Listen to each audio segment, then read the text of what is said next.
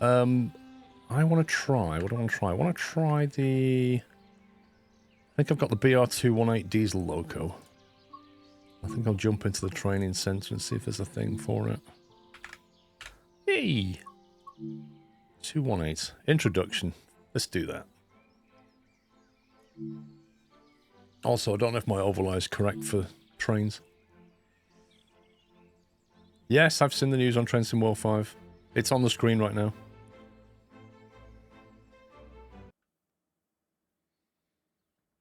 Dan Clancy knows the ed system is trash, but the finance department does not even listen to him. If you put the accountants in charge of things, this is what happens. This is the DB-BR218, a powerful mainline diesel locomotive built in the 60s for Deutsche Bundesbahn. Climb on board to learn how to set up and drive this iconic locomotive. Matt Pedalson's too close to his mic. I can hear him pop. He's a pop filter. Let's have a look around. Whee! Now we're back at the training centre, aren't we? I recognise this.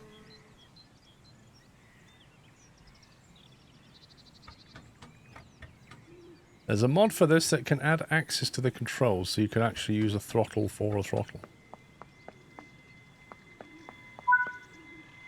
Should be in the base game at this point, shouldn't it? Wait, what? How many steps are there? I swear, if I was getting on this train, I'd either put left foot there, right foot there, or I'd just put my right foot there and get up. This guy, like... How many steps was that?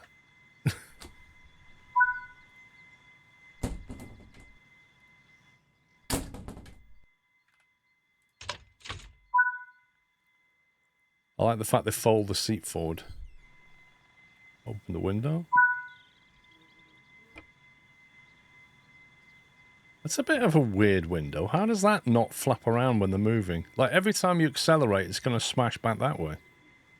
You'd think there'd be a little clip for it. This is why they have sliding windows in trains and not opening ones. That's so unusual. Shunting controls. Oh, nice. So you can lean out the window and do shunting. That's a good idea. Yeah, that's cool. If only I could lean out the window. How do you lean out the window in this game?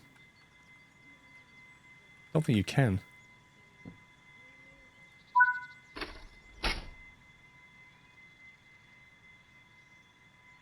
Handbrake. I hope he's going to tell me to turn the handbrake off.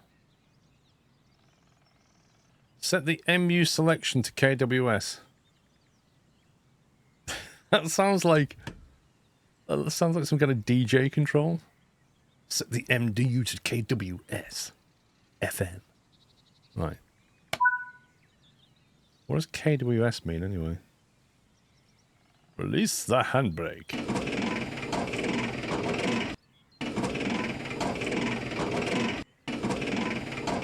Wait, did you hear the WAV file then? Did you hear it loop?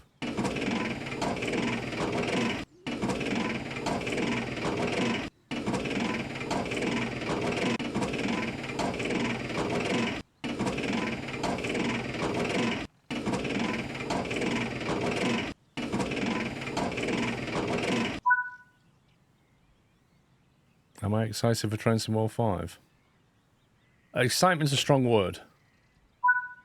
It's just, it's an update, isn't it?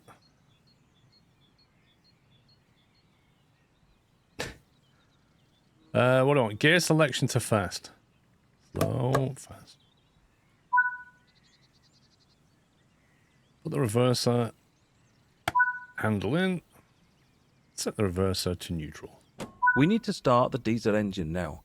To do so, use the engine group 1 switch. Set and hold the switch in start until the engine is running.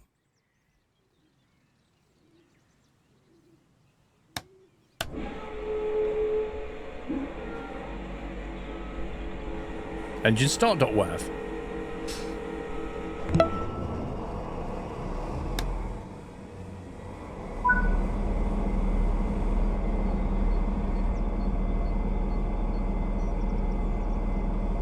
You're probably right, Slug. Trey Fury, thank you 21 months. Set the air compressor switch to on. Where are you?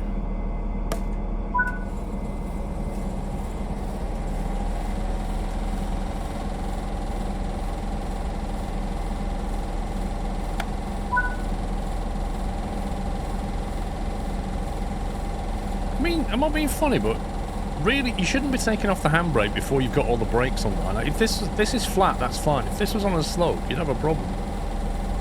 Train heating to on for 2 seconds.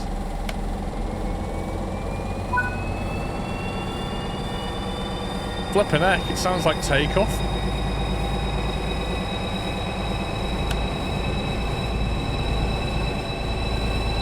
What on earth?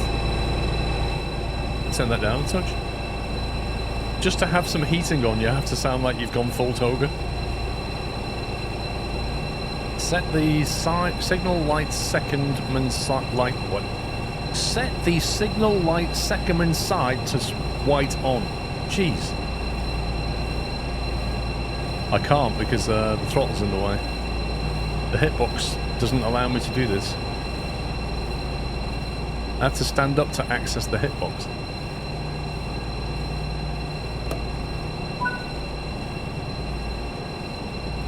Set the signal top light to on.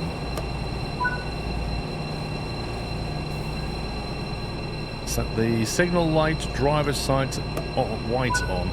Now I can sit back down.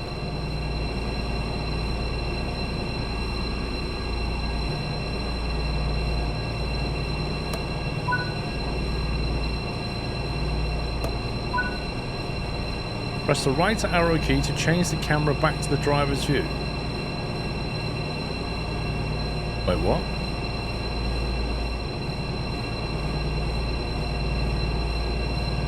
Set the door lock into unlock right side door.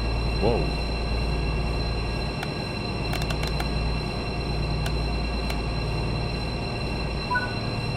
That's weird. You have to drag that left to unlock the right. Set the door switch to open. Jeez, is it me or the Germans just overly complicated this?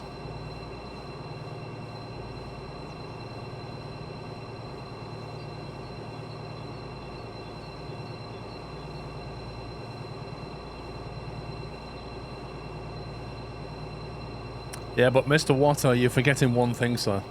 Your opinion and my opinion doesn't matter to them. No, I didn't remember it all, Shintail. Not at all, mate. There's too much. Set the door locking to all.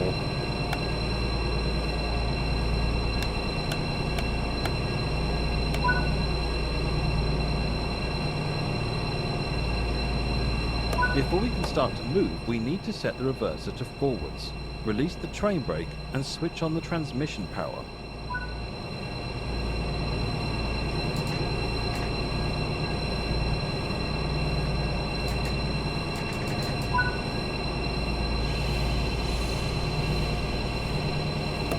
This train is way too complicated. This locomotive needs to be used carefully. Firstly, we have to fill the transmission with oil by setting the throttle into notch 2 for a few seconds. It literally We'll see made. the transmission indicator light up. Wait for it to be unlit again. Who designed this train? I can't imagine when they sat a driver down and explained all this and they're like, yeah. And when you throttle up, can you do it for like 2 seconds so that the oil can get in place? And what?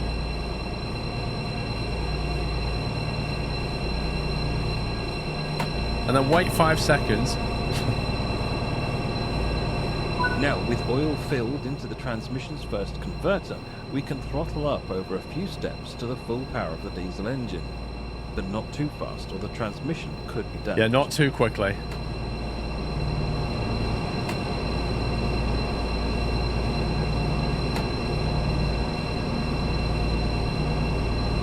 Fast equals set throttle to 6.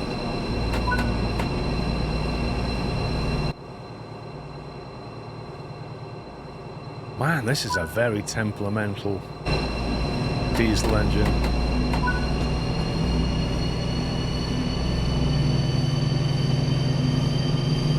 Yeah, probably Matty. I bet you if I full togered it from standing, it just wouldn't cut.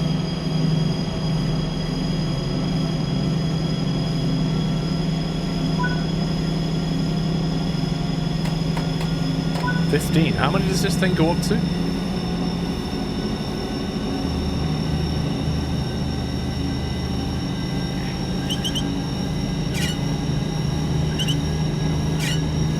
Okay.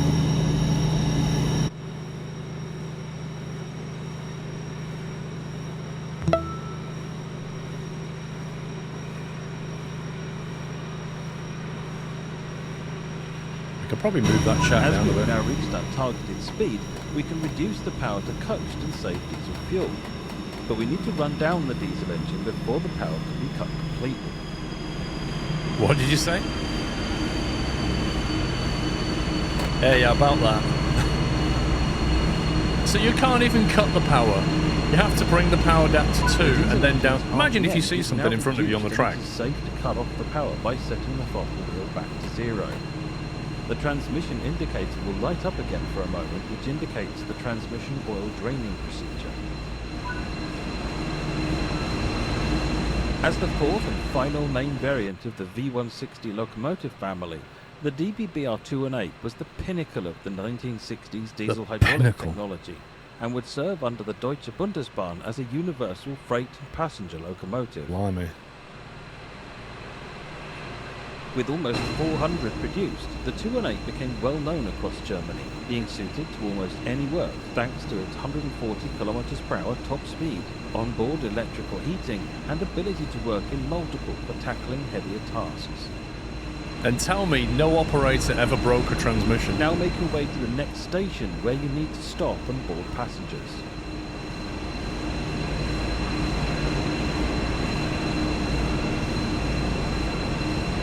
1.8 kilometers and ask me to throttle down. Dude.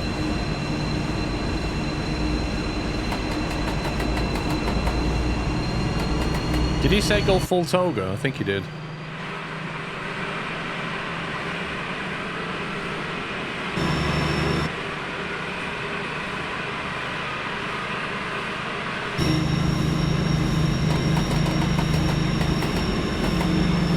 These locos are powerful, and yes, they had many who broke the transmission. I'm not surprised.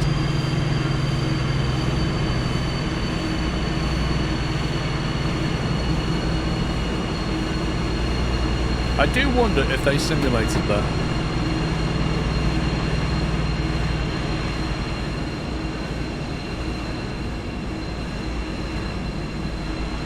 It's not even that quiet with the window closed. That engine is so noisy.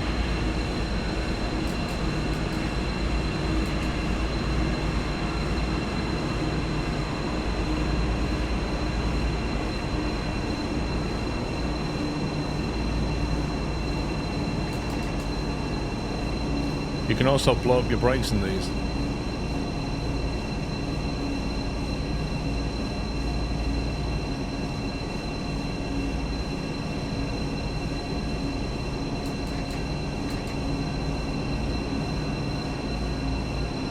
Wait, are we stopping here or going via here? Are you kidding me?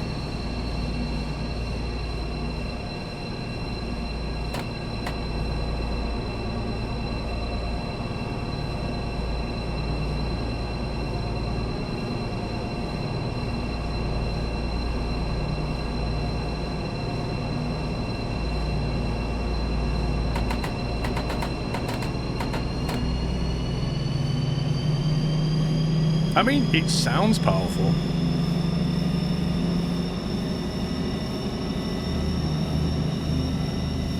This locomotive is equipped with 2 brake systems, the standard gradual air brake and a hydrodynamic brake. Under normal operation they are coupled together, but you can use them independently. As we now approach our next stop, we will use the train brake lever. The hydrodynamic brake lever will move with it automatically. Set the train brake to minimum or 2 to gently bring our train to a halt. What, from a kilometre away? You kidding me? Dude, no.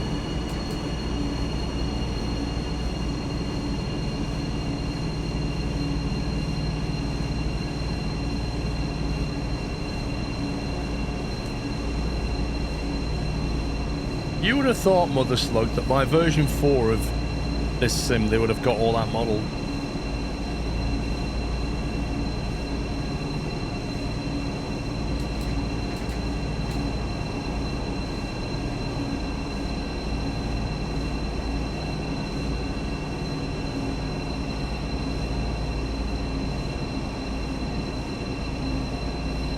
Dave, thank you for 118 months.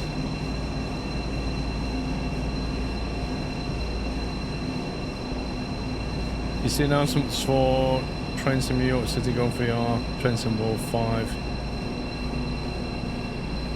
I don't know where Dave is.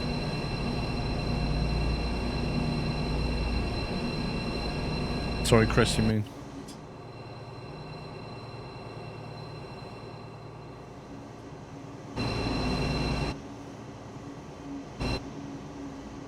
I tell you what, if it puts me in a locomotive and says, run that startup sequence, I will forget something.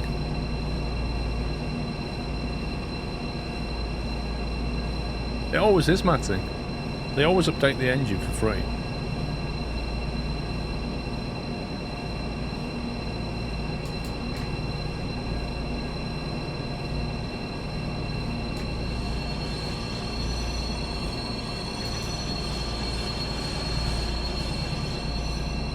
Okay, may have gone slightly early on that one.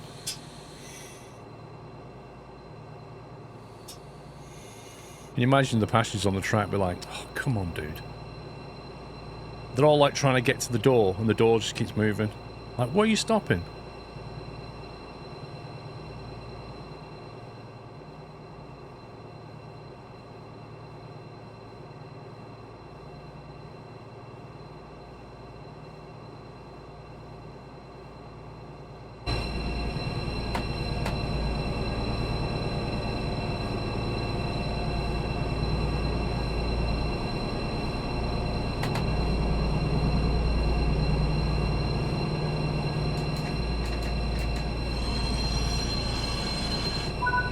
That'll do. Right, unlock the right side doors and then open. You definitely couldn't do that accidentally.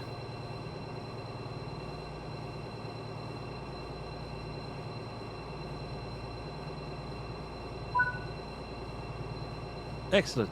You're now able to operate this locomotive. Yeah. Get your 218 journey started. Yeah, that was a complete tutorial. I understand the dynamic braking and everything. I feel fully practiced, having done one takeoff and landing. Next training module. No, let's go back to the main menu. We'll choose a scenario for it.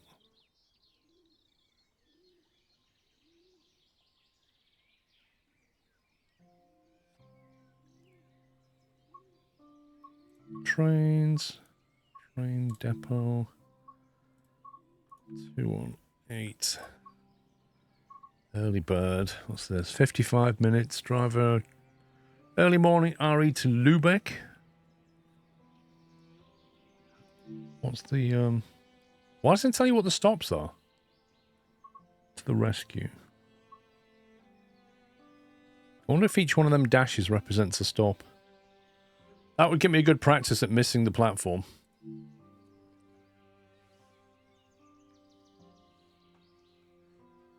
Really, M. Hoffman? What's that game called? See, so often with these scenarios, they don't start cold and dark. They'll start, like, on a platform. Everything running, you take over. And I think they should do more scenarios with cold and dark. And the thing is, they always start you, and I bet you the lights aren't on. The lights are on backwards. How does that work? Moin fellow, on this beautiful April morning, your task is simple. Drive this chartered train to Lübeck. Passengers are in a hurry to a special event. Well, they got on the wrong train. Open the doors and let them board. Hang on a sec. That was unlock right side. And then open. See, it didn't tell me where the lighting system is at all. Instrument lights, we'll have them on. Cab light.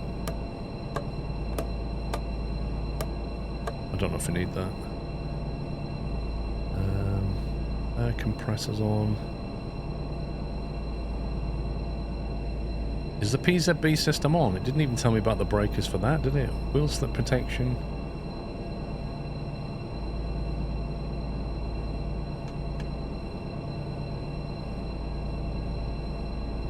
Wow, not a single breaker modelled. What? So how do we turn the driver stuff on and off?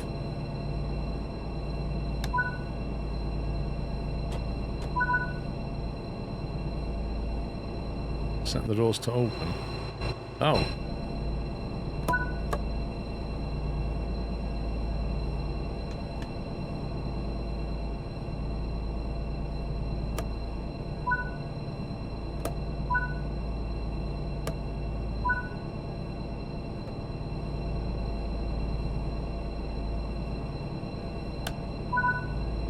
This is weird.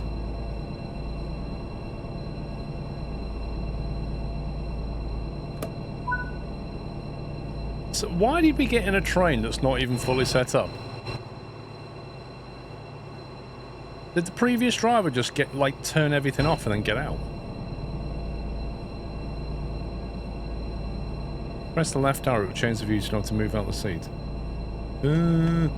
If it had told me that in the tutorial, that would have been a big help, wouldn't it?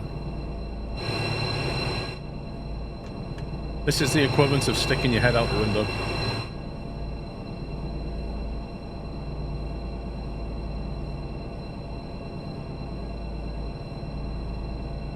What time are we due to leave?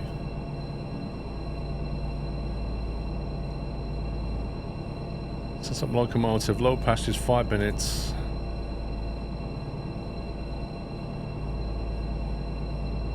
Okay.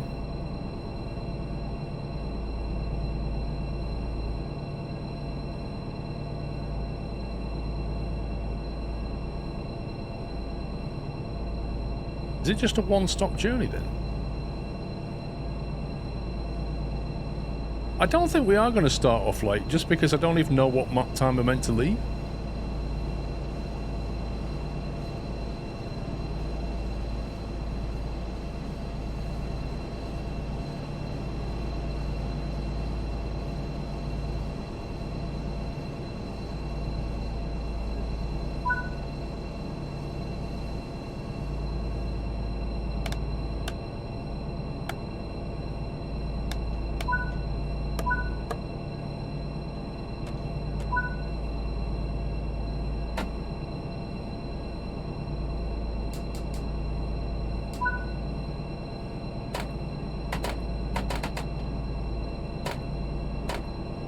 Oh, hang on, we got to put this on.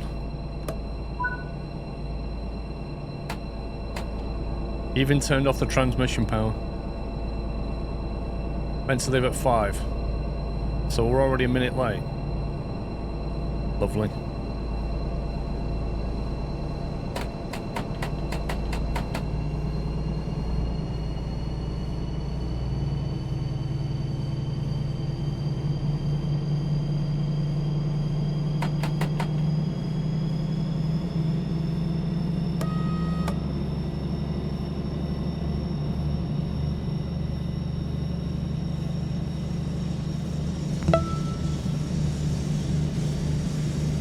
Bruce, thank you for 43 months. My phone fell into the toilet hole straight onto the tracks. Can we stop and pick it up? Well, you should have followed it through the hole and got it yourself. Oh wait, what? 40?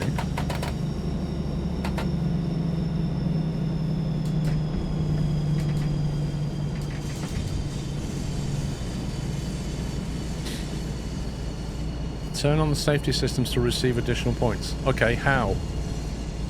How do we do that? Do you know what I said about that cab light? I kind of wish I'd have left it on now.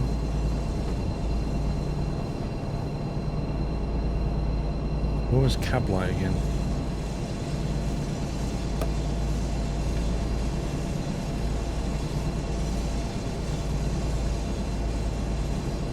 Pisa B override. Knowledge.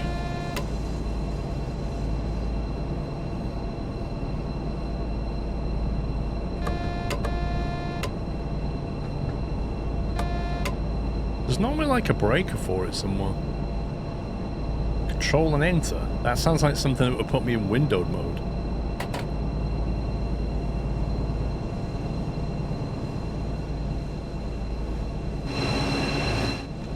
Must be these. It's got C for here.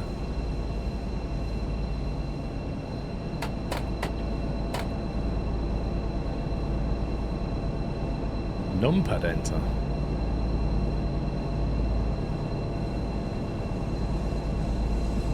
Don't know if that did anything.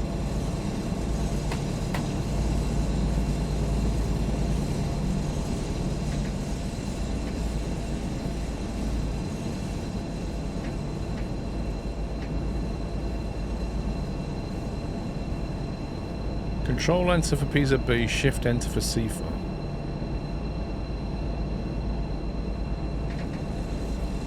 Right, control enter. Oh man.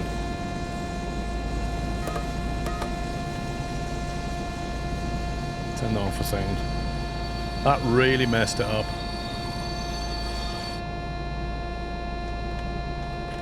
Okay, and how do we shut that up?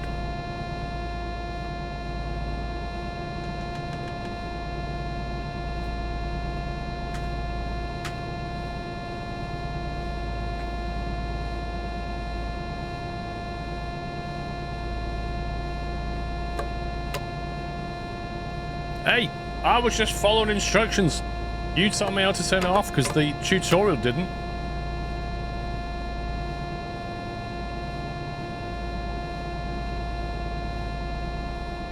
Don't even know what the control is to turn it off.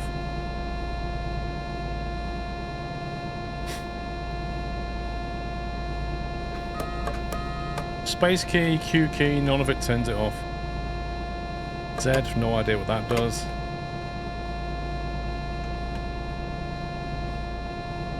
Fuse box, literally none of the fuses work, bro. Turn it on again, press please obey, then off again. Turn it on, please obey, turn it off.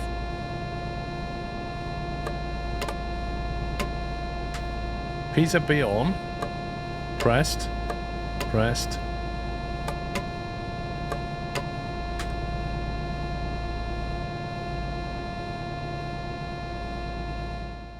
Turn this down. Okay, so the tutorial didn't tell you how to turn on PZB or turn it off or how to acknowledge it, and then popped up and said turn it on for additional points. The genius. Well, C for shift enter.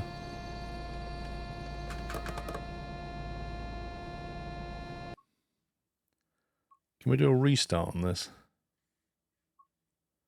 And we'll just not use PZB. Control guide, locomotive.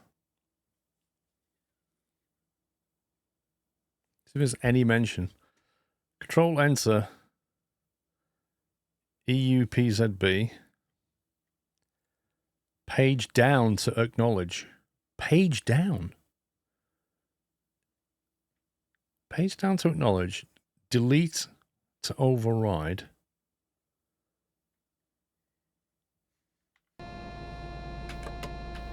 That's that key. That's that key.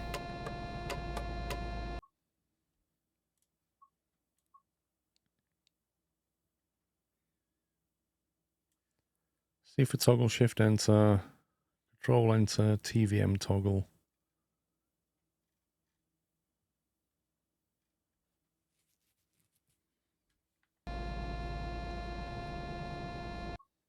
Okay.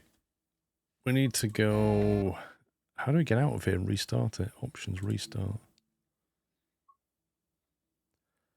Enter release, what do you mean? Well, if I control enter to turn it on, it says not safe to release.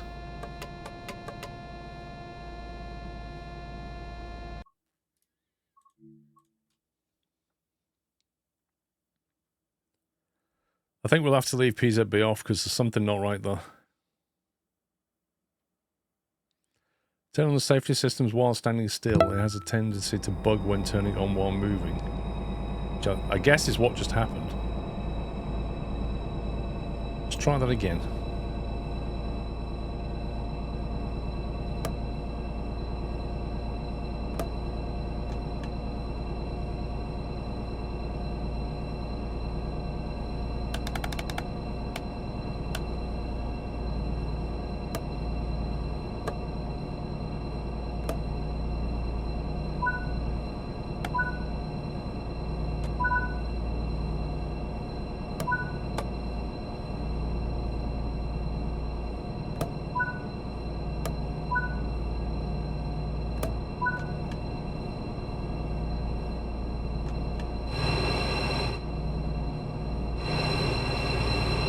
Doors appear to be open.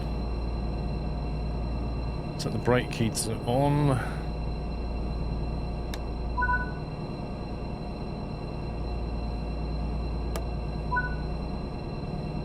Okay, loading passengers, right.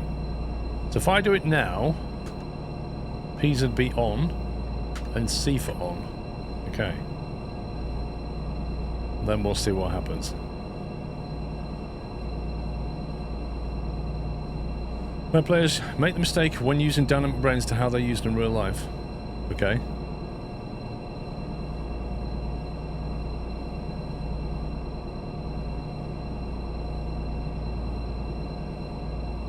We might even get to leave on time, you never know.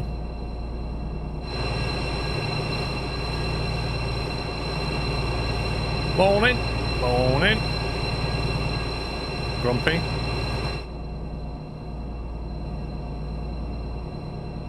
So let's just get this right on the acknowledgement side of it. Control guide. PZB acknowledge is page down. And C for acknowledge is usually just Q, isn't it? I think. Don't play with PZB on, it's quite hard. If you do 1 kilometer too much, it will make the train break. Turn that off then. We'll have C for on instead.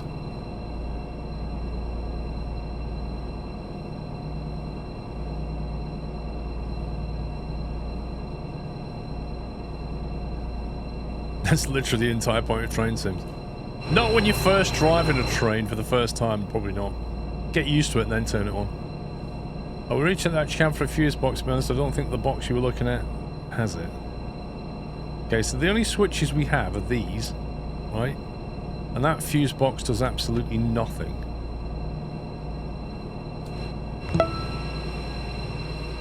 And there's stuff in here, but it's not operational.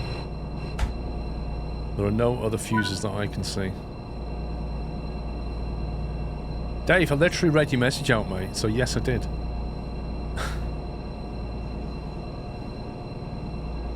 Set the door locking to lock all.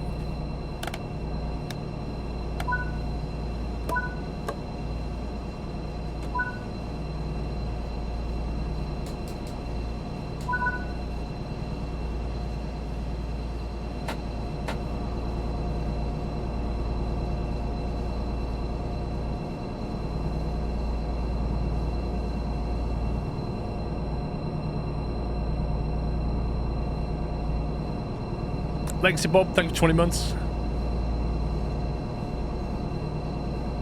Anonymous Moose, 77 months. Been watching since the OMSI 2 days. Thought you'd like to know OMSI 2 is still as unstable now as it was back then. Oh, some things don't change.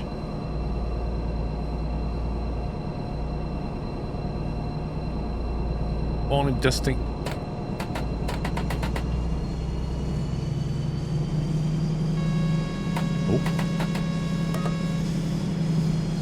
Sifa. OMSI 2 is still the best bus them out. Oh, what's it done?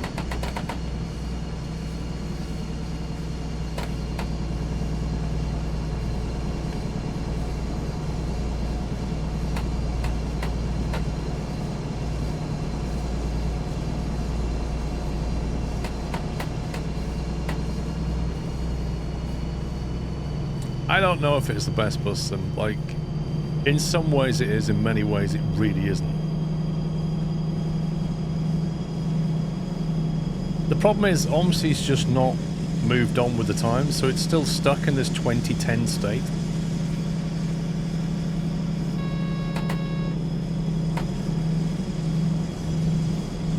But there's never been a proper bus sim to replace OMSI. I get where you're coming from, but it's not fit for 2024, that game.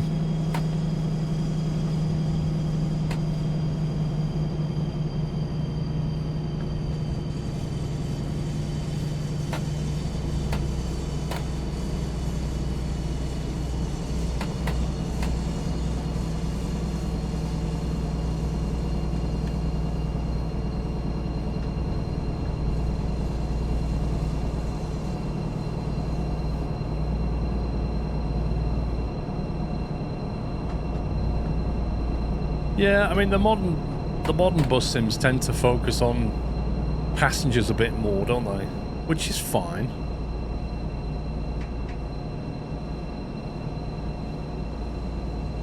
But OMSI had good passengers as well, and that was like 14 years ago.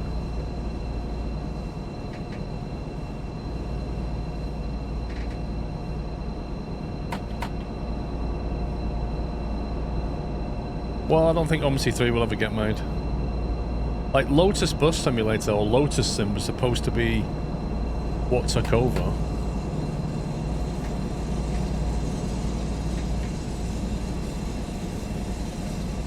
But that ended up as a bit of a mess.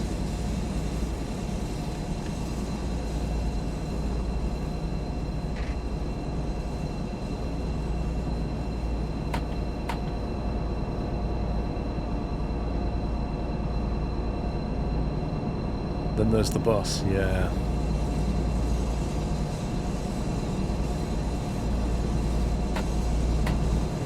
It's a shame, really. I kind of feel that there is a place for a good bus simulator, but nobody's doing one.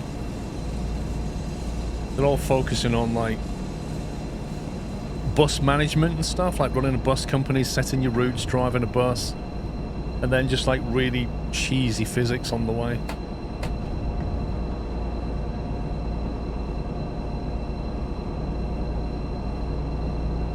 The thing is you can say about OMSI is when you drove a bus in it, it felt authentic.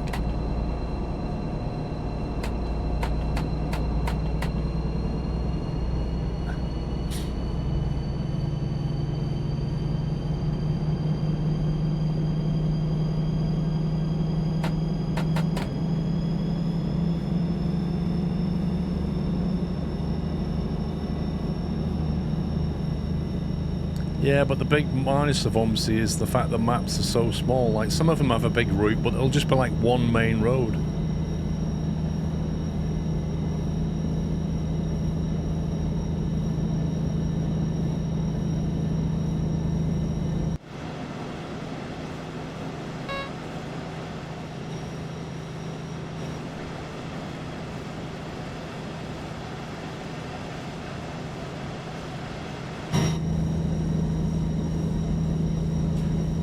Train Sim 5 is not out yet, Dusty. This is 4.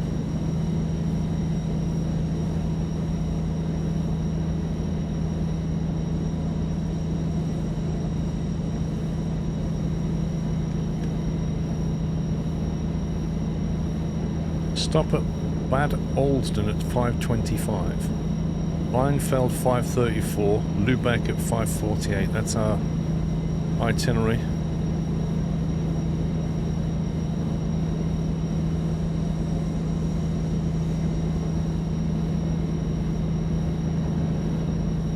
I think it's earlier than 27th, isn't it? I thought it was earlier than that.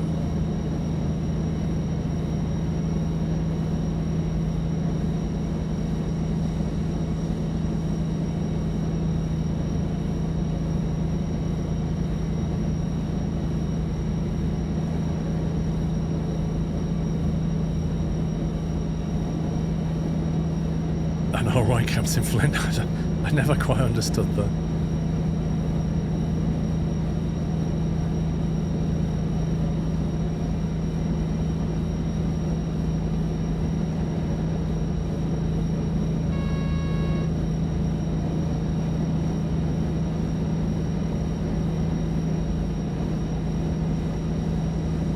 You don't need to read the title, like, if you watch on the Twitch app or in the browser, it always tells you what game the streamer's playing. There's certain basic information that you can always see. The streamer's name, the title, and the game being played. Every app, every browser.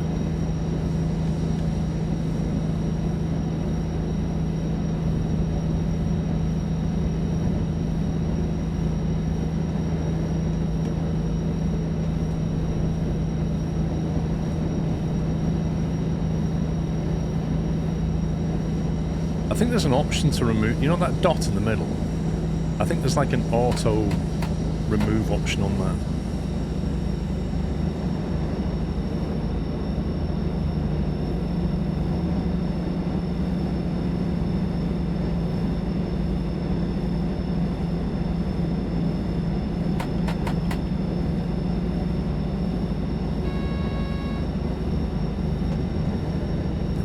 better without with that gone. HUD guide, no. Settings, HUD.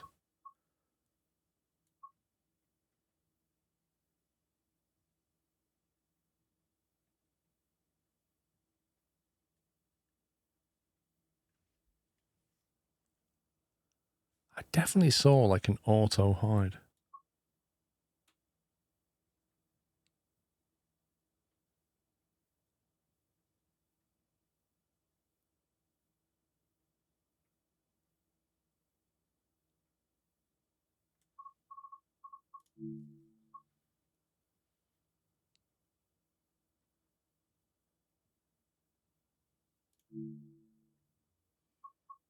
There you go. It's under accessibility. Auto hide crosshair.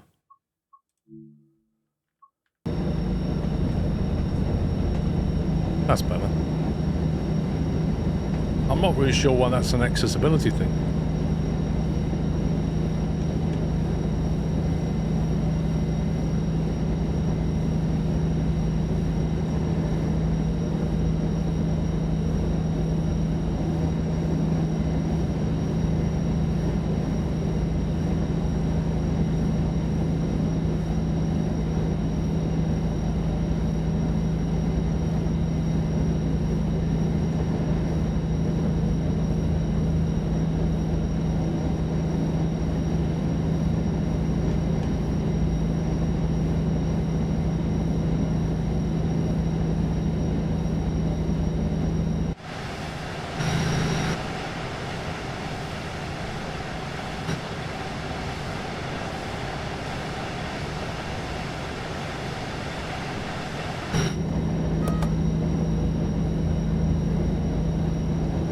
Looking forward to the new Mafia game. It's on my list of things to watch when it comes out. I did enjoy the Mafia games, but I don't know how this one's going to turn out, you know?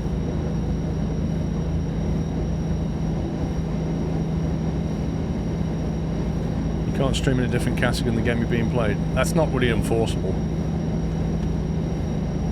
Like, I've never ever seen that enforced by anybody ever.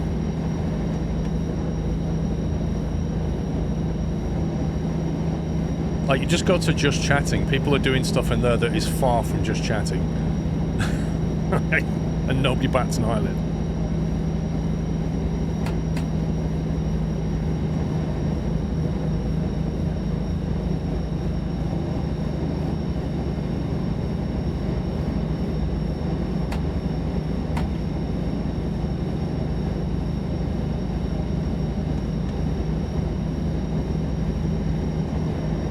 Is that a scenery load thing going on here?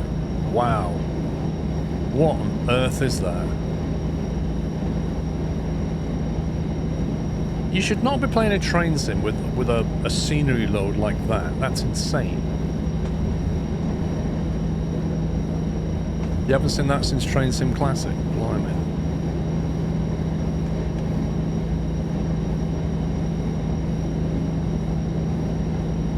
Yeah, I'm playing it on hard drive, yeah. 5400 RPM on hard drive, that's all I could get.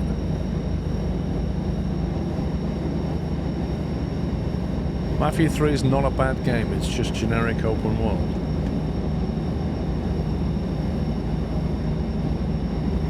Well, 5400s last longer, you see. They're not spinning as quickly as 7200s.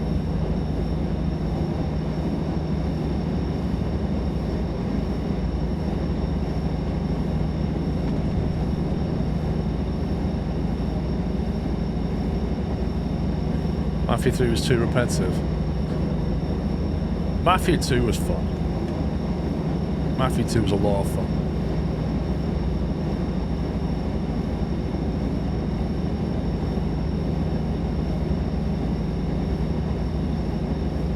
It tends to stutter first time playing a route, after that it's fine.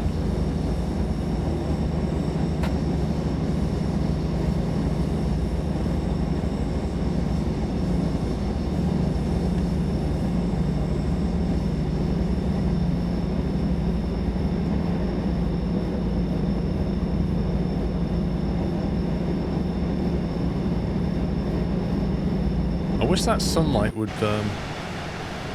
hurry up. Be nice to be able to see some scenery as well. Like I'm driving through all this scenery and I can't see any of it.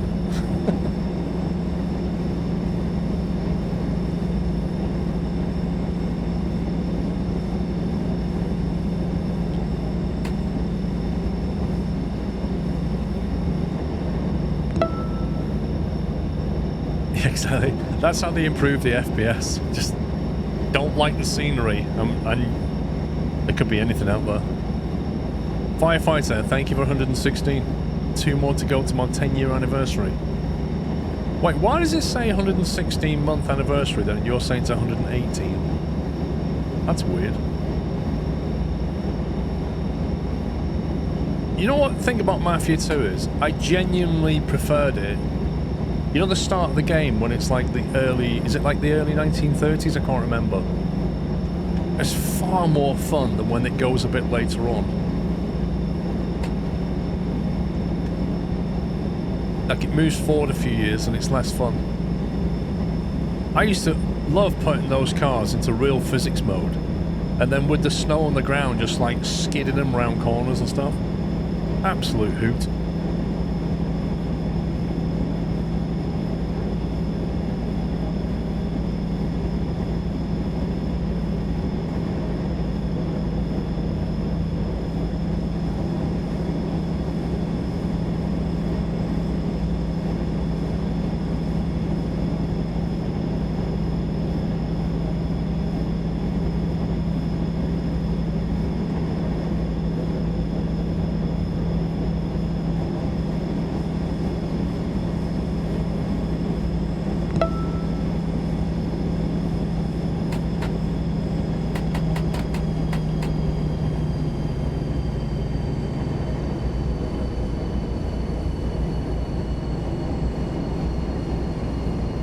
Got 130 coming up.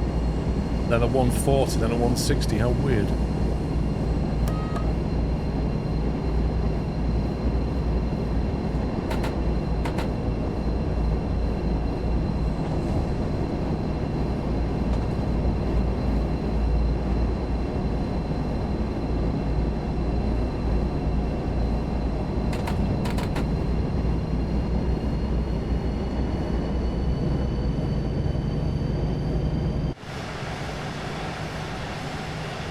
I feel like the scenery's been a little bit more.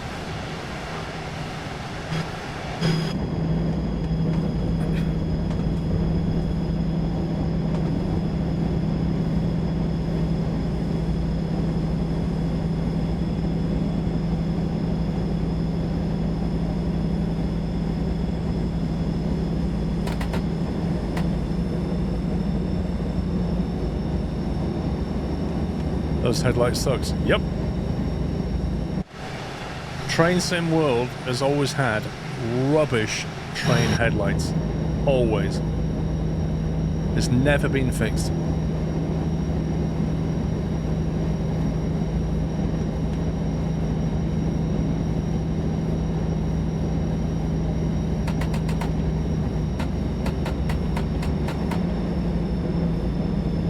That's a lot of cars. And all of them are white. Blimey.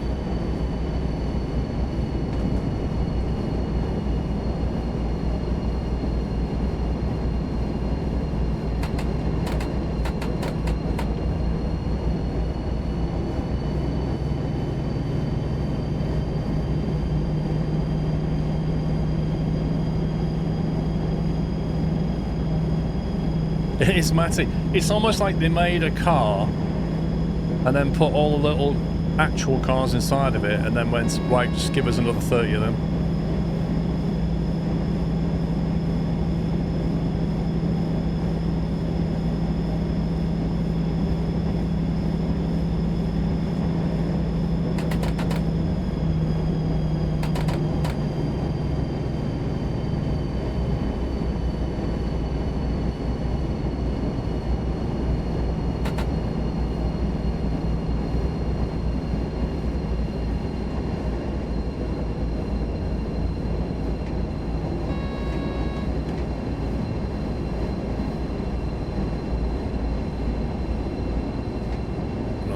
idea how quick to use this dynamic brake.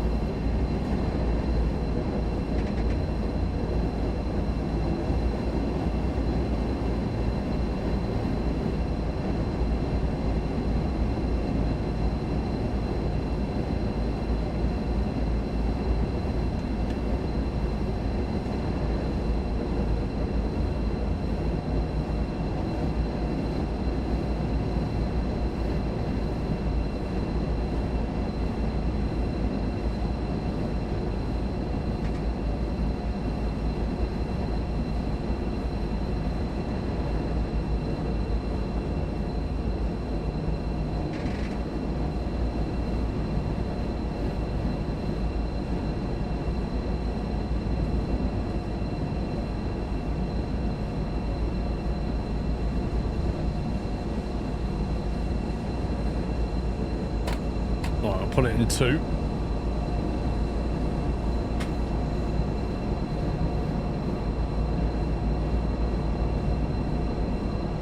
What?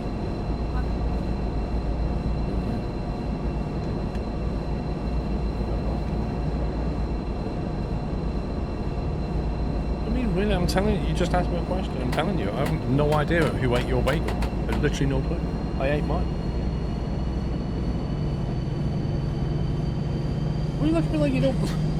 I had a bowl of cereal and my own bagel. Why would I eat yours? House, you eat my bagel. No, I have no idea who ate your bagel. I ate mine and came in here. Go on, ask somebody else. Yes.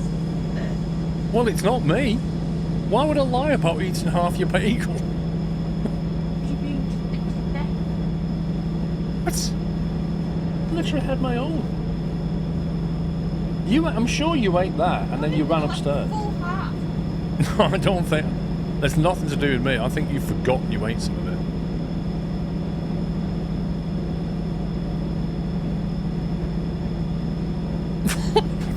Actually being accused of theft? What is going on? She's looking at me, I'm like, I'm not eating your bagel. She's like what? Well, somebody's eating it. I'm like, yes, I'm sure they have. But it's not me.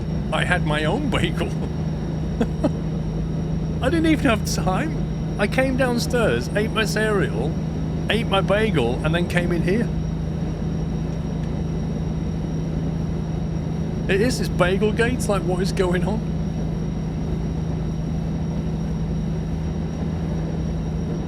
She's clearly just taken a bite out of it and like rushed out because the daughter was saying, come on, take me to my appointment, whatever it was she was doing. And she's just forgotten she's taken a bite out of it and she thinks somebody else has done it.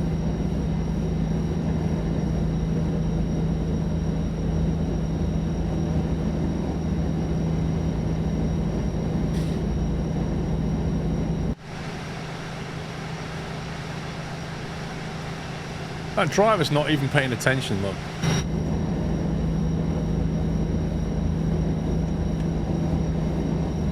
That's your missus all over. That's just mad. It's the fact that she doesn't believe me that's got me the most. Like, I'm genuinely thinking, what reason would I have to lie about your bagel? Like, if I'd eaten half a bagel and she came in and went, have you eaten my bagel? I'd be like, no.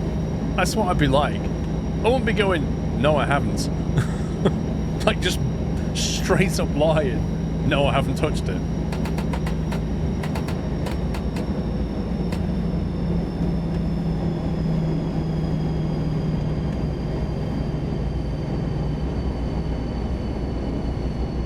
And the best thing is, in the cupboard there's like a pack of them. So it doesn't even matter, just make another one.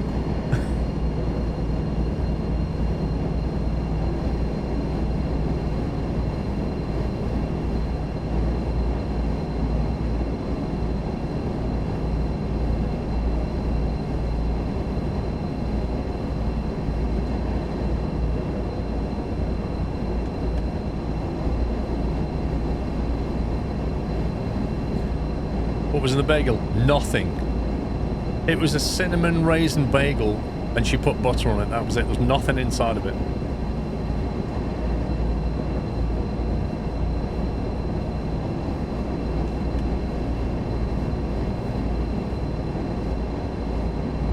how do we turn off?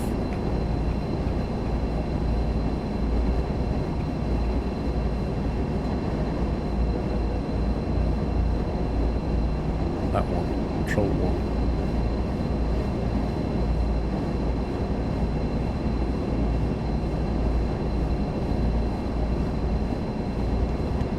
Yeah, exactly. It's not like it was some, you know, cream cheese and ham and tomato, like some really nice bagel. It was just, it had butter on it. Just make another one.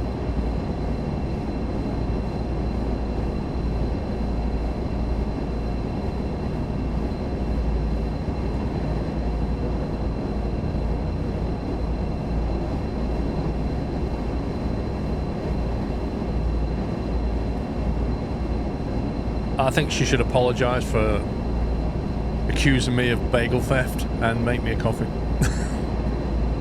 In that order.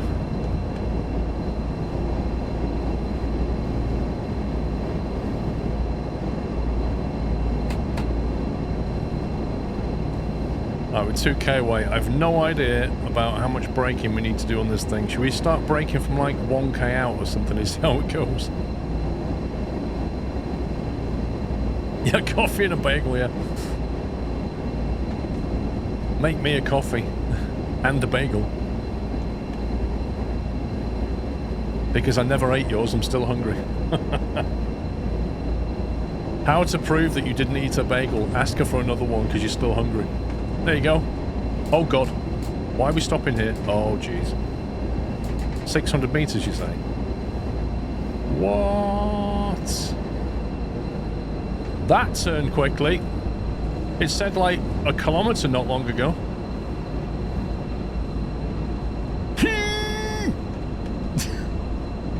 I sense overshoot. I was too busy chatting about bagels. Oh my god.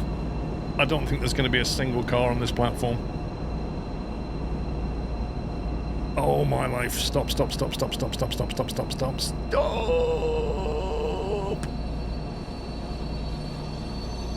Do you know what? Considering that is not terrible, everybody can get off. Woof. How do we open the doors on this?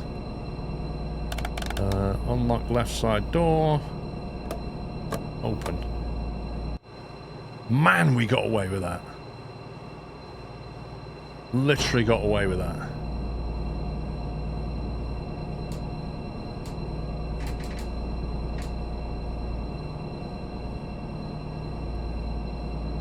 Yeah, there might be a few passengers up against the wall, like, with all that braking, but other than that, they were all able to get off at the platform.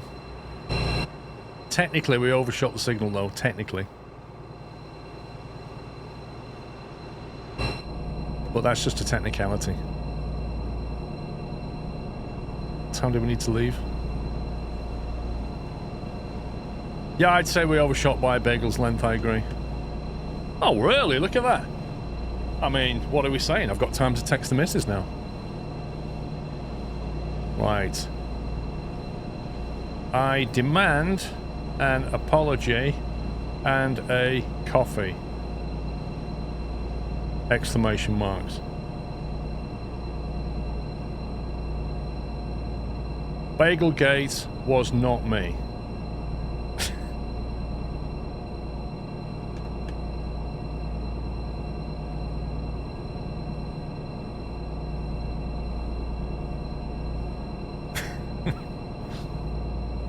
So she says. Not replied yet.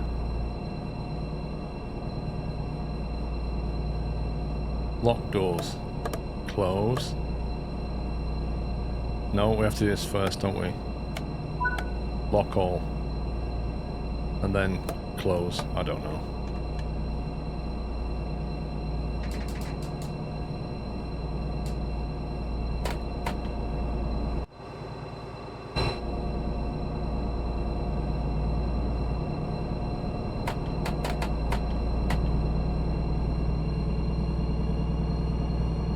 Next stop 7.9k, and I'll try not to leave it so late. Oh god, do you know what, Lurker Lemon? I honestly hate those syrups. Ugh. They actually Yeah, I just don't understand why she has them syrups. They leave such a vile aftertaste in my mouth. Ugh.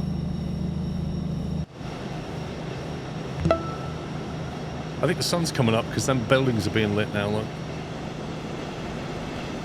Not that you really see the sun, but...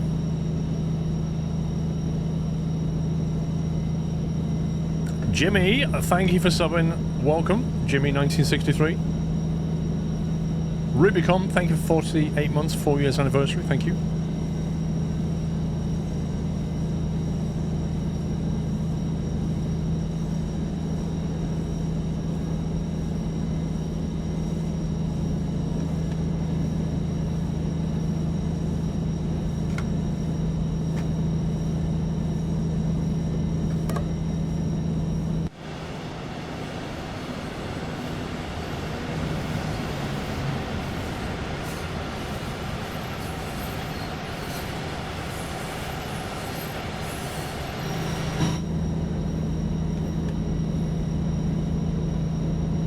Takes a while to get to speed though, doesn't it? Like, it sounds like a really powerful engine, a really powerful loco, but actually it takes its sweet time.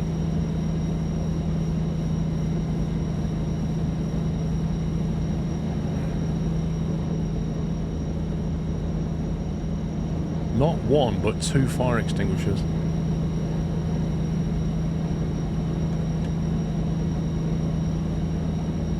You can't wait for Train Sim War 5, why?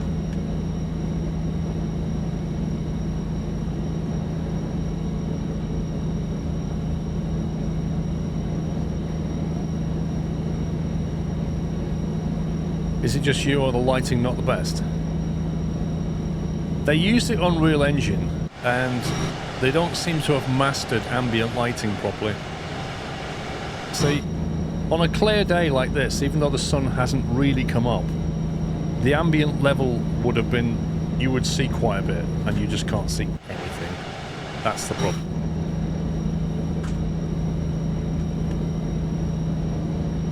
Thank you. There's your coffee. However, I have done some investigating. Right. And there's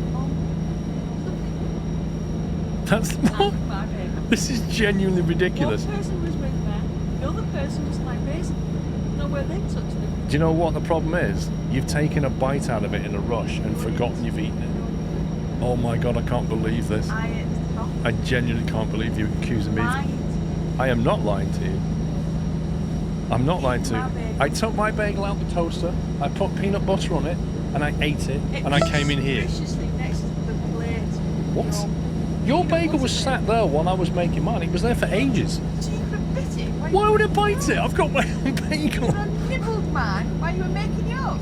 I can't believe this. This is insane. Wow. You've clearly taken a bite in a rush and you don't know you've done it. That's all that's happened. I left it on the plate. I was eating the top half on the way out. Wow. What's that? I literally have no idea who bit that bagel, but it wasn't me. Anyway, but just make another one.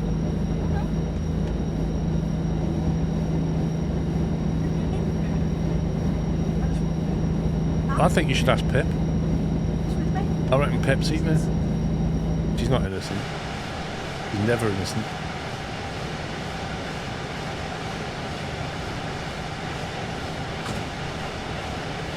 It's just ridiculous. She still thinks it's me. There's the sun. You see how the sun's there and like the ambient lighting is just really poor? That's the problem.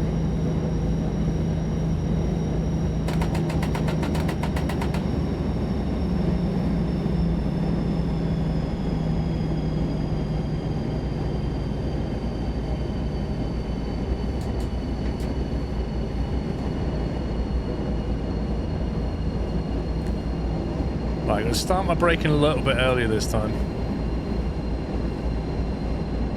No, it's not a fact of the pier. It's an ambient light problem.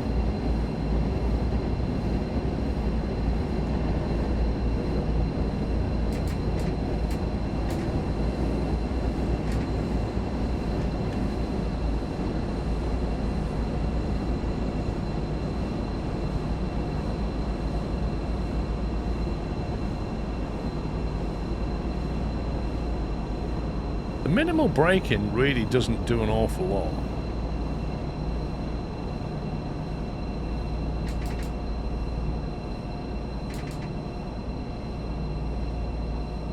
So I've overbraked it now.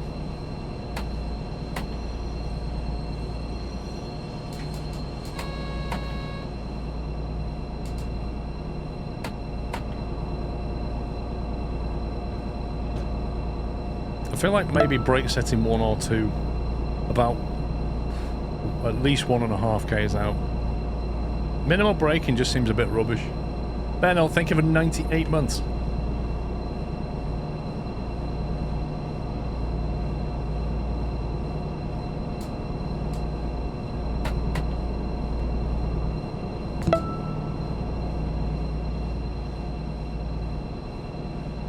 J Jinx, thank you, 28.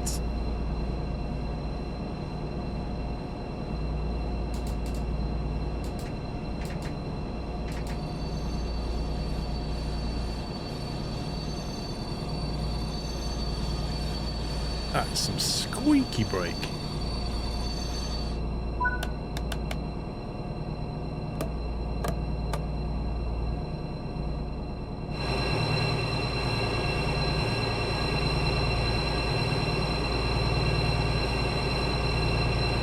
Get a bite impression, yeah.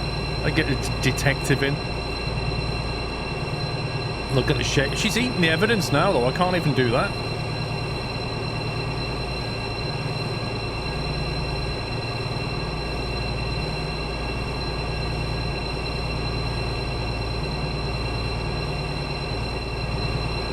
I think the train's back here, love, just saying.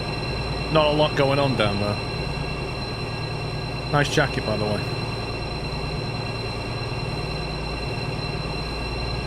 Like you stepped off Tron or something.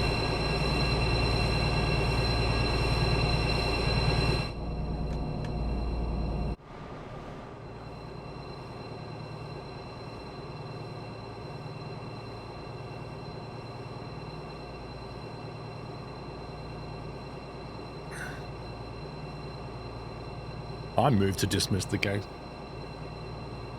I'm going to counter-sue for damages, libel.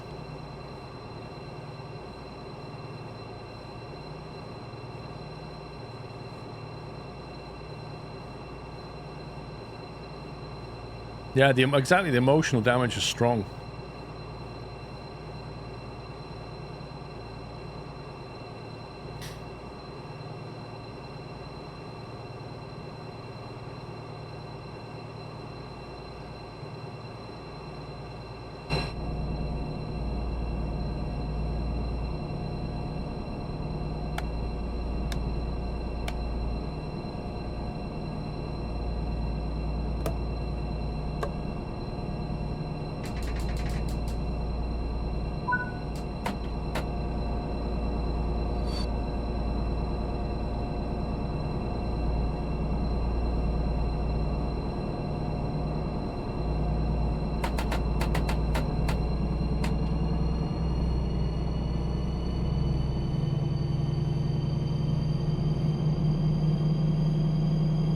Seinfeld episode about George buying John Voight's car and the pencil and teeth marks.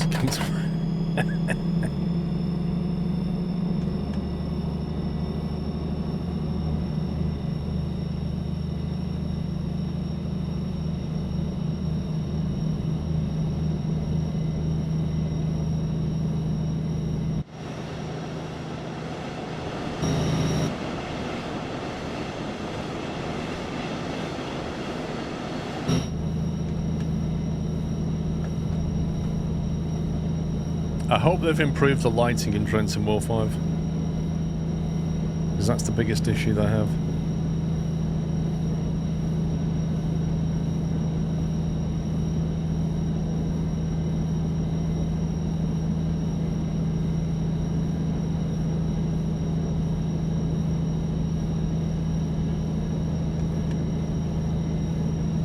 There's no changes to it in Trenton 5. Lovely.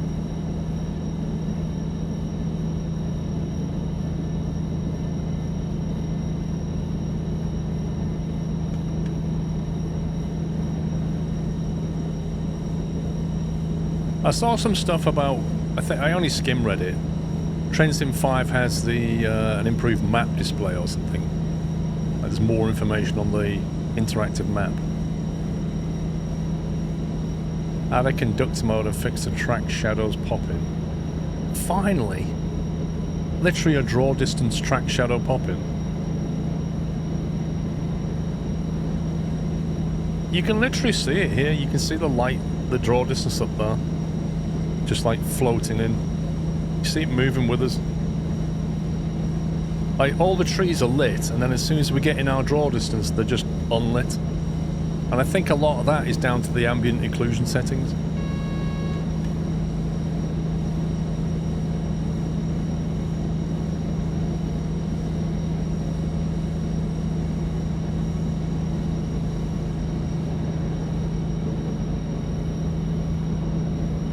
They aren't going to actually use the shadows, but add some fake texture near the actual track limit. Yeah, probably. They'll find some hack to blend it in.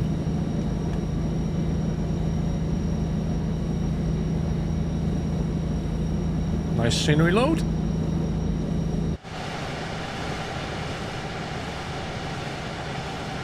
So at this point, on a clear day with the sun there, we should be able to see a lot. Everything should be lit now. Everything. But it's almost like we're in space and we're on like some Jupiter moon and the lighting is like from space. You know when it's like really harsh because there's no ambient reflective lighting? It's literally like that.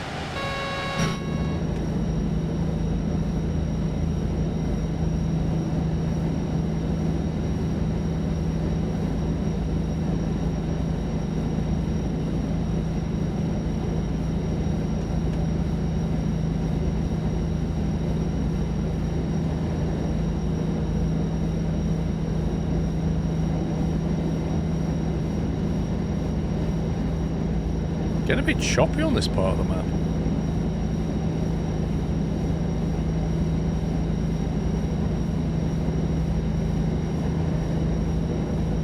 That's true of a lot of PC games, Heartfang. They're literally dumbed down for console.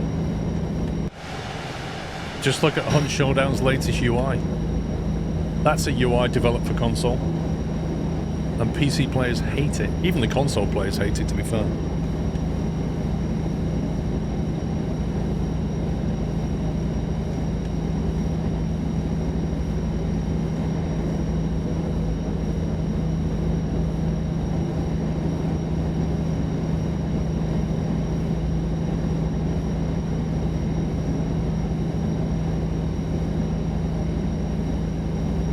So look in the distance there, you see how the ground, from about here onwards, the ground is lit up in a different way. And then here you can see where the detail of the track shadowing kicks in and then stops.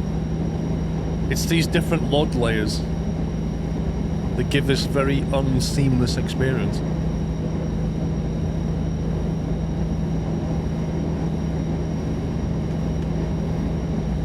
Yep, it's just bizarre.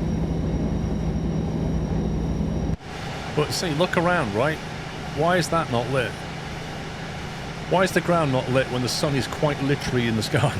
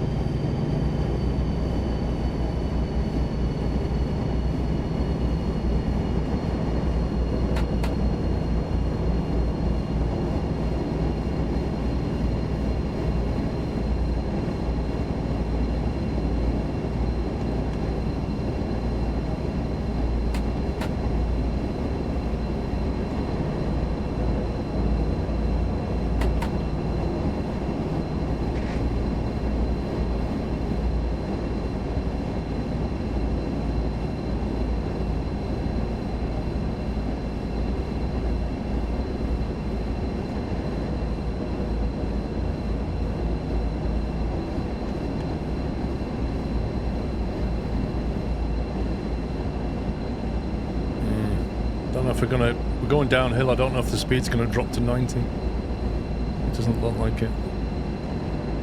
It's struggling.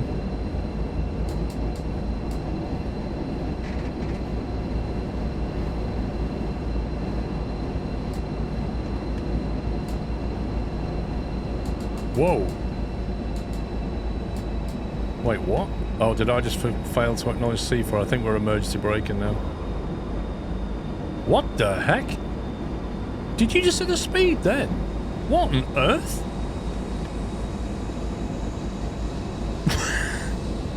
Did you see that? Yeah, but my speedometer just like collapsed.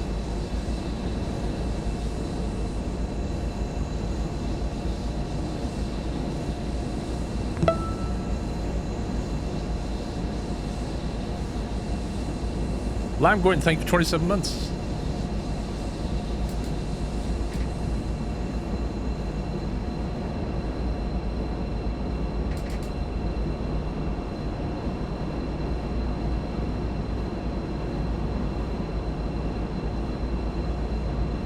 I don't really know why we got wheel slip when we're doing 109 kilometers per hour though.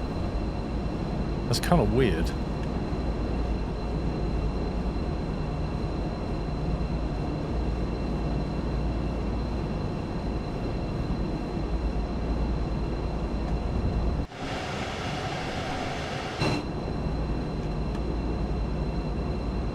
I don't think we... It's it's clear skies, there's no water. Locking the brakes at that speed's pretty interesting.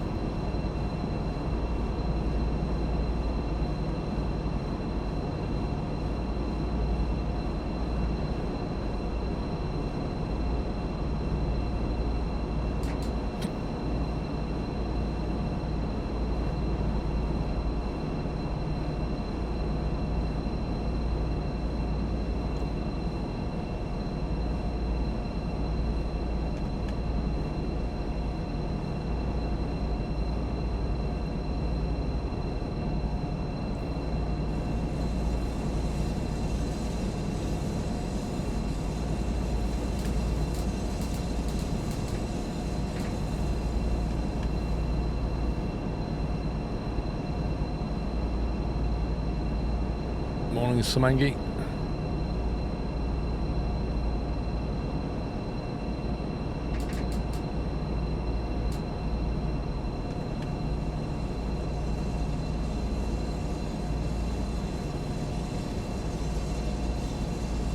If I'd had PZB on then, it would have absolutely gone bananas when I blasted that 90.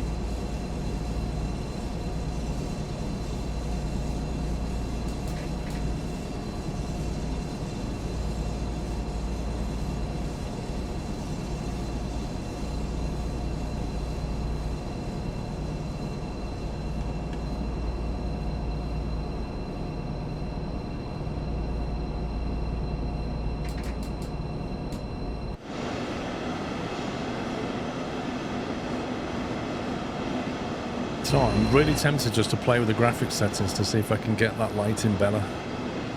Because it just seems a bit rubbish. Settings.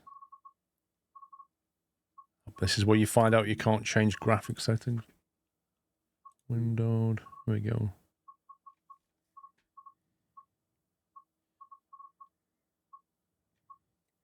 Try post-processing in case that's doing something.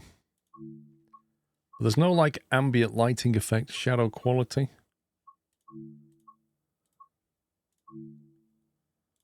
Right, let's turn that off.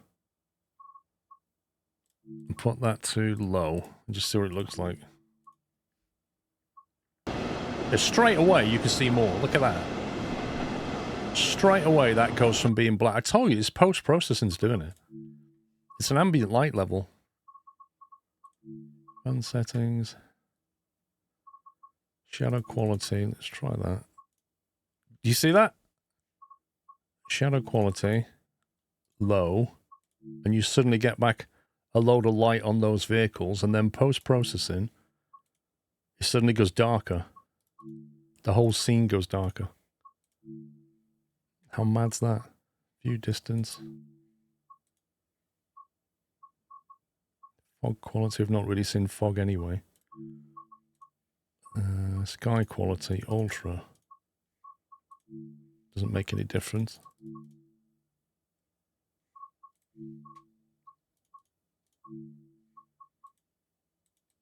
Effects doesn't make any difference.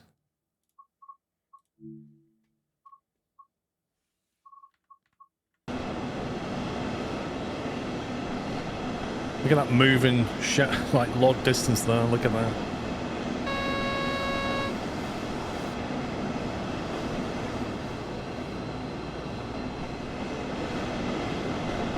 They literally just need to add more ambient lights at this point, and it would just light the scene better.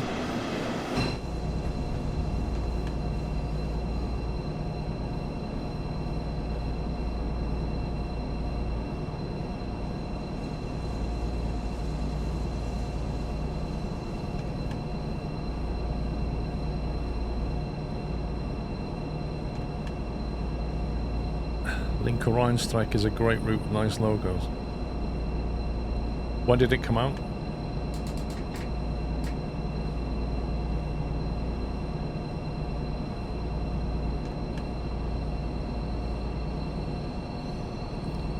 I hate Bloom. I hate motion blur and I hate Bloom.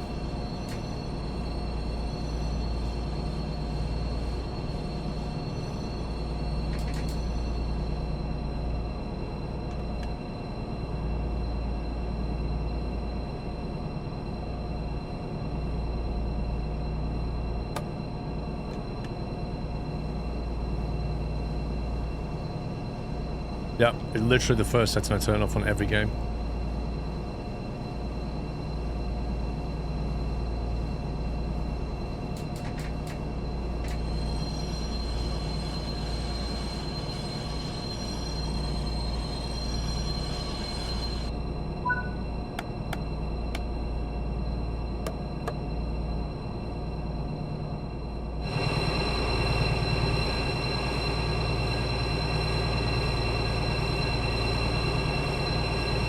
Like, none of the passengers have shadows.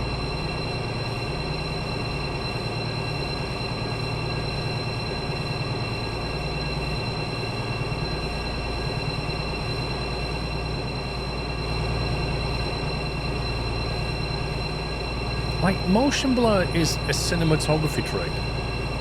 Like, you should never really be... It's just... Like, it's a thing that happens when you film fast-moving things at low frame rates. Why on earth it belongs in a game, I've no idea. But people use it to just fake FPS, basically.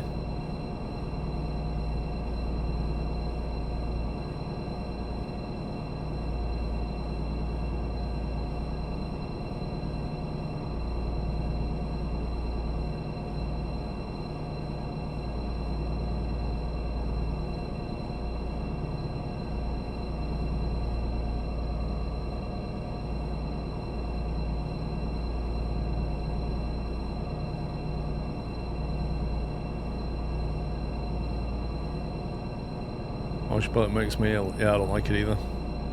Motion blur on your camera is the worst idea they ever came up with. Motion blur can exist on objects moving around, that's fine, but motion blur for you looking around is what makes people violently sick. And doesn't help. Yes, it is, Larry.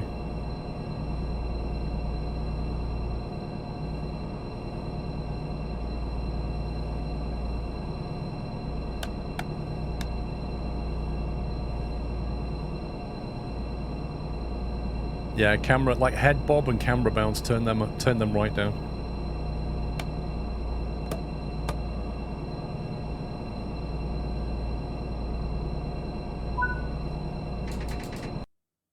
Oh, is that it? Okay. Wow, I only got a gold because I'm speeding a tiny bit. Wow. Wow, game. Look, just a little bit of speeding there. Only got gold. Not all routes have plat. Okay. That makes sense. So wait, you've got like bronze, silver, gold, and platinum, but not all routes have platinum. What? They have different trophies.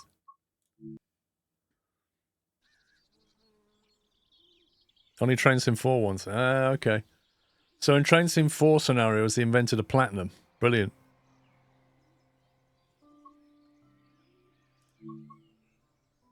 Alright.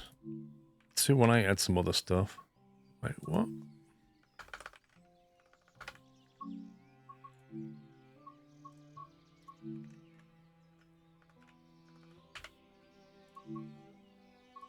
What's this? To the rescue. Use a double formation of 218s to help out a stranded RE. Foul weather freight. Drive a heavy freight train through bad weather conditions. I like the sound of this, but I can imagine it's going to be nighttime chucking it down with rain or fog. And we're not even going to see any scenario again. Double formation. Bad weather. I don't mind if it's rain. Let's have a look at this. If it's nighttime, I'm coming out of it.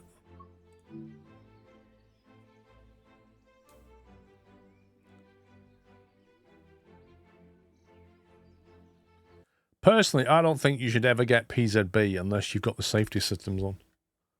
You should never get a platinum unless you've got them on.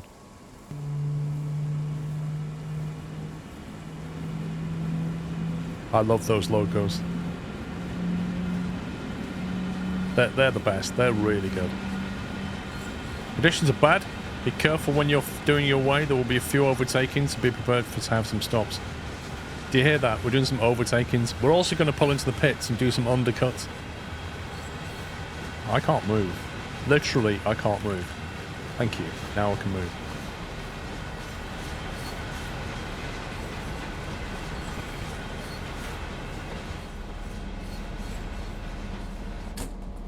Somebody kind of left the engine running.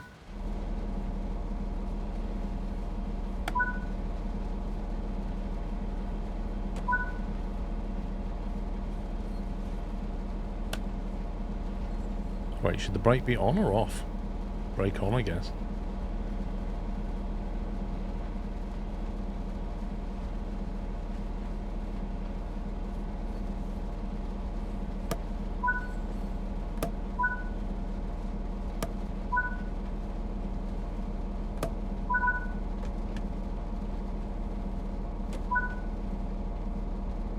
Right, it's never actually told me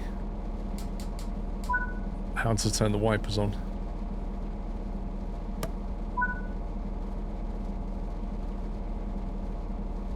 So I have no clue where the wiper control is, though. I just saw it then. Oh my god.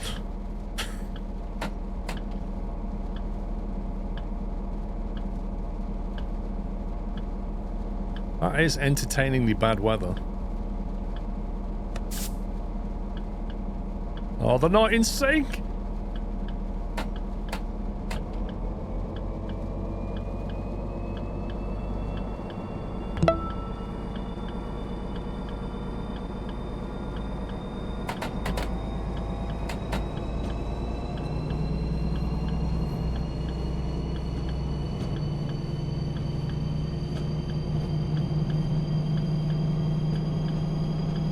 We're cutting over here, are we? This is normal Hamburg weather. The wipers are almost back in sync.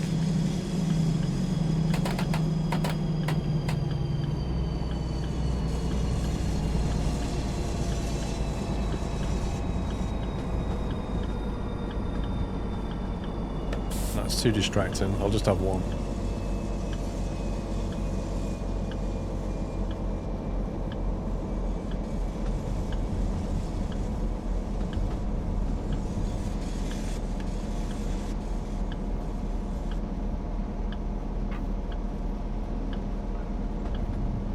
This is German weather.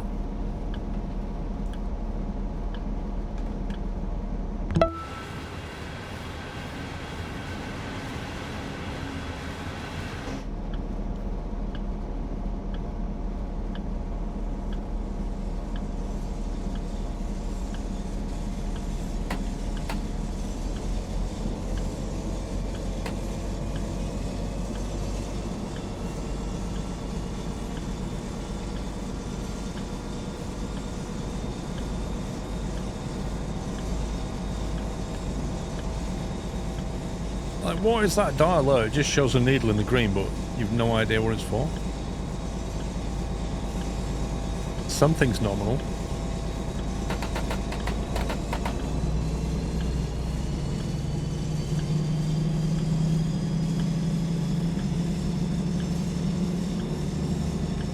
Never been to Germany.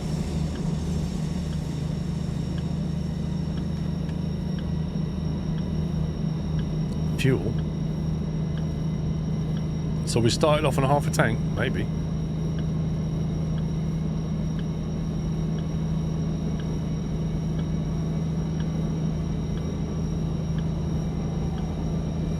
You control the throttle with the steering wheel.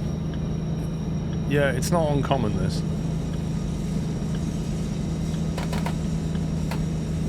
Particularly like in East Germany, this is quite common. It's not coolant. I think fuel's more likely because the red is on the left and not the right. So if you get low on something, it goes red, which is more likely to be fuel. If it was temperature, red on the right would be more likely.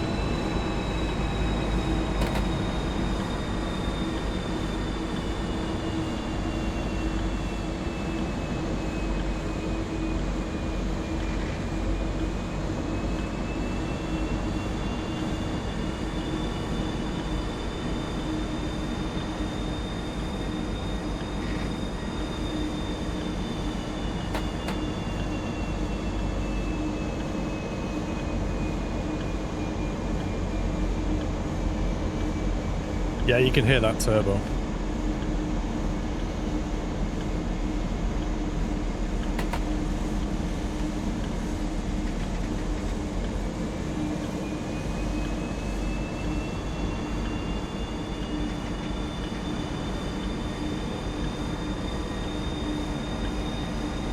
It's difficult to gauge this dynamic brake.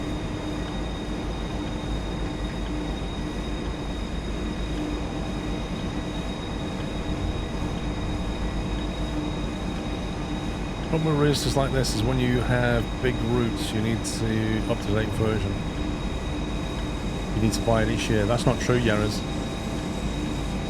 I have a lot of scenarios and trains that came from previous Train Sim World versions.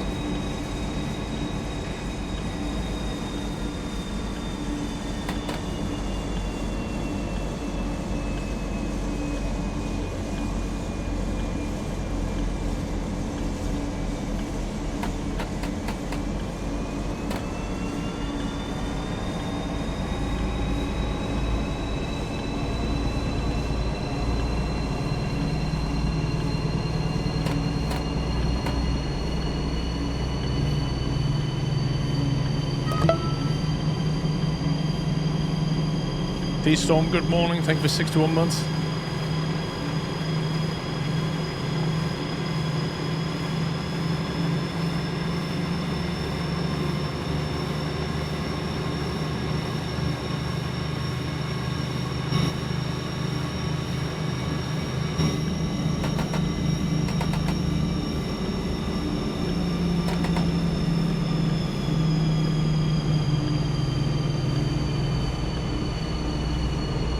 Got red stop coming up.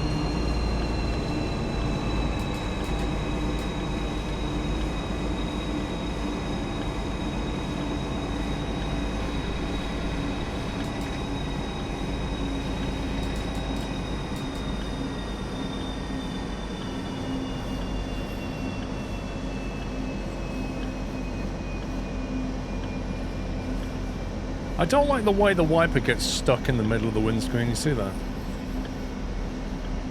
It's annoying. Hey, Crisp.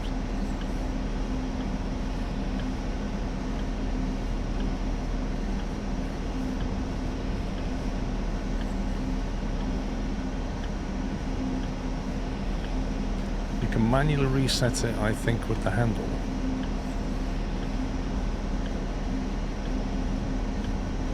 Yeah, I think the handles, in case it breaks, you can literally wipe it yourself physically. But I mean, when it comes across, it gets stuck in the middle, like there's more friction in the middle.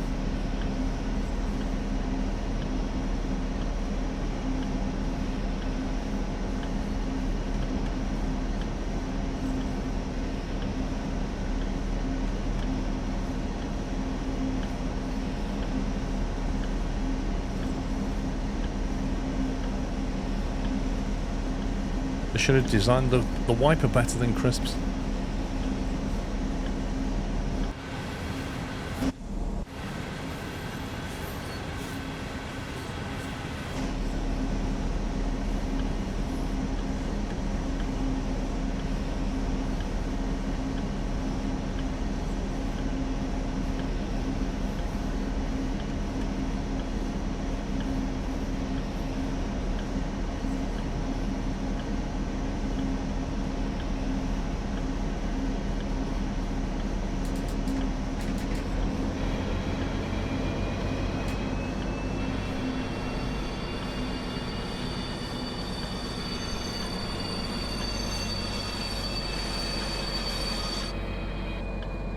Do we have to get a contact signal at this point?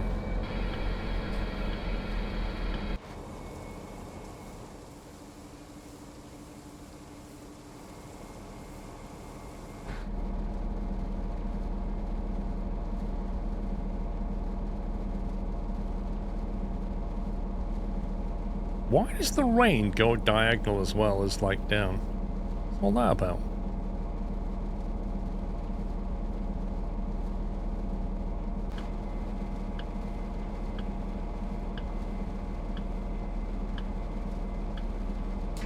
I don't know, I could try stopping at the very specific location, I guess.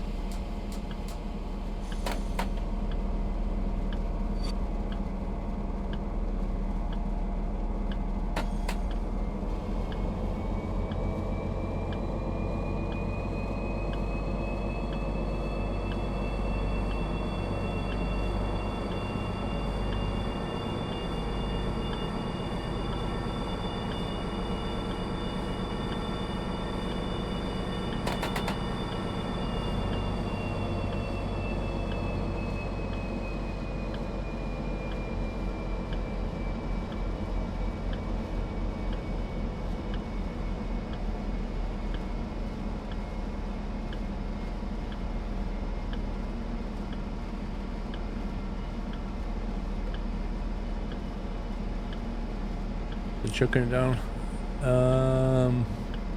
I think it's more like a light drizzle.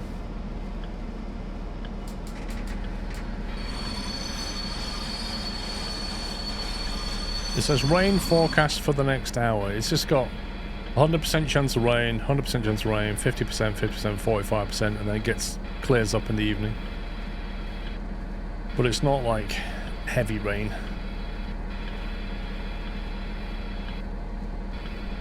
So what are we waiting for?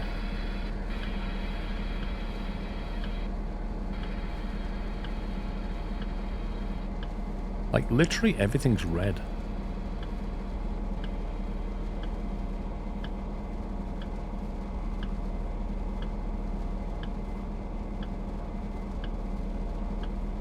This guy's waiting for us, I assume. He's on red. Wait, what are we waiting for here? Please don't tell me I have to stop closer to the marker. I'm on top of this signal.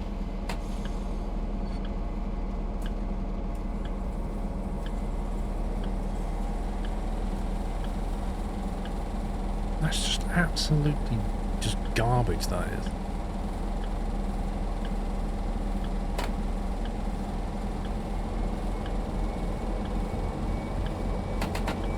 Because if I go like 1 meter past that signal, it's going to have a real fit with me.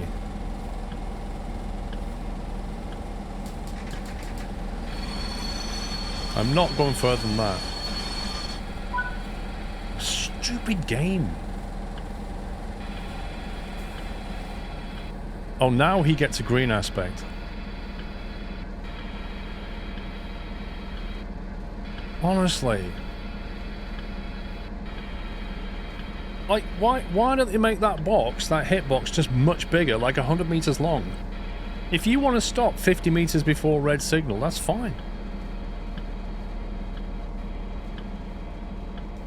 Like, they have to have markers. They don't use markers for stopping. Use a zone.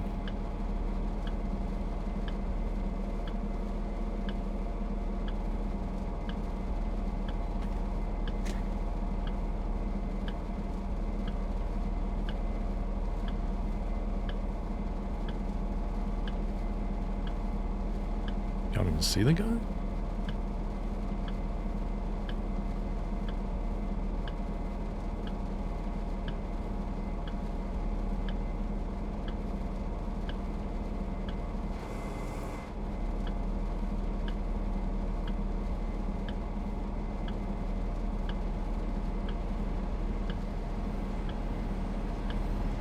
Should I high-five him? Guten Morgen! There's nobody in there. That's worrying. That's a drone. That's got me worried.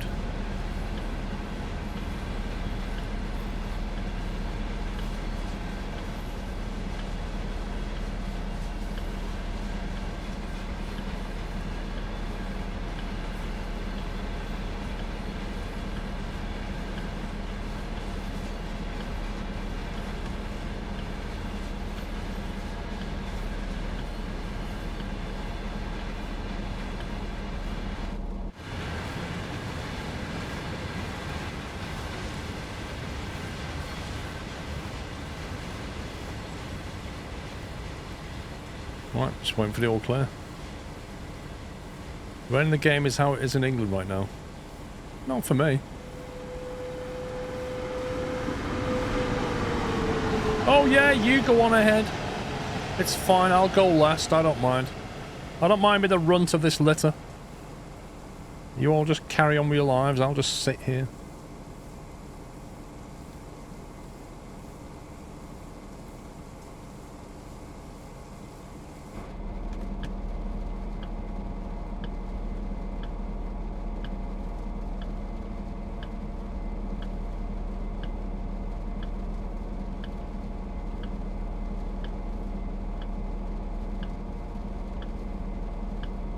Wait, surely that signal should have changed.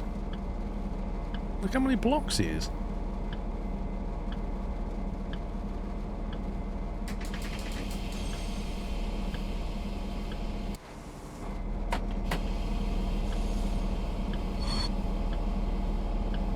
Well, why does that still show red?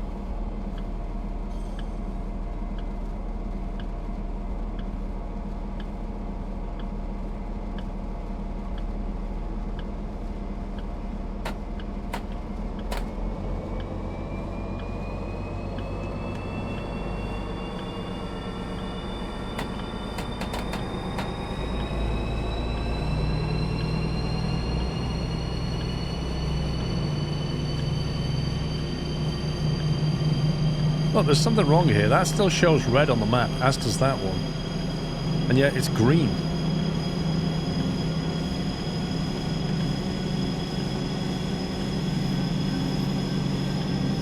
Lancelot, how you doing?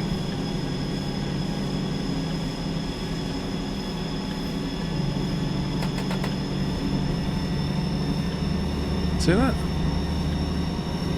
That cannot be red right now. This map is not working.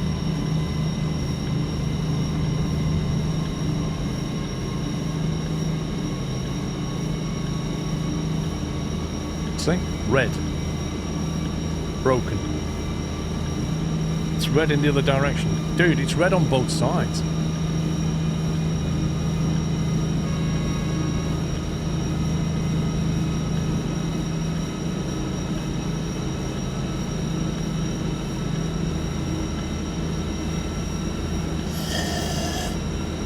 Lancelot, thank you very much for the raid. Welcome, guys. Appreciate the raid. Hope you had a good stream, sir. Can we give them a nutty welcome? Extravagant puppy lovers playing frolic into the view of the elaborate stratagem to raid your kingdom. Okay. I detect a medieval theme. Oh, hang on.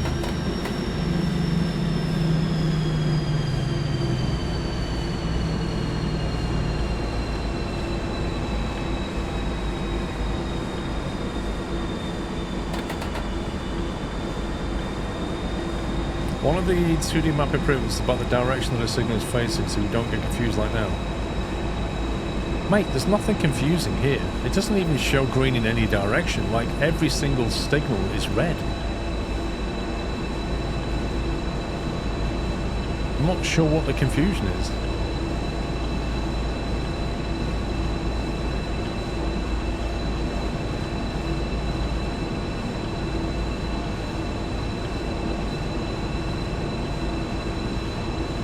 Follower mode might give my viewers a slip. I have to take care of my puppies. Thanks a lot, mate. Thank you very much for the raid. I appreciate follower mode is not friendly to raiders, but it does stop drive-by idiots, so it's kind of useful for that. But I appreciate that. Thank you.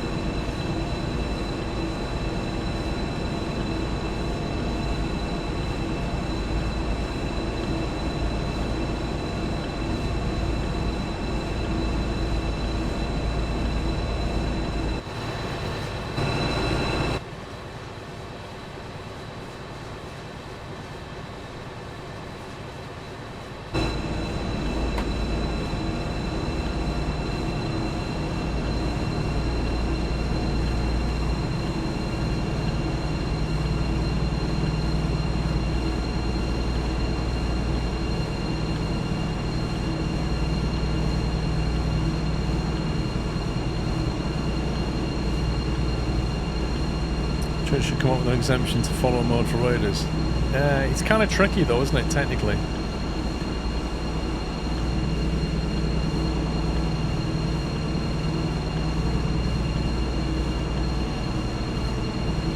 Plus, if I as a streamer have said the only people who can chat in my stream are followers, and then somebody raids, they shouldn't be able to bypass that.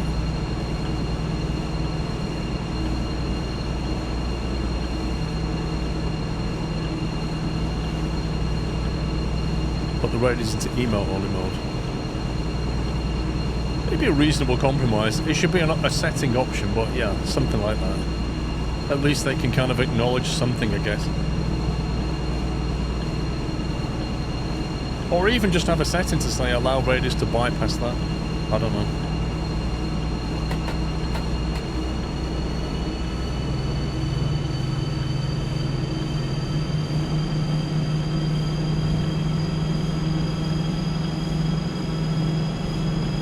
Some bots have it as a feature why they turn off follower mode on a raid for 5 minutes. Yeah. Yeah, that would be... Actually, Barry, you're right, though. That would be a good solution, is have the bots detect when a raid is coming in, turn off follower mode, and then put it back on. That would work nicely. I don't think my bot does that, but I need to check. Matty, could you post something in memos to check if our chatbot allows raid-friendly follower mode, effectively? I'll know what it means.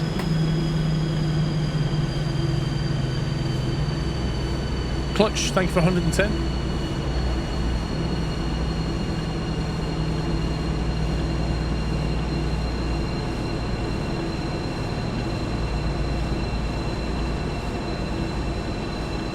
Also stated that the new release is done for marketing purposes since it gives them more visibility.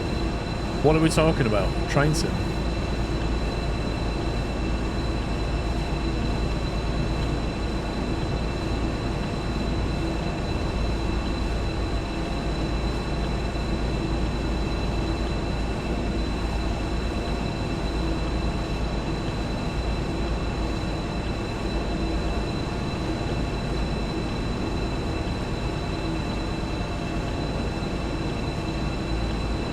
biggest hassle is you have to re-download all your DLCs. That is definitely a thing. Yeah. And not only that, like, all your progress with your player character in the game is not migrated over, is it? You start again.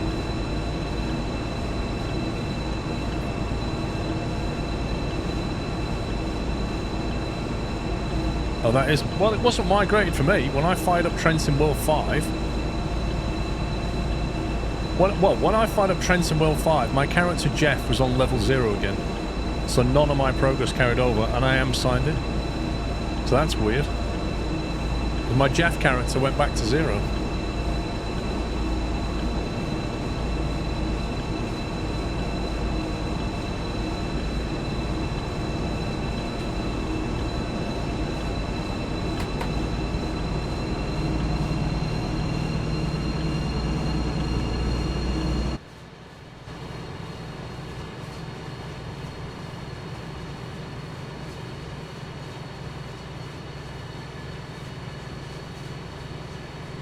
It looks so strange, the other window. You see how, like, the rain's just, like, diagonal on the screen. It's so bizarre. Like, I'm driving head-on into rain. Why am I getting this weird diagonal rain?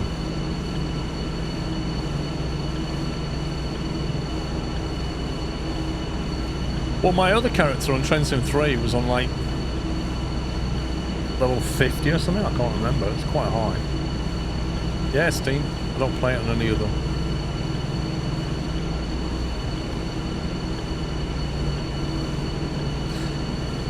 Managed to sort out the SnowRunner situation, by the way.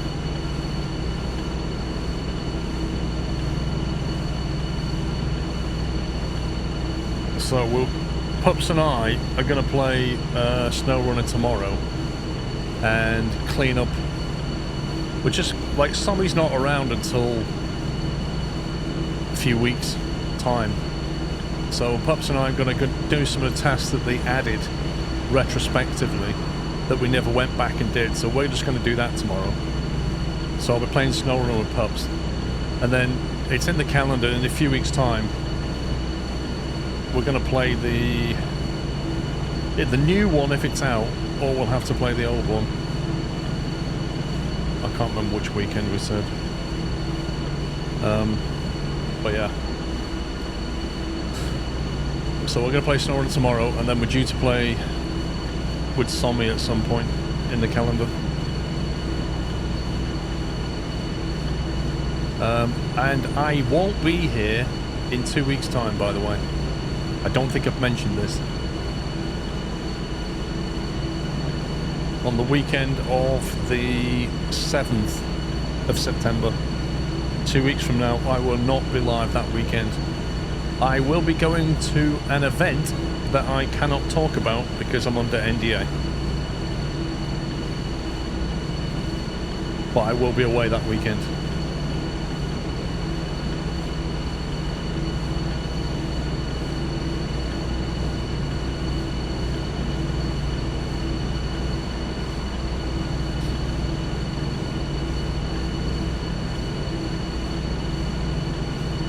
I just talked about it. No, I didn't. What detail did I give you?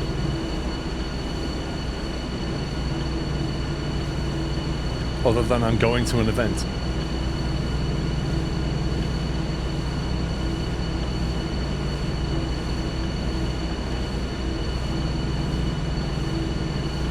Yeah. So I won't be here that weekend because I'll be going to an event. I've not told you anything about the event other than it's under NDA. Yeah, that's it. Yeah, Yorkshire Tea New Blend. That's it. Yeah. You got me.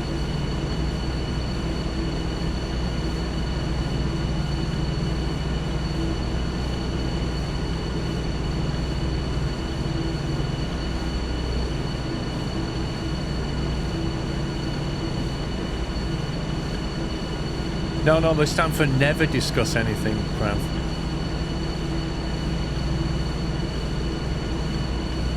Time to ring all the hotels in the area to see if there's a group booking discount. Lol.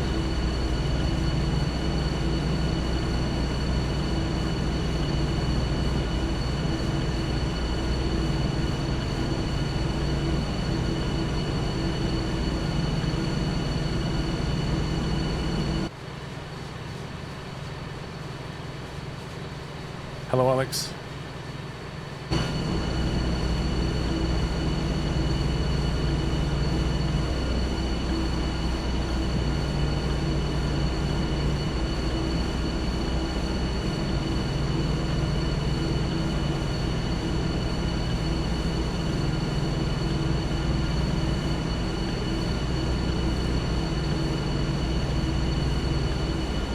Now and again, Saber.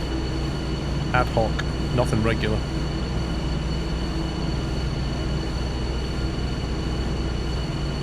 What do you think? Will Train Sim 5 be worth it? Does it seem to mind? Well, it's a free upgrade, isn't it?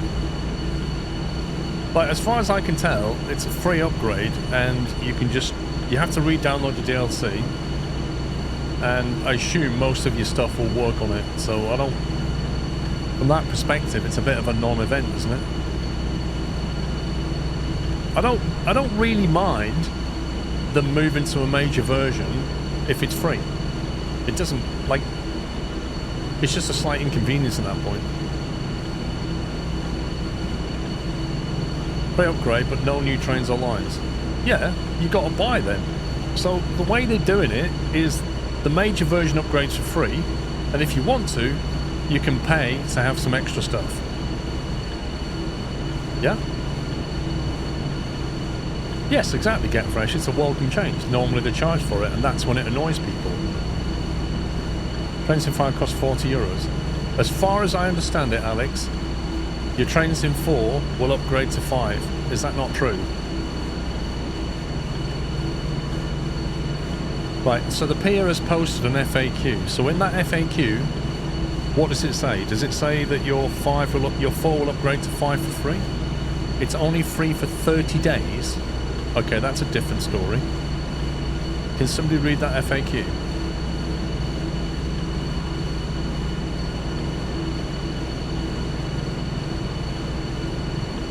Where are we getting 30 days from?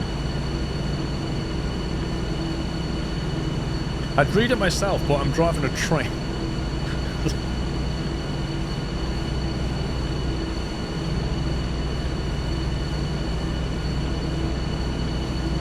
Yours to keep, claim by October the 17th. Right, hang on. So what are we saying here? You can claim it for free for 30 days. You can obtain the free upgrade to Train Sim World 5 for 30 days after release, and then it's yours to keep.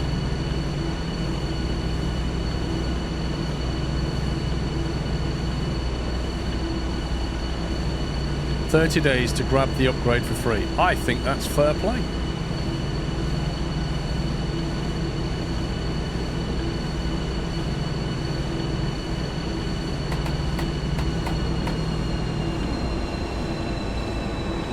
That means if you're a Train Sim fan, if you're a rail fan, you will know about this free upgrade and you can go and get it. It means that the actual fans get a free upgrade, right? If you come to the game infrequently, you might miss that free upgrade. But that's on you, not them.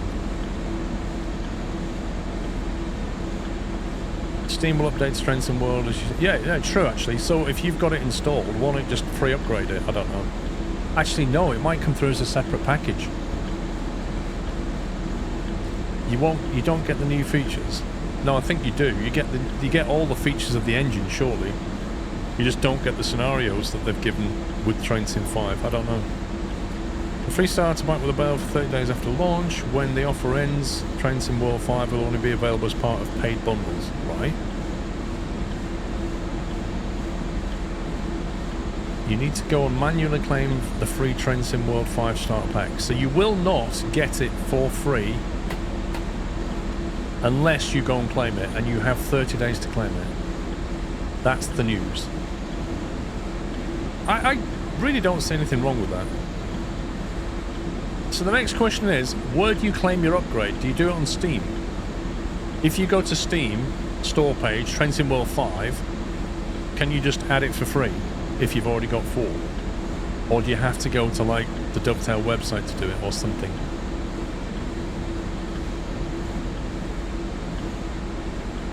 You do it on Steam. Fine. After the launch of Train Sim World 5, simply add the free starter pack to your account from the official store page on your chosen platform. It will then be yours to keep forever. I don't have a problem with that.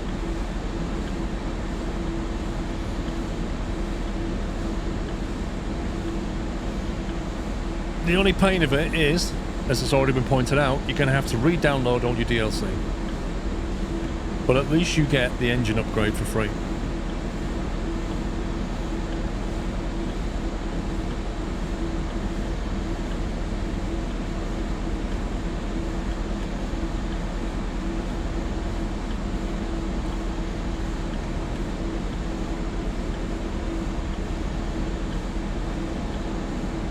Yeah, but Yaris, that's fine. It's going to behave like Train Sim World 4. All your scenarios that you've already paid for will be there, right? You're not losing out on anything.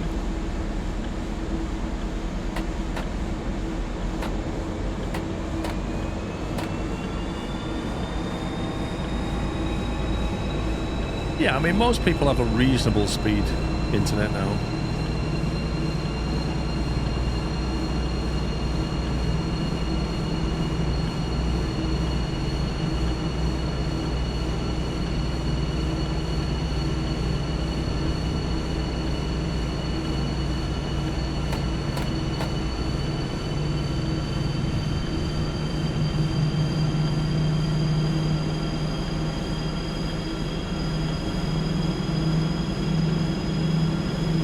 Steam is dead, as in Steam Locomotive. I was going to say the pier. What do you mean? Steam's far from dead.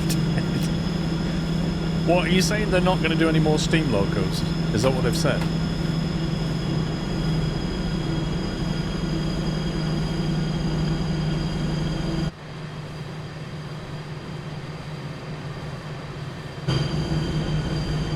I thought they were on the track then. That's crazy.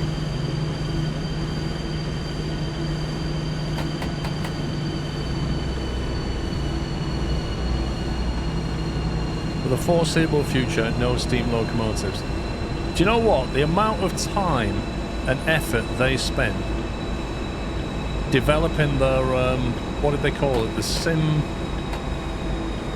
what do they call their engine? Sim something.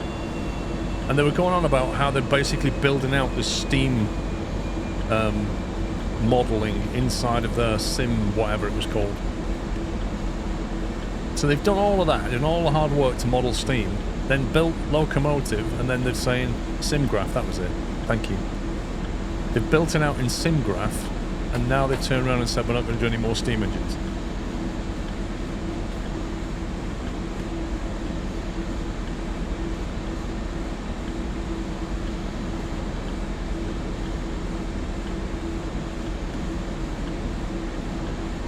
Yeah, I don't know why they don't do Irish routes, Larry.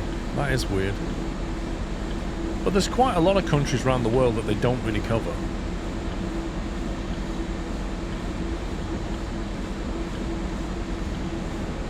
There's going to be a Welsh route. They've already had a Welsh route before. That one that goes down to, is it Festiniog, the one on the coast? Definitely seen that in though.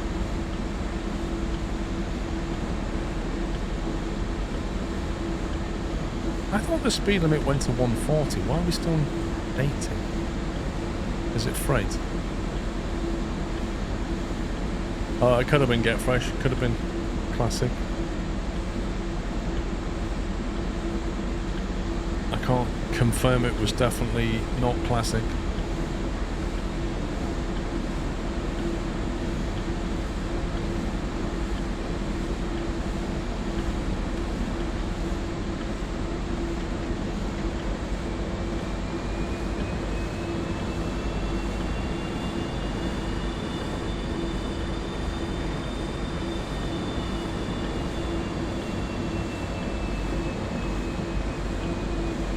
New countries to be added in Train Sim World 5 are Japan and the Netherlands. Good.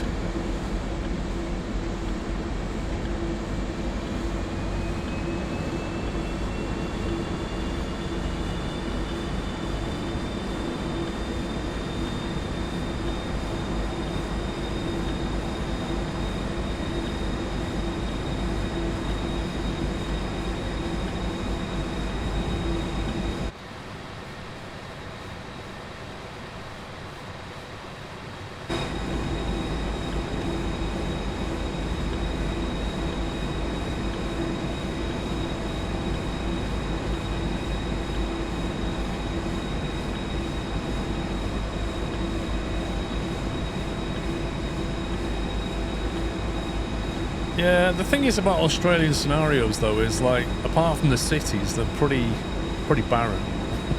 Well, they should still do them.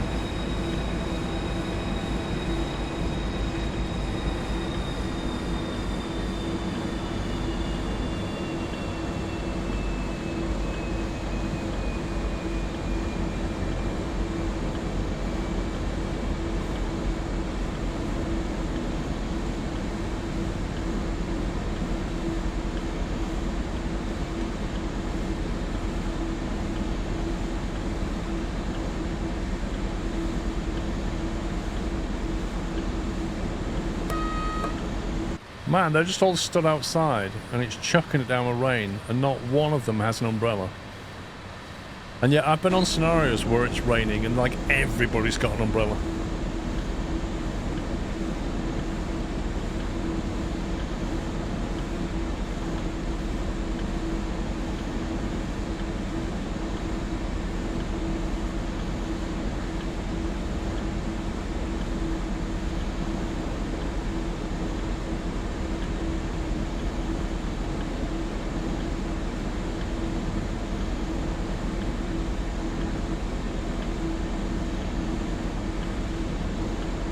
Stop at location 5.3 kilometers. Okay. Coming up on something.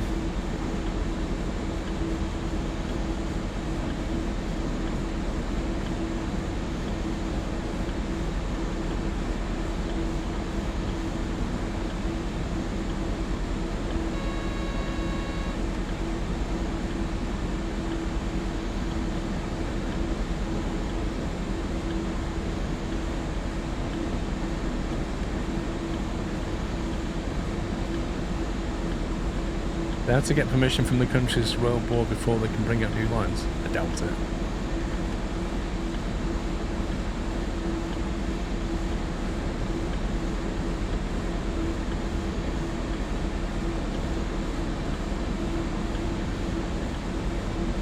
Yeah, I'd like to see long routes. Edinburgh to London would be good.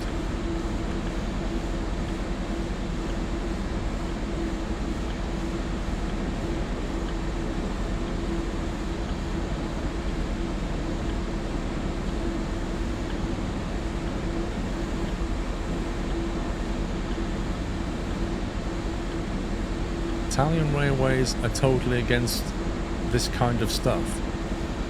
What kind of stuff?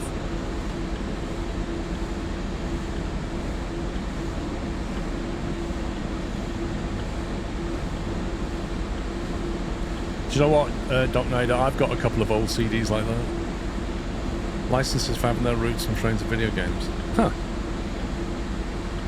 What harm can it do? That's weird.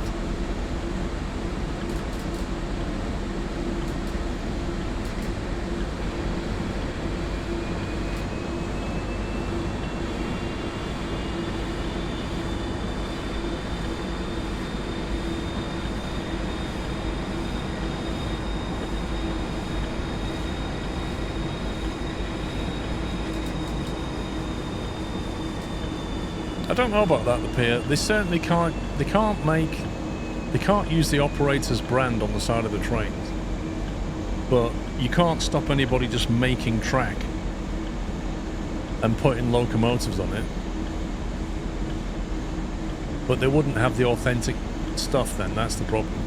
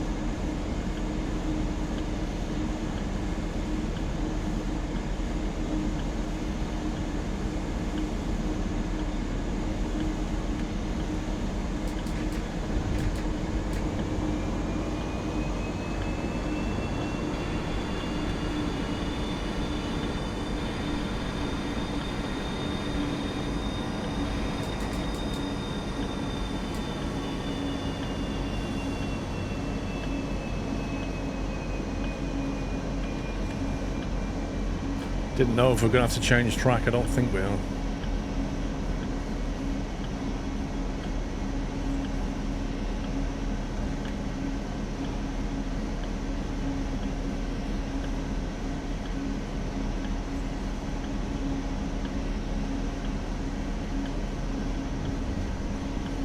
Is that another passing train? Yeah, it could be. Yeah, we are changing track.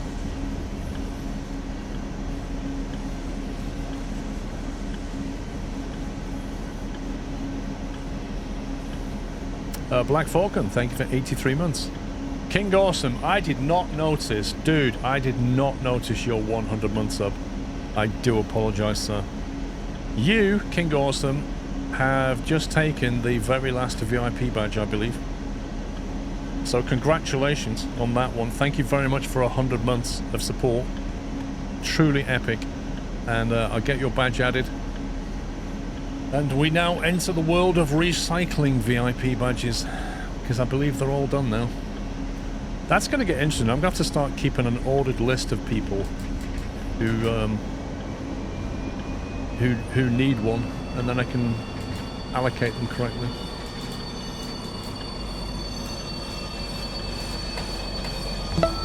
Hang on, I've got to stop at the right pixel. 1 second.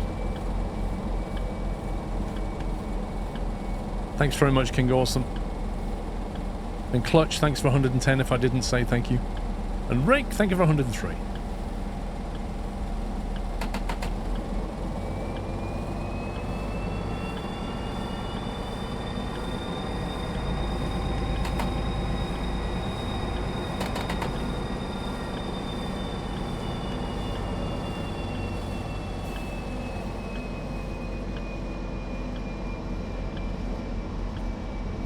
I know it does, Larry. Basically, right on the signal is where it wants me to stop.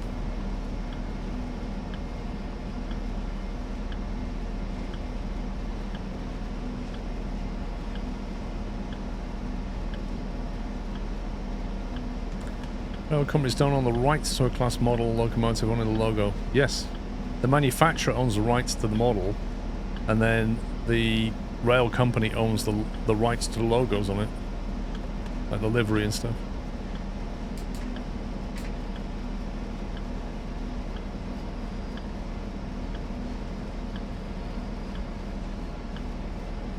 That's where it wants me to stop.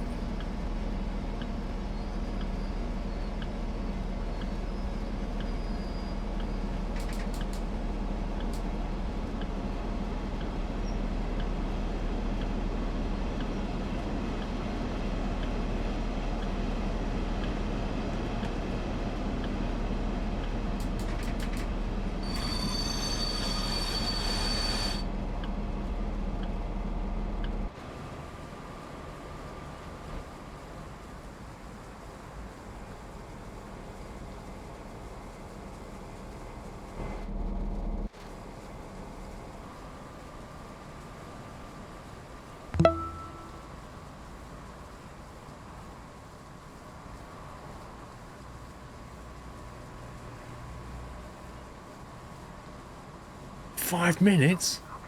That's an eternity. Green Sauce, thank you for 7 months.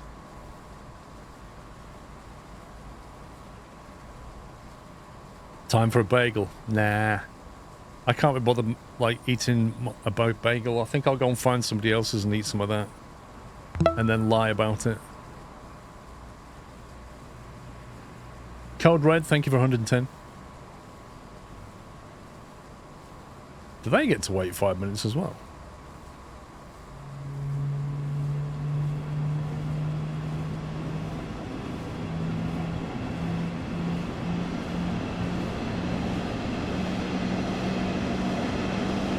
Wow, is there nobody on that? Completely empty train.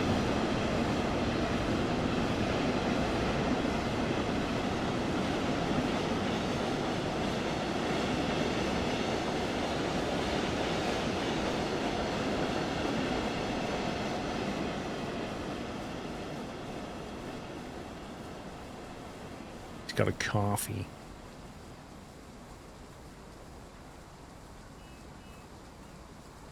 Not even bothered about the rain, are we? Is that your sister there, by any chance?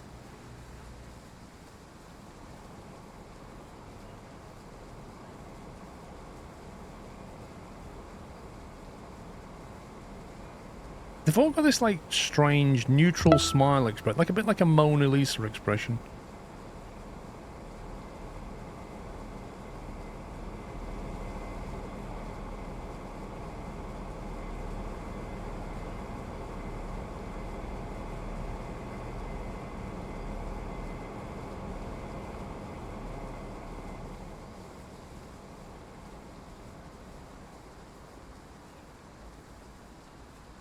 Doesn't look comfortable sat like that at all.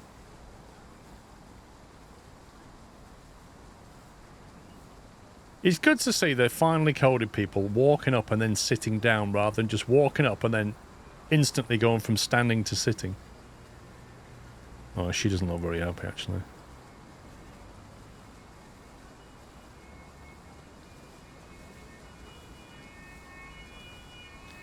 I've noticed everybody's the same height. Kind of weird.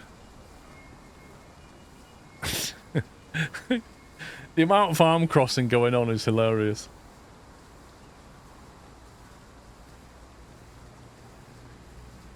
You see, if everybody wasn't the same height, then some people would sit down and their feet wouldn't touch the ground.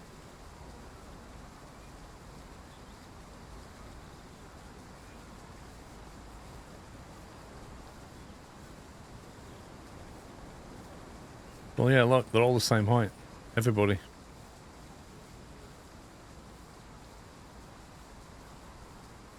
Oh, look at this guy on his own here with a briefcase. This is a man who doesn't want to be talked to for some reason. Secret agent territory, this is. The spy.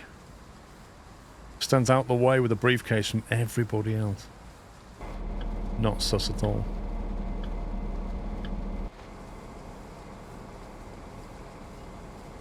That feels like 5 minutes. Come on. Let's go.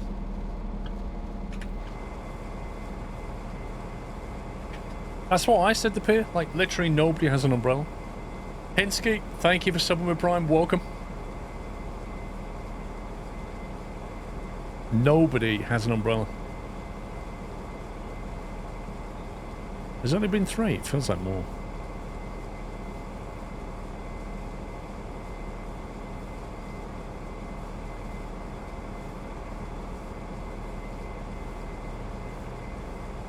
No, I might do that actually, the 101.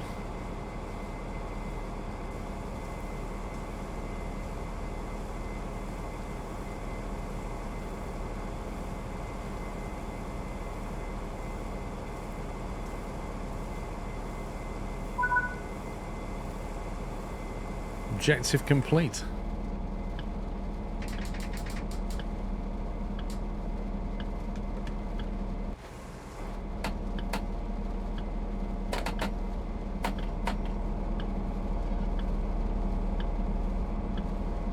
I can't get on with Run 8. It's just like super weird interface. It's not friendly to new players. When I did try it though, I did appreciate having a freight train, and when I pressurised the brake lines, it took forever for the pressure to go down the length of it. That was cool.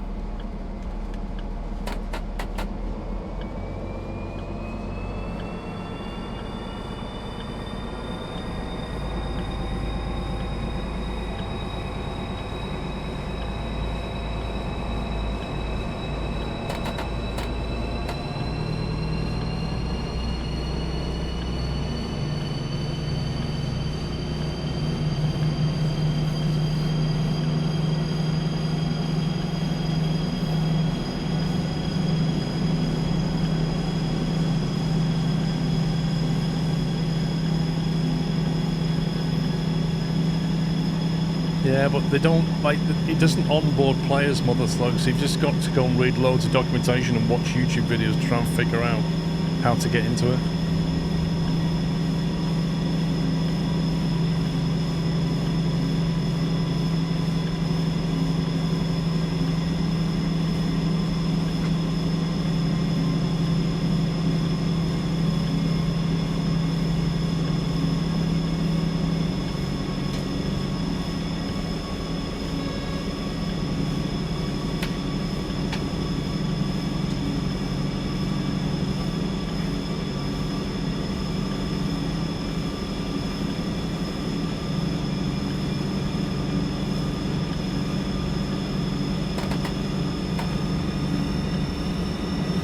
No, I'm not on a meat shoot.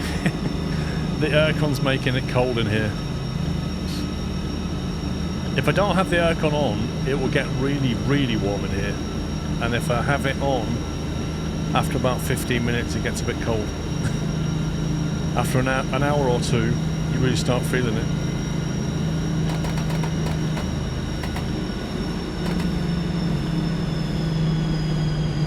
Yeah, and then the camera will die when it gets too hot. That's exactly right.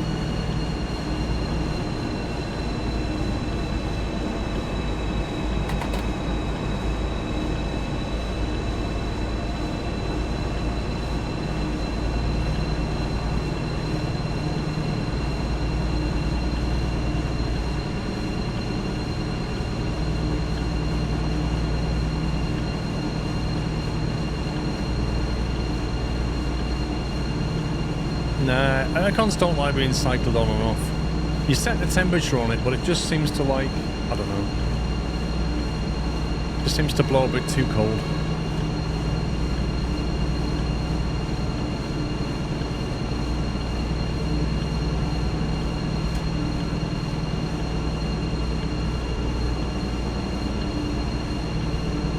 The room's always hot because apparently the 3060 with an R7 generates a considerable amount of heat. No, your 3060 generates the heat.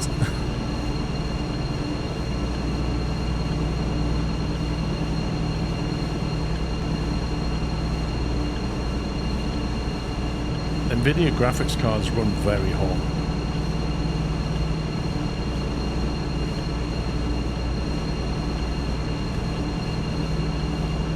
If there's one thing I hope Nvidia's doing, it's basically taking what they've got and making it much more power efficient, like running it on more of a RISC ARM type system, because they can't just keep increasing the power draw. Like, people can't afford it.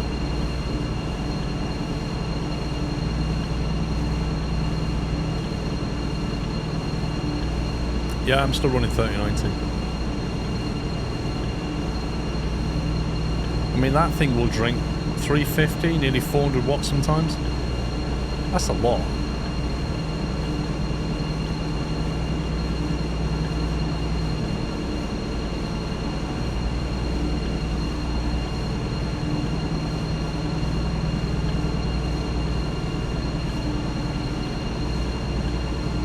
You undervolted it. Interesting. Was it still stable?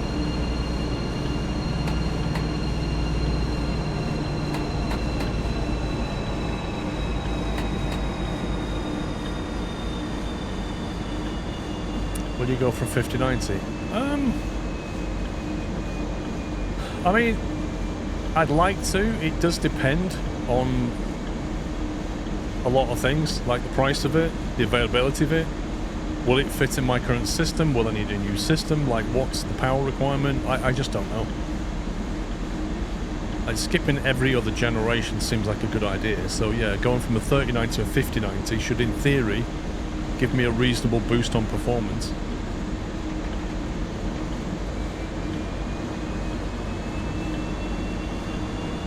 Well, that's the other thing. If a 5090 is comically large, with a comically large power draw, then I'll be looking at it and going, okay, is it worth the upgrade?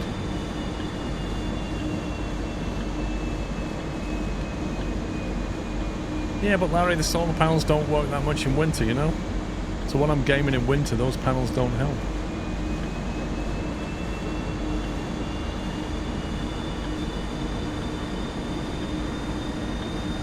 Like right now, I'm getting 500 watts off the front and 500 off the back. That's how cloudy it is.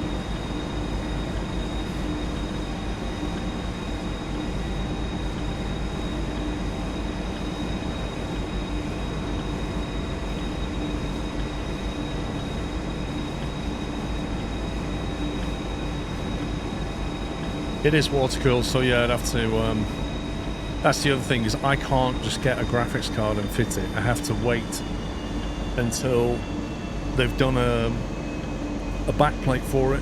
One of the water cooling manufacturers has done a backplate for it. And then go and see Dave, buy him a kebab and ask him to fit it.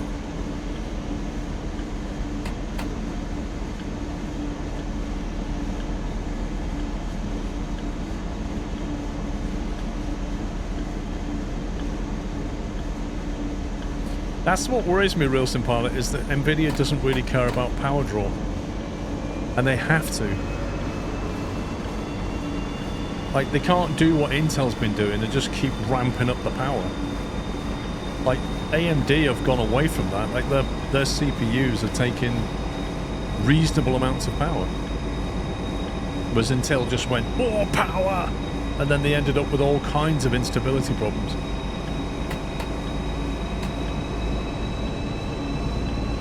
And Nvidia's the same, they just keep jacking more power in. But they have to look at, like, the end user. The price of energy has gone up a lot. And the running cost now becomes a bit more significant.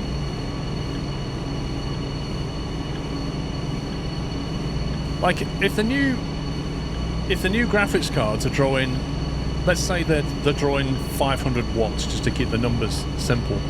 If they're drawing 500 watts when you're gaming, that's half a kilowatt. If you're paying, I don't know, let's say like 20 pence per kilowatt hour, you're basically paying 10 pence per hour just to run that graphics card. Which doesn't sound a huge amount, but when you're gaming for hours at a time, weeks at a time, it really starts to add up.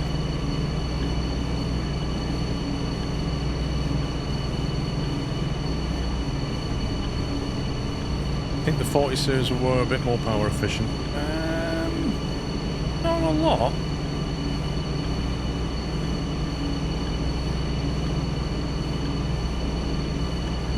So if people stop buying them, well, they may sort of stop buying them. Actually, maybe not, because most people won't realise what's going on. I don't know. Most people won't realise that turning their computer on is actually costing them a lot of money until they've already bought it. I don't know how that will pan out. My water cooler's already had a water change, Crow Danny. We did all that like 12 months ago, flushed it all out.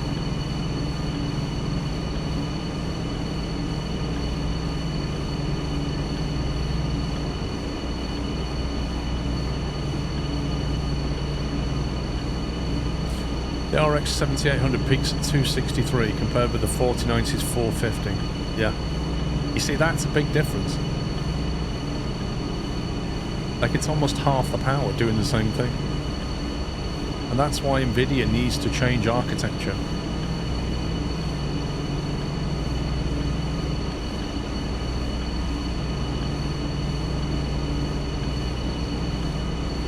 Like, my Mac Mini, as you know, can encode all my streams. It can handbrake them all down on 60 watts of power, which is, you know, it might take it twice as long as a 4090 to do it, but it'll do it for 60 watts of power. And when you leave it running overnight, that's absolutely fine.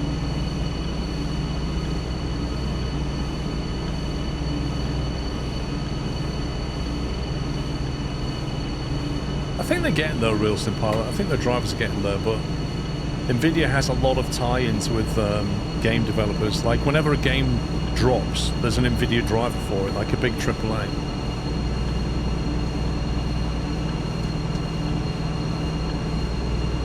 Change it to Lovelace on the 50 series, okay. And is that like a risk set or something? What is that?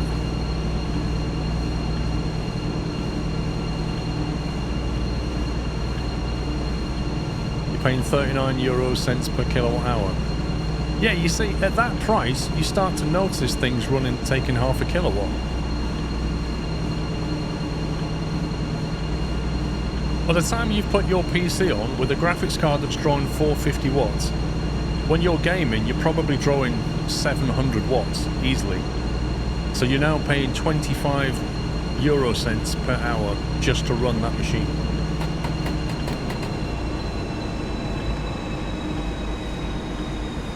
Well, you're fine now, Emelurka, but prices are going up again this winter. Or at least in the UK. Like, they're going up 10% in October.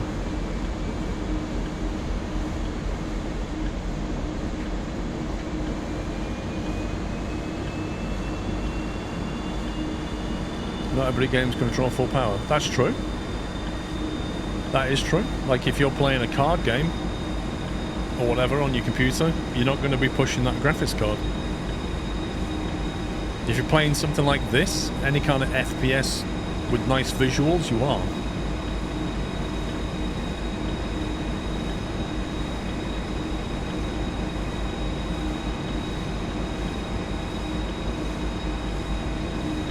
Well, I get most of my power at night as well, but most people don't.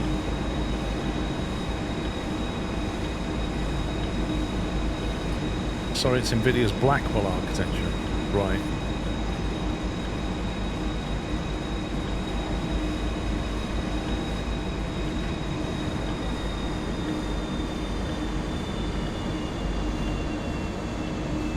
Think about the Penzi T14444 being built to break the speed limit of the world's fastest steam engine on the planet. What do you mean, what are my thoughts on it?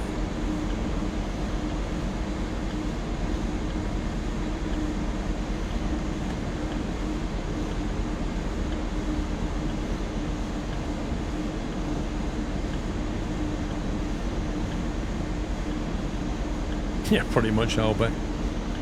It's funny how they raise the prices just as you're going into winter. Like, why can't they raise them when you're coming out in spring?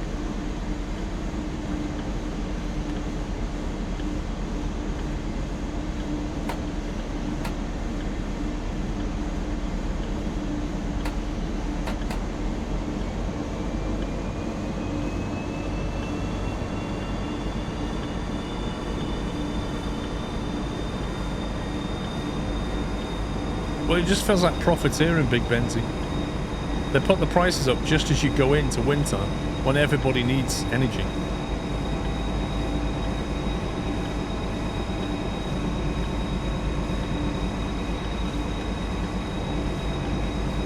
Can't play Wukong with your 7900.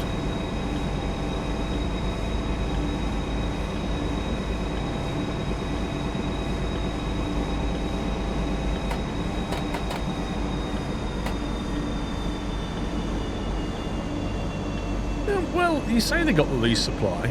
The UK is putting up wind turbines like you would not believe. Now, when you go into winter, you don't have a lot of solar, but you do have plenty of wind. So, I don't know if I buy that argument completely.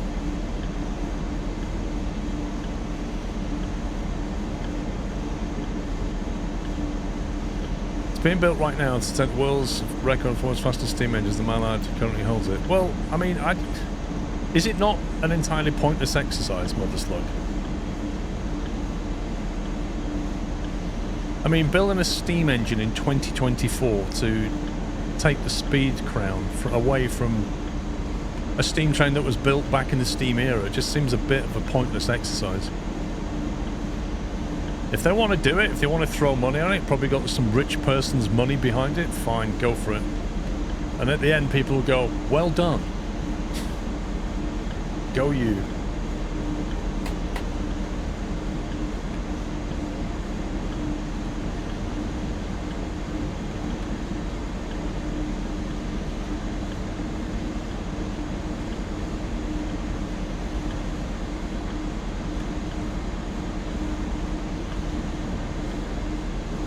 Well, I can understand compulsory insurance, Smoky Bar, but what I can't understand is the way they can seemingly just charge whatever they want and get away with it.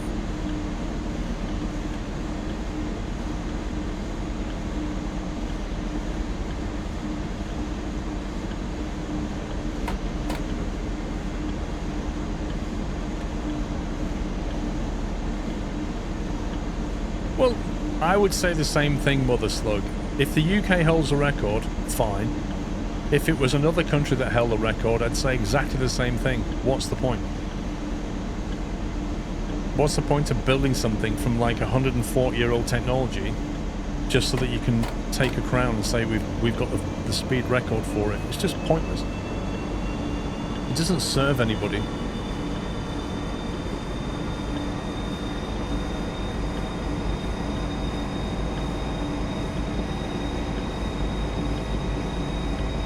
Well, that's what I mean. They're doing it for fun. some rich person's throwing a lot of money at it, but what's the point? Because we can. That's the whole thing.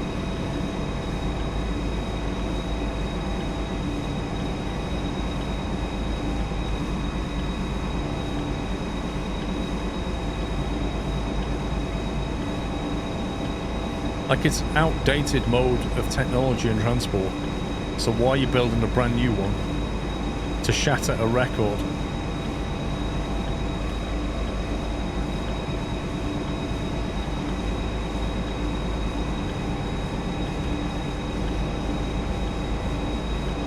The other day, I built the world's fastest penny farthing.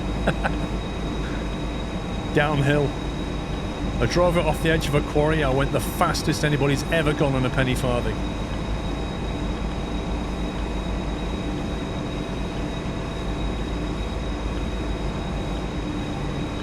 Because I could, and it was fun. Some rich person's building the Titanic too. Again, why? Are they literally building a Titanic just so that you can go on it as a rep? Because if they're going to build a Titanic, right, the one thing they need to do is make sure that if they hit an iceberg, it doesn't sink. Like, that's... You can't just build the Titanic as it was built. You need to basically rectify the original problem. Do we still have icebergs? Oh, yeah. And they're breaking off at an alarming rate. So, yeah, we do. But obviously, satellite technology, etc., you know what they are these days.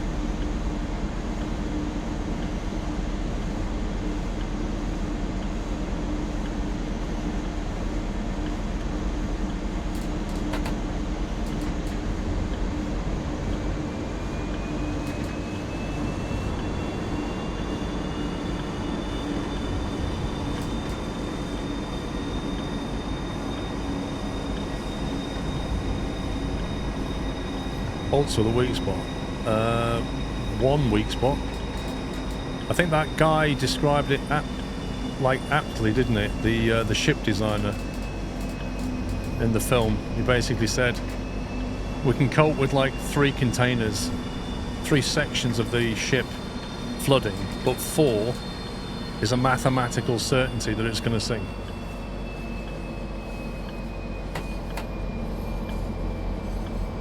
Overbraked it.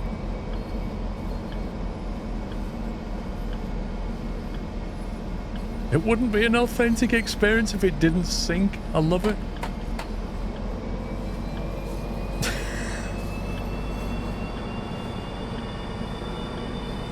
I mean, it also wouldn't be authentic unless they had like 3 classes of transport, like 3 classes of ticket.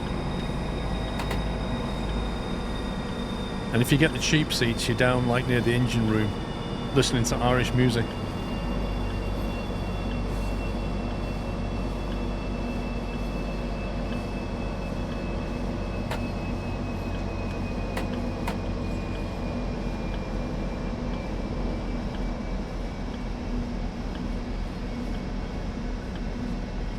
Right, where does it want me to stop? Oh.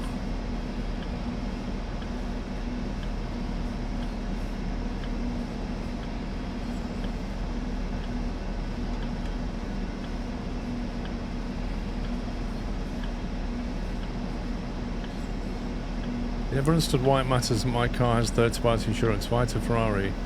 Does it matter what I was driving? Yeah, it does. Absolutely does. Third-party insurance is absolutely a legal requirement. For a very good reason. If you hit somebody else's vehicle and cause them damage, they shouldn't have to claim off their insurance because of your mistake. You have to pay for that off your insurance. And it puts your premium up, not theirs. That's the difference.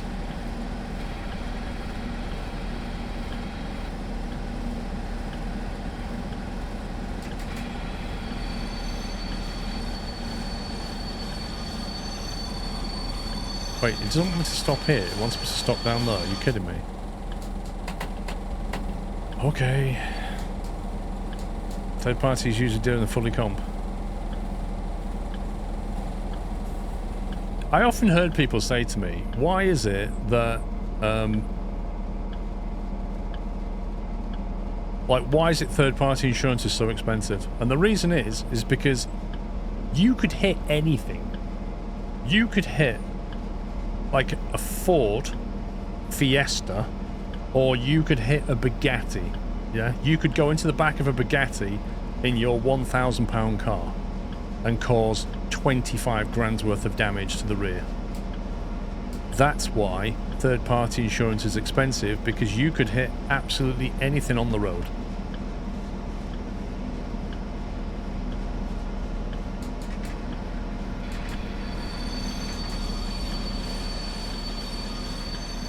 So yeah, fully comp. If your car's just trash, fully comp might not even cost you any more anyway than third party. Because it's not going to cost a lot. They know what car you're driving, they know what it's going to cost to repair it, but what they don't know is what you're going to hit.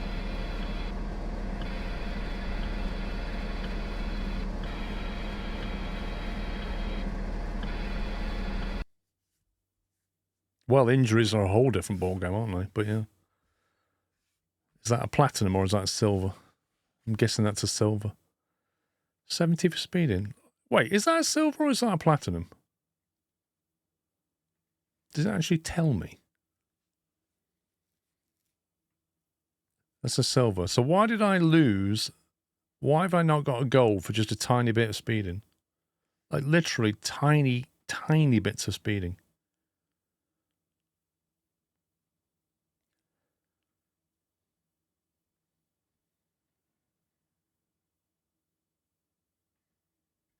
Seems a bit of a con to me.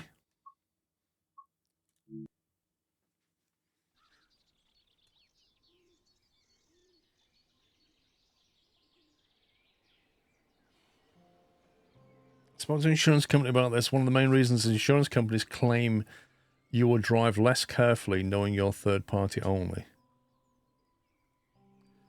I mean, that is a human factor element right there, but that's probably true. The worst ones on the road are the ones who don't have any insurance. Like, you know, if I hit a driver or he hits me, I'm never getting my car fixed unless I claim on my own insurance.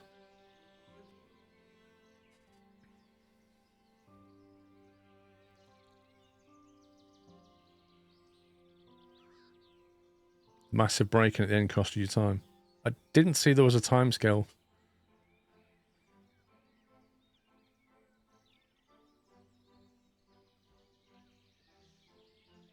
Just because you're insured doesn't mean you want your car damaged.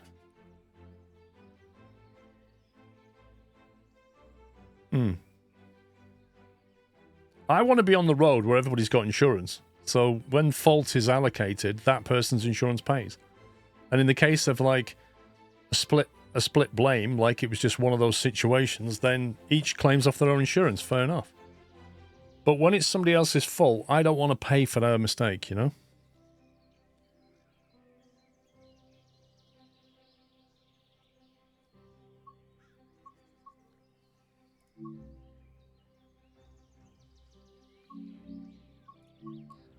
What's that 101 thing?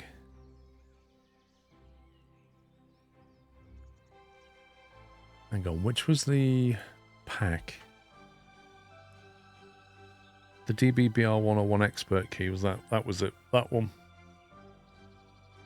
Let's have a look at that. Expert introduction, 4-star difficulty. Wait, what? Expert introduction, 4 stars. Wow, okay. Hey, Mr. Simcopter, how you doing, sir? Hope you're well. It's pretty complex, okay. Let's give it a bash.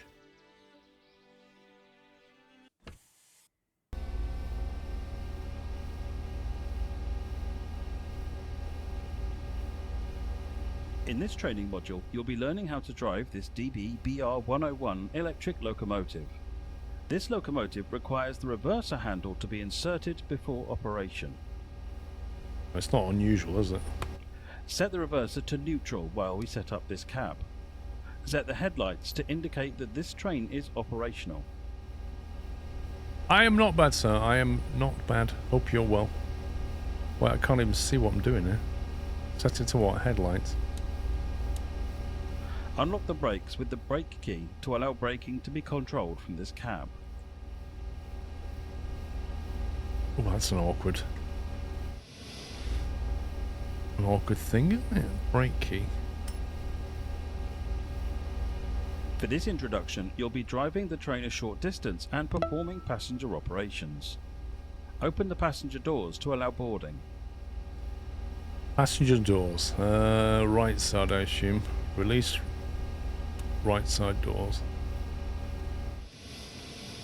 Can't even tell. There you go. Close the doors before departure. The train is now ready to depart. Big Ben. Set the reverser to forward. This controls the direction of travel. Release the brakes and prepare to depart station. Wait, have it got its own brake system as well? Power in this locomotive is controlled by a throttle that sets the tractive effort target.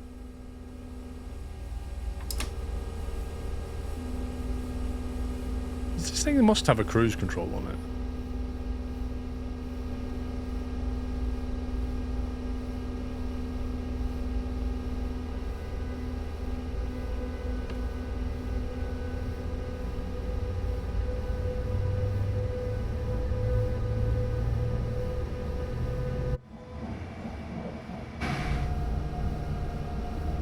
What speed do you want? 50. It's the AFB. RFB. To begin coasting, move the throttle to the off position. This will stop any power being applied. Coasting is a method used to efficiently maintain speed and reduce motor stress and maintenance requirements. Keeping to speed limits is important. If you begin overspeeding, apply a small amount of braking force by moving the brakes into the braking range. Keeping to the speed limits is like, it's optional. I'm sure we could go faster than this. Quitting your job in IT to be a train driver. Blimey. Headlights normal, cab lights off.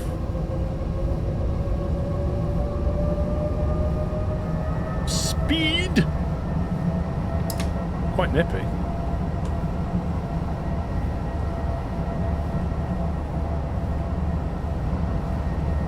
N10SE, thank you for 110 months. Happy to see you again after a while away to deal with family issues. Hope everything's okay, so welcome back. Armin, thank you for the gift and a sub to Simcopter, by the way. Thank you for that, Armin. Yeah, I'm not going to play with the AFB yet. I'm just going to get used to the braking first.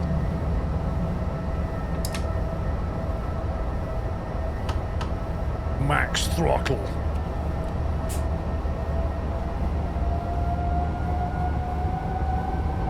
Oof. This thing does not mess around. It does not mess around, does it? Oh my god. Jeez.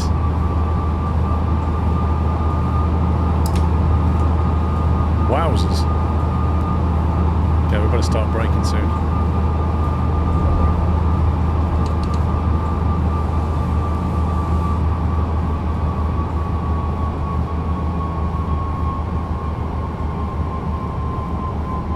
You're approaching the station. Begin applying a small amount of braking force by moving the brakes into the braking range. Already started, mate.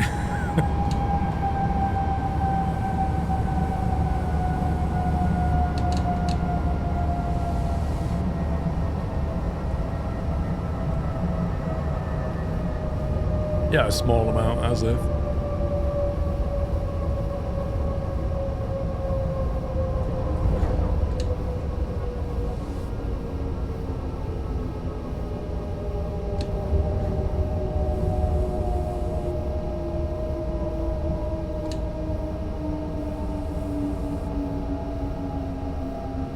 Right, well, managed to make the platform and not completely bin it. That's a good start.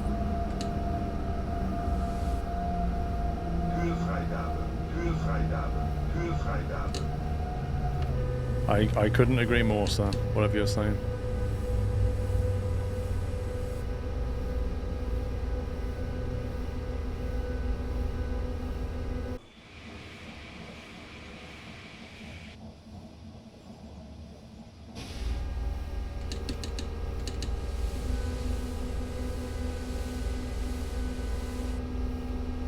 Nice job. The train has safely come to a stop. You can now open the doors.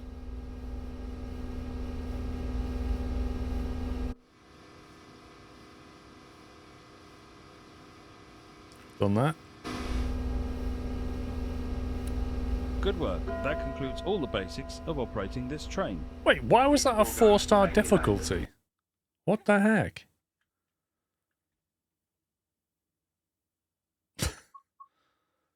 Right, next training module. That's not the one we want. Training center.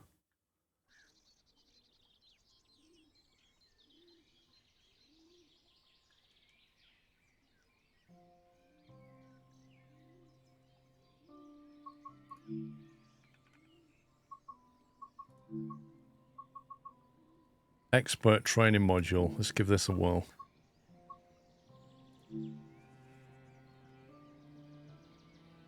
You need to enable expert mode. Oh, do you? Well, this one's got mad difficulty set. Good morning and welcome to your training on the BR 101. Today I'll teach you how to set up the loco and cab car properly from a parked state. We've been here before. Normally there is a checklist, but our printer went on strike again. Therefore I'll tell you step by step what you have to do. Also, there is a PDF version you can simply download and use. First, we look around the loco and check there are no wheel chocks or external supply cables and an overhead line above the loco.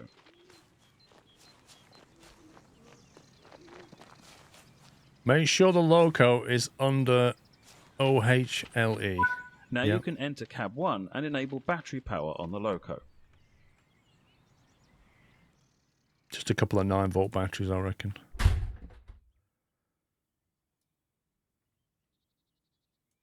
Now, sit down on the driver's seat on cab 1 and wait for the displays to boot up completely. Is it running Linux? When the screen's booted up, move the reverser to V and check for any... Set the reverser to neutral while we set up this cab. When the screen's booted up, move the reverser to V and check for any already existing information or malfunctions on the screen. I mean, if there's any malfunctions on the screen, they're going to be in German, and I won't have a clue what it says. Störung. Display initialization? Why is it a thing back there? Cut-off valve. Closed.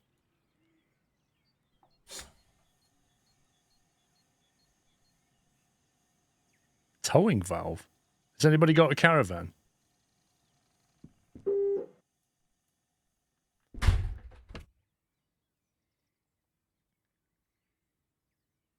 Looks like the screen's booted up to me.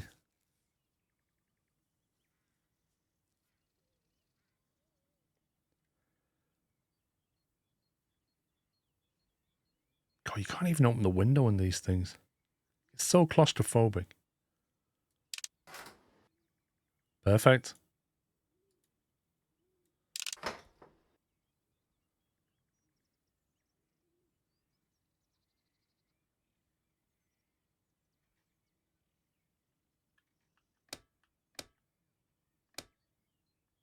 What are we waiting for? Störung. Störung. Wait for the screens to boot up, but they are booted up, so I'm not really sure what I'm waiting for now.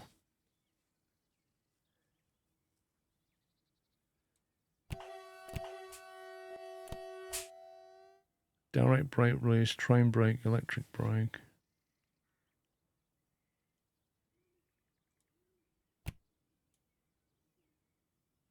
Use the display to check for any existing faults. If there are any, try and get rid of them before continuing. Pressing V = 0 after selecting an entry shows you corrective measures. Pressing V = 0. Störung, You what, mate?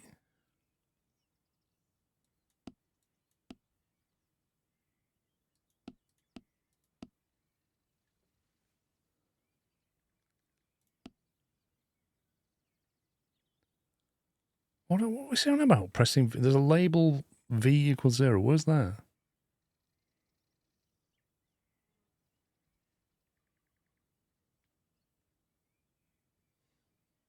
Oh, that one.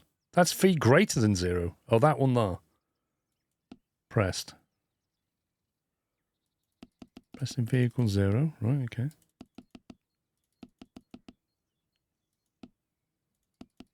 Störung, Well, we've put the reverser key in already. Press ST. Now raise the pantograph and close the MCB.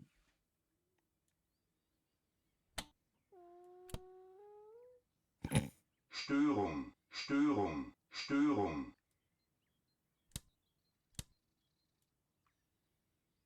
Main circuit breaker closed. Störung, Störung, Störung, Release the direct brake and turn the brake valve key. Störung, Wait, release it? It was already released. Hold the direct brake in released position.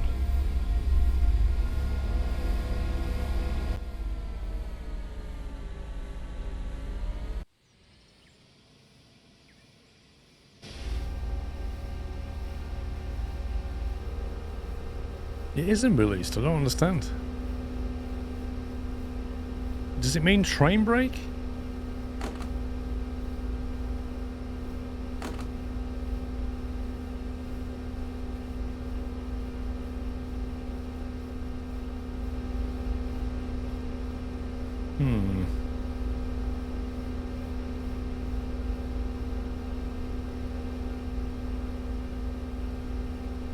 Maybe it means train brake.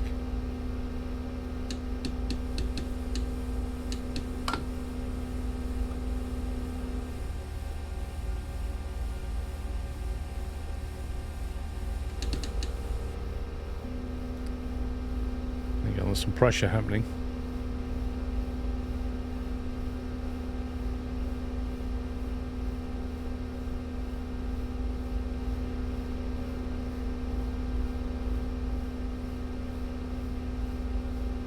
Looks like the main tank's filling up.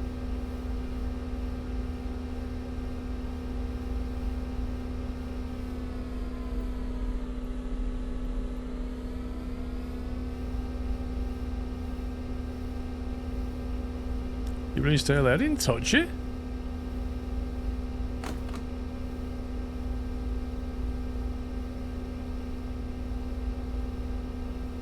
Look, so that's on like 4 and a bit bar, and then you put it on release. And it goes down to like 3 bar.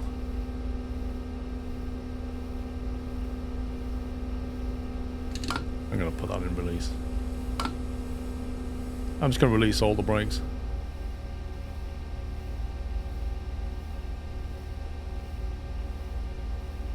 Now we start the brake check. Use the train brake to reduce brake pipe pressure to 4.2 bar and make sure the loco brakes apply. Use the C pressure gauge for this. Then you can release the brakes again. Okay, 4.2. Well, that's going to be on. Setting 4. 5.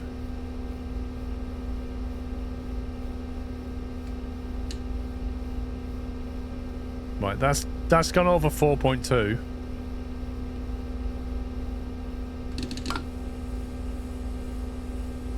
After checking pneumatic brake control, we switch to the electronic brake control by switching the ELPN selector to EL. After that, you do the same steps as in the pneumatic checkup. Brizzy Gaming, thank you for 82 months. So that's pneumatic. That's electric.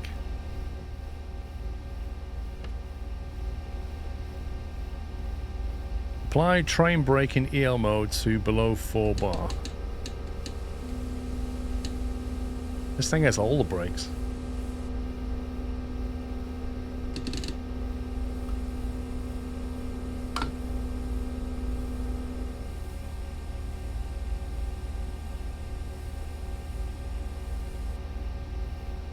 We continue with checking the direct brake. For that, simply apply the direct brake above 2 bar. Check if the brakes are indeed applied and release them afterwards.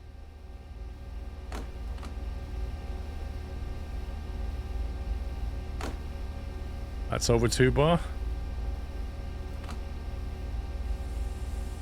Now, the last real test on this cab, check if the horn works using the pedal. Now we're ready to get going. Apply the direct brake so we won't roll away and release the parking brake. Okay, direct brake is on 2 bar. Don't know where the parking brake is on this thing. It's not going to tell me either. Why the direct brake?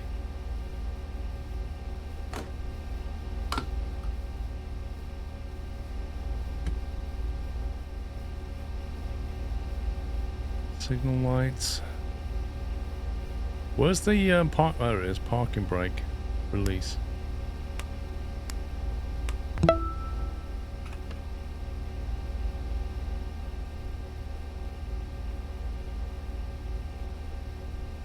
Thing is, it's not triggered, is it?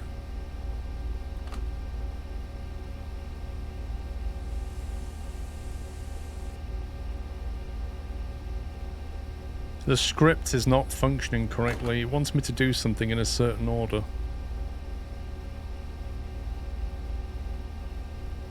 Let's leave it and apply, and then do it. Right, fine. Can we go now? Like, I've literally pressed it, game. Come on. You want me to hold it down? Do you want me to...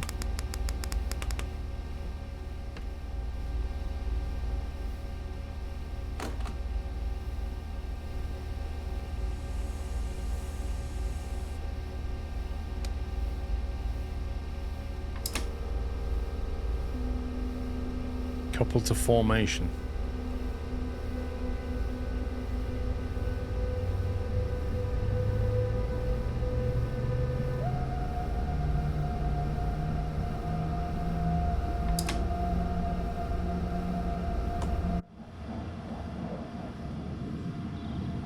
No, it's not even set the lights up. Lights are not even set correctly on this thing.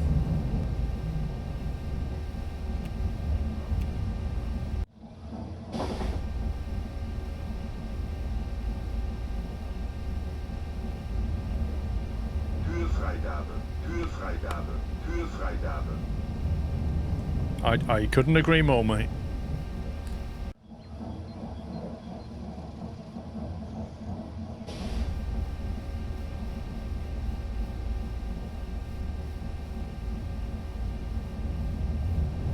Auxiliary traction control.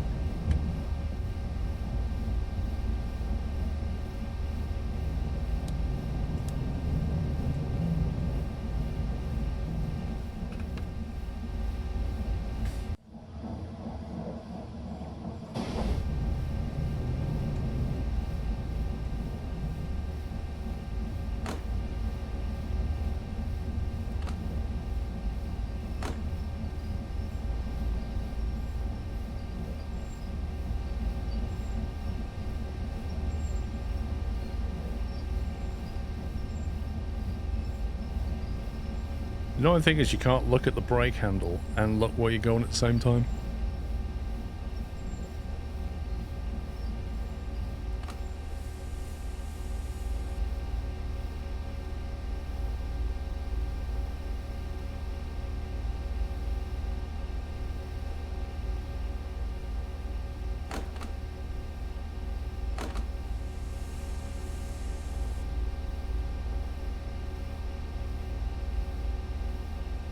Boink.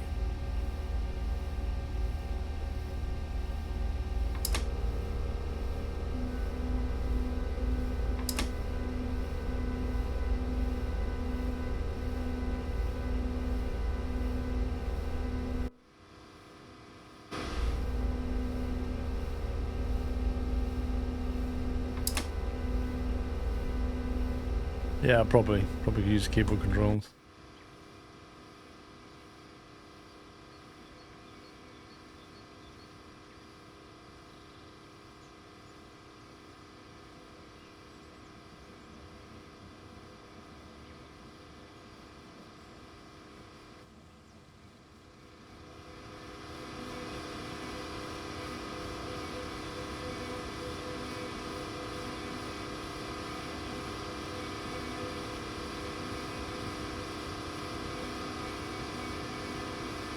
Okay. Presume we need to get out and go and couple it up, right?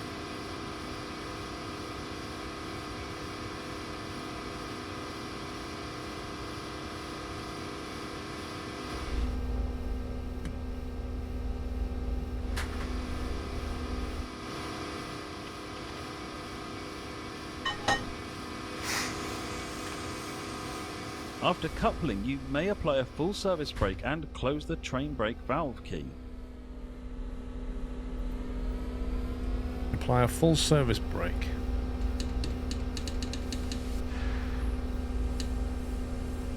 Störung, Störung, Störung. Now set the ZXS switch to ZWS. Turn off the signal lights, set the reverser to O and remove it. Hang on. One step at a time, buddy. Enable the ZWS and disable signal lights. ZWS. Störung, Störung. Signal lights to off. Set the reverser to 0.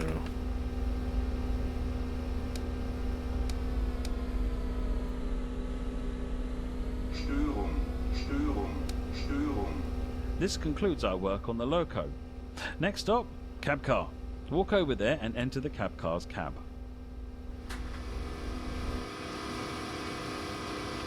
Okay.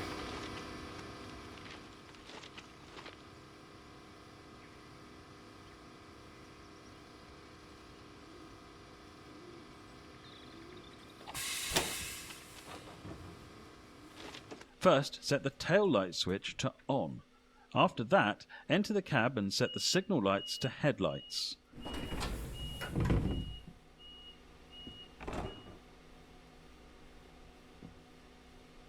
What does he want me to do? Set the taillight switch to on. I can't even interact with that. Literally can't interact with it.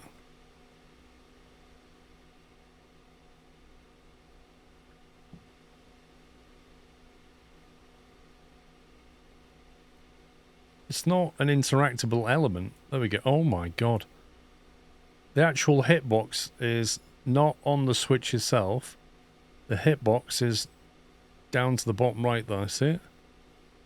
The hitbox is like here.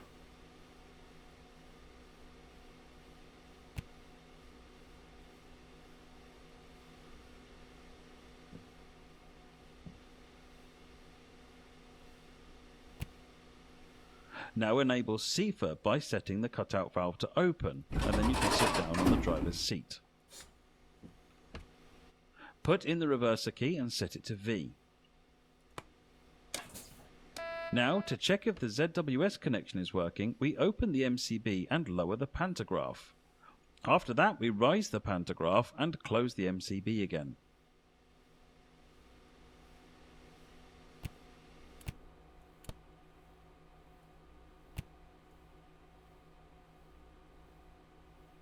You're getting all this. There's going to be an exam on this at the end, by the way.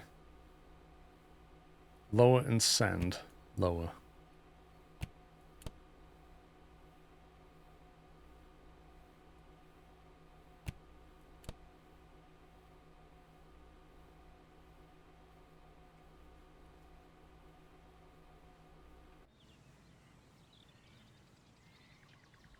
Looks like it's up to me.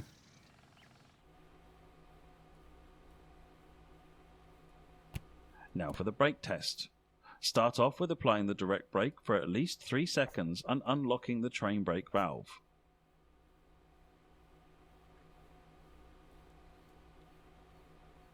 Close the train brake key.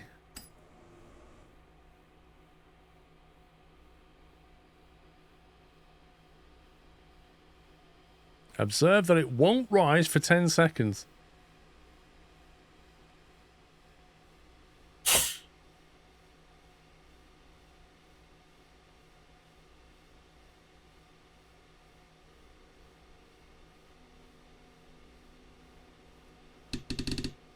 Perfect. We can release the train brake now and use the overcharge button to overcharge the brake pipe to above 5.3 bar.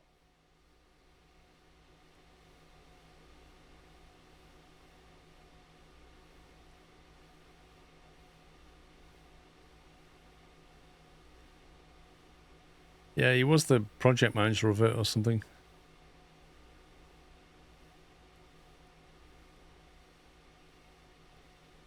Hold the overcharge button until the brake pipe is filled.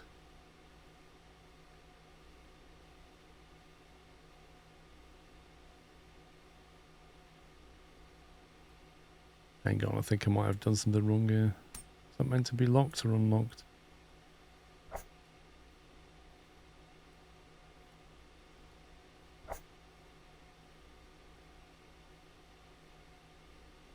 I think I've gone off script slightly.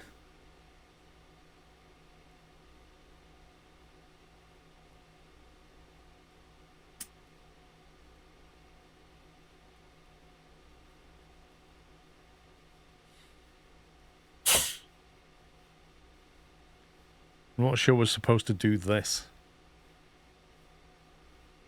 Yeah, I'm not sure how to fix this now. I think this was back here, and it told me to release it, but it was meant to release that one, not this one.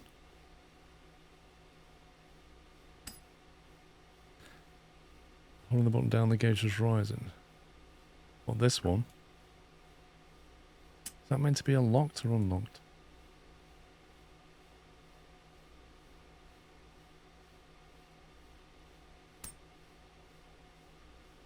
So that's coming down. Last but not least, test the horn with the foot pedal.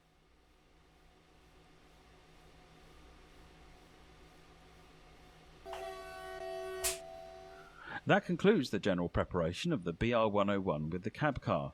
Depending what's next, you have to set the train data at the ZDE, which you can learn in another training module. I feel like I literally don't know how to drive this train right now. It's like, it's a tutorial, but it's basically press this to do that, press this to do that, press this to set this to that. It doesn't like tell you what it is you're doing or why. It just says do this, do that, do that. It's like a recipe. So you kind of get to the end of it and you're like, okay, what was the order of that? Why was we doing this?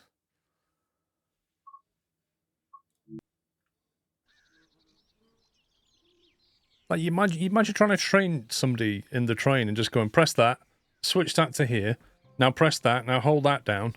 Now turn that one over there and press that. And you're like, good, you're trained. Off you go. Wait, what?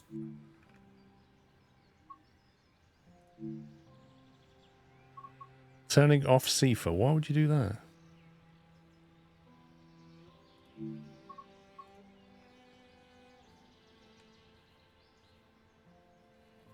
Like you said, it's probably all the details in the PDF.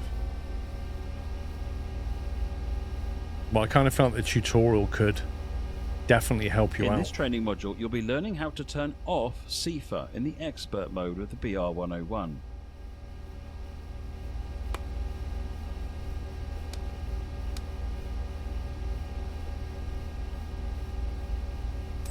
You might be used to just switching off the CIFA fuse. In this locomotive, you also need to enable the cut-off valve for CIFA to disconnect it from the braking system. Wasn't that for the thing in the we will back? head into the machine room, where we will disable both. Hey, that's a lot of fuses.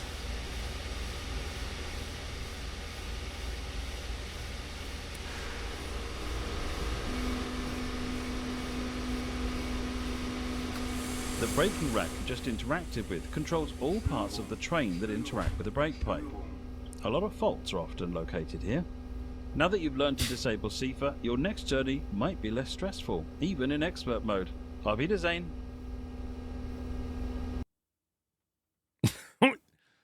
Okay.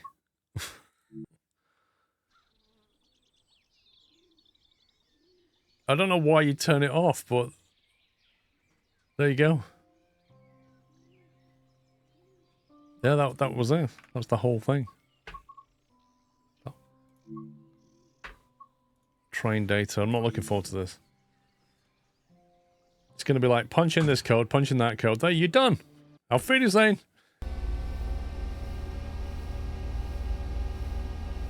CIFA basically makes sure you're alive In and this stuff. training module, you'll be learning how to enter the train data in the BR101.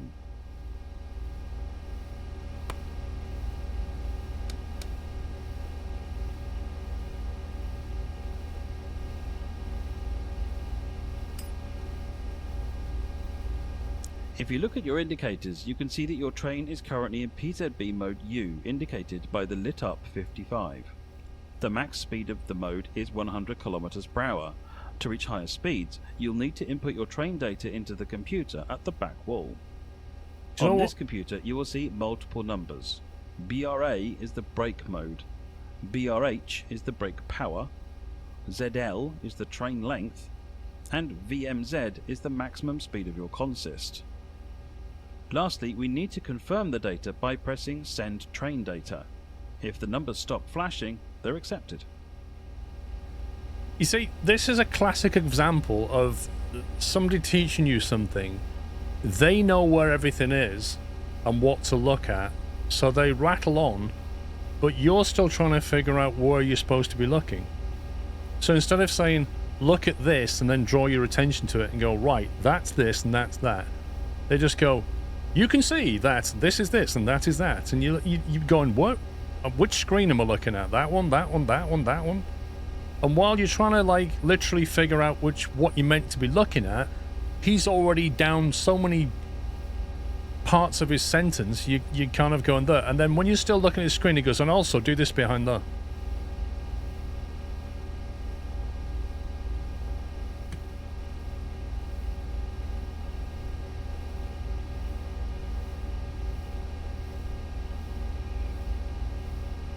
No, he didn't. Barney, he did, like, literally didn't say, get out of your seat and come over here and look at these numbers. He never said that. This lit up when he got halfway through and he went, we control this on the back panel, and then it started flashing over here.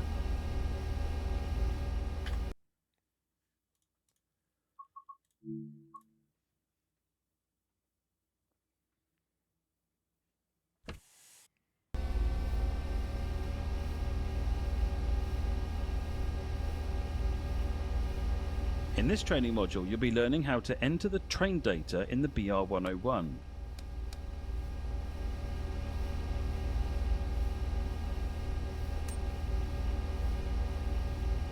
If you look at your indicators, you can see that your train is currently in PZB mode U, indicated by the lit up 55.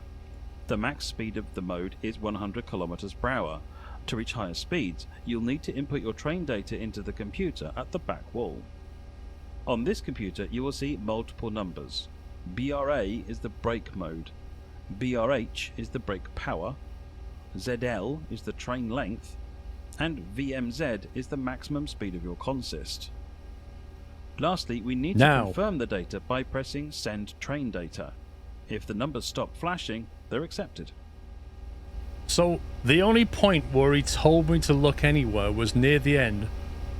But at the point where he's rattling off numbers, he said nothing about where to look. He says, your indicators. What does that mean? What does that mean? Your indicators.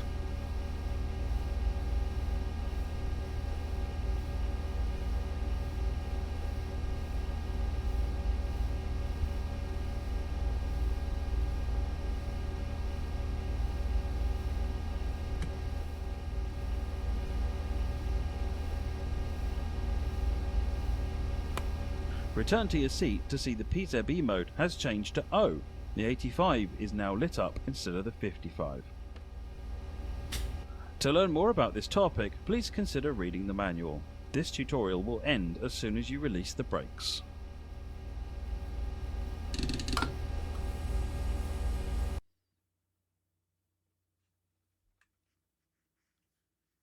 Right, I don't want to be overcritical, right?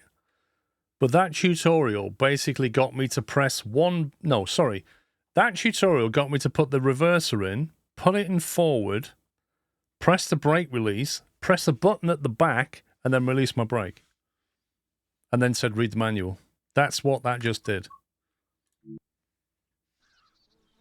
I wouldn't be happy to make a tutorial like that because I don't feel like that explained very much.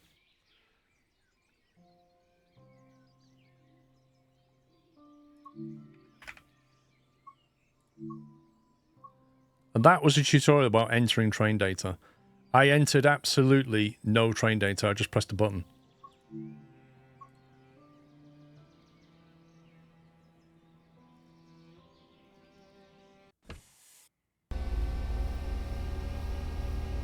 And when you press this button, it now shows O, and it says 55 instead of 85. In this training module, you'll be learning how to diagnose faults and handle them on a generic basis.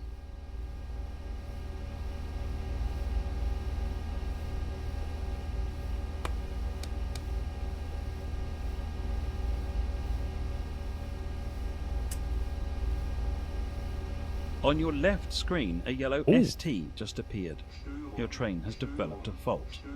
Click on ST above the screen to get more information. Now that was useful.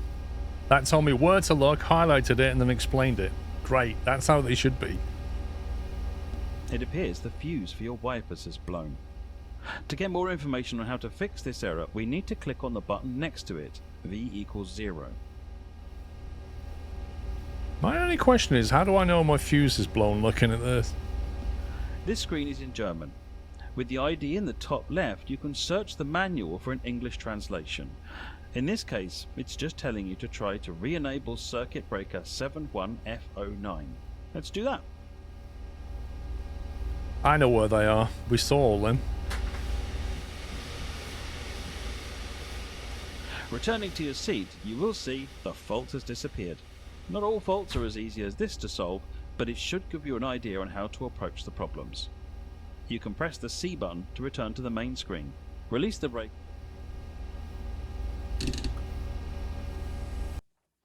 Okay. Now we know how to drive this train, operate it, and clear faults. We're good to go. Let's go straight in there then.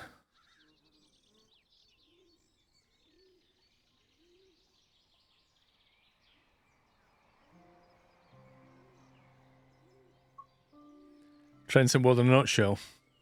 Learn how to drive train from watching YouTube videos. Start scenario, drive for an hour and a half, fail for unknown reasons, game crashes. It doesn't always crash, but the other stuff's fairly true. Right, train depot.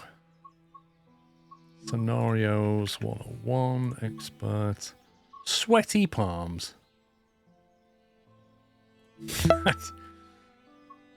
Navigate through a heat wave. Puts Pizza B and C-From by default and requires you to manually write train data and send it. Yikes. Hero, how you doing, sir? Thank you for tier 2, 103 months. You haven't aged a day, mate, I know. I'm like Peter Pan.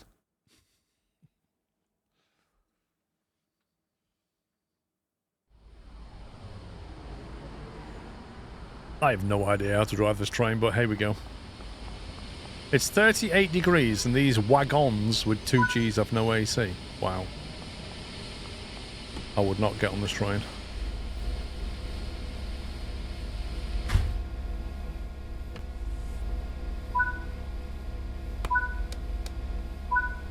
That's the only bit I know. Signal lights. It's annoying the way I have to get up and do this though, isn't it?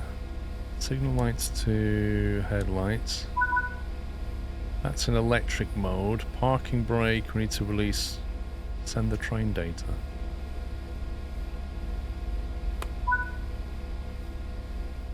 Okay.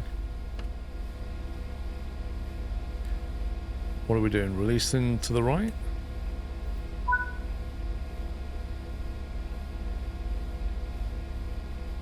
Loading packs.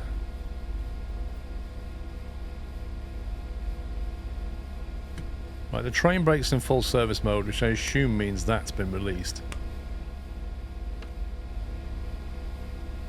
The thing is, there's not even a tutorial for the cruise control, which you would have thought was a super important, like this whole AFB system here. There's nothing, which is going to greatly help you keep to speed limits.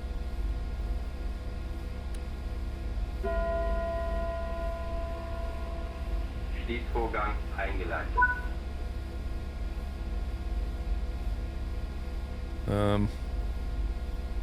It's telling me to go, but there's no... I'm not cleared to go.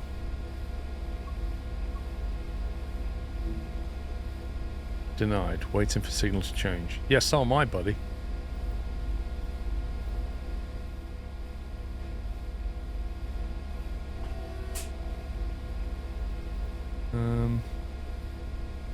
I think you enable AFB. I don't want to enable AFB. Actually, what do you mean you enable it? Air conditioning mode on. Pressure protection. I thought they said the AC was broken. Override. Can we turn CFOT on?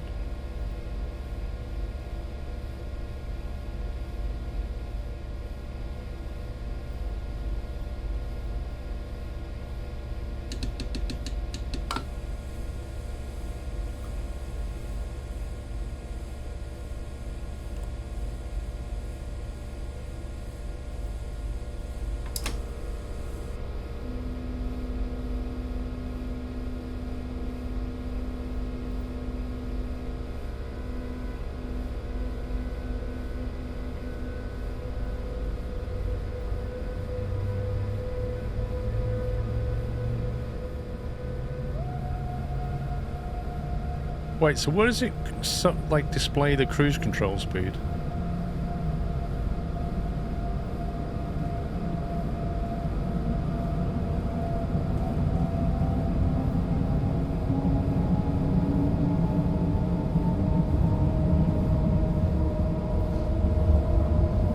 I knew it. That's clearly not working.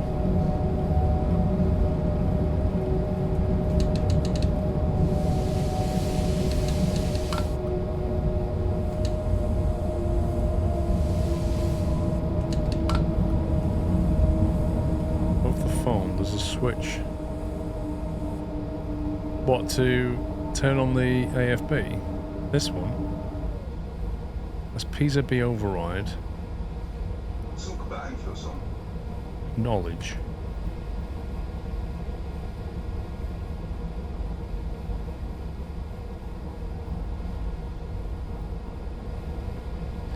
You can't see it here, but you can still turn it on. It's a hidden button.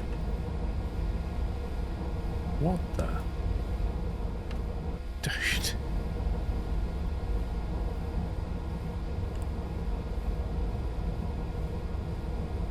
Let's put that on 50. See, why don't they teach you about this? This is ridiculous. That's what that is.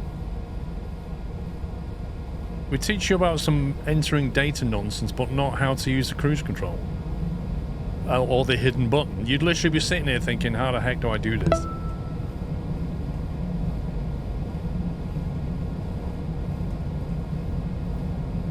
You have to enable it when you stopped. AFB, AFB, AFB. Zugbeeinflussung.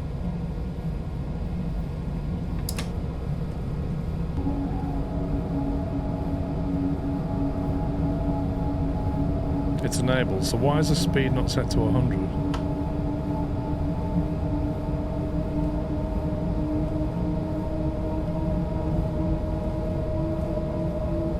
It does feel a bit like the whole terrain.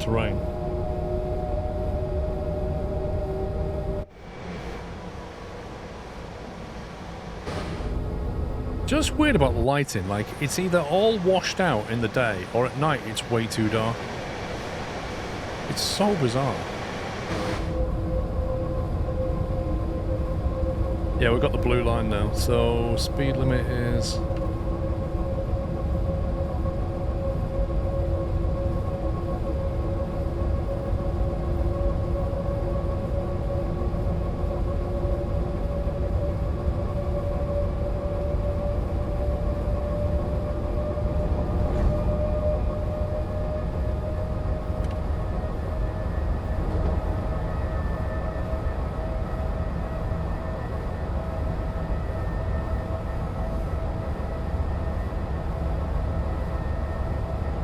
Oh yeah, I forgot about the RNF.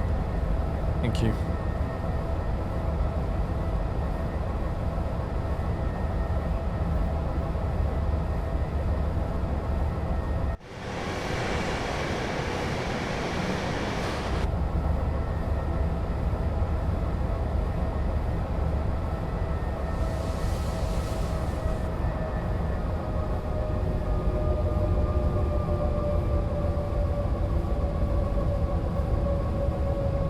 Okay, that reduced its speed quicker than I thought it would. Soon it pops 10 feet in front of you. Yep. That's the LOD. If you look at the shadows, you see that like the telegraph poles, the shadow pops in as soon as you get near it.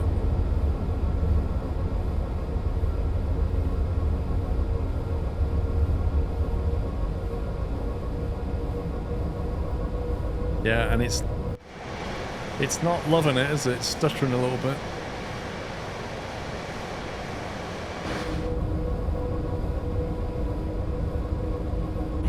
How do you turn off the AFB then? Like if I don't want it now.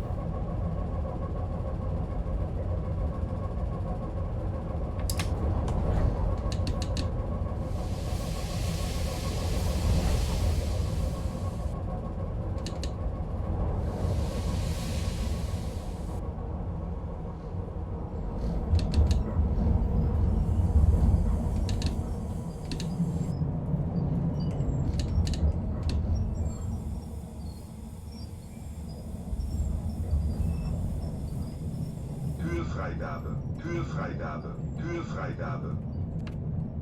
What?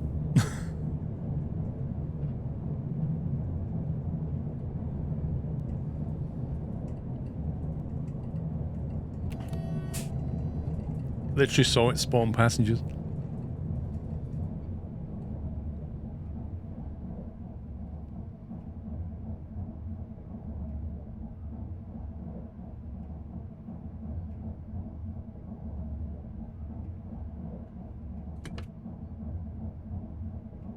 I don't think CIFA's active.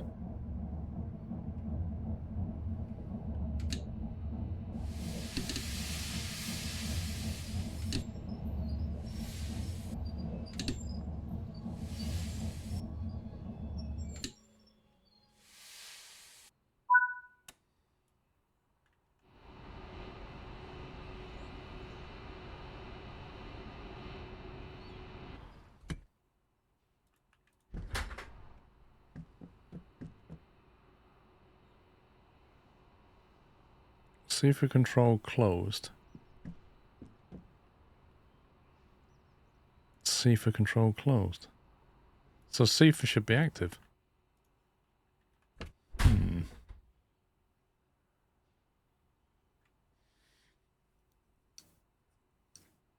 I don't understand why that's not working then. Schließvorgang eingeleitet.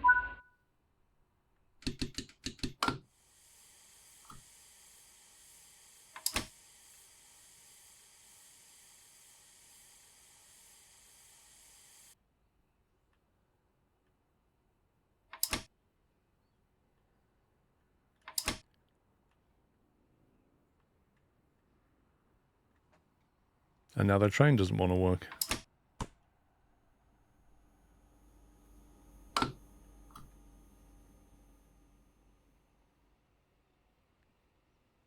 The MCB opens so the engine is off. You need to close the MCB. Wait, what?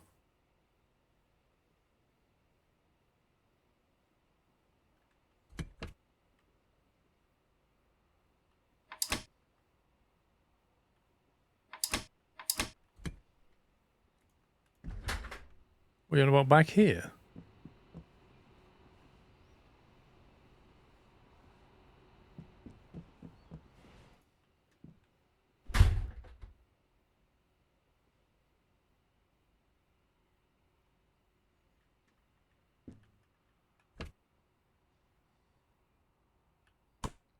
Throttle is off. AFB is on.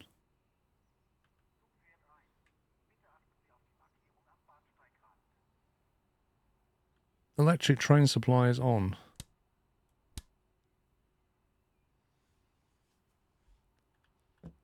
Are you saying something's...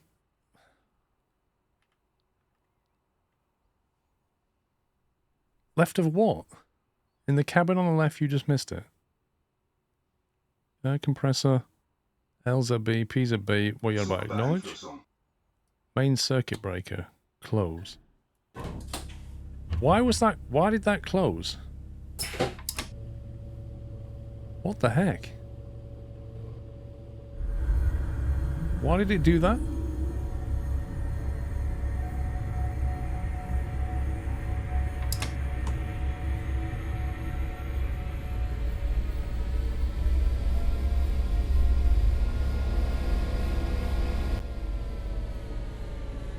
Wait, I don't understand. I stopped the train, I opened the doors, I closed the doors, and then my main circuit breaker's been tripped. Why?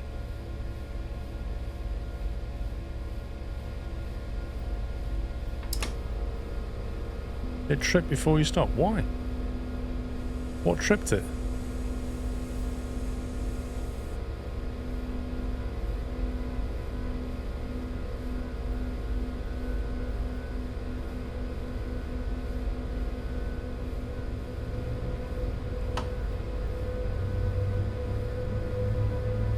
Why did it even trip, and how do you know it tripped?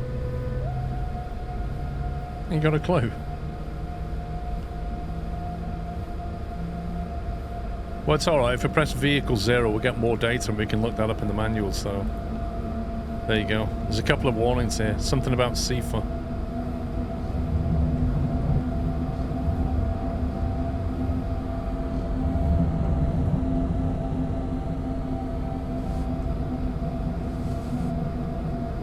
The AFP brought the dynamic brake back too rapidly, I think, because it suddenly stopped.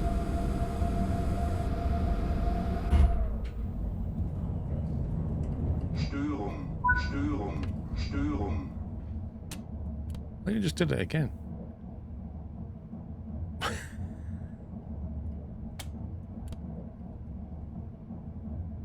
What on earth is going on?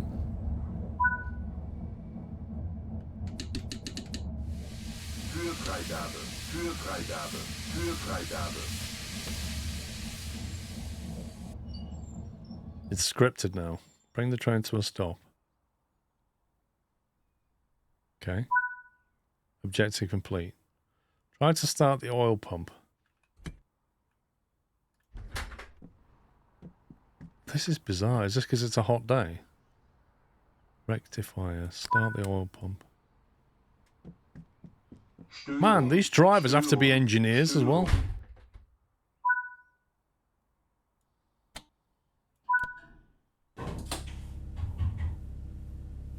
Störung, Störung, Störung. It's still saying it's a fault.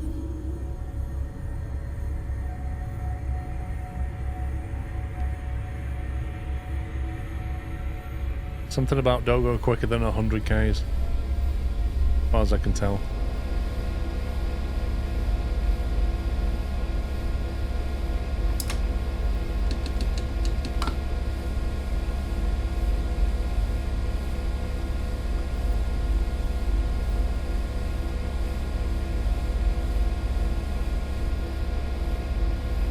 We still can't move.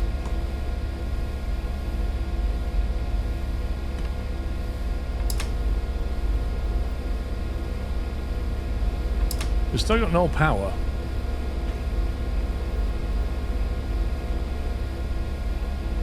Brakes are released. Reverse is in forward. Traction motor won't start back on to have 50% power and should be going 10k less than the line speed. Well, right now I can't even get moving. They're putting throttle in. Oh, there we go.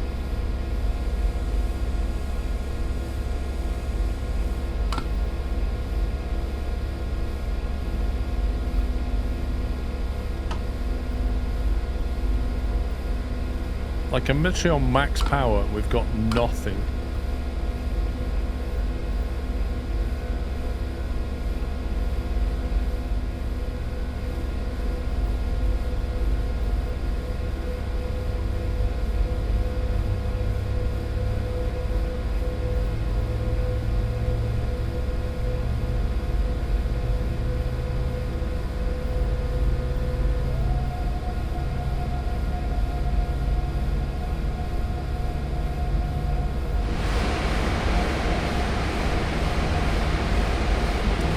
50% traction available.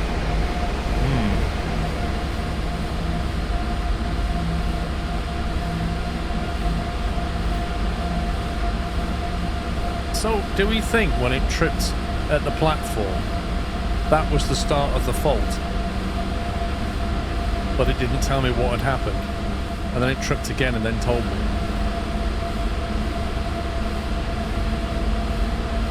Thanks, J10.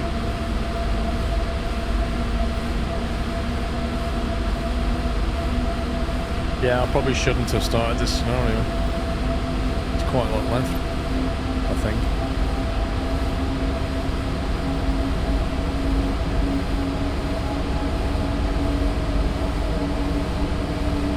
I did wonder why the circuit breaker had gone. That was so confusing.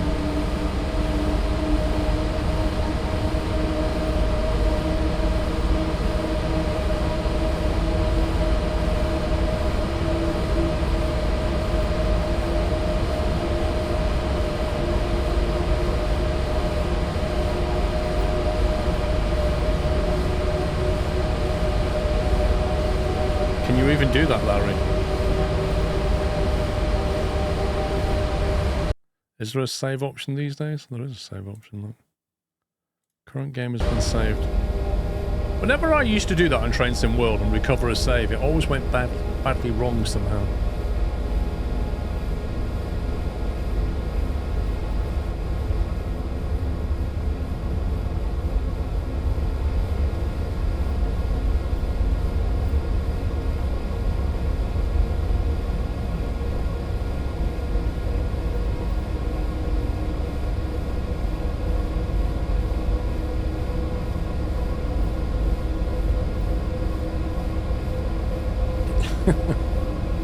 Yeah, when the train breaks, it can take a break, right?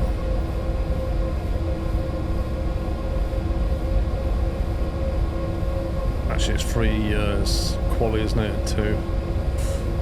Yeah, I should probably finish. You got quali at 2. Why does it saying the doors are open? I have no idea, because the doors are definitely not open. They're locked.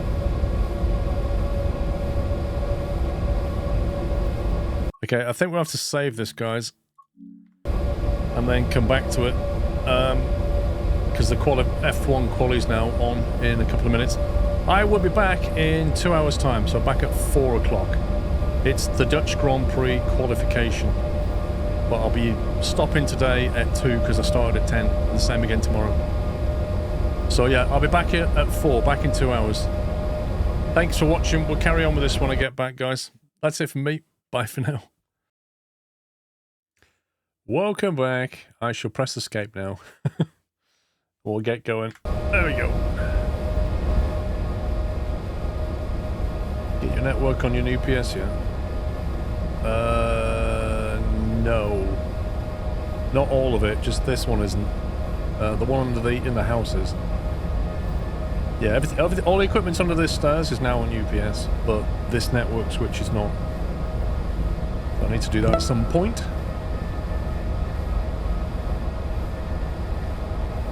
Glenn, thank you for 106. Luca Control, thank you for 32. Smokey Assassin, thank you for 37. I didn't actually exit Zarek, I left it running. So we've got a broken traction motor, as far as I understand it. Oh, that's a nice freeze. Scenery load hype.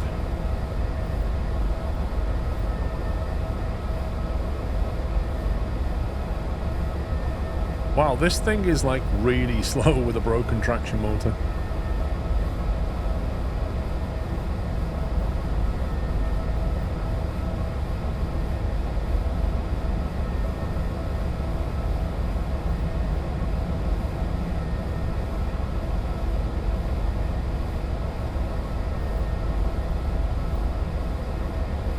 Yeah, it really does break the immersion when it does this. And I don't think they know how to fix it.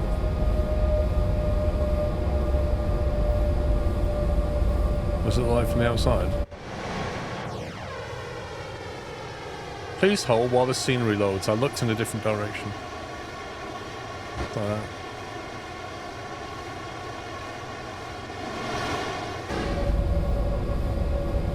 Yeah. It's supposed to be a very hot day in the game, and there's no air conditioning on the train, and the traction motor is broken. That's the backstory.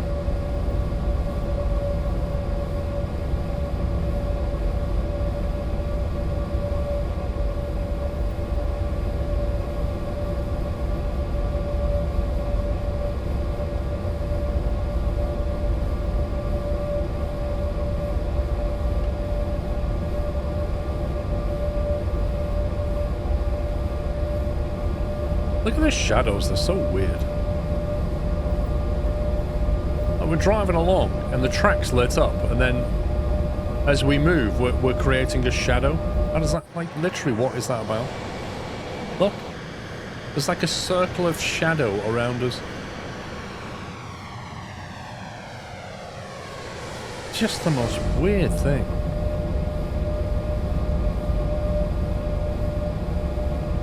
Do you know what? I wonder what would happen if we actually put the shadows on low. Oh, they're on low. Let's put them on high.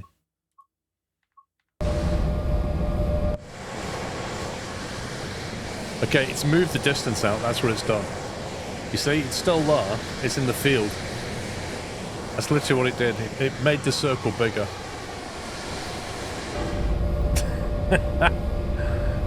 Amazing. Oh, I missed the 100.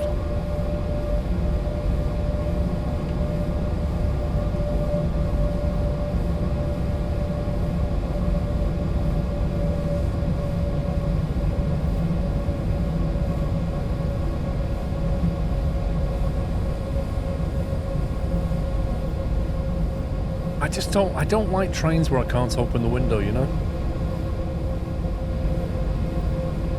I prefer ones where I can.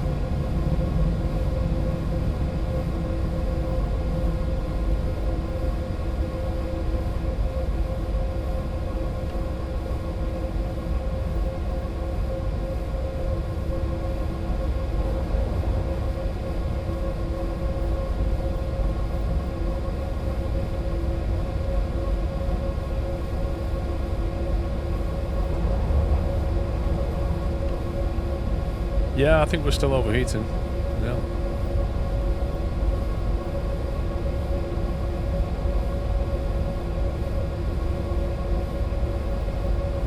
I can't see any window. None.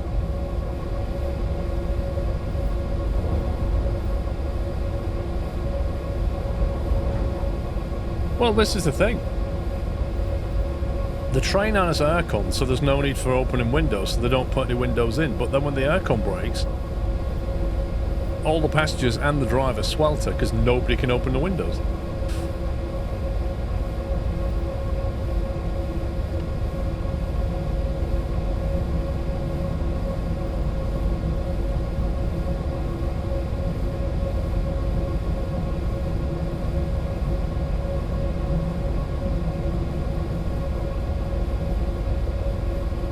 Also, I still can't work out why the CFA system doesn't work.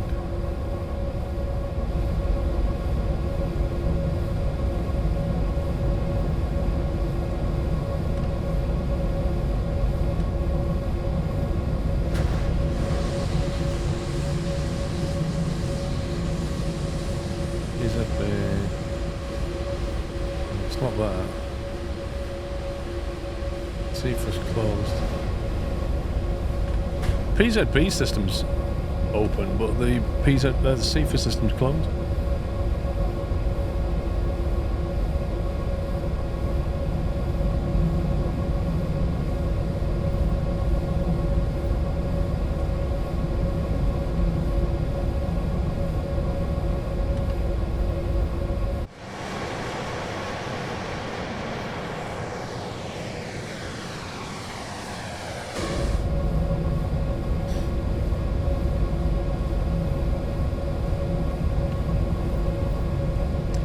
So we're doing snow running tomorrow still.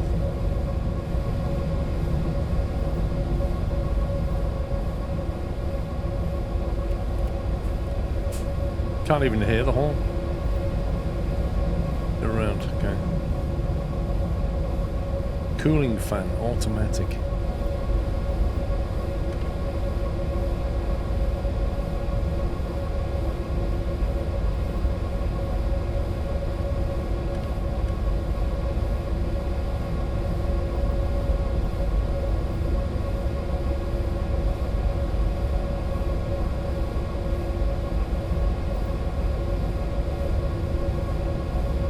I don't see any C for control on the back panel. Yeah, we already tried that. It doesn't work. Besides, it's shift enter because control enter activates PZB.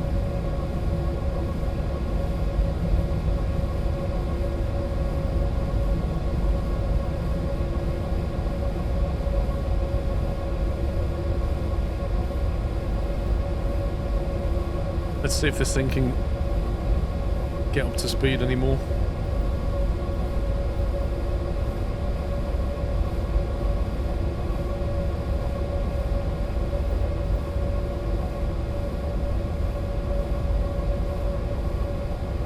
Auxiliary traction control.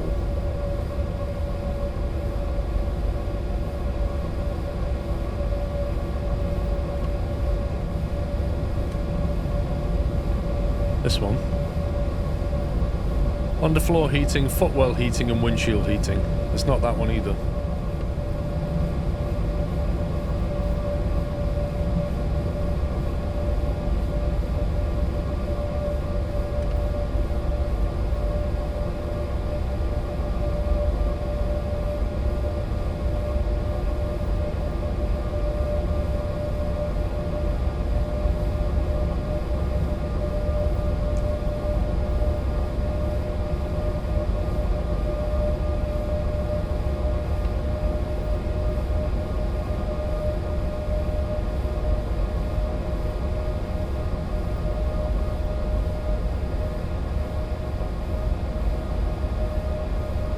What's the schedule on this? One more stop to make after this. Oop. Wrong button.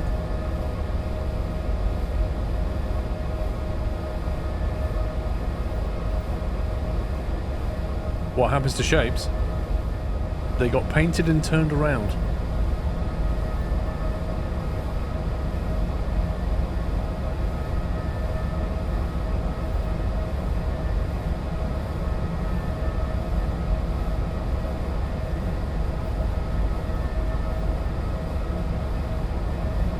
That's right, we are accommodating the vortex.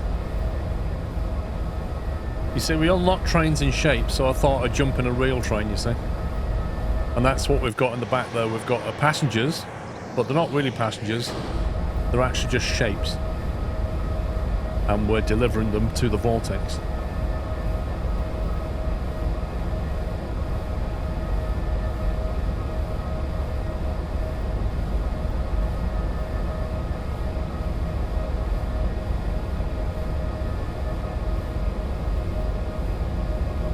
I saw yesterday on Antelope Valley where you drive beside a speeding car with explosions for filming a movie. What, in Train Sim World?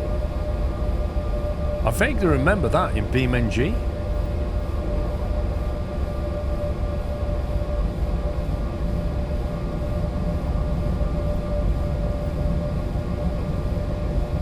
Does the Vortex want them? Nah, nobody does.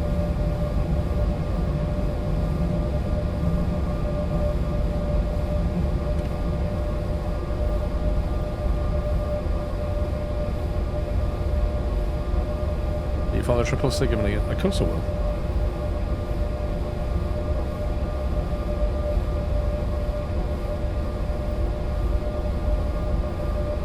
Although the next plane I'll probably fly with the Phoenix.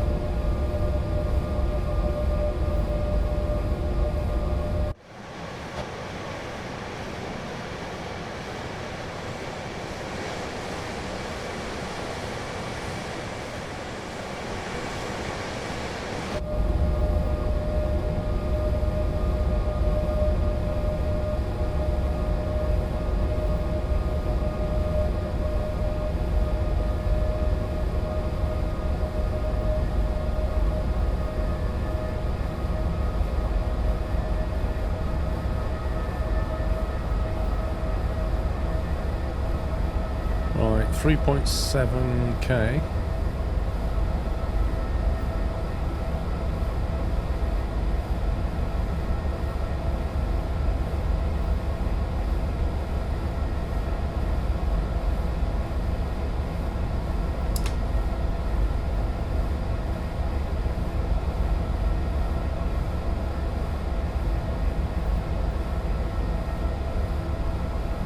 I haven't played Farm Sim in quite a while.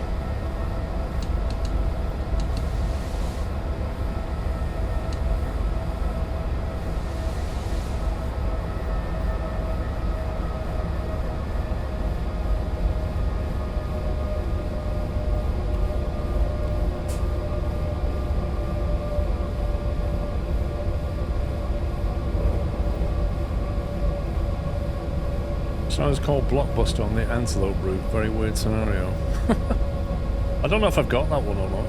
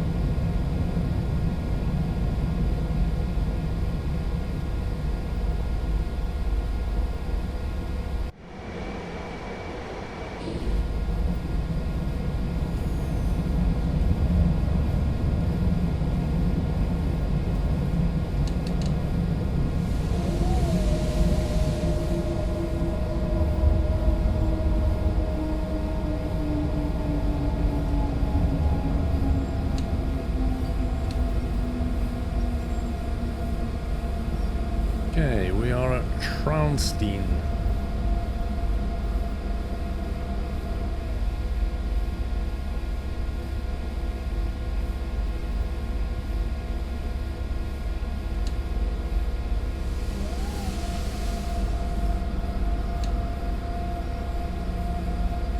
Türfreigabe, Türfreigabe, Türfreigabe.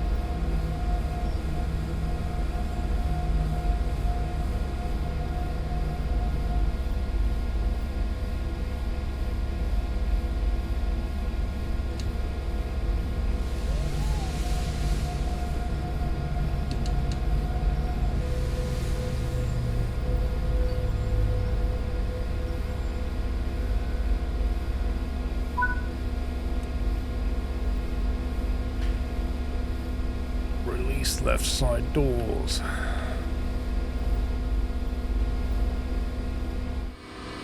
Wow, so if I want to look out the left side, oh, that's interesting. If I want to look out the left side, I'm better off pressing the right arrow key, because the right arrow key will take me there. If I press the left arrow key, I will go there, then there, then there, then there, then that one, then I'll go back to there, then I'll go left side. Jeez.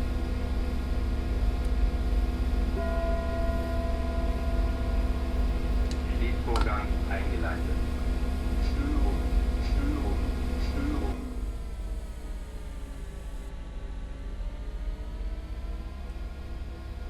Does that sound like a weird power down? It's not done it again, is it?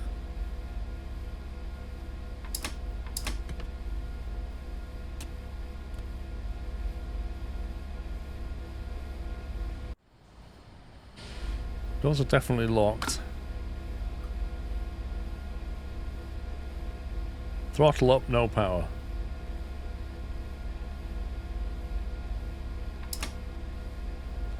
It just feels like something's tripped again. Störung.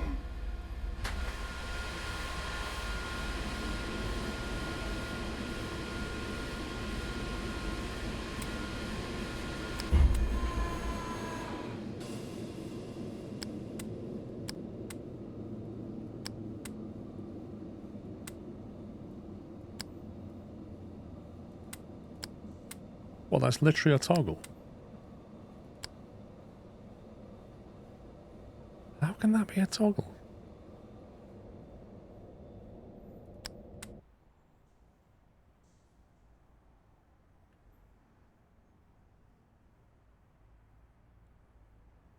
When you look at them like this, you cannot tell what position they're in. But the weird thing is, if you hover over the start key, your mind thinks if I press this, it'll start. If I press this, it'll stop. Actually, what's going on is it's just toggling between the two. But you can't really see them unless you stand like that. But it does sound to me like the engine's died.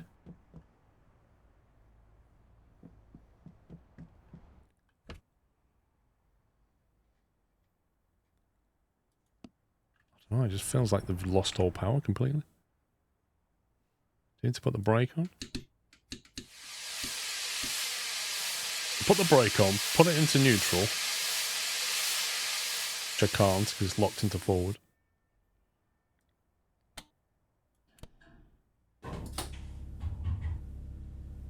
Störung, Störung, Störung.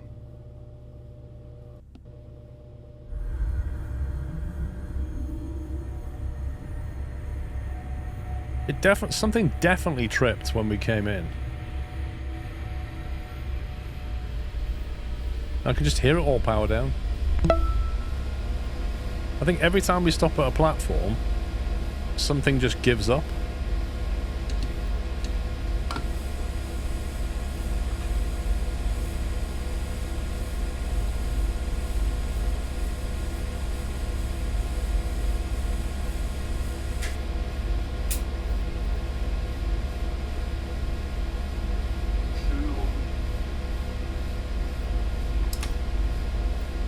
Dude, the doors are open. Look, it's on lock all.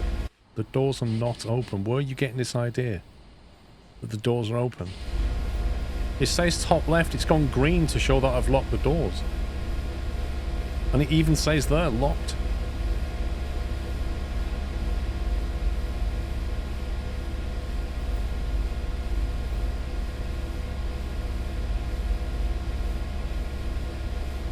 It's definitely not delivering power.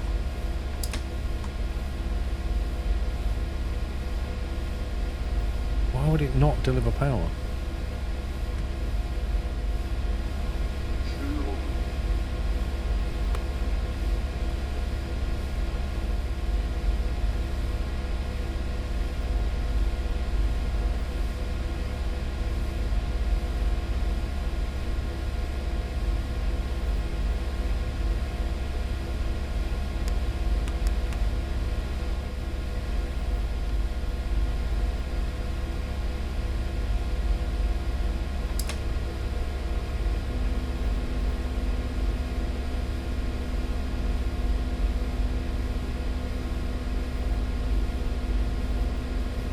I mean, obviously after done the tutorial, I should really know how to troubleshoot this thing. That comprehensive tutorial I went through. Jeez, man.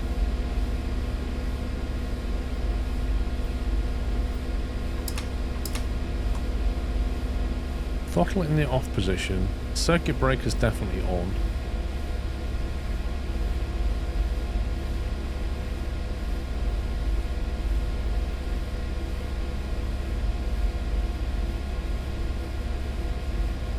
That's PZB stuff.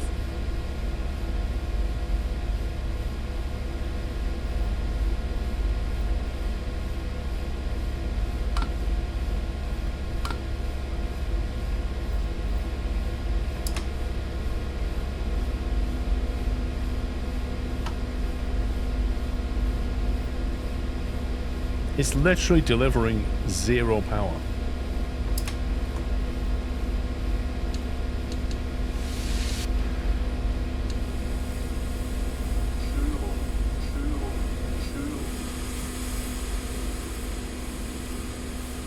PZ breakers down, but that doesn't matter. The old breakers are down.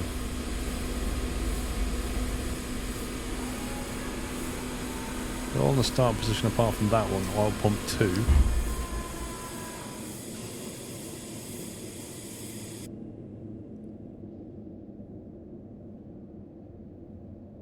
Oil pump 1. That won't stay down. That one stays down. So oil pump 1's the one that's broken, I think.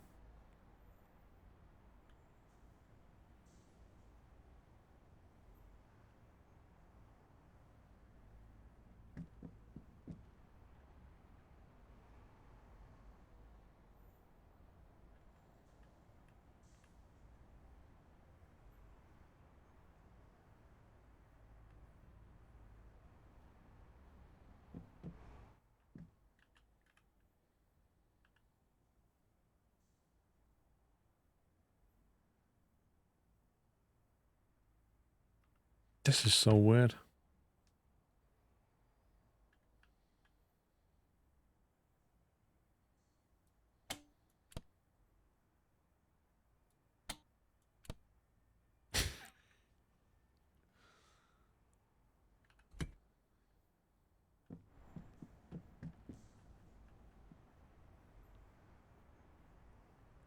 Is this something to do with this oil pump thing?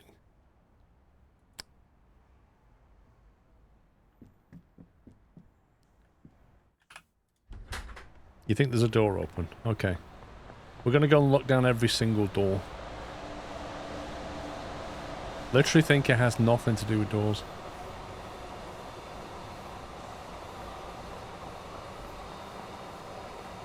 What even makes you think it's a door anyway?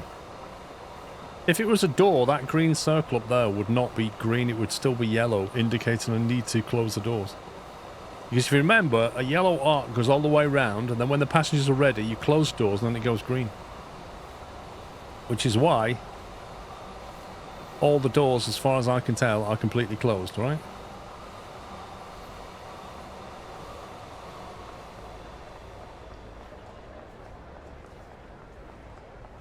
You've seen somebody else have the same situation. How did they get out of it?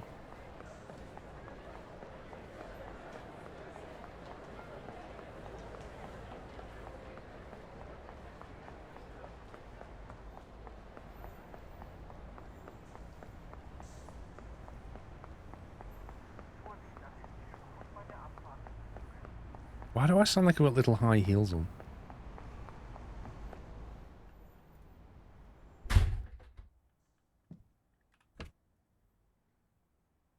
Well, my doors are all locked, so that's just weird.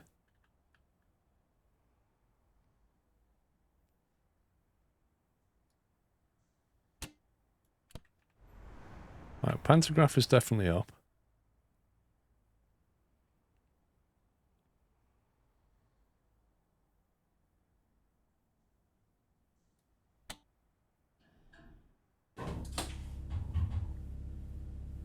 Störung, Störung, Störung.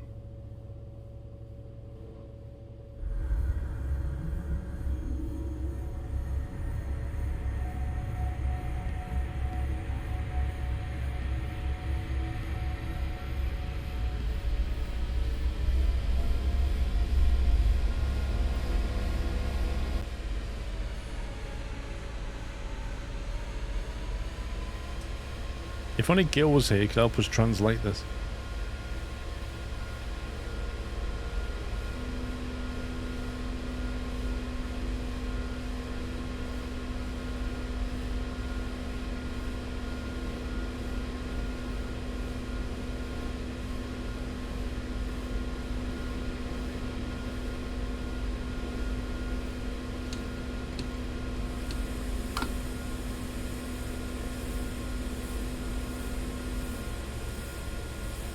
Release the pressure.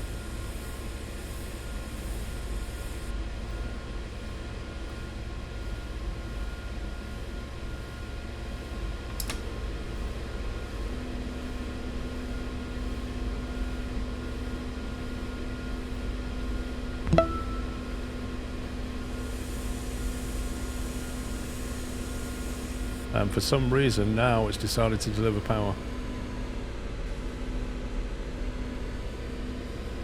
I am none the wiser.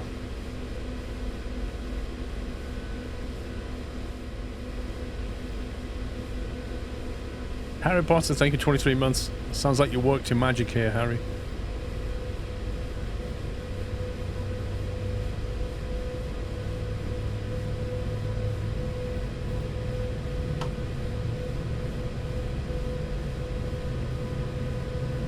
As far as I can tell, I didn't do anything that I didn't do the first time. But can we please acknowledge that the doors are definitely closed?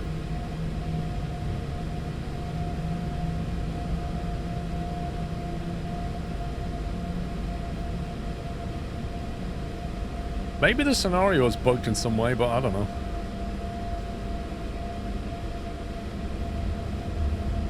It's probably going to penalise me for something. Closed, yes. Lock, no. Okay, and how do we lock them?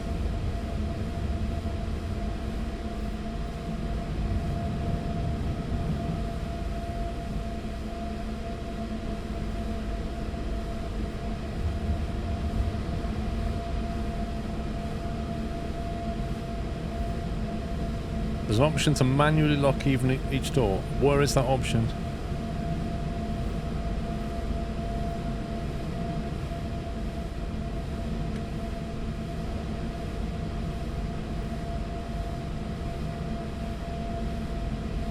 There's door release, lock all, release all doors, lock all. That's literally the only option, is to lock all doors.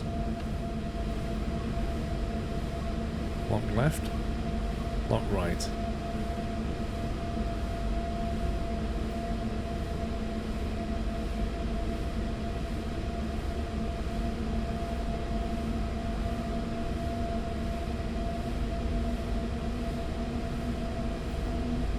I don't think it's going to pass the scenario, because right now I don't even know where I'm meant to be going. Because it says stop the train, reset emergency handle, which sounds like something was meant to happen. Sit in your driver's seat, stop at the Rosenheim. Load passengers. That was where it was up to, isn't it? So something's definitely bugged.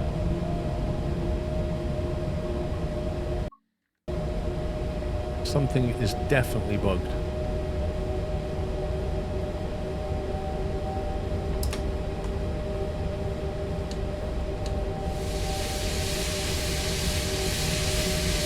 I'm just going to stop the train.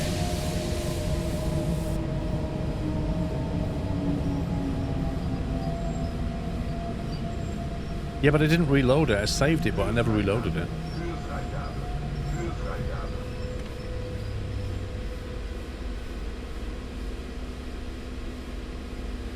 If I stop the train, in theory, release the doors.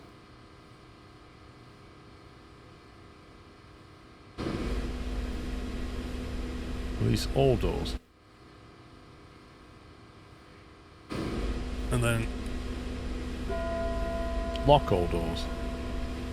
Schließvorgang eingeleitet. Störung, Störung, Störung. Thing is, you can't actually open the doors, you just release them. Release all doors. Allows the passengers to open them.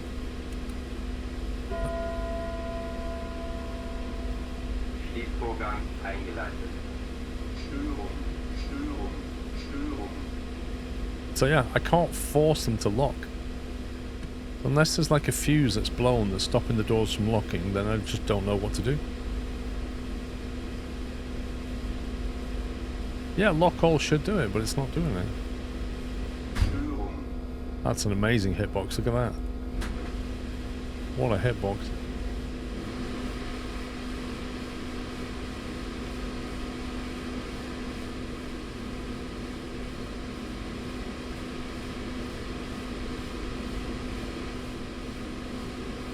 There must be a fuse for the doors themselves.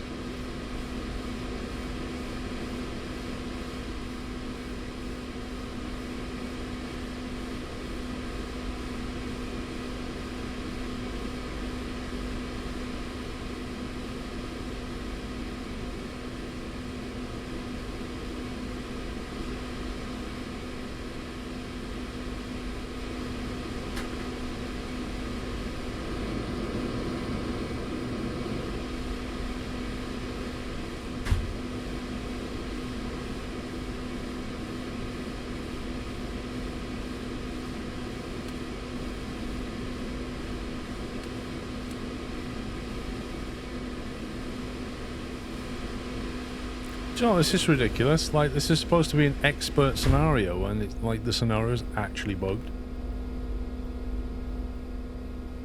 And I have no way of telling the scenario that I've loaded passengers, then we should move on. Like, what are you supposed to do? Yeah, I think it means, stirring just means like fault or something, doesn't it? Something's not right, but there's loads of faults on this train. Look, there's all these. I think that's saying oil pump 1 is broken. That's when we started oil pump 2. And as for this, I don't know what this is.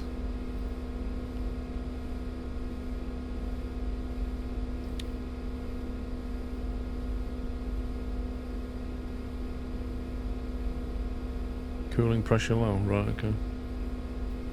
So it's not indicating a fault with the doors, is it? So I don't know. I can't carry on because if it's not moving to the next point in the scenario, I don't have a scenario. I can't stop at Rosenheim. It won't acknowledge that. Get down and try to manually close. What? Are you still thinking there's a door that's not locked or something?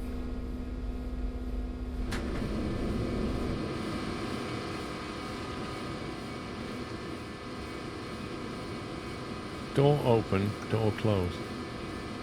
See? Because they're locked, you can't open them.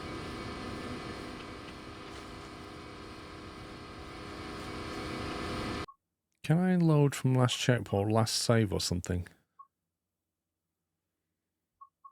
How do I load this from the last time I saved it?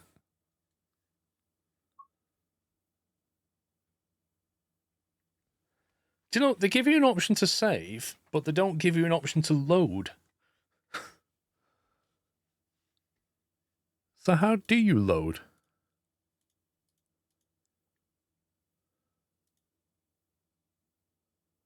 Because perhaps if I could load it just before the station. Like, I literally saved it when I went on a break, and that was before that station. You have to go to the main menu. Dear me.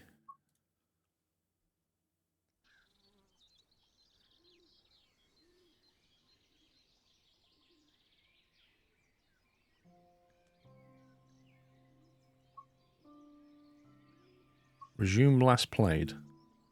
Presume that's it. Let's see if it does the same thing again.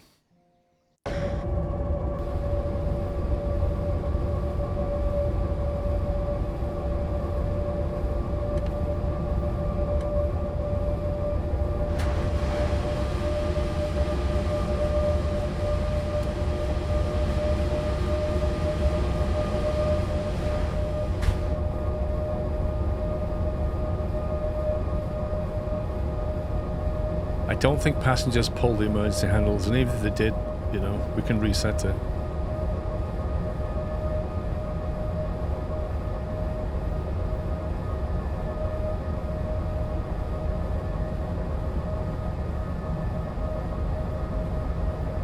If it bugs out of the station again, then I'll just have to leave the scenario and do something else.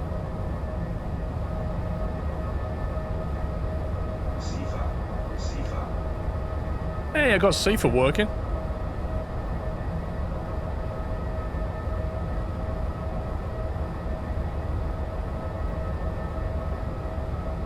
To wait until the brake pressure's at 0 until you apply the power. That makes sense.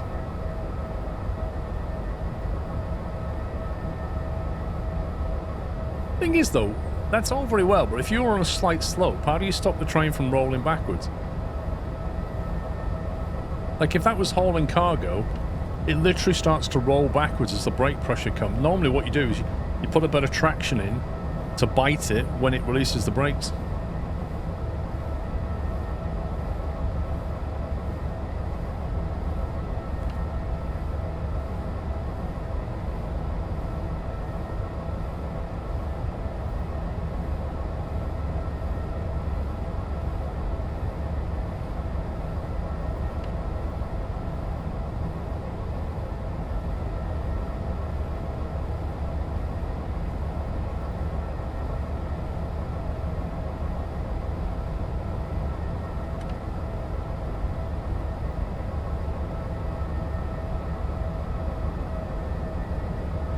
I don't know, I guess we'll find out shortly.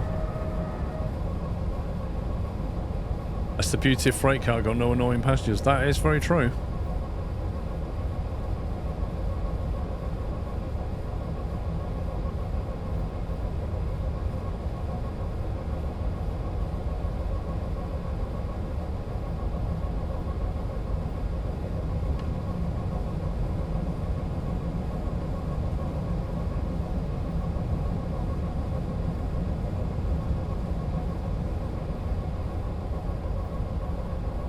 Reset. Hold 3 seconds to reset.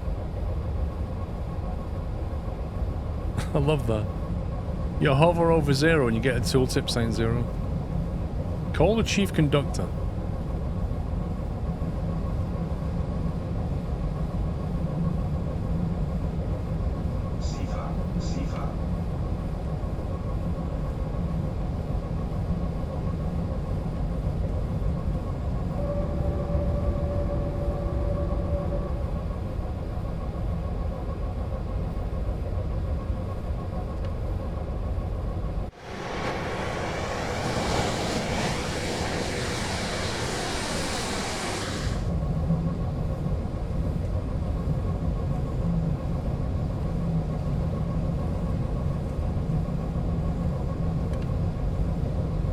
I don't think it had anything to do with SIFA. I don't think that was the reason it was bugged.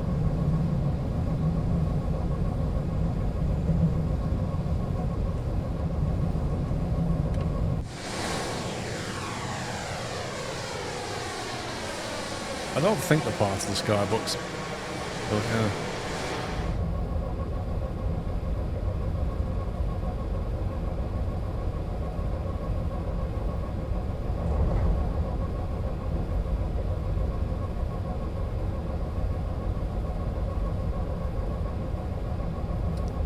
I have tried to play with PZB. It's a bit of a pain. The problem with, like, playing with PZB is fine if you can focus. The problem is, if you stream and play with PZB on, what happens is you get distracted by something in chat, and then you just slightly overshoot your speed, and then all hell breaks loose. You know what I mean? You need to be able to focus on just driving.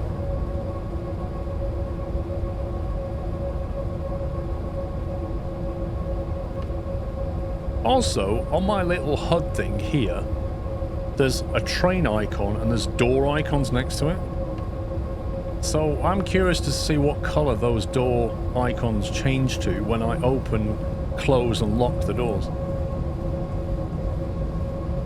Train Sim World 5 will be a free upgrade for 30 days, Callum. But what you'll have to do is when Train Sim World 5 releases, you'll have 30 days to go into Steam and actually claim it, because you've got 4. So you can claim it for free, basically, but you only have a 30-day window.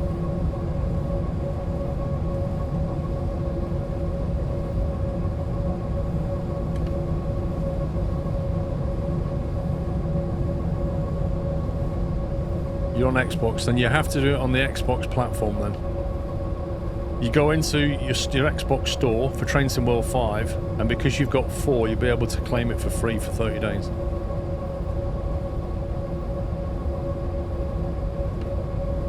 There is an FAQ you can read.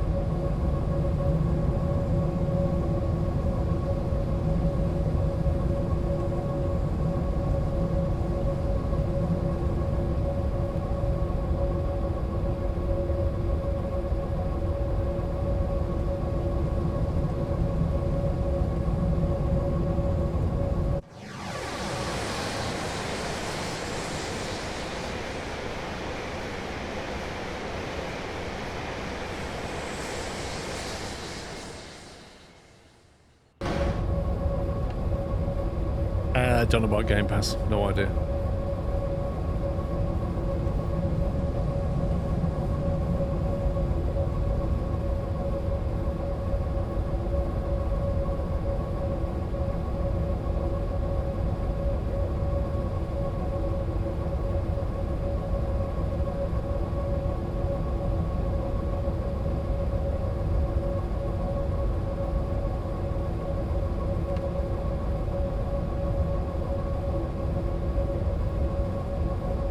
Wait a year and get Train Sim World 6? Yeah. Well, if you wait 2 years, you can get Train Sim World 7. Even better.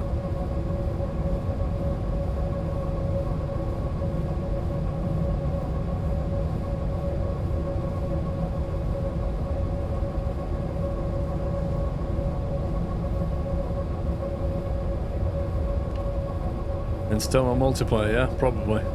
I don't think they'll ever add multiplayer pubs.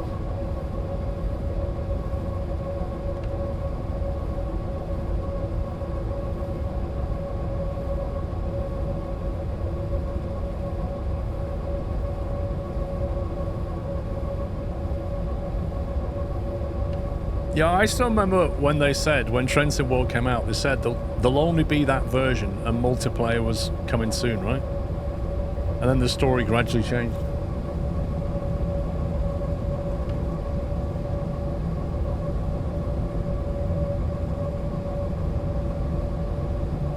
You tried what on PC? Metaflake? I don't know what GP is.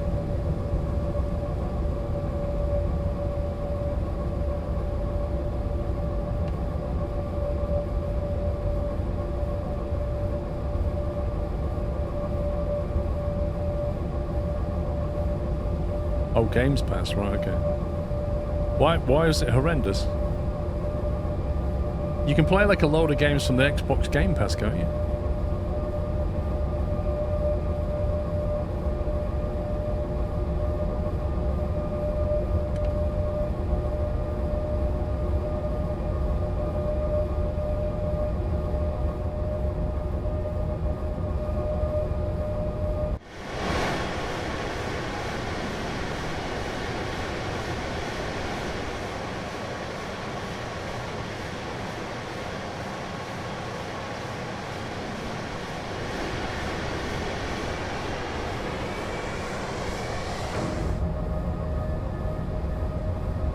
Are we there yet? Almost.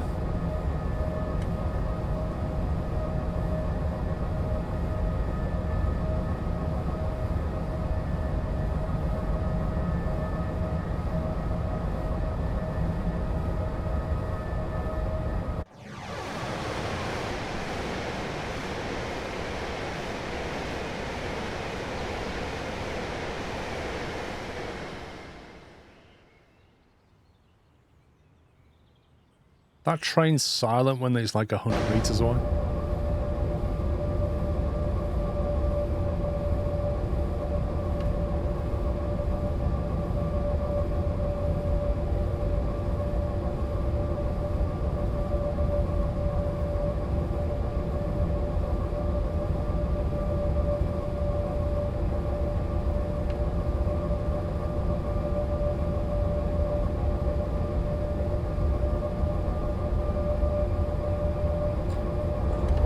Deutsche Bahn. Basically German National Rail.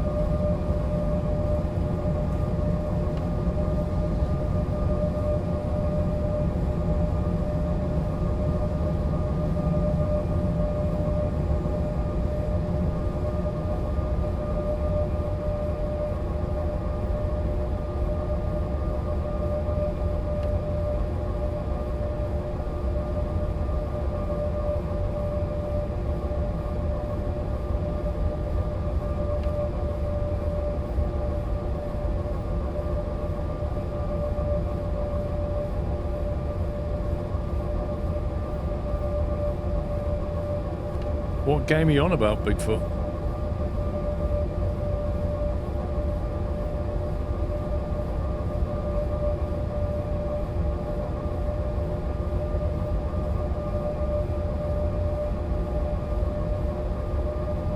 Right, we'll find out in 4 kilometers whether this thing works or not.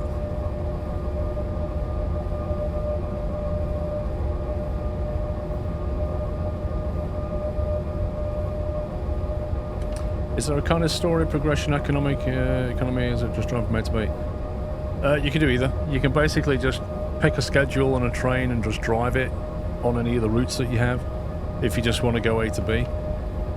Each train or map extension normally comes with a bunch of scenarios that you can play, which will have varying things from teaching you how to drive it to like this one, which is a scenario where it's a super hot day and something on the train's going wrong.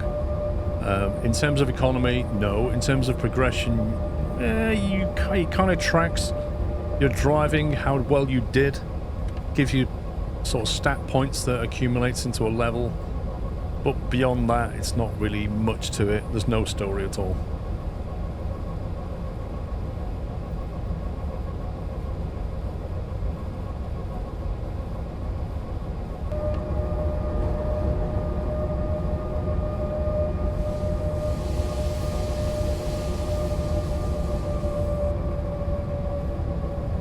An add-on for Netherlands or France?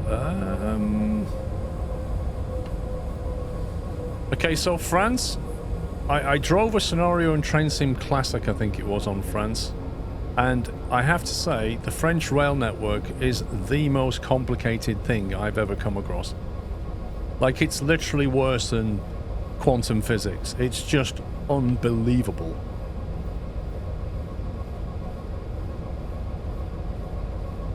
As for Netherlands, I don't know if I've driven any scenario in the Netherlands.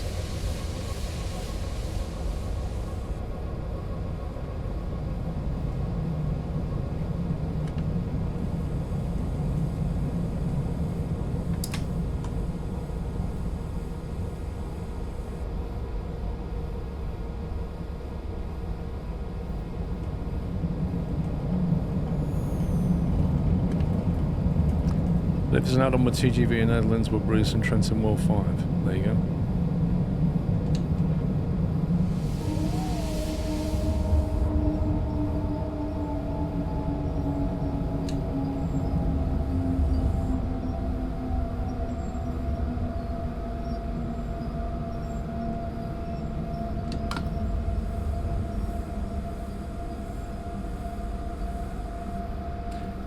Roadcraft is on my kind of watch list, so I'll see what it's like when it comes out. That woman had the brightest green boots ever.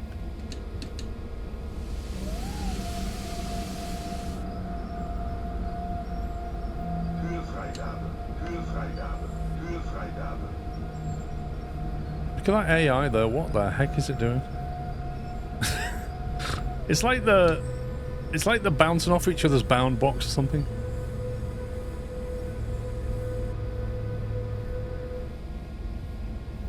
How's the journey? It's not been good. Not been good.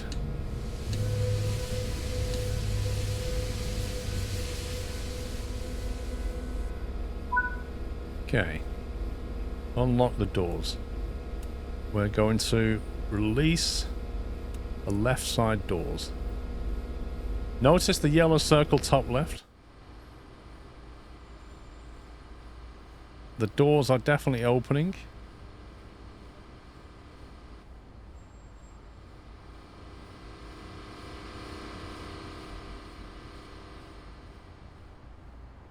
Doors have definitely opened. Lock the doors, it says. Lock left side. Yellow circle top left. Green circle. Still says lock the doors. You see that?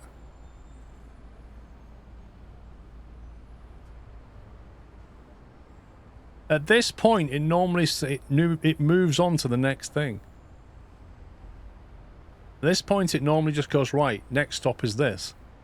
I think that scenario is broken.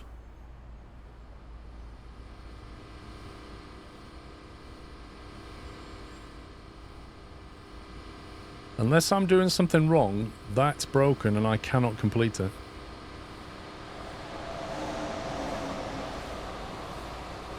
Well, I mean, I can unlock. You can unlock them all day long. It's not going to make any difference.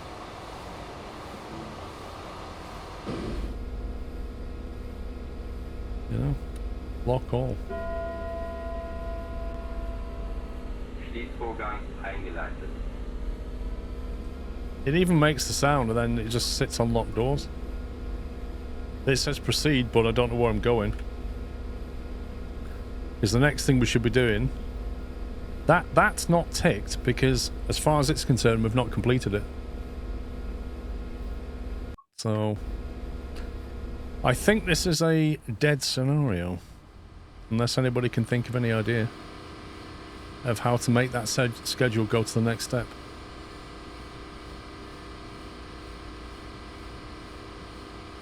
I wish there was console. I really wish there was a console I could bring up and just go next step.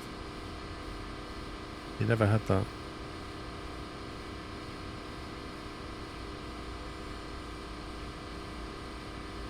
It's a bit annoying considering this is an expert level expansion.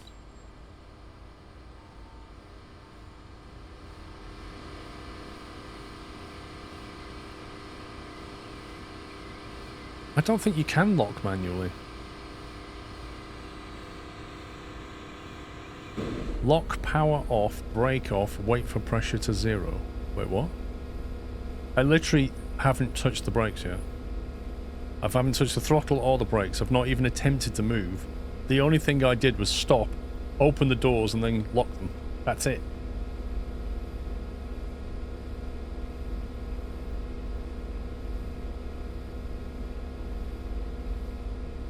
I think the doors are locked, that's why it's gone green. I think whatever's running the scenario is not moving it to the next step.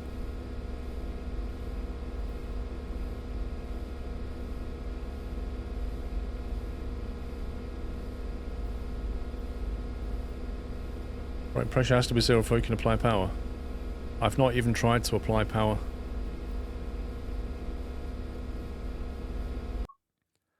far as I can tell, that's broken.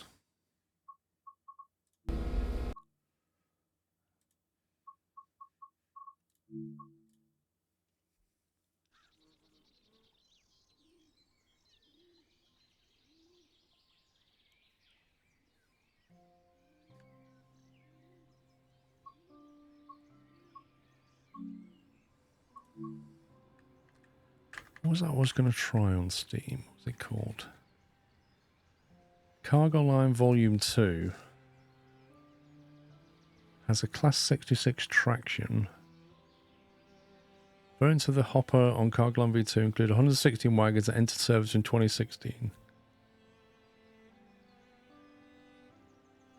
All aggregate across the Midland Main Line and Great Western Express routes, as well as 2 bonus scenarios for Southeastern High Speed. Right, how do you find this? Class 66.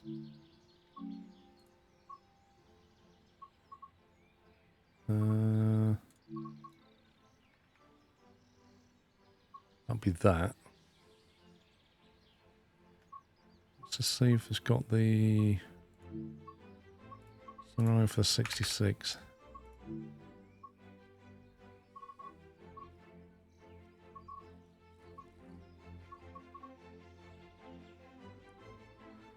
Grain Oil Terminal. There's quite a few for this, actually.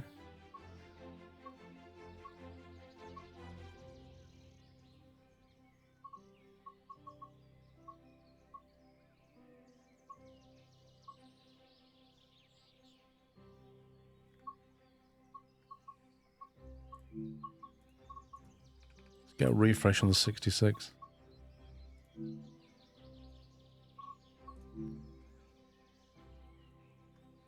Love the expressions on my face. What do you mean, Mickey? It takes me, is it AFB not being at 0? Is it on? It's definitely on. I was using it. In this training module, you'll be taken Aye. through the operation of this Class 66 Let's locomotive. Matt. It's a Yorkshire man. During this brief introduction, you'll be covering the critical driving controls and freight You should have said operations. controls. That's how When they you're say in ready, Yorkshire. climb aboard to get started. They say controls.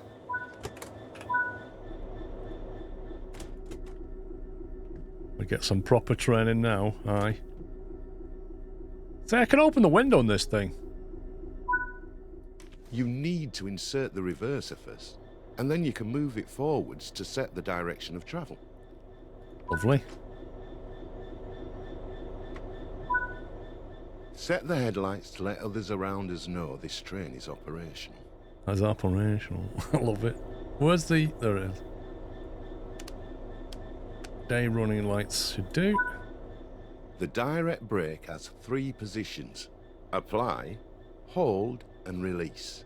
They directly affect the brake cylinder pressure, shown on the left-hand side of the desk, or on your HUD under the BC entry. While in the apply state, the brake cylinder or BC gauge will fill, meaning an increasing amount of braking force is being applied. Move the handle to the hold position to maintain the same level of braking force, and back to the release position to reduce or release the braking force. The direct brake is used to apply the brakes only on your locomotive, and is faster to apply and release than the main brakes.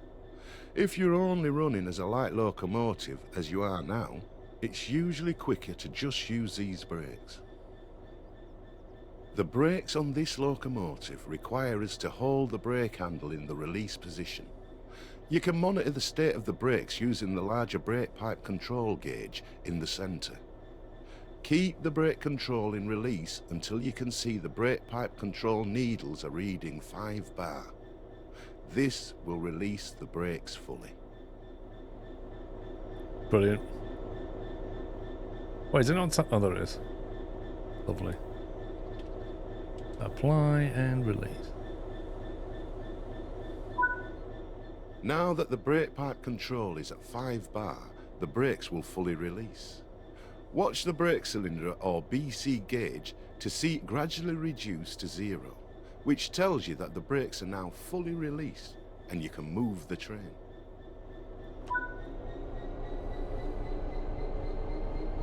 The mountains in the background. They're the same ones on the test track. As you apply power, notice the amp bar rising. This is the amount of power being fed into the traction motors. Try to keep this out of the red, as it means you're overpowering the motors and could damage them. Oh, I like that. Coasting is a method used to efficiently I like the way it said, and built damaged in them. London, Ontario, Canada by EMD. The British Rail Class 66 is a 6-axle diesel electric locomotive used primarily for freight operations in the UK. Introduced in 1998, the initial order of 250 locomotives was said to be the biggest single order of a locomotive since the era of steam trains. More than 500 Class 66 locomotives were built, with the final one being delivered in 2016. The Class 66 has earned the nickname Shed because of its shed-like pitched roof. Shed. I love it. The designers thought they were being like original with like the water egress, but like everybody went, nah, that looks like a shed.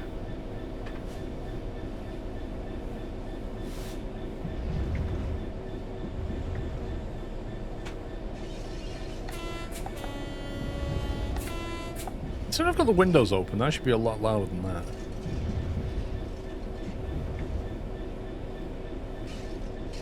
Electro move.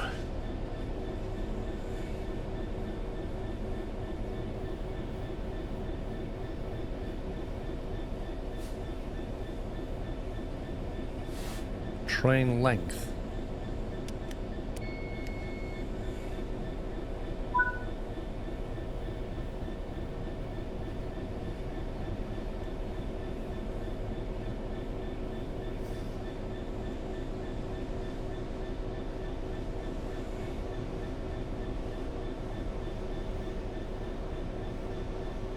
Yeah, when it idles, it does sound like that. I've seen quite a lot of these on the railway, and they do make that noise when they're idling. It's weird.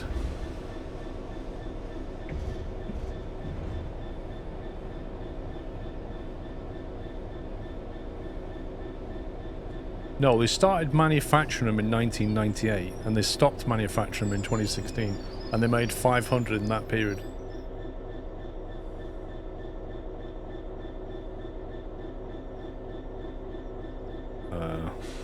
Does it want me to move? Switch line ahead, shunt. Oh, it wants me to faff around. Oh, God.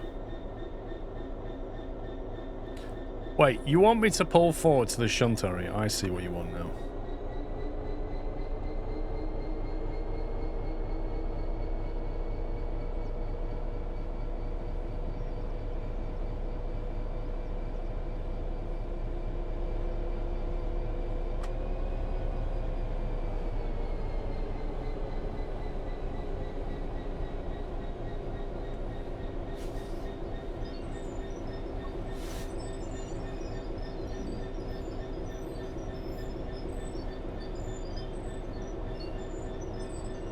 Are we hooking up to some...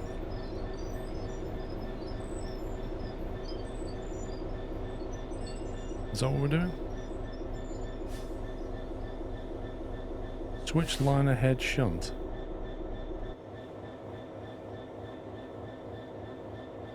What is it talking about?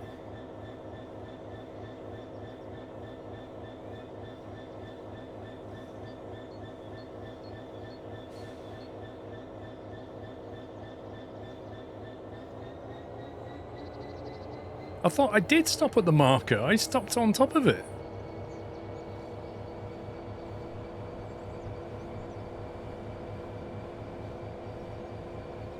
I literally did.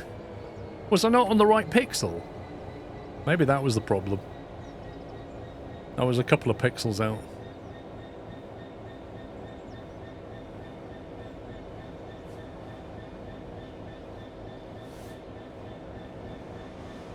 Like, it's just going to say, Switch those points behind you.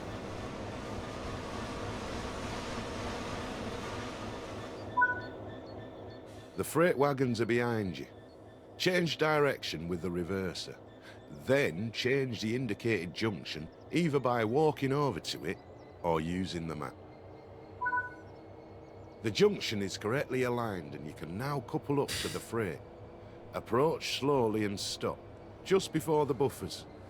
Don't forget to release the direct brake before you apply power. Don't forget. Do you know one day, right, scripted things will actually be a bit more intelligent? Instead of just, when player does this, then do that.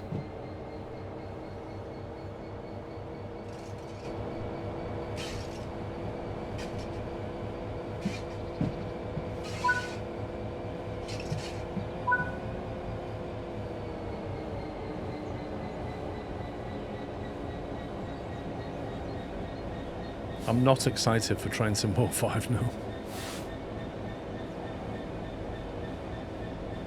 They could get Fred Dibner's voice via AI these days.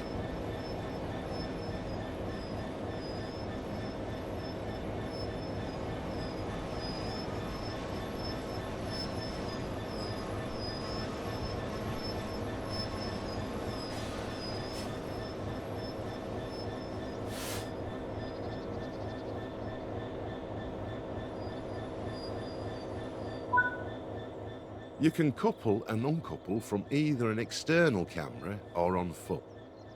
Connect the formation using the external camera.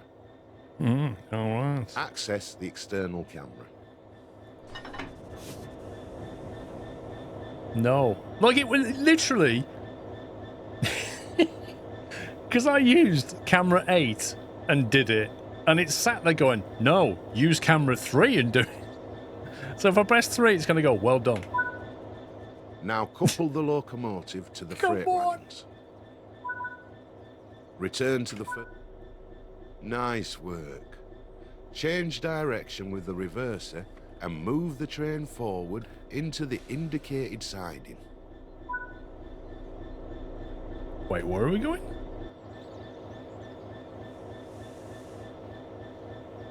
It's a what indicated siding? Does anybody see an indicated siding? Oh, now we're indicating the siding. This is special.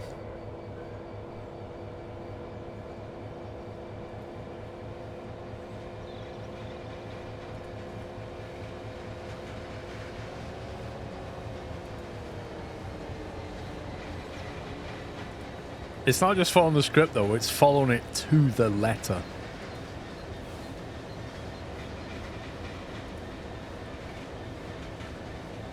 Yeah, those Pennines in Yorkshire have definitely got a bit bigger, haven't they? Those peaks got a bit higher.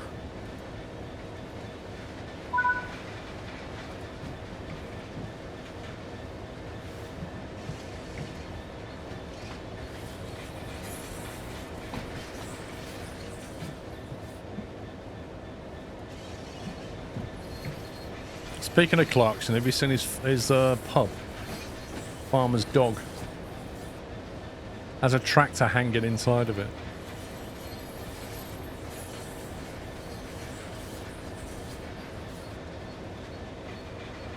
You've not seen that? There's this grand opening. It's on YouTube. There's a video of it like on opening day. Like Caleb and all and his wife and everybody were there.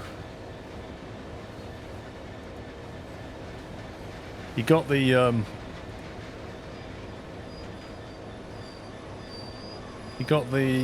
one second, can't do this backwards. He got the marquee from Grand Tour, and he's got it there at the pub. I don't know if there was a list of people who were banned. It was a 4-hour wait to get a drink, though.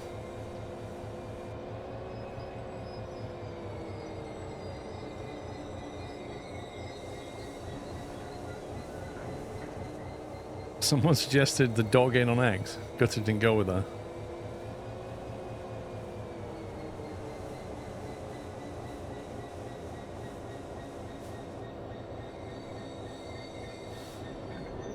You're right, it's not worth the wait. You can couple and uncouple from either an external camera or on foot.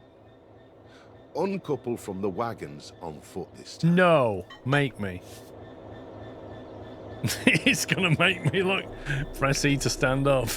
You will do this on foot. Oh, are you kidding me, game? I've literally stood up. Come on. Leave the cab. That concludes this training module. Oh, that is just genius. It's absolute genius, that training.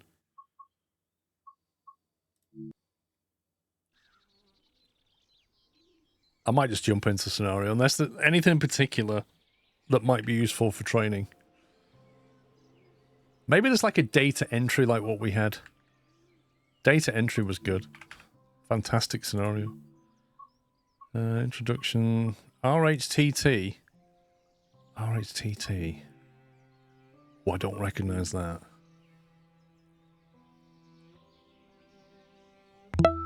That script. That In this was literally training on module, rails. you will be taken through the operation of this Class 66 locomotive. She's not from Yorkshire. During this brief introduction, you will be covering the critical driving controls and freight operations.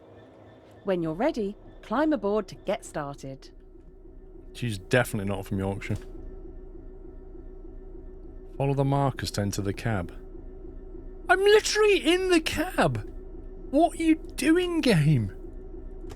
This is getting ridiculous. I mean... You need to insert the reverser first, and then you can move it forwards to set the direction of travel. Unreal. Set the headlights to let others around us know this train is operational. The direct brake has 3 positions: apply, hold, and release. They're directly affecting the brake cylinder pressure, shown on the left-hand side of the desk or on your HUD under the BC entry. While in the apply state, the brake cylinder or BC gauge will fill, meaning more and more brakes are being applied. Move the handle to the hold position to maintain the same level of braking, and back to the release position to reduce or completely release the brakes. The direct brake is used to apply the brakes only on your locomotive and are faster to apply and release than the main brakes. If you're only running as a light locomotive, as you are now, it's usually quicker to just use these Literally brakes. the same script as the Yorkshire guy.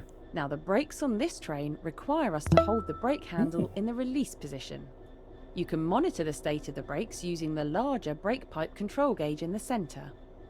Now keep the brake control in release until you can see the brake pipe control needles are reading 5 bar pointing upwards. This will release the brakes fully.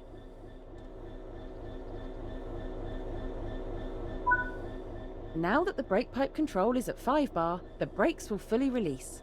Watch the brake cylinder or BC gauge to see it gradually reduce to 0, which tells you that the brakes are now fully released and you can move the train. As you apply power, notice the amp bar rising. This is the amount of power being fed into the traction motors. But try to keep this out of the red, as it means you're overpowering the motors and could damage them. Coasting is a method built in London, Ontario, Canada by EMD. The British Rail Class 66 Wait, is a this is the 6-axle same- diesel-electric locomotive, used primarily for freight operations in the UK. This is the same tutorial? Introduced in 1998, the initial order of 250 locomotives was said to be the biggest single order of a locomotive since the I bet she era says of steam 2016. trains. 500 got delivered. More than 500 Class 66 locomotives were built, with the final one being delivered in 2016. The Class 66 has earned the nickname Shed because of its shed-like pitched roof. I have never seen anything like this. That's just extraordinary. My mind is blown. It's literally took the same scenario and got a different woman to narrate it and then stuck it in as a tutorial on a different scenario. What is going on?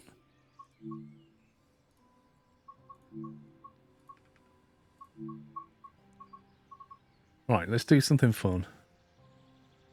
Continue the journey. No. You know, complete the final leg of the empty hopper. Complete the last leg of the trains run from Newport to West Drayton, picking up at Slough on the busy Thames Valley. Wait, is that passenger? Great Western. With the jumbo trainer having arrived from Watley into Acton, take the Hayes portion to be unloaded at the nearby railhead. Unloading would be fun if it lets you actually unload, which it probably doesn't.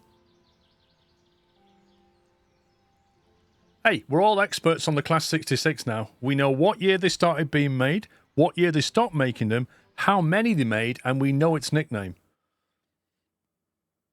You can go and tell the next person you speak to, give them those facts. That's what you need to do. The next person you speak to, give them the facts. And their mind will be blown. Tail lights, instrument lights, let's get them on. Oh, there's cab light.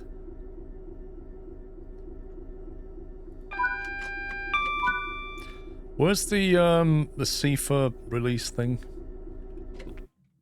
In this? I wonder. Oh, you can't even... They've literally welded the... Oh my god. You're not going in there, are we? There's the DSD. Which is pretty much the same thing. Hazard lights off. Ooh. We've even got free graffiti on these cars. Look at that. It's in the fuse box behind the driver's seat. Thank you. AC control, train gens fuel pump. DSD. Normal. Isolated. So DSD's turned on by default then. Fuel injection. I think it should be on then. Oh. Classic. Absolute classic.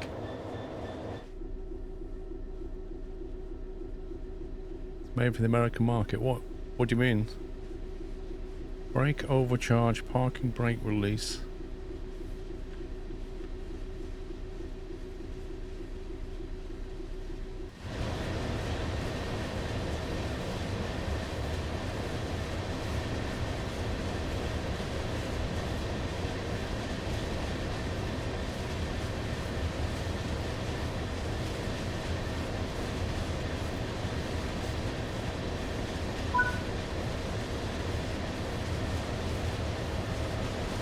Obey all signals and speed limits, you're clear to depart. I don't think we are. Oh yeah, we're in the UK now, aren't we? It's on the left. Aha.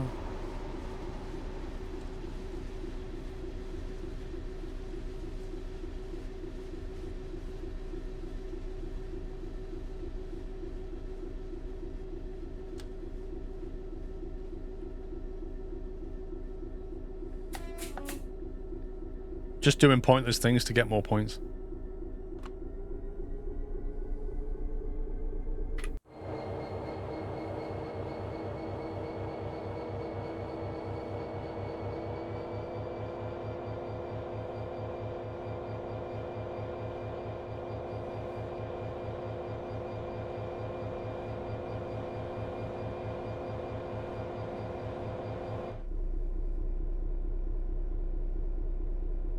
Yeah, it's weirdly quiet in the cab compared to that.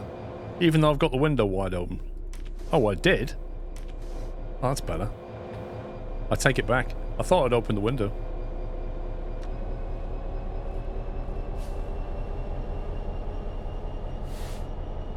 Oh, should we get the hot plate on and have a cuppa? I think we should. Let's put the hot plate on.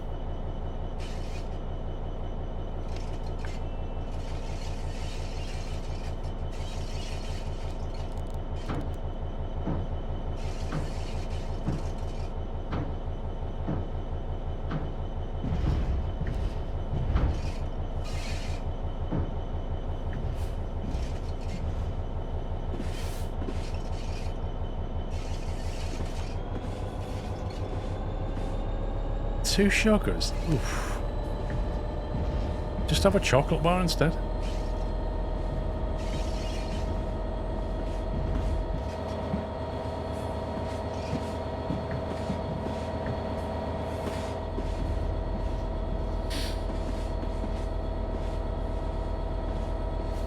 Yeah. That was designed so the driver could make a drink. Because it's designed to work in like fairly remote places. And there's no buffet car back there, so you kind of need to do your own thing. I'm curious about what they do for bathroom breaks though.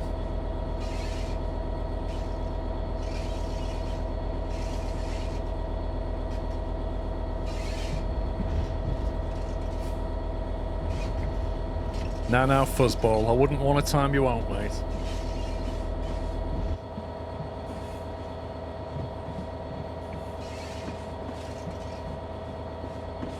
The window's open.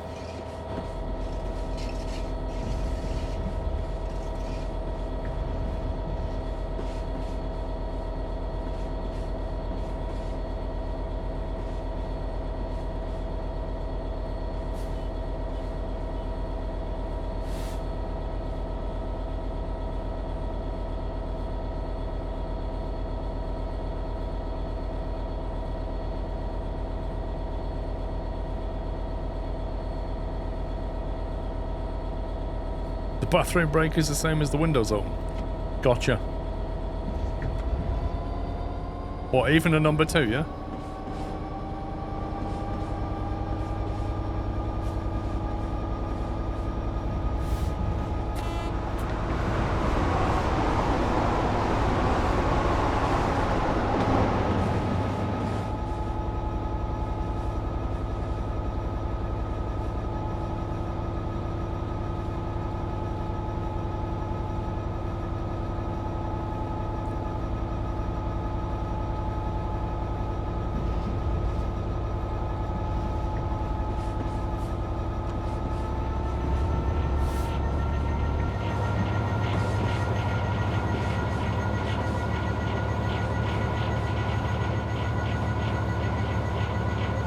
Making a weird noise.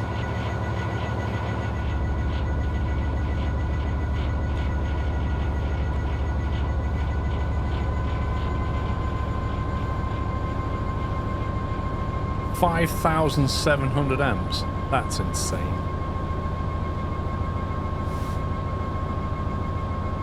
I agree. Bonamici.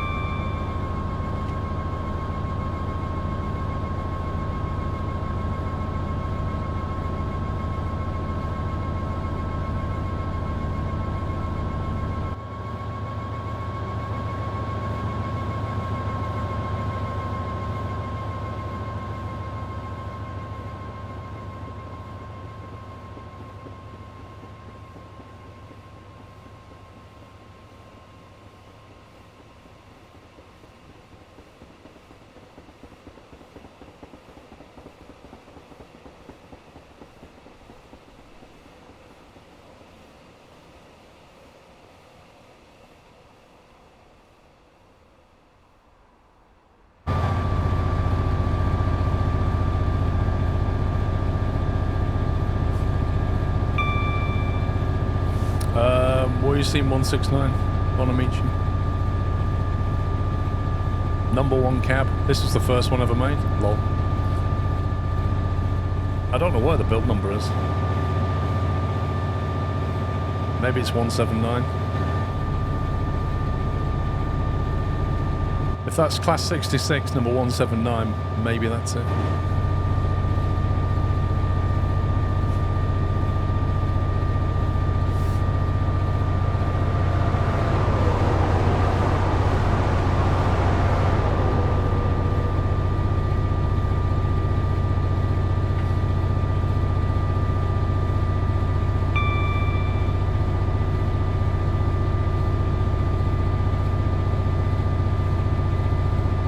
It's actually got a bit of sunshine outside. Wheel slip.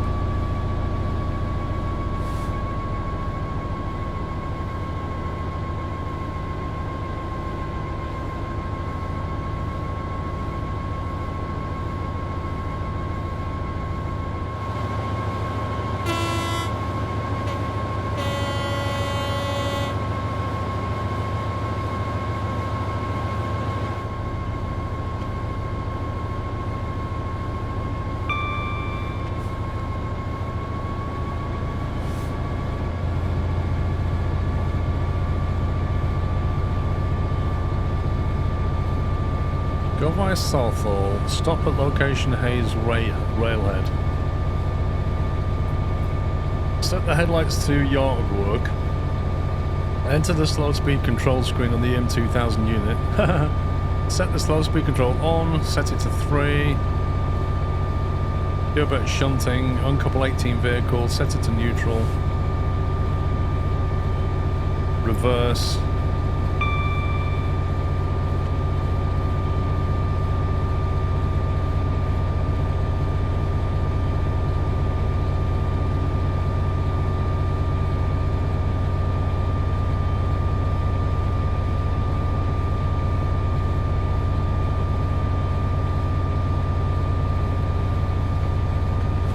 I think this is what Train Sim World 5 will bring. It'll bring basically better blending of the... you see that sleeper though? Where the draw distance detail stutters from one lot to another.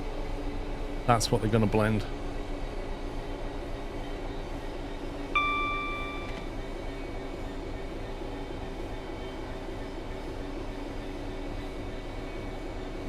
I have one VIP space left. How come, pups? Vrome took one yesterday. Vrome took one this morning or yesterday morning, and then somebody else took one. So Food Vrome took the other one. Pubs. You might have miscalculated, mate. Somebody may not. Matty might not have posted it this morning in the memo.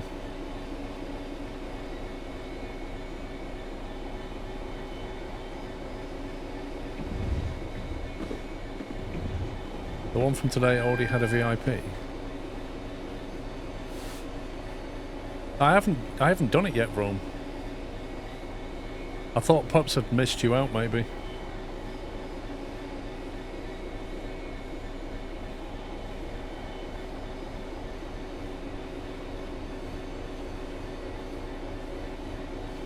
VIP is just a badge, dude. It's got nothing to do with it.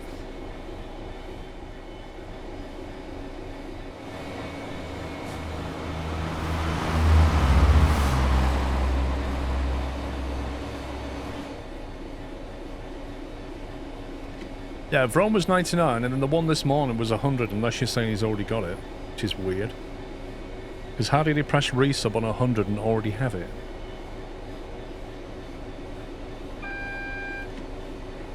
Is it worthless? Is what worthless, Shelby?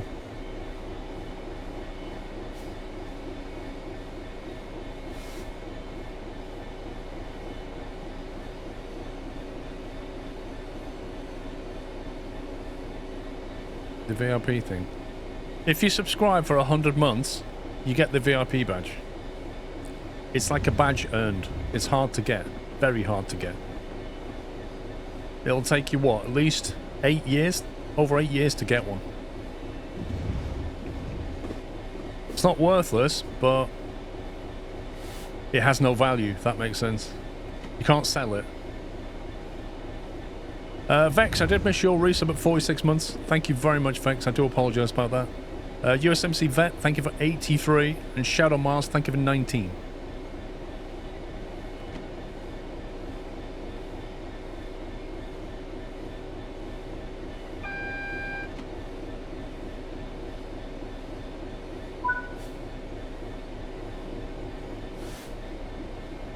I think there's something rolling ahead of us.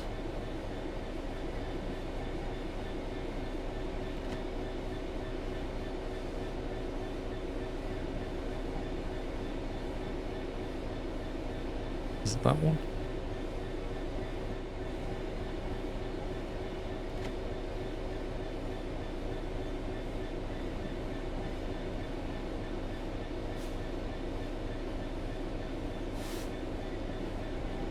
Andrew, I don't think VIPs...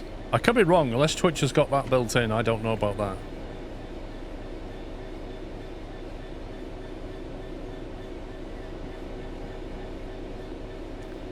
Well, the channel, my resub is in a couple of weeks off my resub message. I don't know how it happened.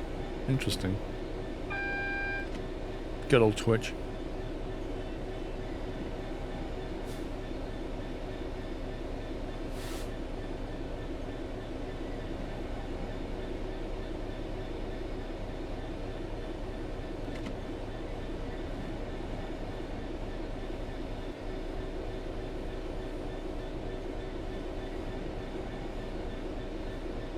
No worries, pubs.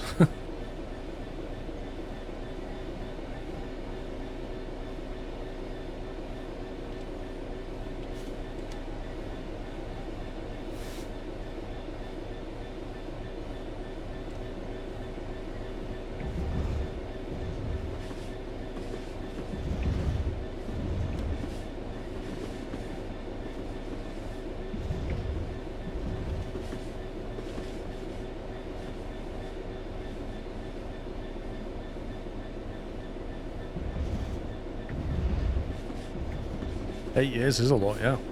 It really is.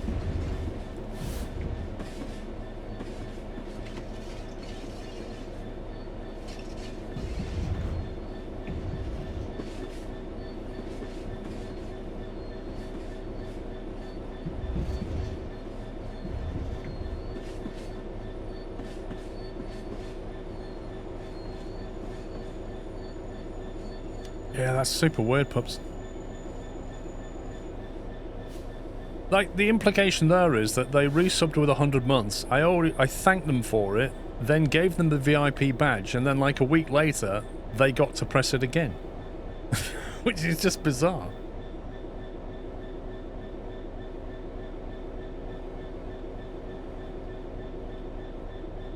And I can't remember if they said anything in chat. Like, because they should have had the badge showing. Makes no sense.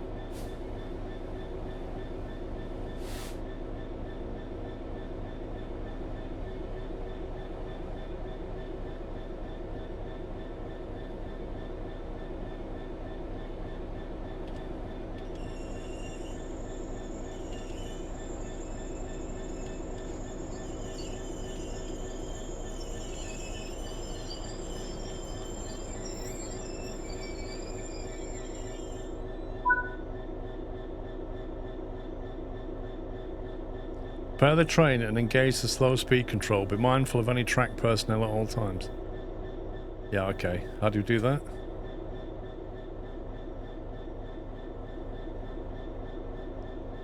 Set the headlights to yard work.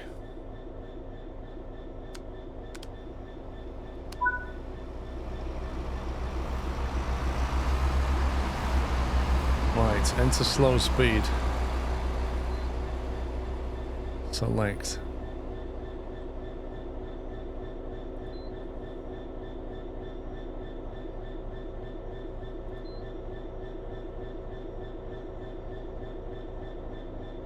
Slow must be set up in SSC mode. F1 to start. No? Select.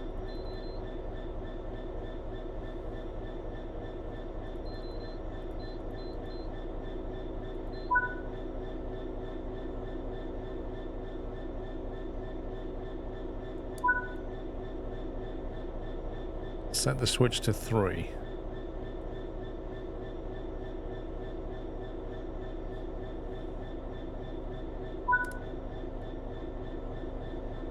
Lovely. Select slow speed mode to start. F1.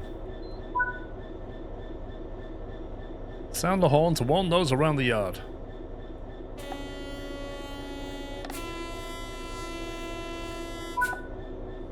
Let's hope they heard that.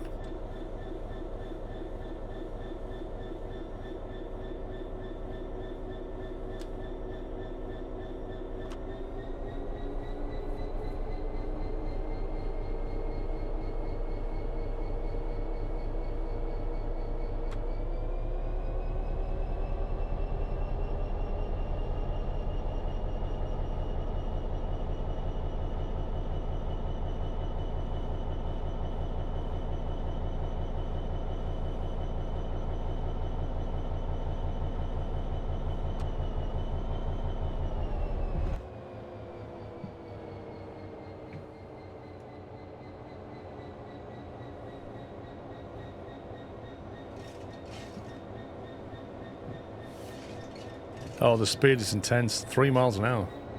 That's 5 k's, you know. Rapid.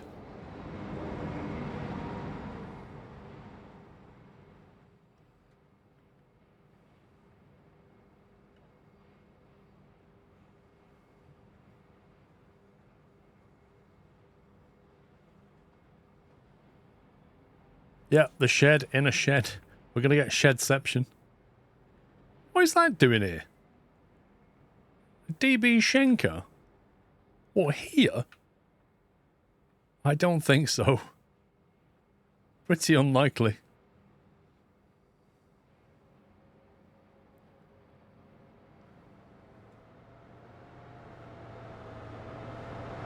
Probably on loan. Yeah, yeah. Just brought it over the channel, right? Just borrowed it.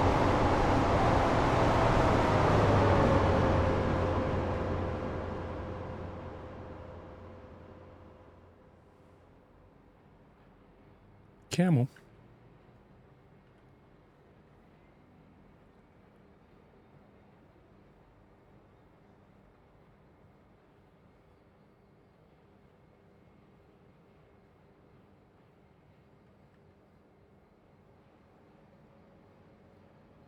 Jeez, that is moving slow.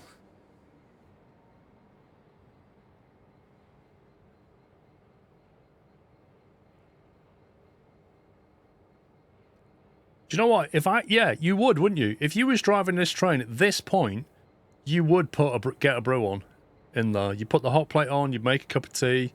You might as well.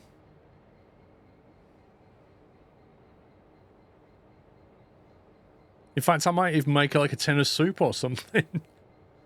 You're going to be going at such a low speed, you might as well just eat some soup and have lunch.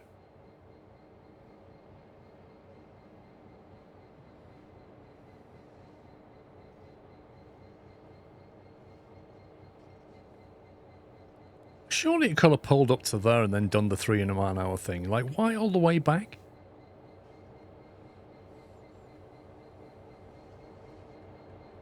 Turn on safety systems DVD. We don't do DVDs now.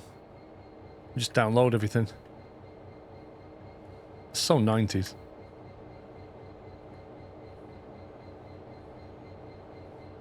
Oh, you literally can walk faster than this. Yep, you have to go 3 miles an hour because it's going to unload the hoppers down into this thing. If you go too quick, the hopper won't empty.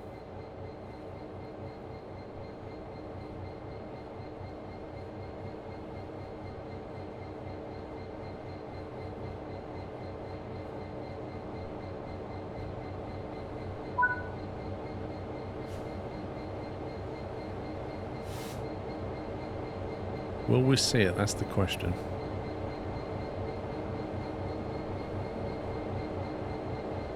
There it goes.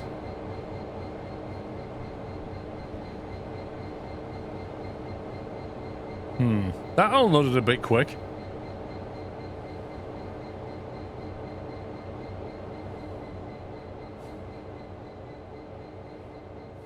Well, first of all, it's unloading early. I'm sure it is. There's the edge of the grid. Yeah, it is. So first thing is, it's not even unloading correctly. And secondly, that is emptying way too quickly.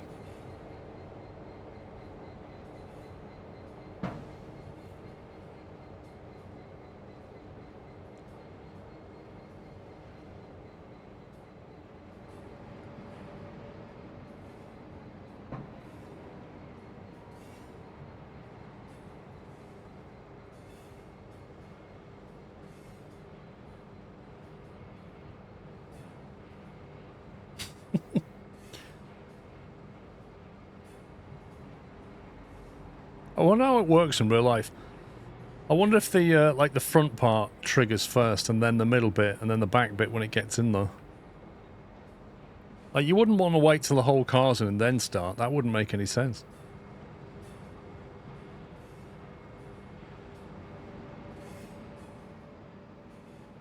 How could they not get that right? That doesn't make any sense.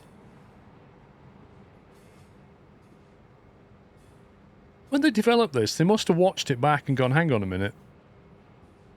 That's not working correctly.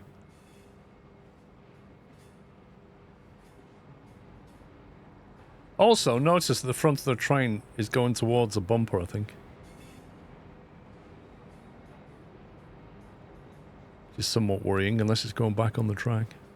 Nope, it's going towards the bumper.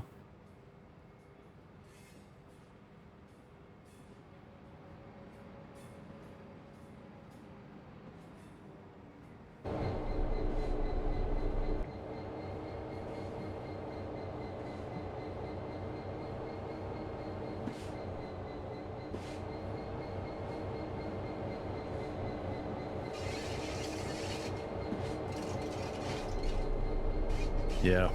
I don't get it.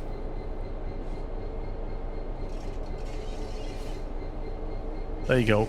You can literally... Look at that now. You can literally see the sleepers. You can see it there. Just nudge forward and draw.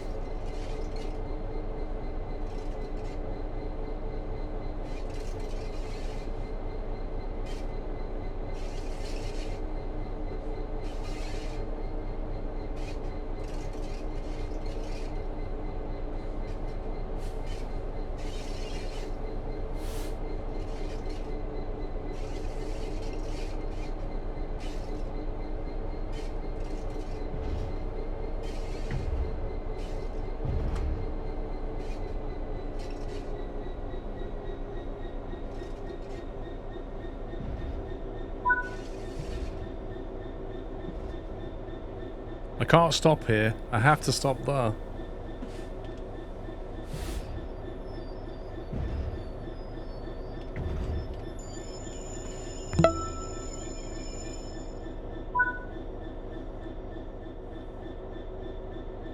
Stop at location as indicated. Wait, what? So it wants me to stop here and then reverse back to that. At 3 miles an hour.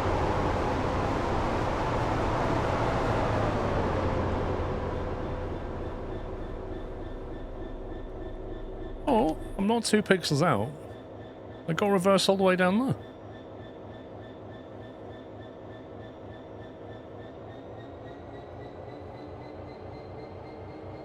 And it's not told me to exit the crawl mode, so I've got to do it at 3 miles an hour. Although weirdly, oh there we go, it is applying the limit.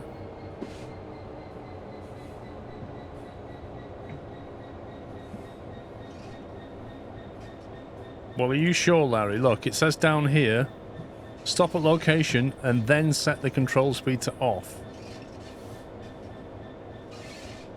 Like, why wouldn't it just do that? The last, like, literally we've already had one scenario break tonight. I reckon that would break it.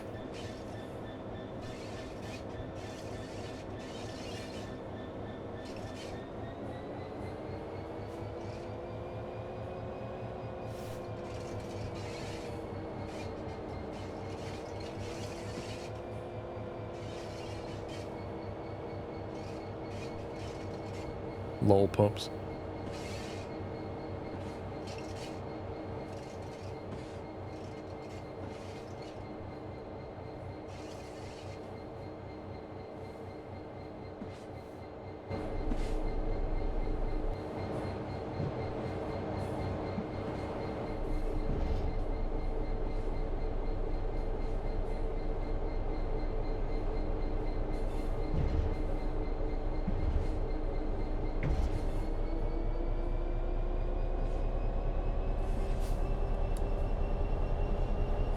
It didn't say you can't adjust the speed limit, it just said turn it off later. There's nothing in the rules about changing the speed limit.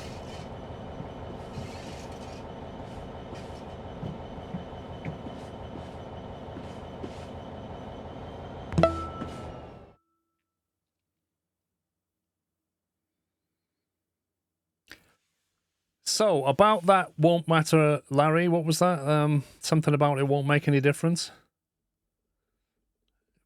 I think that's what you said. Yeah, it won't make any difference. You definitely said that.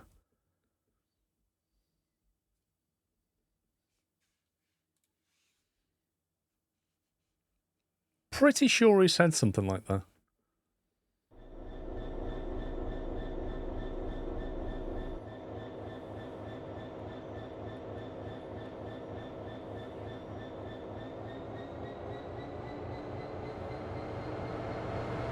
Yeah, it failed with the signal past of danger, which is interesting. Well, when it says it wasn't at speed, if I got a SPAD and it's told me to go though, what are you supposed to do exactly? Was I? Oh, I was supposed to stop here, was I? I'm literally supposed to stop the back of the train there. That's amazing. I thought it wanted the front of the train though, like the loco.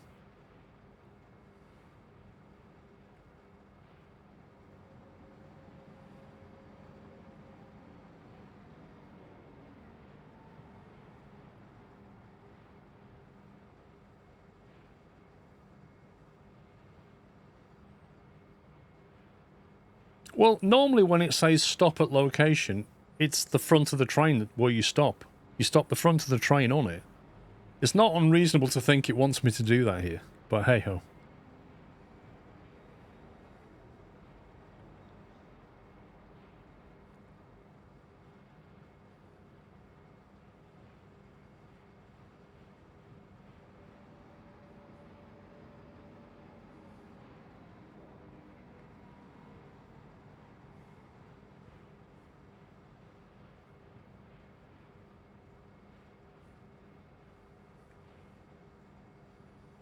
Yeah, more time to have another brew. I don't think you would have finished the first one at this point.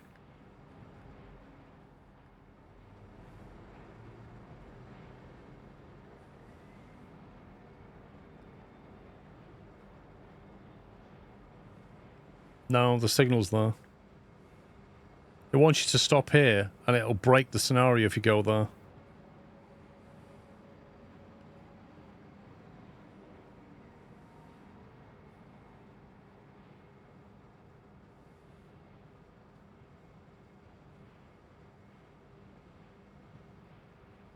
I love the flashing amber light at the back.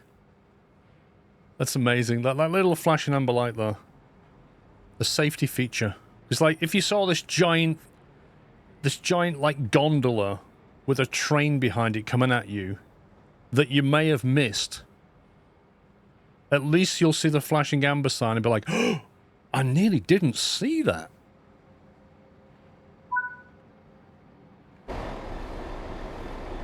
Set the control speed to off. Uncouple 18 vehicles. What about this? Don't we, or is that automatically cancelled? Interesting.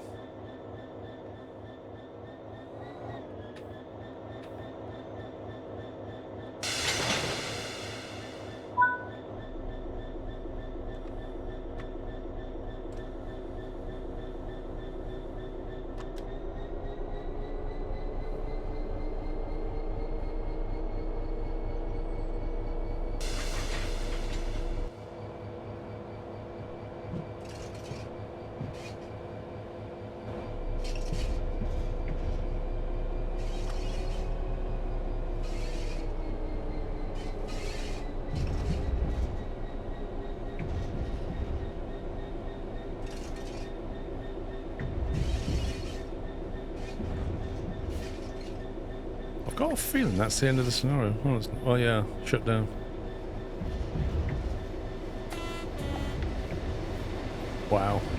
So rude.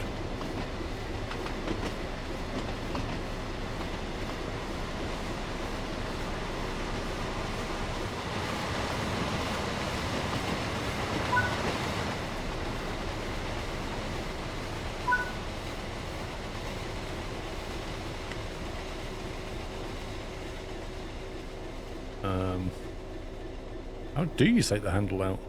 Oh, there.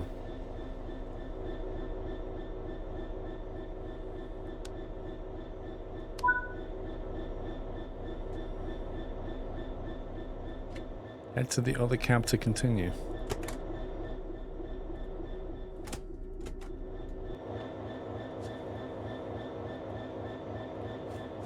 Am I supposed to close the door? You literally can't close the door from down here. Look, you can open it, but you can't close it. So you have to climb up, and then you have the only way to close the door and leave is to do this.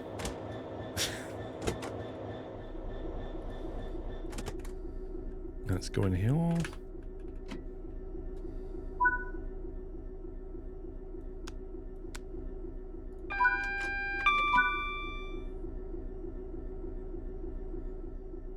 Oh, we're doing yard work again.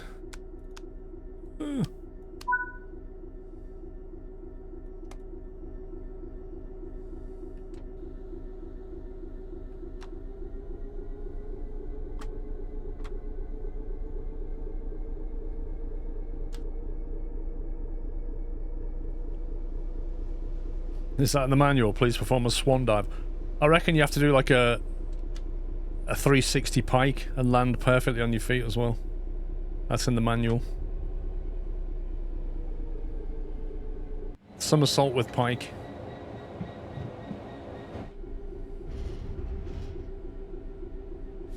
And close the door as well.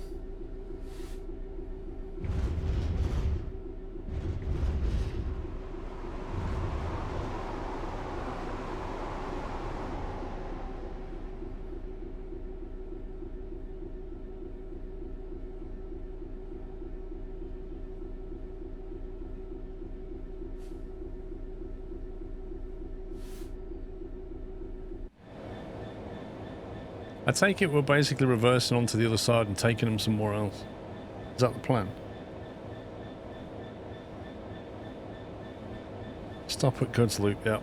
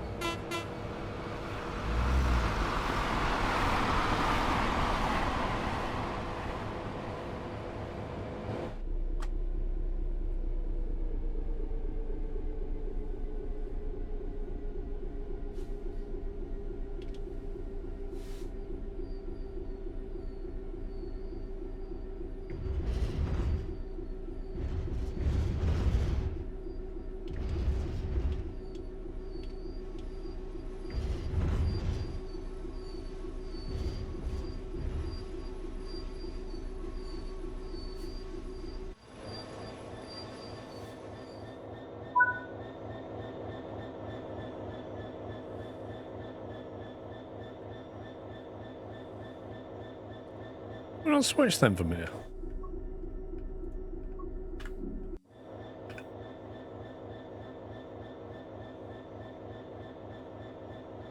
We don't need to.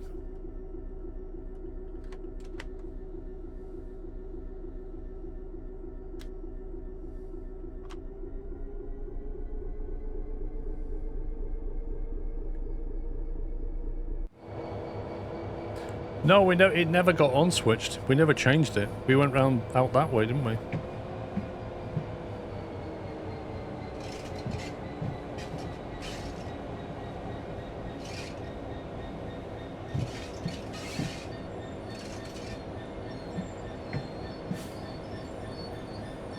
Gonna bang my head. Ow.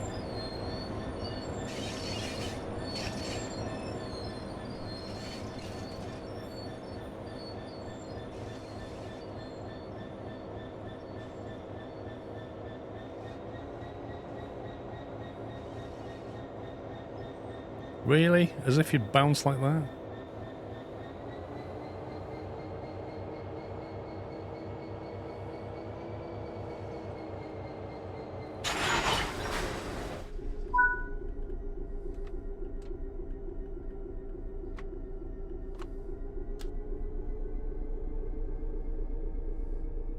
Don't we want to change the lights at this point?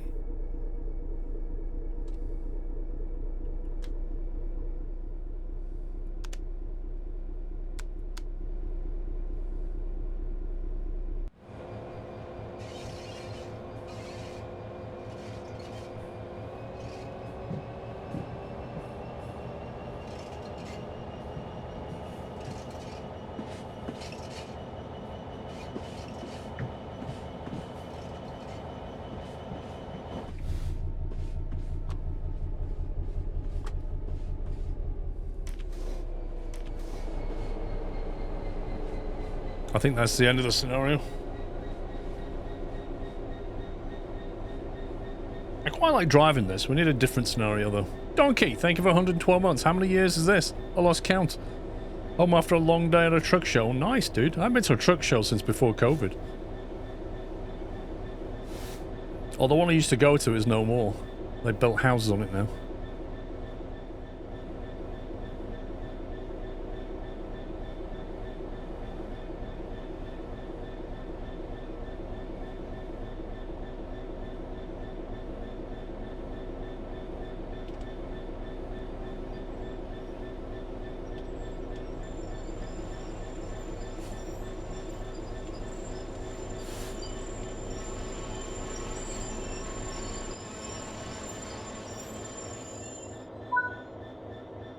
Thanks, driver. I think you'll find my name's Jeff.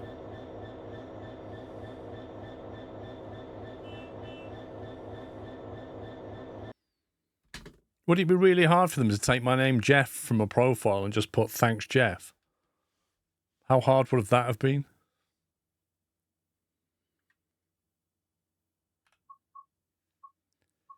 Main menu. Let's have a look at scenarios. Little things. It's little things.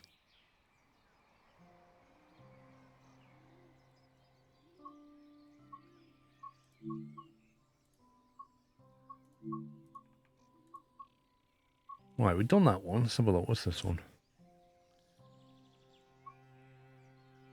What's this latest arrival of hoppers from Mount Road Quarry?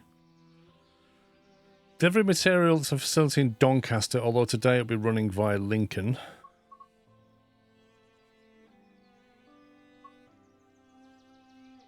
Complete the last portion of a service from Lindsay Oil Refinery to the BAA terminal in Colnbrook, supplying Heathrow Airport. Ooh. It's only 20 minutes. Harwich Refinery. Run empty tankers along the Thames Valley portion of a service from Thiel back to Harwich Refinery.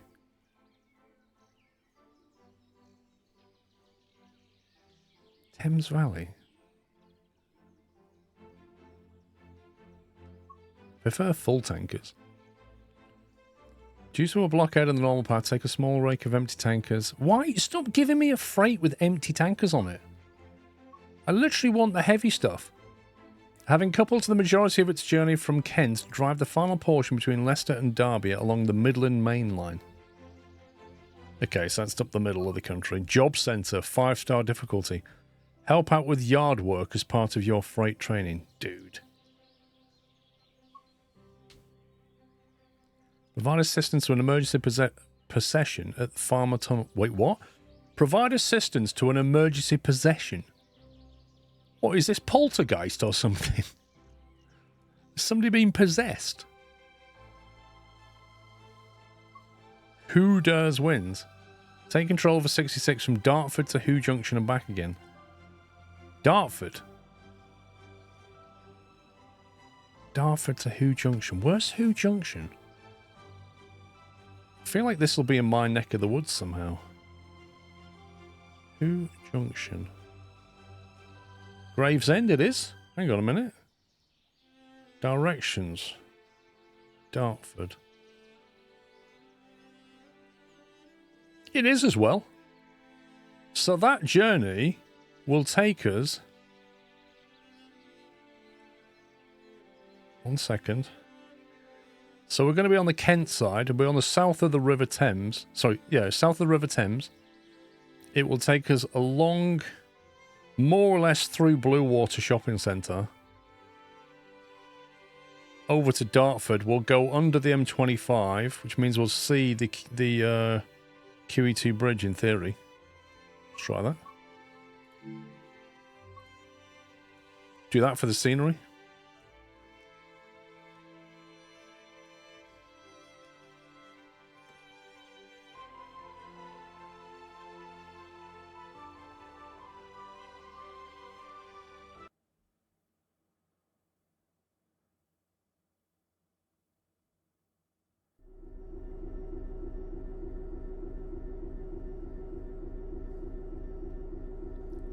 Okay. Nobody said anything about nighttime in the snow.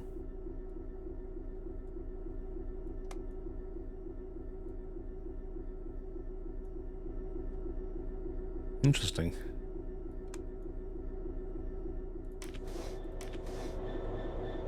Blimey.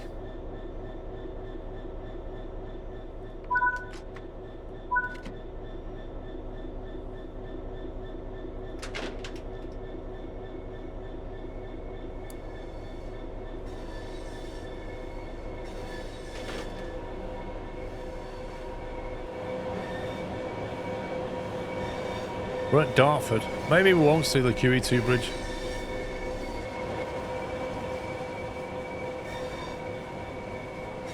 We'll see what happens.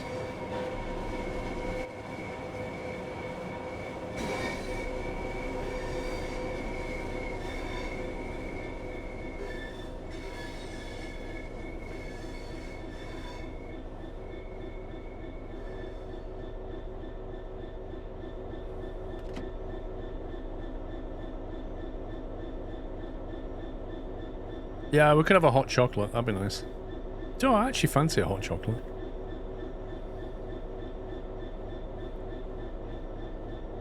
Evening Pure Weapon, how you doing?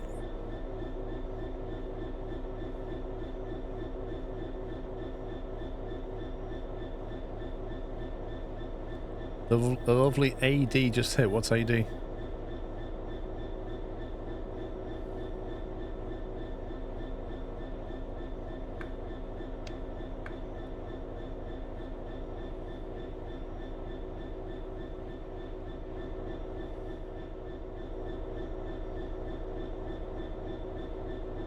Glad to see you still around. Likewise.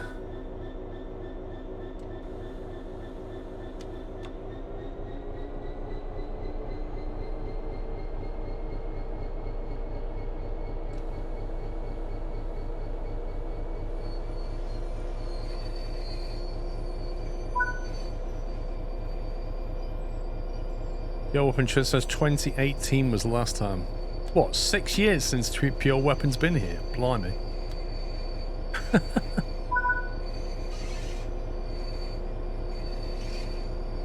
What happened to you? 6 years, that's a long time.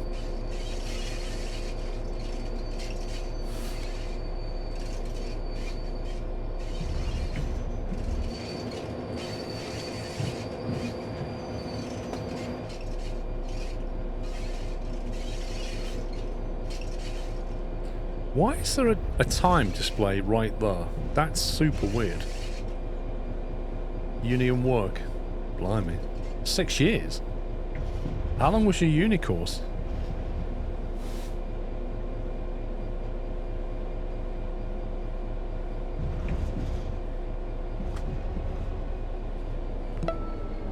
Armin, thank you for gifting us up to Pure Weapon. Welcome back.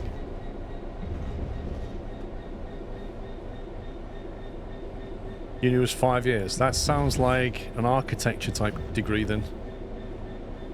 Doctor, architect, something like that.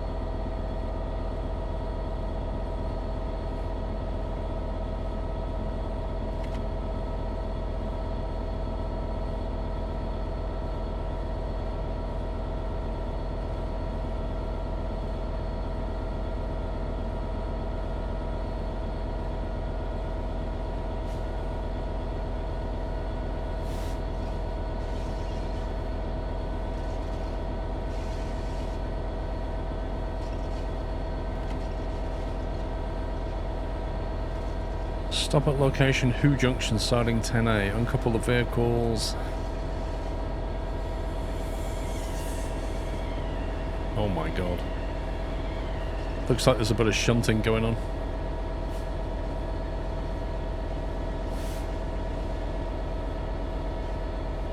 Thyrox, yeah, Thyrox is around.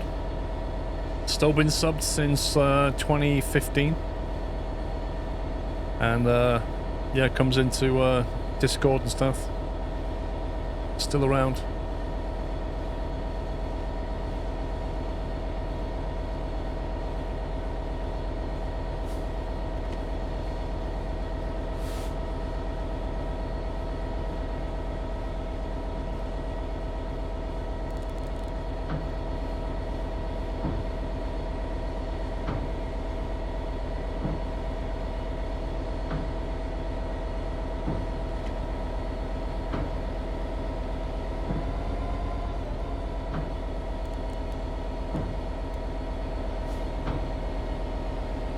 Wow. A windscreen wiper control with pure analog control, like I want it exactly 11%. Amazing.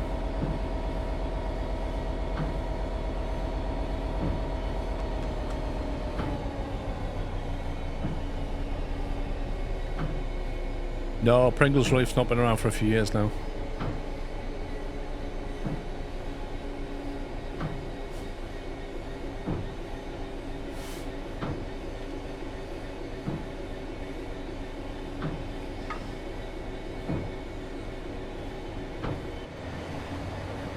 I don't even see it, but the Thames should be over there on the right. Oh wait, no, we're in Dartford. Wait, are we going... Oh, I'm sure it should be on the right.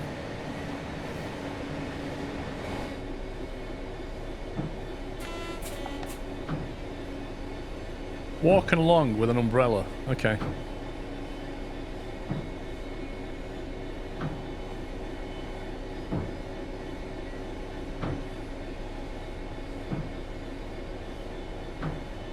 Jules, blimey, I've not heard that name in a long time.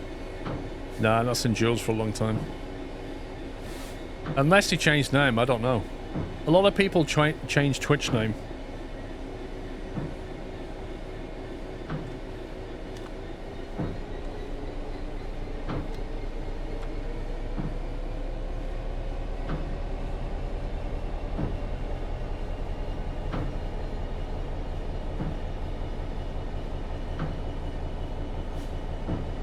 Yeah, but your name was still Armin, and it still is Armin. That's...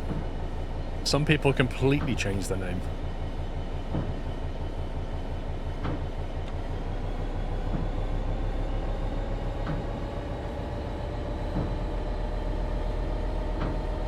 If I remember, Jules became a moderator for, what's her name? What's her name? Not Miss Poison, what was her name? Miss Arsenic. Mrs. Arsenic. He became a moderator for Mrs. Arsenic's channel for a while, and then he kind of stopped doing that, I think, and then we never really heard from him.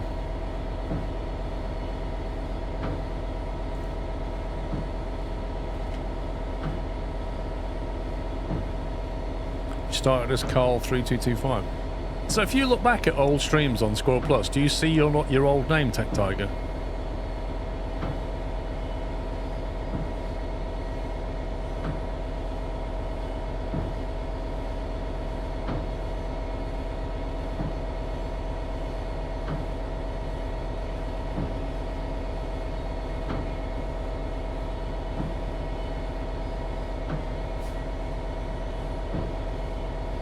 Black Knight, yeah. I kind of heard from him. He sort of disappeared for a while, then he came back a little bit, and then he disappeared again.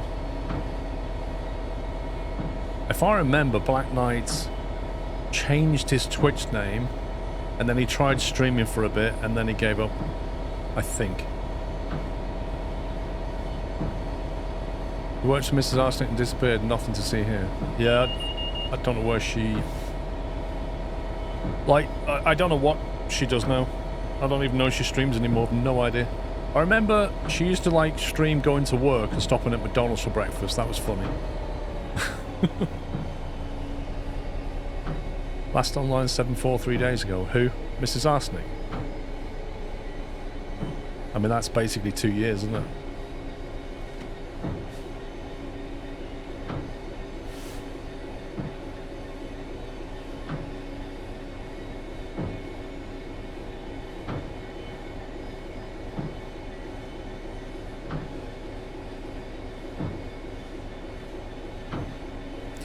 Used to be Billy Hoyle. I remember that name. She streamed from McDonald's. Yeah, she used to like get a phone out in the car, buy McDonald's, eat a McBreakfast or whatever it's called, and then go to work. I think it was quite funny.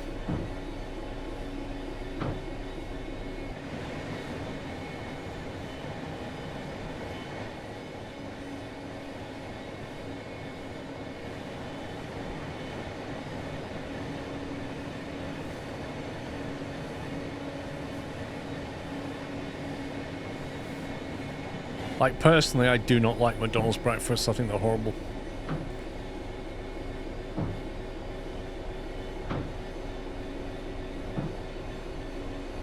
And changed it because I felt it was a bit bland. Plus, I started in YouTube and sim racing group, as I was the media man. Fair enough.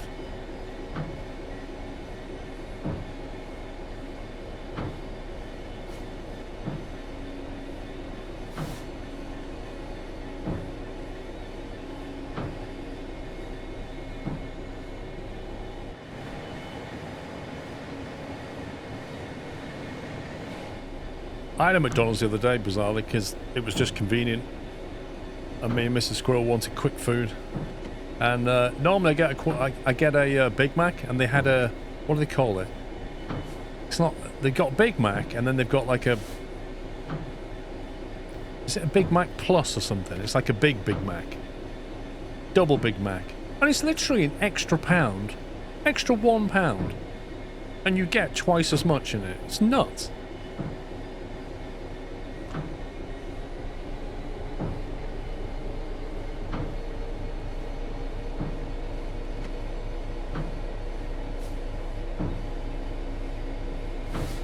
Prefer Burger King or McDonald's?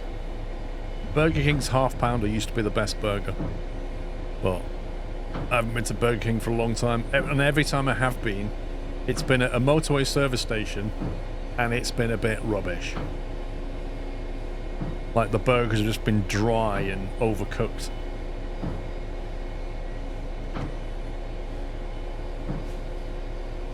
It is expensive, yeah.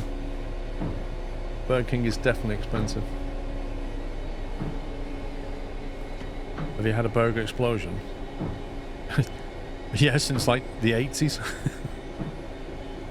There's like 3 McDonald's in Chelmsford that I know of. Wait, is it 4? Can't remember. There's one in town, one on the A12, one near the clock tower. That's 3. There might be another one. I swear there's more McDonald's than post offices in Chelmsford.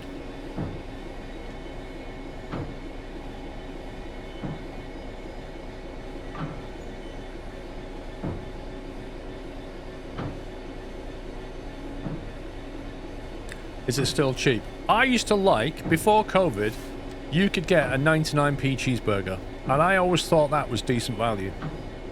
So much so that I always got them. But now, even they're like £1.50 or something ridiculous. Yes, Chelmsford is in Essex.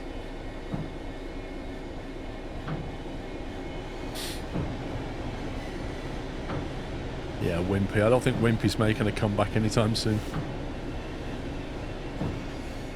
Sorry, no, it wasn't the Burger King half pounder. It was the Wimpy half pounder. The Wimpy half pounder was a fantastic burger.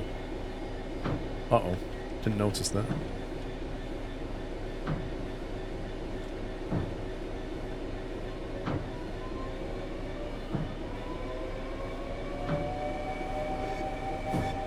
I don't know why Chelmsford is the capital of Essex, I'll be honest with you. It should be Colchester, really. Colchester's a lot bigger. What feels ironic to me now is that I started following you on for exactly the train sim vids, and joined Twitch during the now banned game era, and look at us now, I'm actually a sub. Thank you for all the great stuff, Scrove. Thanks for the story, Armin. I do like hearing those stories.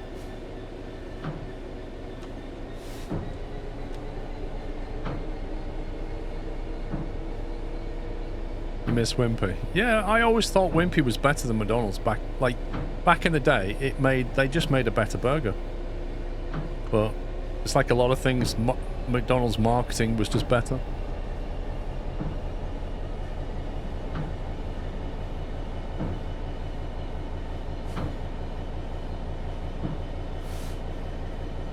McDonald's have cheap coffee. Much cheaper than coffee chains. Yeah, but come on. McDonald's coffee is just a bit rough. It's not. It's no better than instant coffee at home. I mean, I'm not saying coffee chain coffee is not overpriced. Like, it really is overpriced. Ridiculously so. But McDonald's coffee is just about drinkable.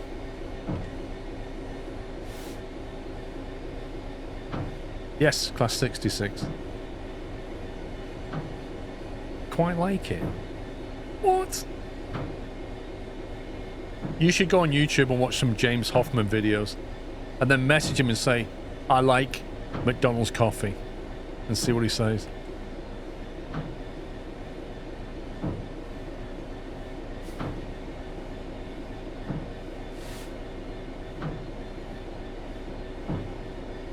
McDonald's hot chocolate is surprisingly good. The problem with McDonald's hot chocolate is the machine is more than frequently broken. You go there and they're like, sorry, we can't make hot chocolate, machine's broken. Computer says no. And it's very disappointing. However, I will say McDonald's hot chocolate is inconsistent. I have been to McDonald's drive-thrus and got hot chocolates, and Mrs. Squirrel can vouch for this. And sometimes it's really chocolatey and lovely. And sometimes it feels like the machine is broken and has not dispensed the right amount of chocolate. And it's tasteless. But when it's chocolatey, it's actually really nice.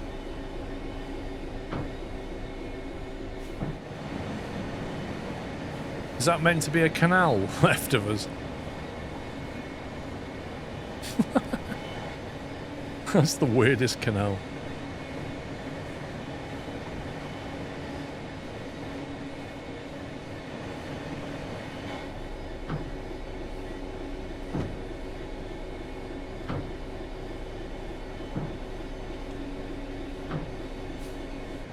Wait, how does the canal go downhill? What is this?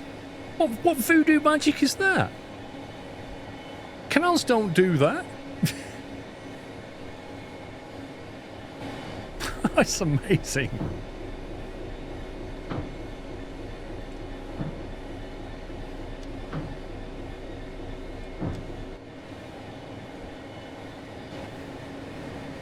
Also, I've not seen the QET bridge yet. It's a bit weird.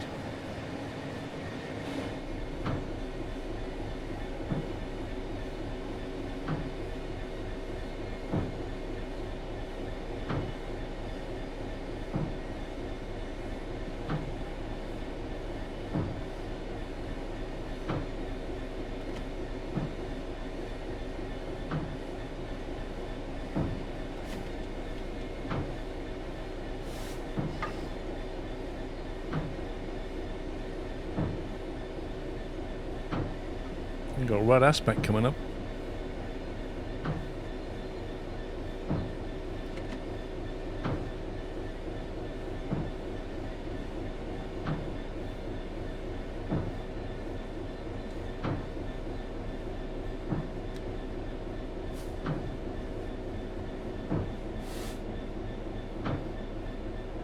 What's your take on Shake Shack? I've never tried it. The only shack I've been to is Putt Shack in London, which is not really a food place. It's a NFC golf ball putting driven thing. It's quite fun. It's near Bank.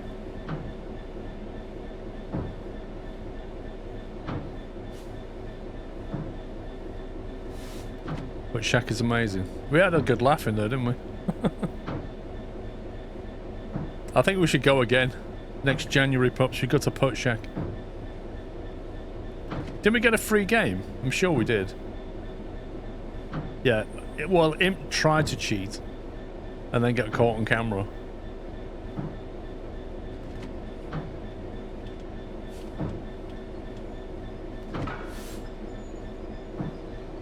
Never been to Nando's? Dude, you're definitely missing out. Pops had never been to Nando's either till I literally took him though.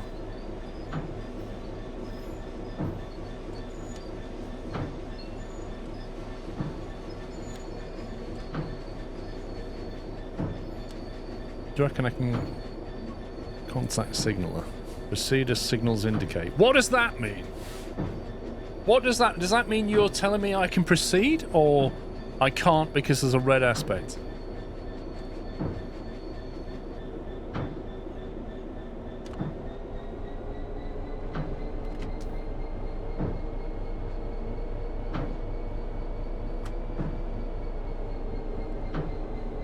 Is it Nando's has the rainbow slaw? I can't remember. No, I don't think it was. No, that was a weird burger, wasn't it?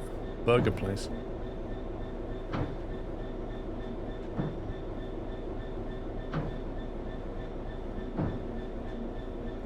The shunting light is indeed on. I guess that means we can carry on then. It's actually gone green on the overlay at the top, weirdly.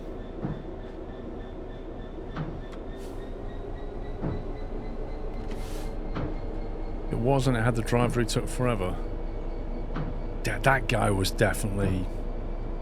He was definitely doing multiple deliveries. That guy was well dodgy.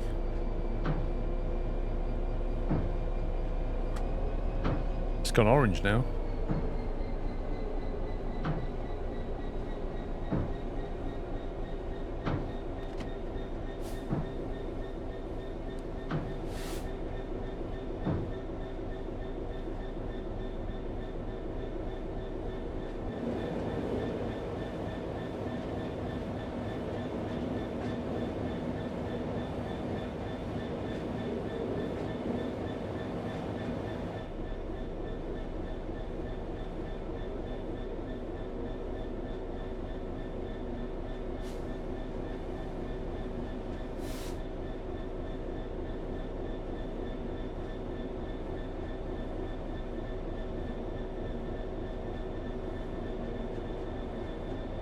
Junction.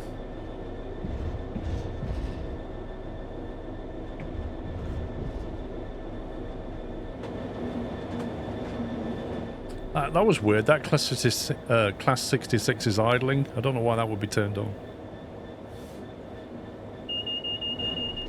Okay, don't panic. Sound like my smoke alarm?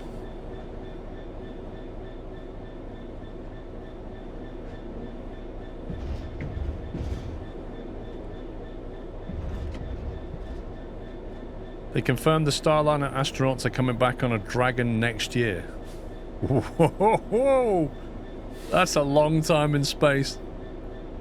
Man, I wonder if they regret going up though. Flippin' heck. They got a bit more than they bargained for. So SpaceX are not saving them then? Hey, well, you know what they say about Boeing? If it ain't Boeing, I ain't coming back. That's what they say. That's the new t-shirt. If it ain't Boeing, I ain't coming back. That's the next slogan.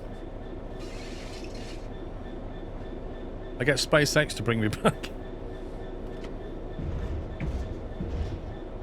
2 weeks into 8 months, that's insane. Like 8 months in space, that's... Like, you're gonna feel that when you come back. You know what I mean? Like, because when you're up in space, like, your muscle mass and your bone density starts to go down. 8 months. They're going to have to do exercise just to keep their muscles and stuff.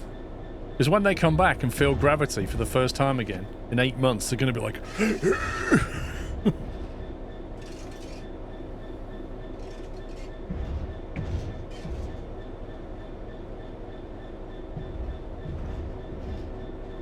They do. They all have to use exercise machines. 8 months? I wouldn't want to be in space for 8 months, would you? 8 months in space, you can literally go to Mars.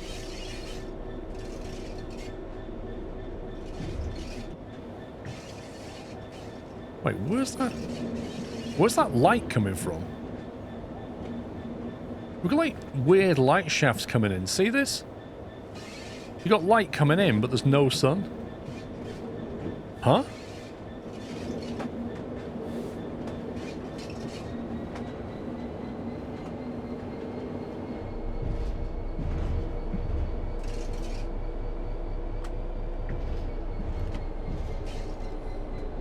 Yeah, I wouldn't want to be in a tin can for 8 months. That would just do my nut. Claustrophobia. Whew.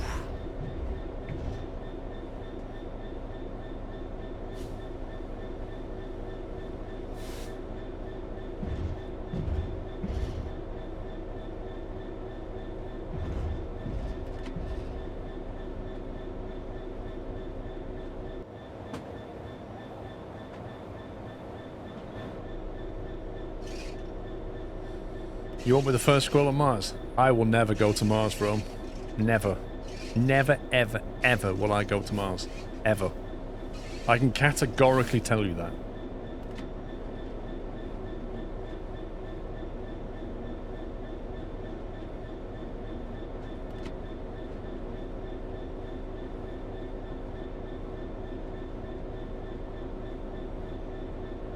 Eight months without the kids sounds...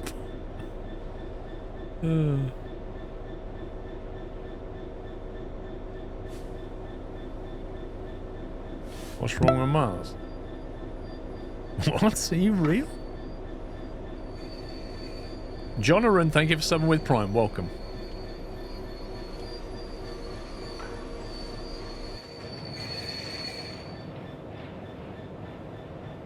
Oh, really? Come on, game. Like... What's 2 meters between friends?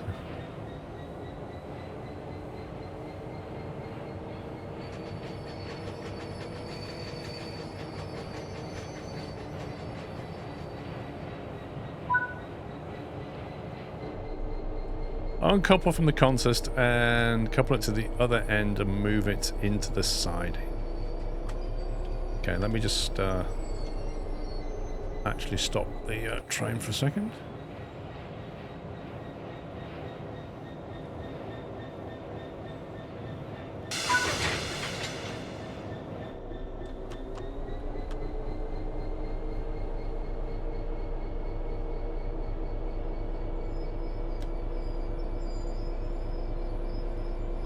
I think the Bowen Starliner was supposed to be certified before SpaceX.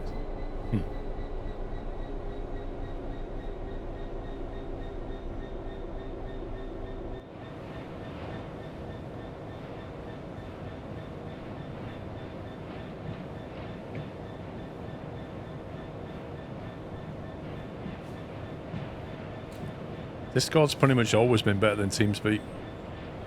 Except in the early days when its voice codec wasn't amazing.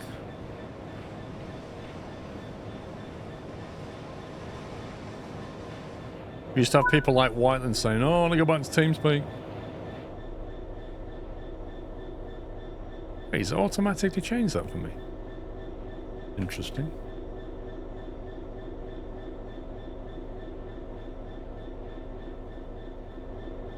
I could just reverse this, couldn't I? But I'm being a bit lazy. I should probably switch. I should probably change ends, to be honest. Okay, let's put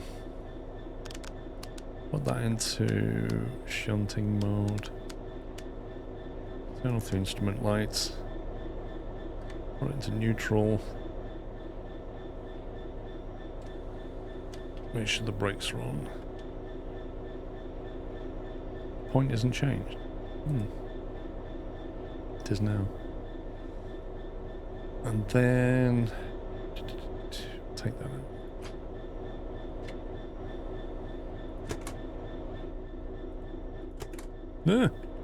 Hang on. Swan dive. No scope. Oh. Let me try my dive again. Need a better dive technique. Here we go. Yay! I should get a platinum just for that.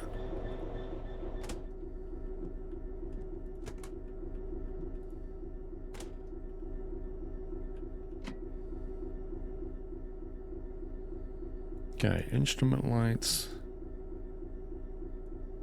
Yard work.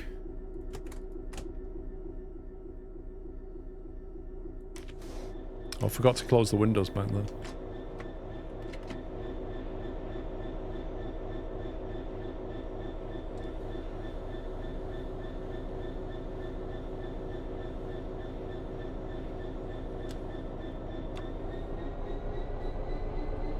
That's not quite true, Rome. We did hear him once.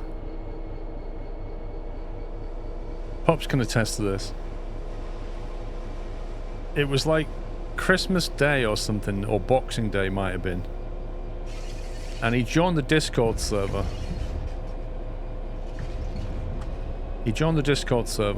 And he was walking home. He got off a bus or something, completely drunk. And he was walking home and we could hear him mumbling.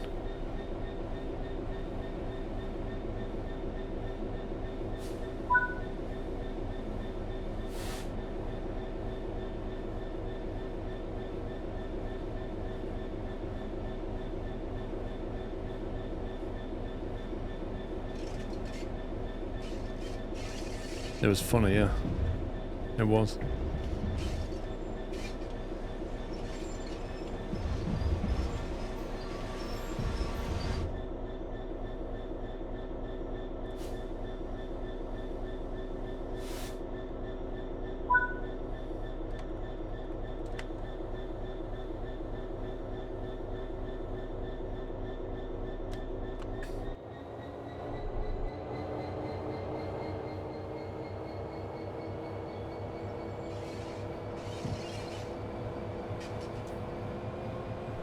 Well, he was kind of speaking, bro.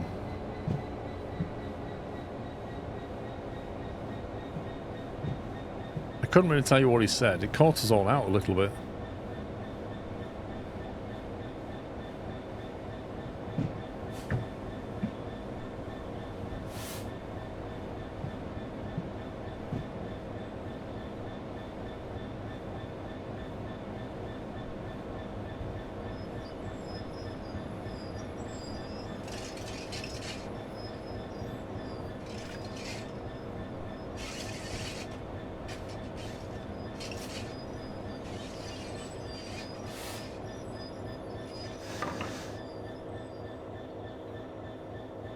It's very bouncy, isn't it?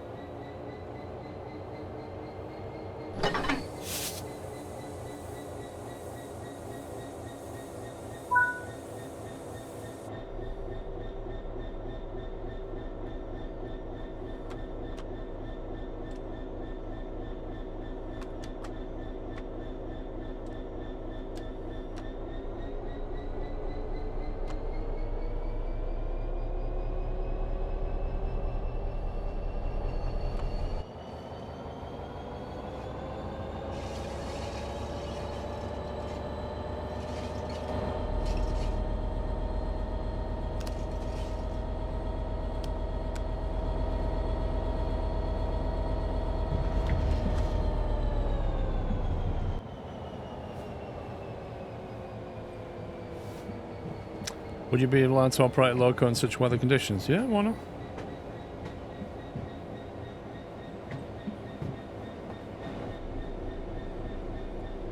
You appreciate Derail Valley much more than this monstrosity. The problem with Derail is it's just like one map. It's a fantastic game, but I wish we could just break out of that one map. Because once you know that map really well...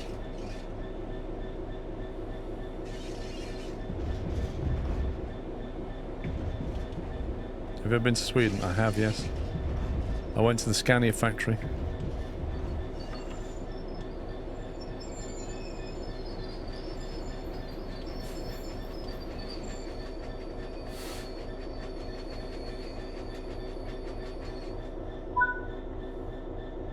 Back in like 2015, wasn't it? Wait, where are we going now? Silent Junction 7.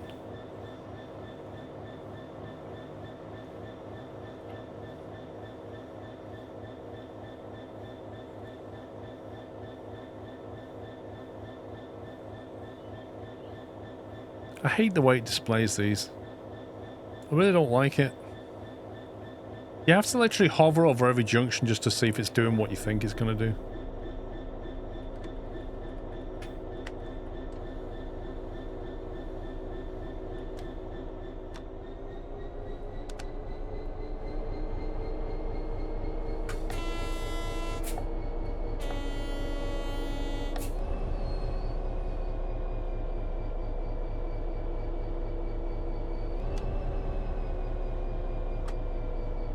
Appears to be getting wheel slip.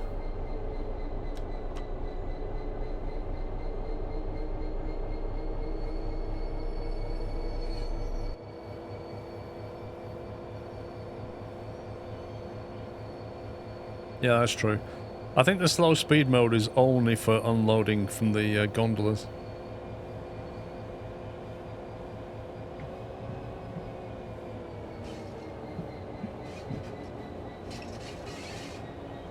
Like, Derail Valley is a brilliant game, but honestly, if they open that up to modders to do maps, it would be a game changer. People would come up with some fantastic maps for it. And also bigger maps. I don't think like you can go far enough. Like, the whole game is geared around the harbour. You just end up going to the harbour to make the most money. And we all know that once you get, like, military stuff and chems, you just don't do anything else. You start off moving steel and stuff, and then you quickly move into the petroleum. Get the bigger engines, etc. You know how it goes.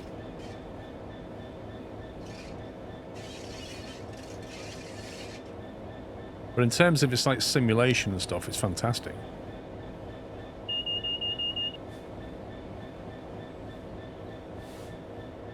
Chris Law, how you doing?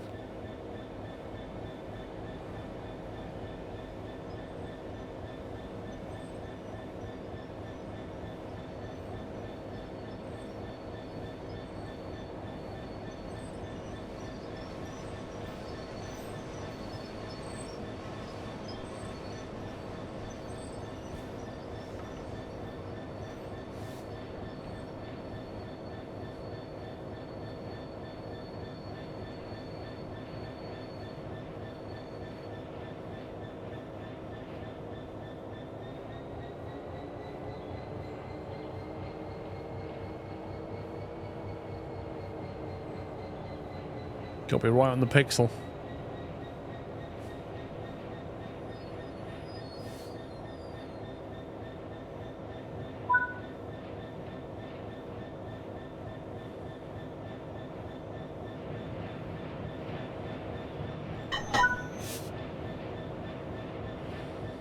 Now collect the consist waiting and take it back to Dartford. What consist waiting?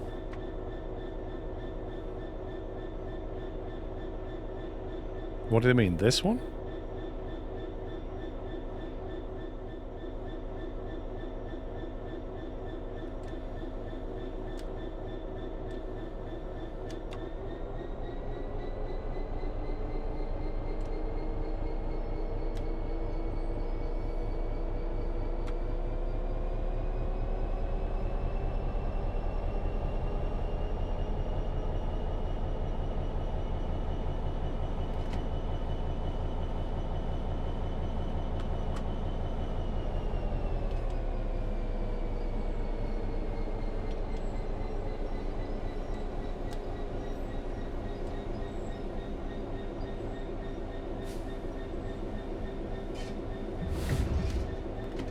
Did you watch them on your Quest Roam? What was it like? I thought the tractor one worked really well in 180. The train one was good, but the problem is it was such a sunny day and we didn't have... You can't, like, put any ND filters on the camera. So it kept, like, washing out a little bit on the outside. But the tractor one worked out very well. Plus we had more time with the tractor.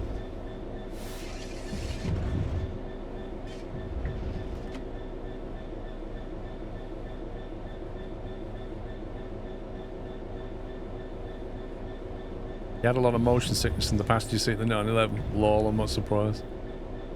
That was the first one, so that was like... I got better at doing them. And the first one was the 911, and it was tricky because we were such, like, time constraints on that one. Hardly got any time, and it took a while to get all the brackets up.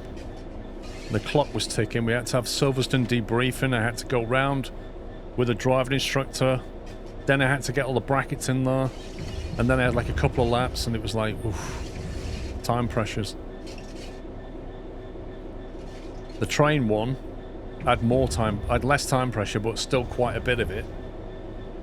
Because again, the difficulty with that was just hooking up all the rigging so it was solid. That was really difficult. And then with the tractor, it was much easier because that was the third time we'd done it now, so it was a bit more practiced at it. And we had time to do it, and we had, in the tractor, it was just easier to hook things up. So that was a lot of fun. No, the Iron Bridge was not the first one I filmed, I don't think. The 911 was. I might have been the first one I put out, but it wasn't the order I filmed it.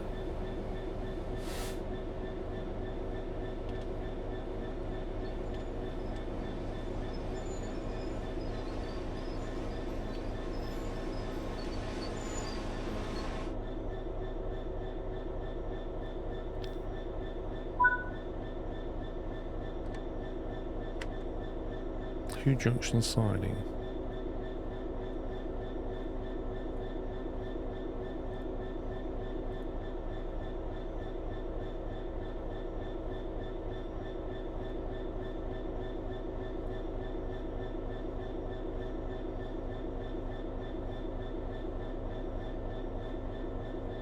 Right, so we're going all the way down there.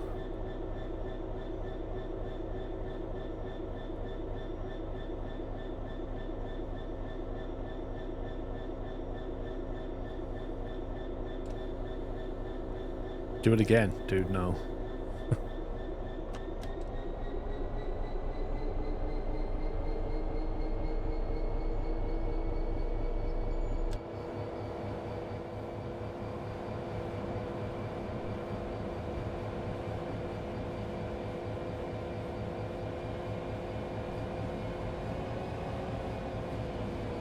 How can the speed limit be 50? We're literally doing shunting work and it's 50. Wait, go via? Where are we even going? That shouldn't be 50 in the sidings, come on.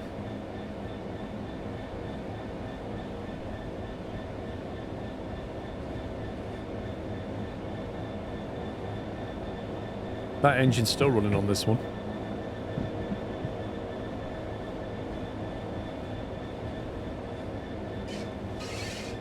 Six vehicles, coupled to 4.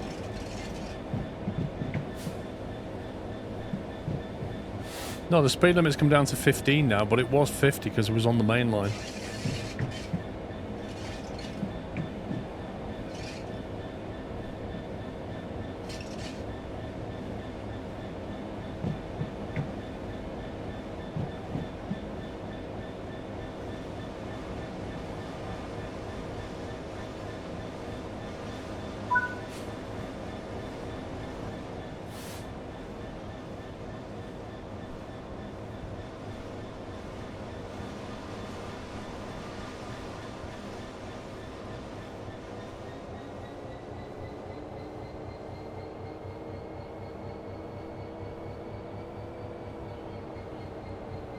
Have you ever played Kingdom Come Deliverance? I don't think I have, no.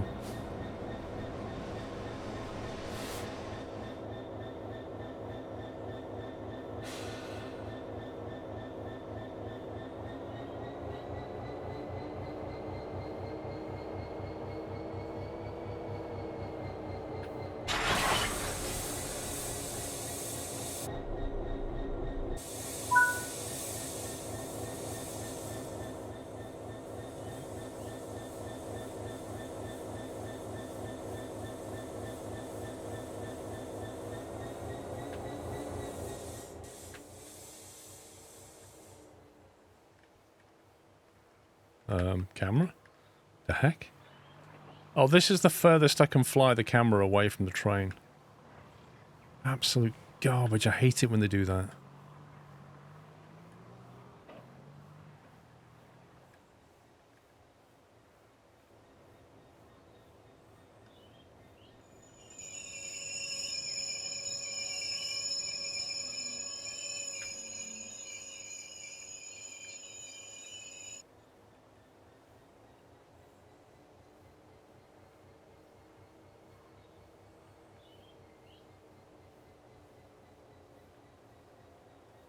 You know, you don't often see snow like this in Dartford, I'll tell you that much.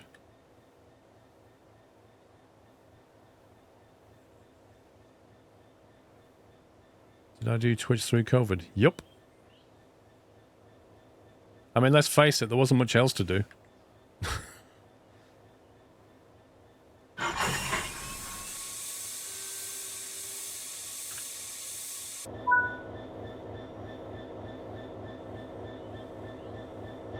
Okay.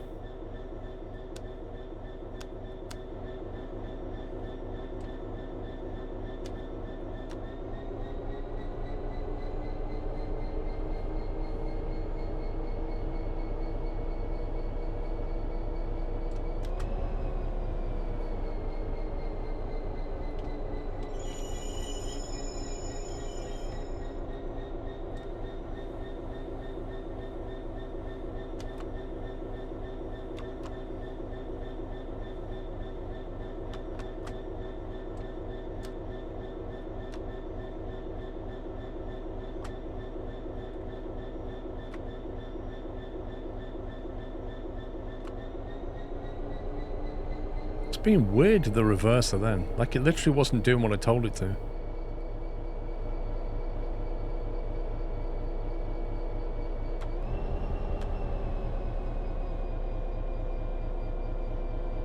You can't put it into power setting 2. Paul's hot tub streams got us all through those harsh lockdowns, yeah. Good times.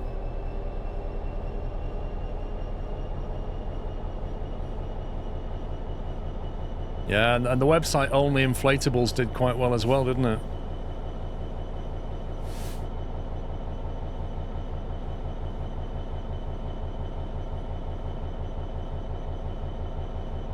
Nah, I don't think we need a sander.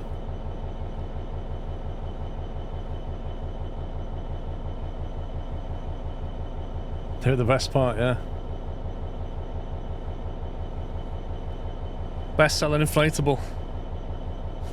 Why is M&S literally sending me... Do you see that? Marks and Spencer's. Literally. Trying to get me to buy a jacket. Like, come on.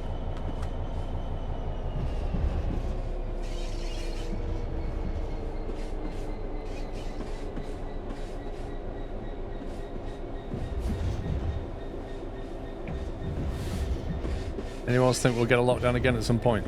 No. I don't think we'll ever go through what we did.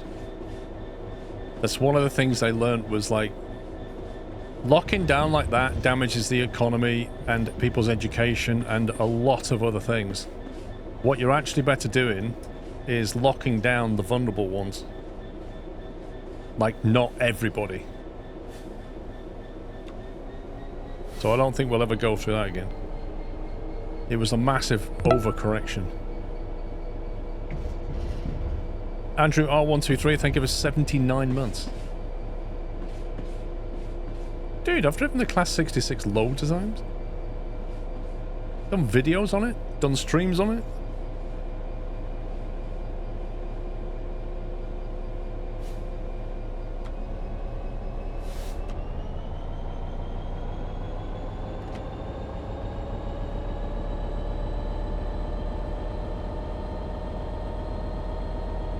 It worked. Did it, Crow Daddy? I mean, what's your definition of worked? Like, what kind of debt has the country got itself into? Not that I want to get political, but, you know, a lot of other things have happened as a side effect.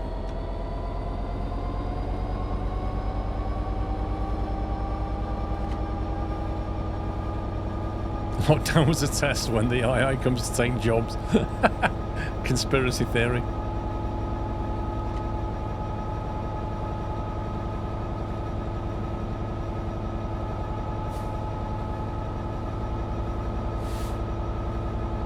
Which country is that, Armin?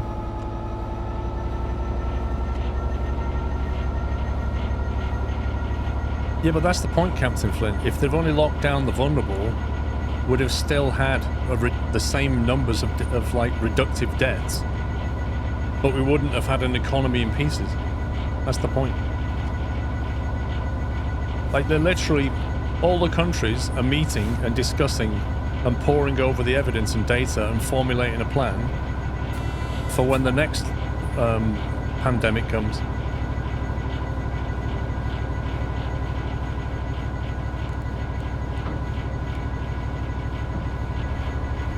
How's the RLO flying? It's on hold now.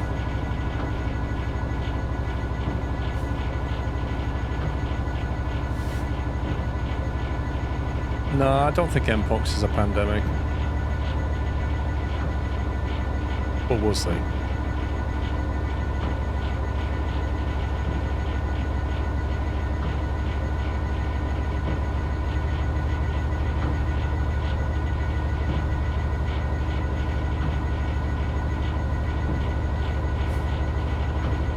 How do you know it's vulnerable? Well, if you've got, like, age dependency is one thing, general health condition, if you've got some kind of ailment, you know, like asthma, say, that would be one of them. If it's a disease that attacks the lungs, then anybody with a weak lung weak lungs is vulnerable.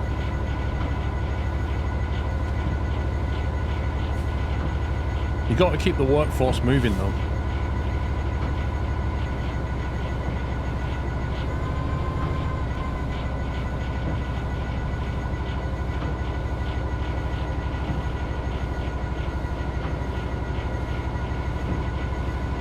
No, of course not. You can't ever get 100% when you're dealing with a virus, can you?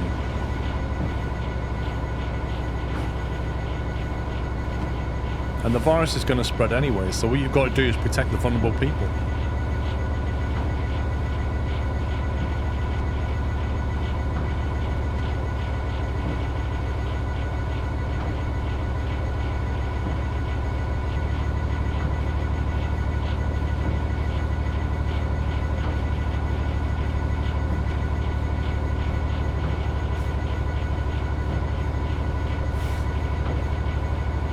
Stayed open the DIY store throughout the pandemic.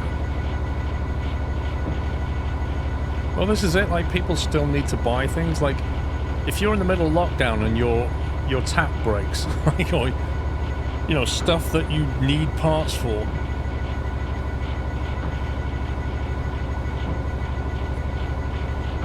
Medicines is a big one. Like, who's going to transport all the medicines around? Truck drivers. Pilots, they still need to be doing things. Ironically, 5 years ago today I was at the Somni meeting Squirrel. Lol.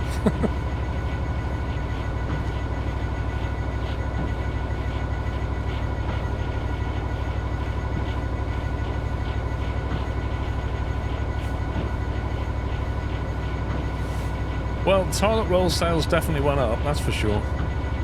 But I have a theory about that. You know why that was? Is because loads of people who steal toilet roll from work could no longer do so. So they had to go out and buy toilet roll, and that's what caused the shortage.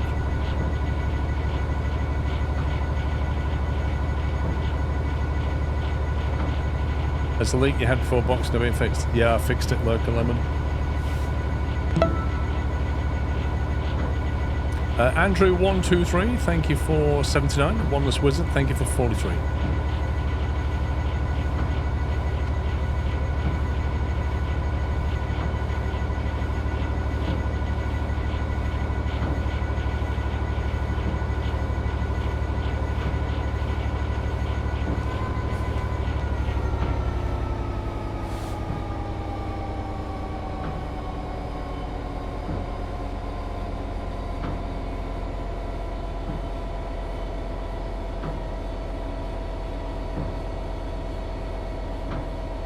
Don't forget Corona alcohol sales went through the roof.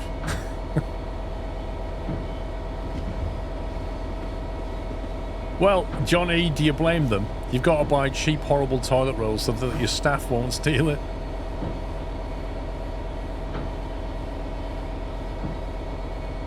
I bring my own to work. Is that bad? Do you know what's like that toilet roll that's like grease-proof paper? That is genuinely the worst. There is no worse toilet roll than that.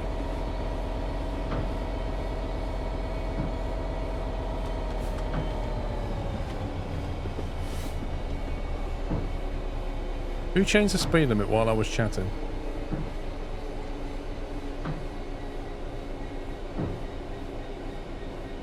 Yeah, that paper at school, so did we. It was just nasty.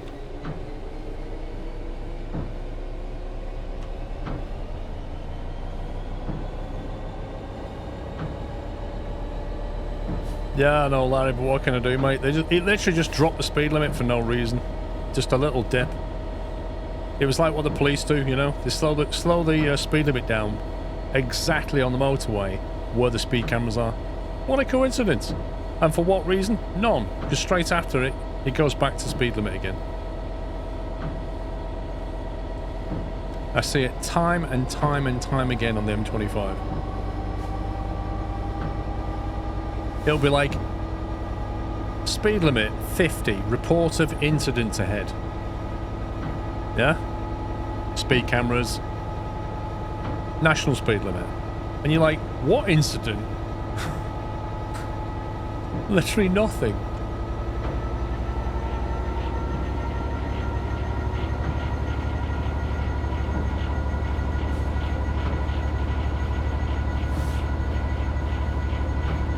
They do that, don't they, Heyman? It's ridiculous. They put a speed camera, like, literally on a downslope.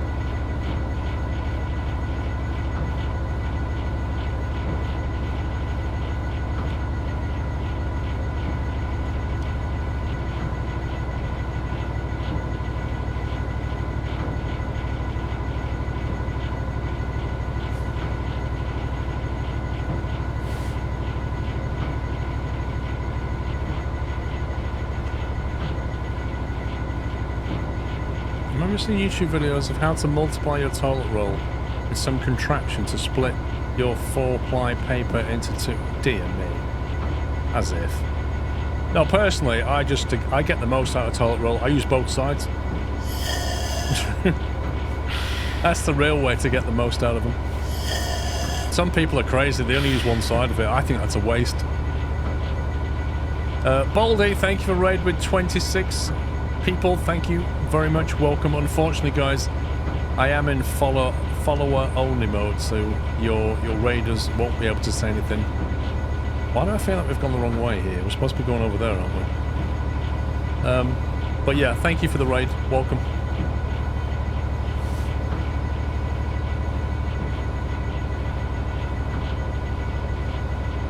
I have to learn the triangle fold method. I do that with crisp packets. When I finish a packet of crisps, do the triangle fold.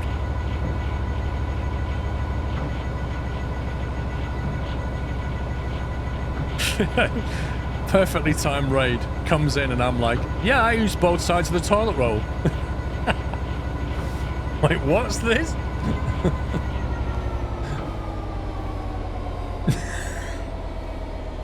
Best raid ever.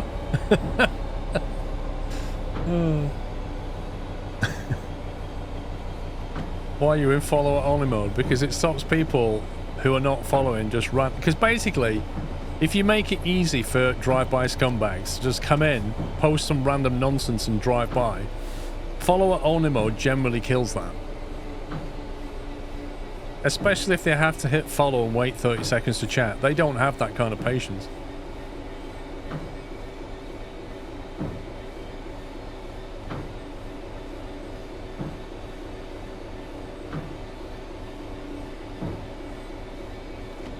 Yeah, just for context, we was talking about COVID times. I wear my boxers inside out so I can wear them 2 days in a row. Hey, how did you know about my trick?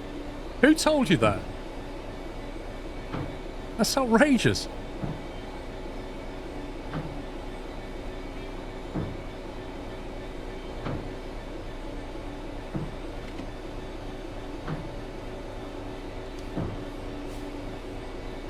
Efficiency. It's all it is, just efficiency.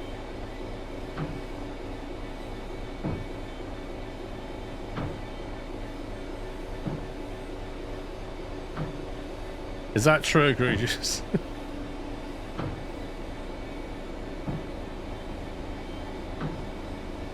Uh-oh, Mr. Squirrel's here. We need to stop talking about toilet roll. There you go.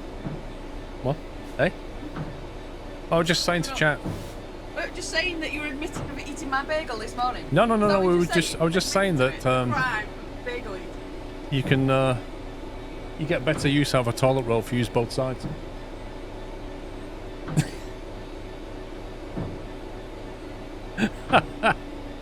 The expression on her face.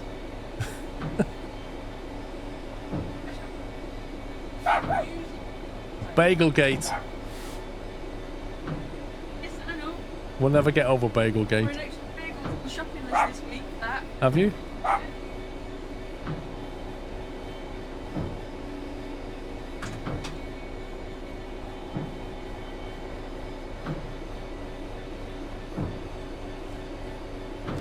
She's not gonna, like, honestly, I can't, she's not gonna forget this whole bagel thing. And genuinely, I have absolutely nothing to do with it.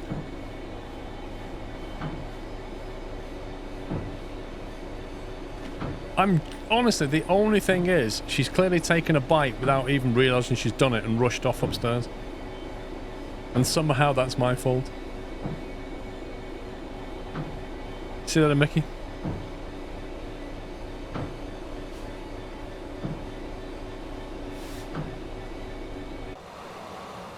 Oh, I like the snow kicking up. That's cool.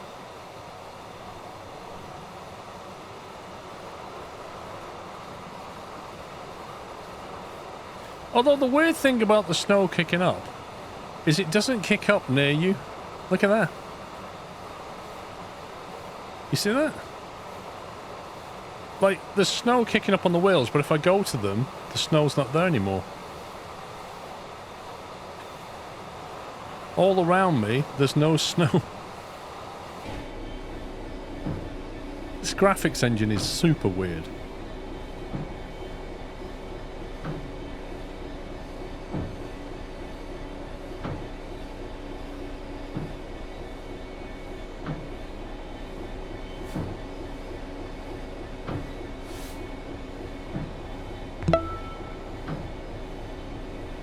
Goat Seat, thank you for 94 months.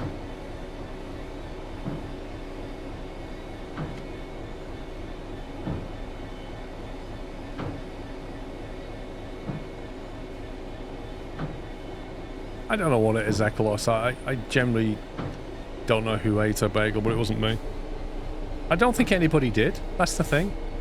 I'm pretty certain my daughter wouldn't eat it. My son definitely wouldn't, because he doesn't even like the raisins in it. And I didn't. Pippa can't reach it. Literally, only thing is she did it and didn't realise she'd done it. Or somebody else is living in our house and nobody knows. Already have it, Rusty Skills.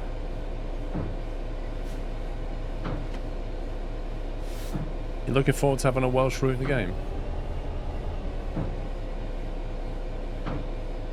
Yeah, I reckon it was pups as well. He'd eat anybody's bagel.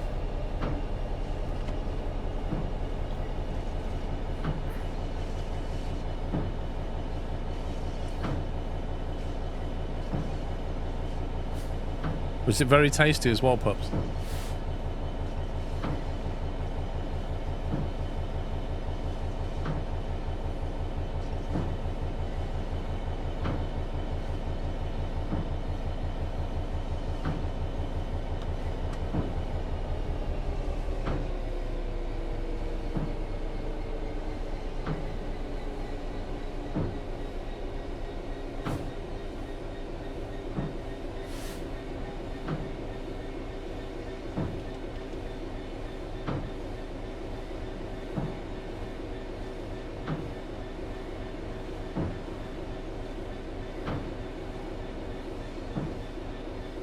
Whoa, that snow on the track was weird.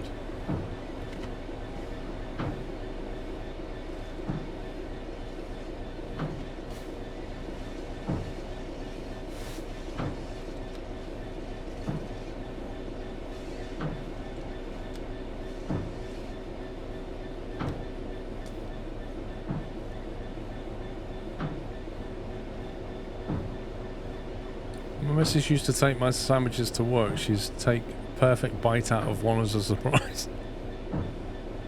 Wow.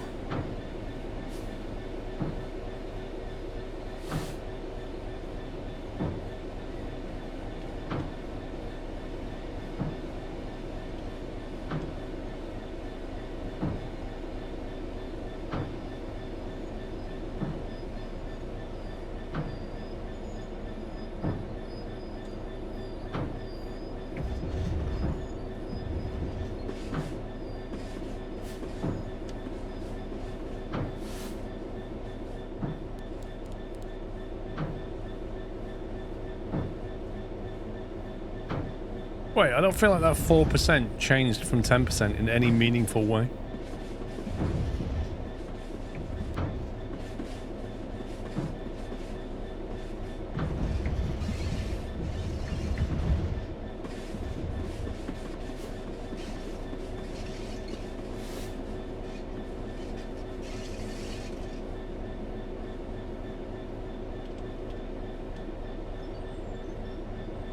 They've all got umbrellas. Look at this, the efficiency.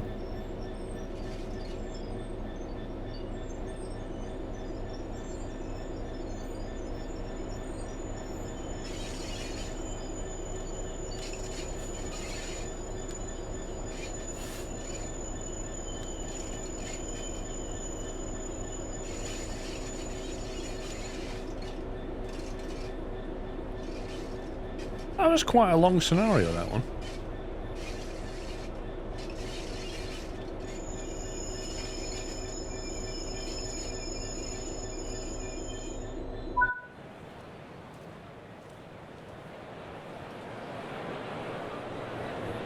I presume that's it. Oh wait, we're not even done yet. Well, it got reversed, have we?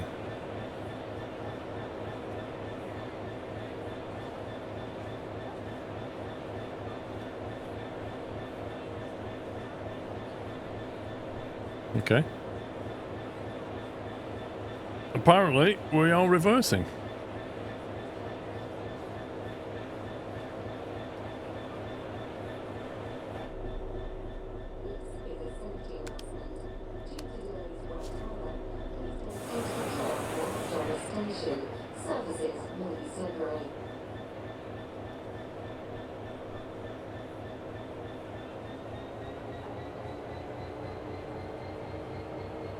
Yeah, I thought the commuters were going to get in the back as well. Disappointed, to be honest.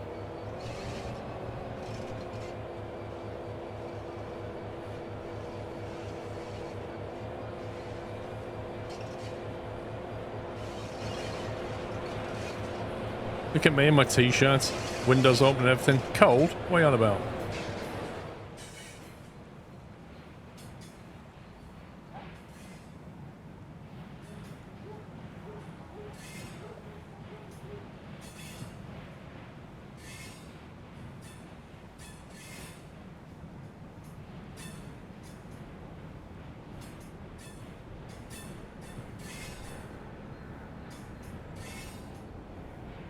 That's what it is, yeah. I'm sat next to the hot plate. That's what does it.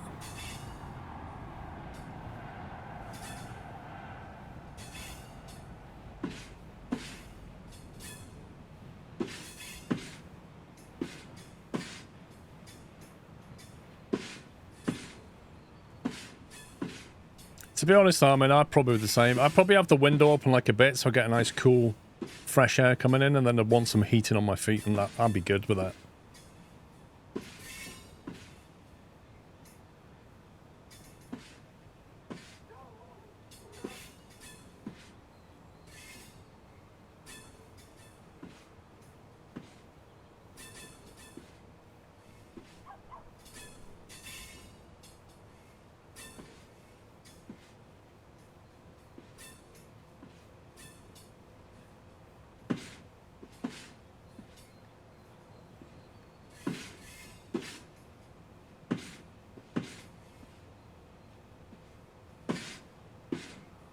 It's very quiet back here, isn't it?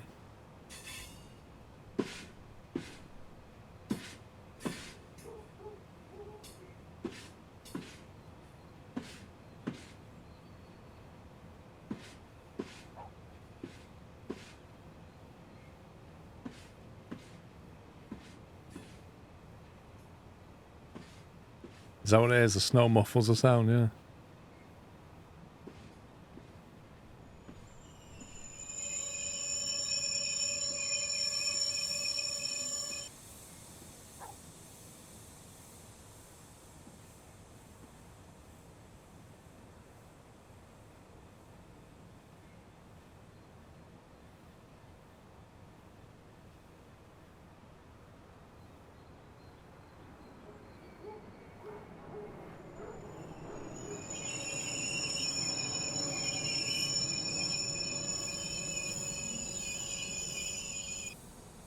Them brakes are super squeaky. You'd think they wouldn't be so squeaky after all the use today.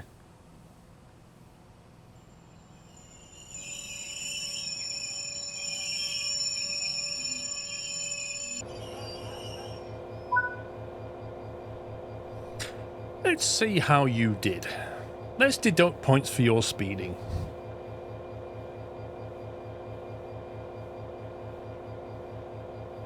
That scenario felt longer than an hour. I like all the snow splattered on the front. That's awesome. We got a gold. Don't know if there was a platinum, but we got a gold. I'll take it. We're mostly inside the speed limit. There was a bit of breakage there. That was the worst point. And then here. Glove-esque, yeah.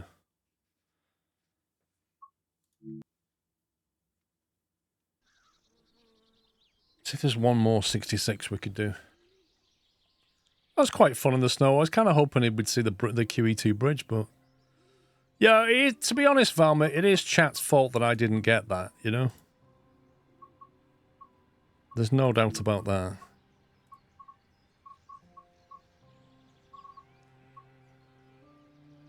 We can find something with a full consist. Say discharge a rake of hoppers at the tarmac factory. Is that the same factory we went to before? Aggregate. I bet it is. Sittingbourne. Who Junction, we just more or less went there. Dartford we've done. Clear the tracks at Faversham. Provide assistance to emergency possession. Oh, this is the, this is down to Brighton. What?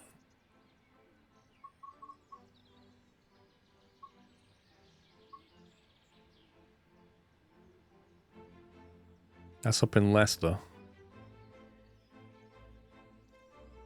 See you later, Crow Denny. Last portion of service from oil refinery. It's the BA terminal at Colnbrook supplying Heathrow Airport. 20 minute scenario. There's 2 20 minutes, we could probably do them.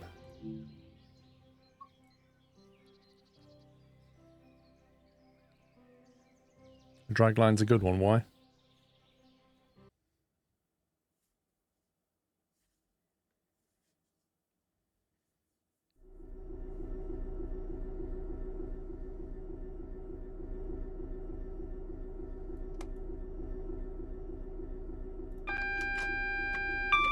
Who are you? Captain Scumbag, you here to watch me?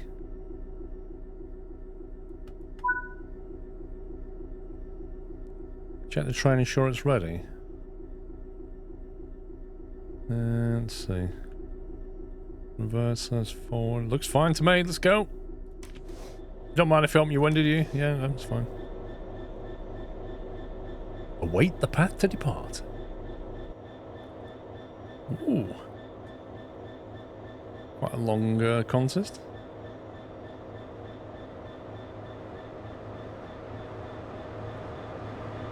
Yeah, I was gonna say, like, you can get the tea going, can't it? Look, there you go, mate. The hot plate's on. You make the tea. That's on you.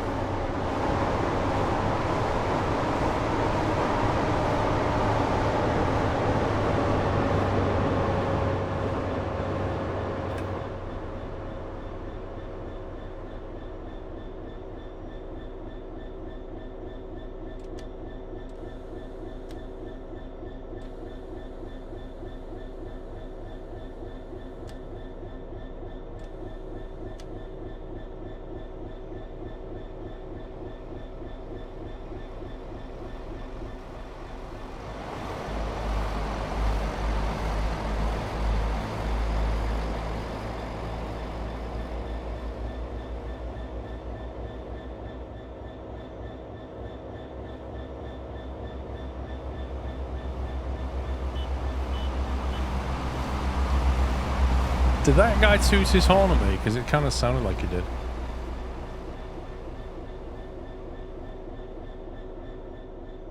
Where's the tea, bro? I don't even see a hot plate here. What's going on? There's no pan? No kettle?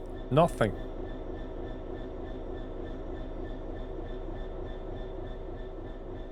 It's a 20-minute scenario. 15 of which is sat at the signal.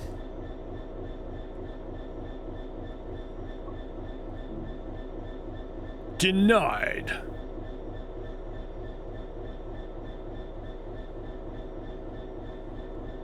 It's quite a busy line, this.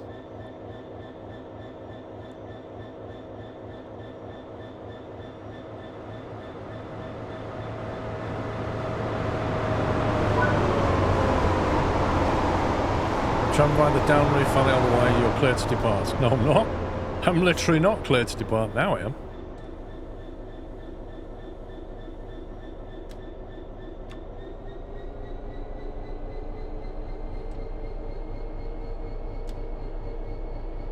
It's the line that goes to Paddington.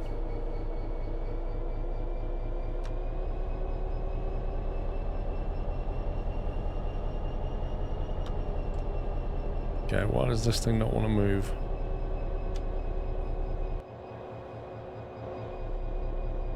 I feel like it was a trick question when it said, make sure it's ready. Hang on. Parking brake release.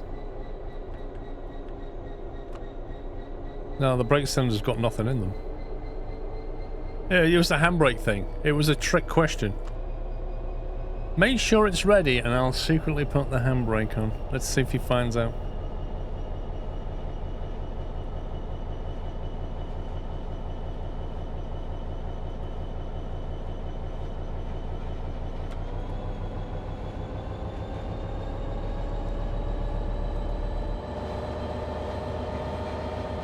I reckon it was the other guy. When I was looking out the window, he went.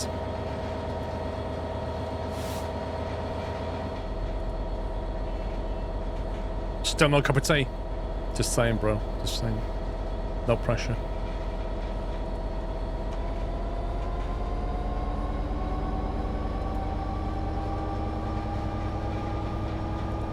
You know what I reckon? He's like one of those examiners. That's exactly what an examiner would do. They used to do that, was flying the plane when you was training. He'd have you, he'd say, just check there's nothing on your left, and then he'd literally pull a fuse on something. And then he'd sit there and wait until you noticed. That's exactly the kind of thing they do, isn't it, bro? Particularly, the one time he did it to me when I was on the downwind leg for landing, right? And he was like, make your radio call. So I was like, made the radio call downwind, and while I was doing all that and I was focused on that, he pulled the fuse on the flaps. So I went, got my speed down to like 80 knots and went flaps 1, and I went like that and I pushed it down, and I always check outside, so look at the setting I put it on and then I do a quick visual check, and when I looked, the flaps wasn't moving. So I'd noticed it because I always do a visual check. But if you don't do a visual check, you wouldn't notice and you would assume that your flaps were fine. So he was testing me and I went, I think we have a problem with the flaps. And he went, fair play, and pushed the fuse back in and said, there you go. I was like, you scumbag. You utter scumbag.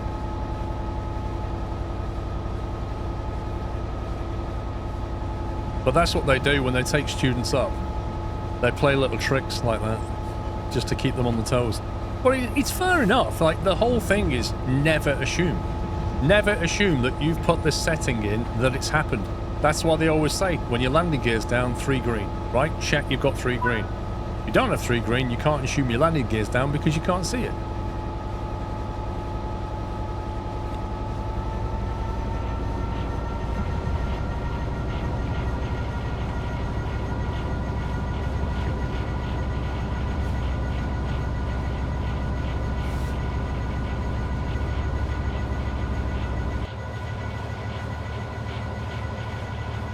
Why are they both looking over there? Now, look at this, synchronized looking. That's amazing.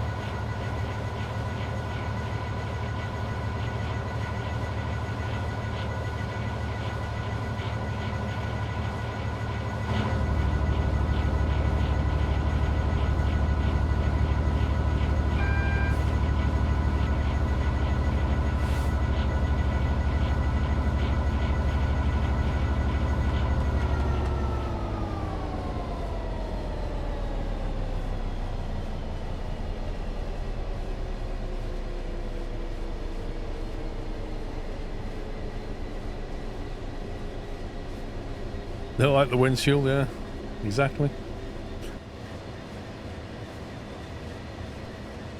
They're doing it again. Amazing.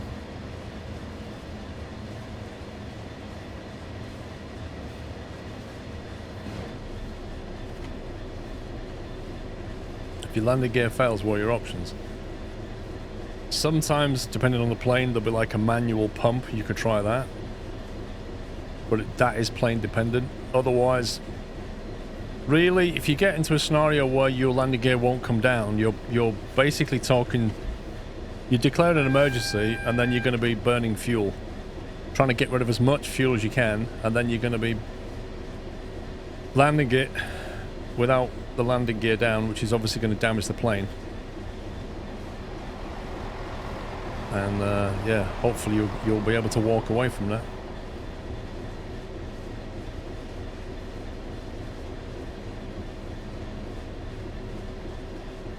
There's quite a few videos on YouTube of that, where it happens, and you can see the skill of the pilot then, because if they can come in and just reduce the speed as much as possible, so that by the point where it touches the ground, the plane is going as slow as it can. That's what you're looking to do. And then it just belly flops. But I've seen it with propeller planes, and it just completely bends the propellers. Like, the amount of damage it does is crazy.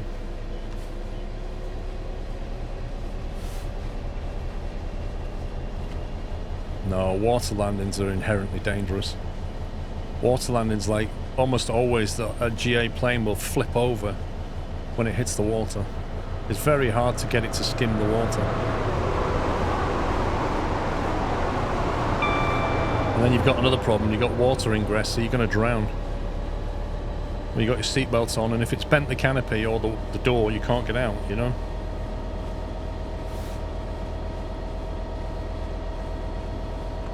Really, a grass landing is probably the best option.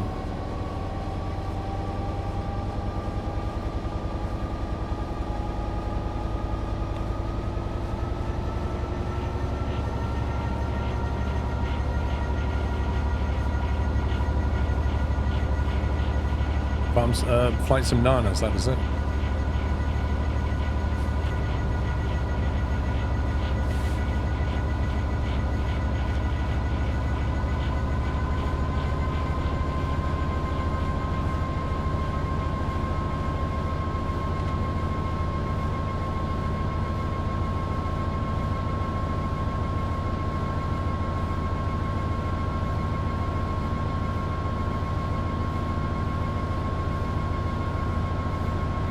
Found a golf course, yeah.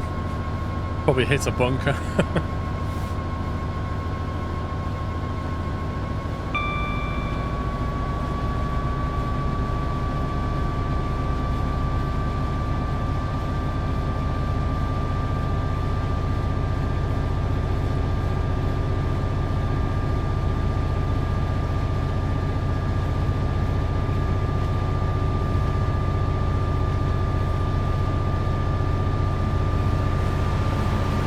Whoa, that's not fair. That's not fair. Dude's blatantly quicker.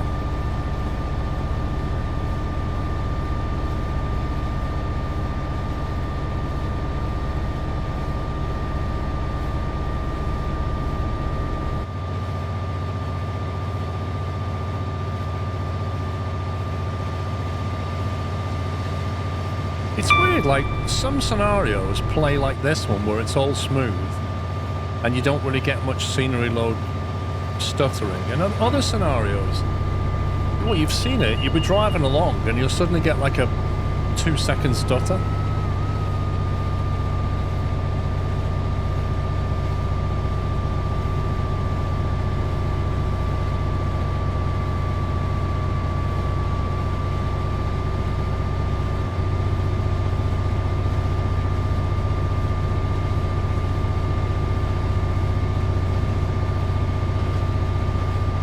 Was that? Was that Harwell?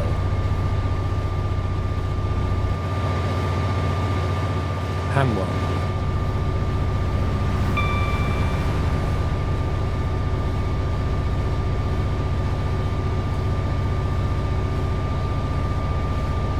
I don't know, Dusty. I think it's just the way the scenario is put together. Like, one's been optimized properly and one hasn't. It's all down to the skill level of the editor. Look at that, you can literally see where the content ends. It's just green.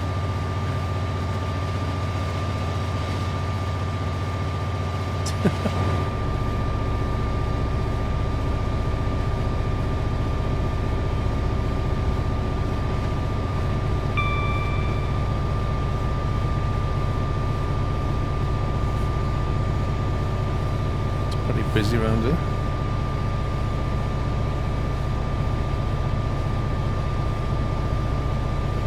You can't wait for a SimRail update. How is the game now? What was the latest update? New routes. Cool. They were going to go west into, was it Germany, I think, was the last time. Well, last time I played it. They were heading into Germany.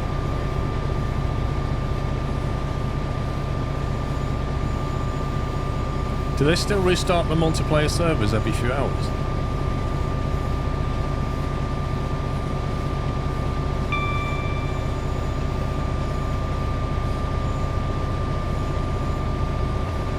For no new content, wow.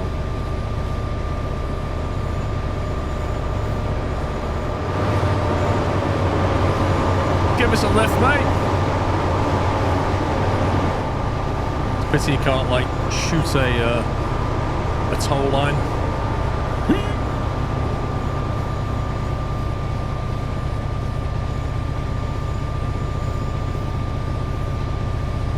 Last update was the cargo pack release. Wow, so nothing since then. Blimey. I've not missed anything then. It's a good game, SimRail. I enjoy the MP.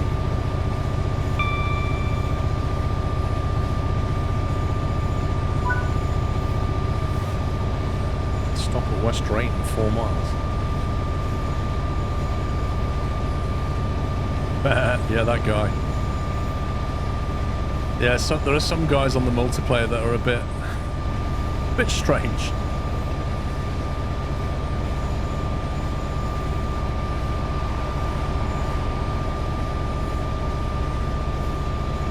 I just like SimRail's multiplayer because you're driving along and there's like other players and then other dispatchers and it's kind of cool.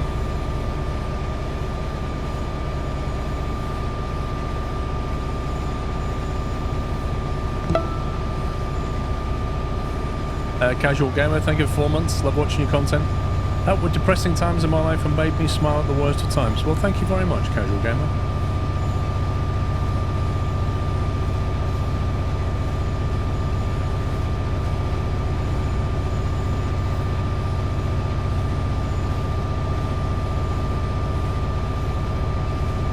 Three miles.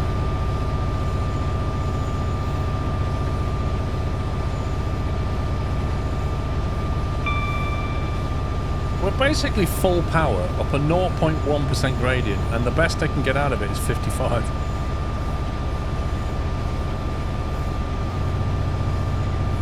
Lack of content. Yeah.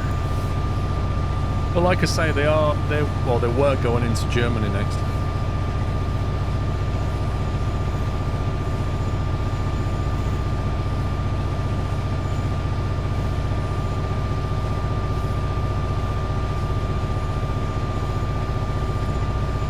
Thank you for subbing in advance as well, by the way, Casual Gamer.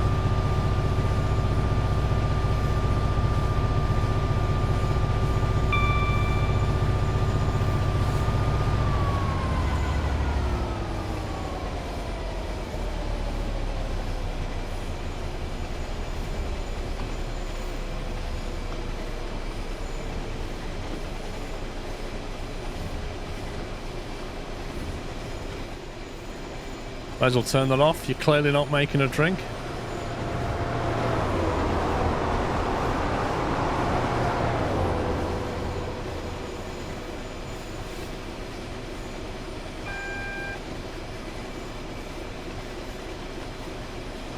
Ever tried BVE train sim? I don't think I have. Slowly worked and updated since the 90s. What? For real?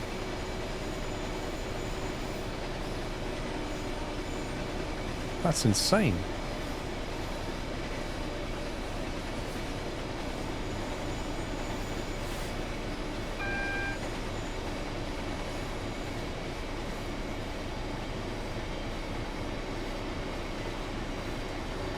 That means that guy has had to migrate it like onto different operating systems, different graphic engines, like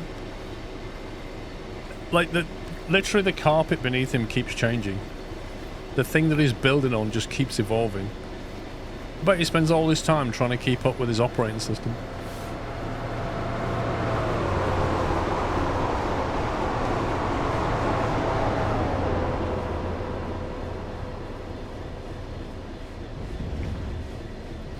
Had an initial release date of February 2000. Oh my god. And it's still just one guy. Can't he just, like, I don't know, kickstart it and get some devs to help? Go to a publisher and say, this is what I'm working on. Need some funding.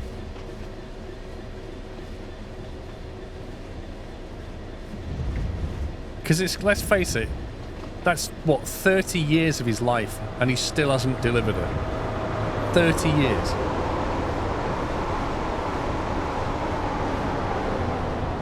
It's a little passion project. You may as well just stop. It's not going anywhere.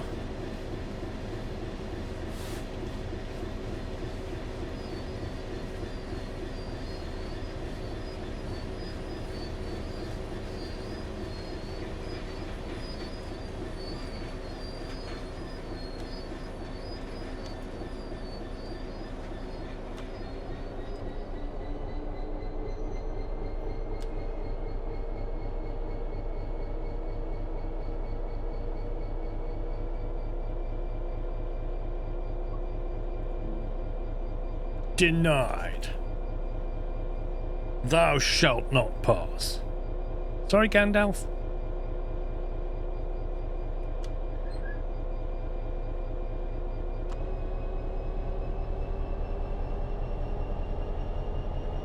It's difficult, Zintax. Like, if you underbrake, you're gonna blow the red light. If you overbrake, you just gotta start again, right? It's no big deal. Underbraking is the worst thing. I can't go anywhere anyway, so this doesn't make any difference.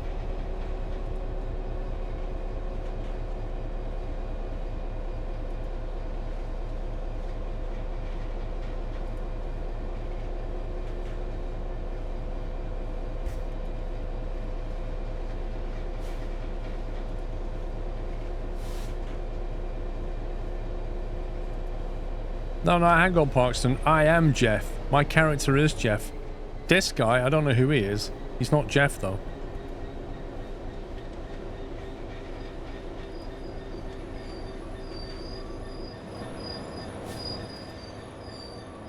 But that's Jeff on the right. That might be Jim, I'm not sure. There's no way this is a 20-minute scenario. I started this scenario at 20 past. It's now 22, and we're still sat at the lights.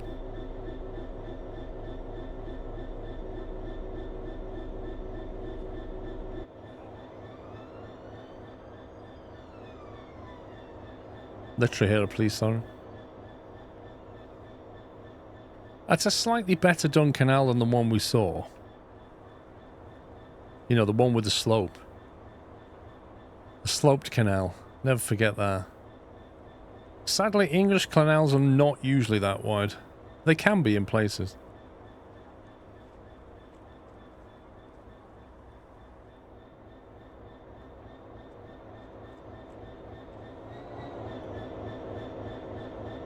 What are we even waiting for?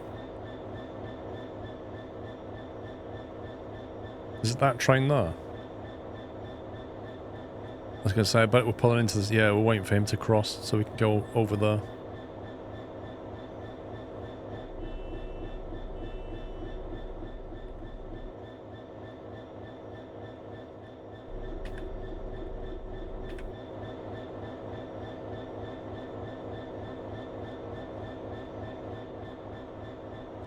English, Welsh and Scottish Railway.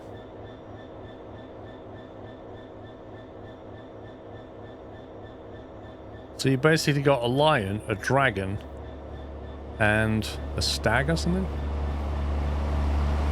Thanks for holding us up.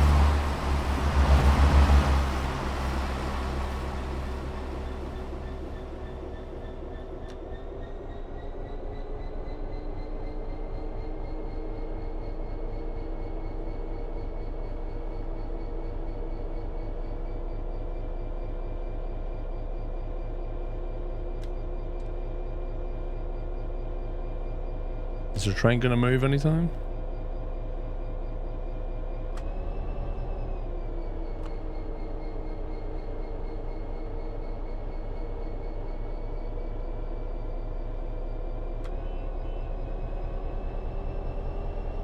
I'm trying. Didn't want to move. Like trying to get a teenager out of bed.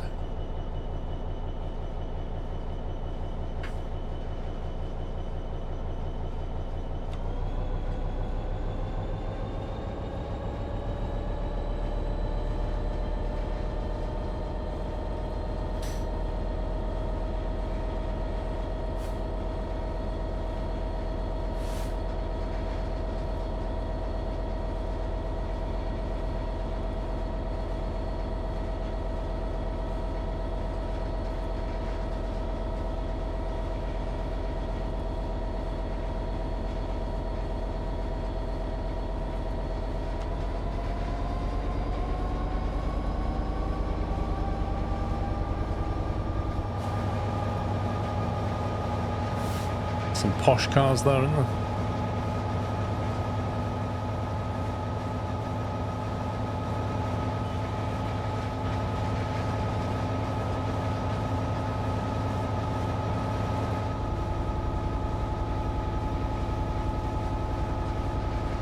Yeah, I think it would have. I think if you was doing anything the hilly bars, you'd have absolutely needed to. But I guess if it's a relatively flat area, which this is, then you'd get away with one, and it's cheaper.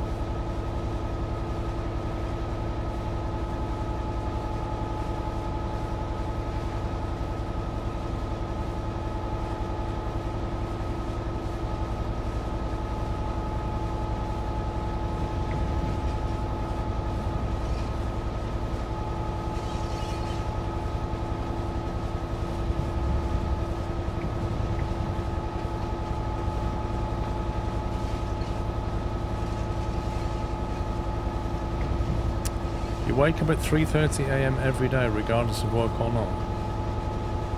Really? 3:30 AM? Wait a minute. Why did you used to get up at 3:30 in the first place?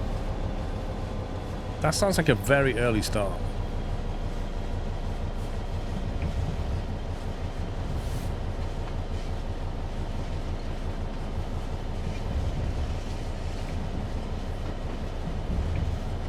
That does. It sounds like somebody that was a butcher or a train driver or something.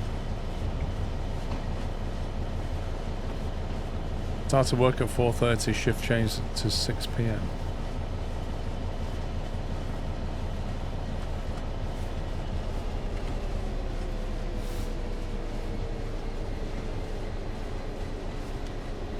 Inventory management and loading trucks. Blimey.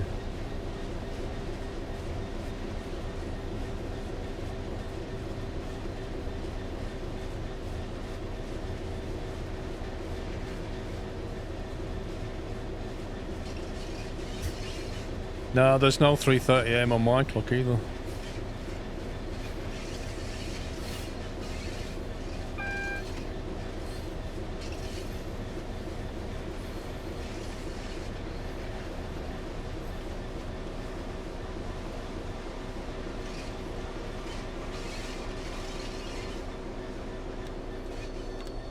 Overcooked it again.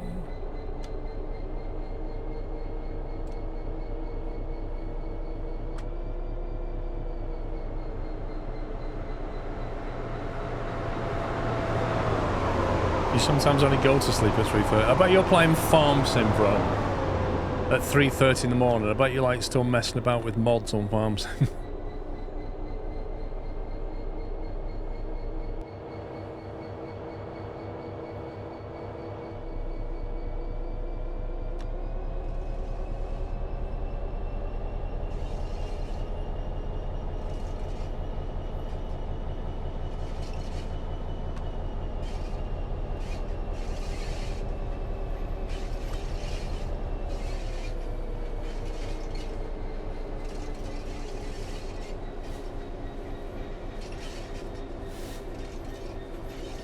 Yeah, the only time I get out of bed at 3:30 AM is if I need to go to the bathroom or something.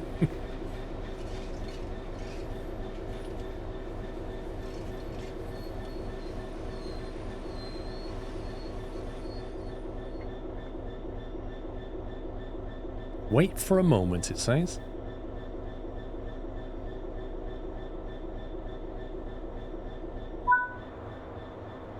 Thanks, driver. We need to wait here for local control to escort the train to the branch terminal. Take a break. Okay, cool.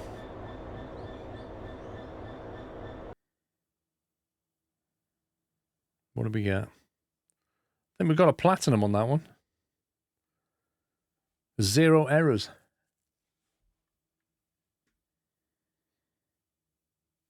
Like this bit here, the speed limit, the track limit was here. I couldn't get anywhere near that. That was full pelt up there. That's why I love your stream show. You either start at 4 AM or 5 AM for me. My God. There can't be many people like you, Onamichi, that watch my stream at 4 AM your time. Like local time. That's nuts. Biff, thank you for a bullseye 50 months. My 5-year-old loves this game. Not the trains, just running around and looking at stuff. Genius. We've got 10 minutes left. We can do a quick one, I think. Train depot. I think there was another one. Another 20-minute scenario that lasts 30 minutes. There it is. That one there. The sidings. I value loyalty. I'm working up at my hours 4 AM to midday. Hey, Pops, what time does Matty start work next week? Like, what's his working time look like?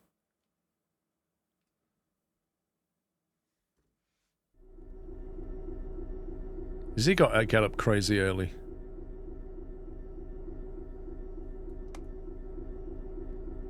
Right, I'm gonna press the parking brake release because I know what this game's a scumbag.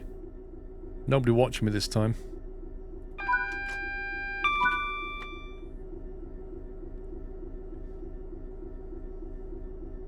Yeah, it would be nice to have a compact HUD, wouldn't it? Rather than just a giant HUD. You can get rid of it with Control 5 like that. And do it the old-fashioned way.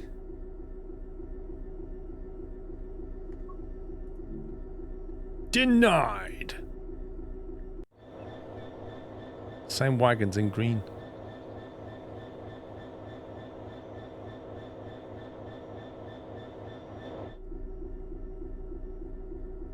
Oh, his Pop's not here. Scumbag. Sensei Johnny, you know what my favourite part of the stream is today? Nope, it's not the trains, but you thought I was going to say that. But Squirrel being awesome. Lol. I thought you was going to say me running around inside the train. Dude with the headphones. And the briefcase.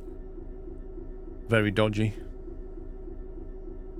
This is another scenario that's 20 minutes long, but actually has an extra 15 minutes of sitting around at lights that it doesn't bother to count.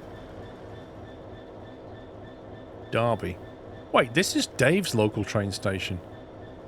If Dave was here, he could tell us if this actually looks like Derby, which it probably does.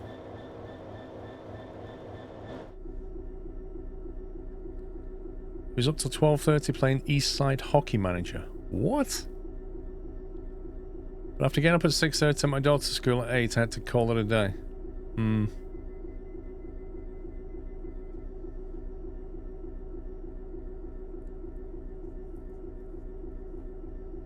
Yeah, I'll be streaming next week, but the weekend after that I won't be.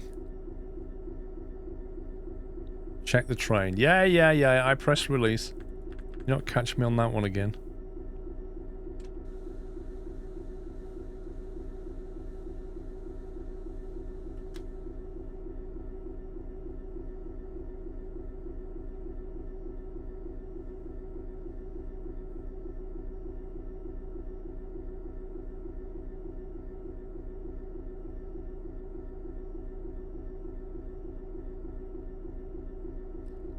Best part of the stream was the raiders coming in on the toilet roll conversation. I think so.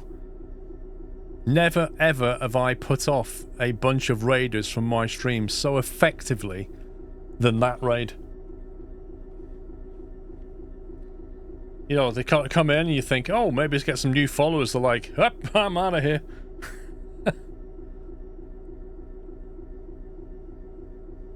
It was genius timing.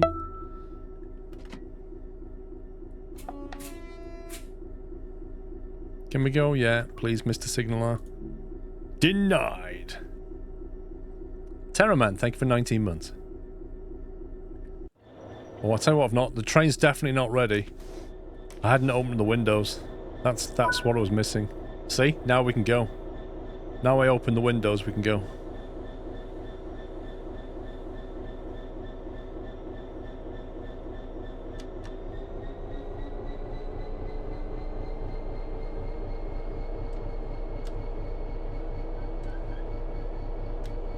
Wait, that started moving, then suddenly stopped?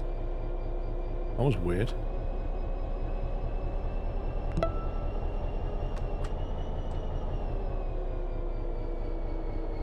Onamichi, sir. Dropping 10 subs on chat. Onamichi, thank you very, very much. Squeaky Bicorn, released. If you was lucky enough to get a sub, please give Onamichi a thank you. Refresh your page, no more ads, enjoy the emotes. And you have access to our Discord server, should you choose. Good reason to join the Discord server is you get notified when I go live.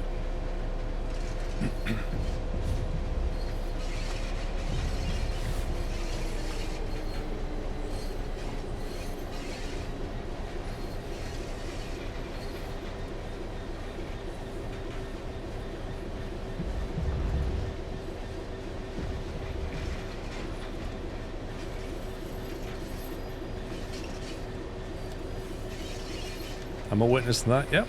Very handy. Yeah, Pup spends hours doing that. To be honest, Pups, I'm surprised you don't have a script that just does it for you. Chaco Bleu. Thank you very much for gifting 5 subs. Welcome, guys. Again, if you got a sub, give the gifter a little thank you. And refresh your page and no more ads for you for a month. If you're new sub, check out the emotes. We have some nice emotes.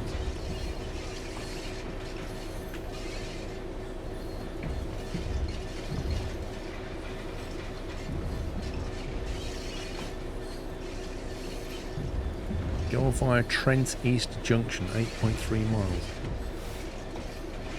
Is there anything with Trenton 4 that would make me stop playing Trenton World 3? Yes, Trenton World 5.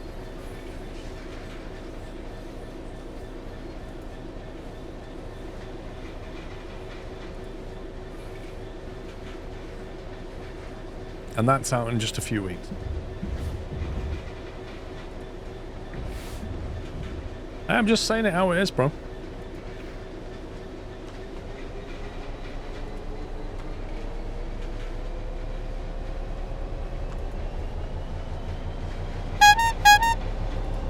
Another squeaky bike on, this time from Lord Bongo. Lord Bongo's gifted another 5 subs. Thank you very much, guys. Onamichi, Chaco Bleu, and Lord Bongo. Thank you very much. 20 subs gifted between them.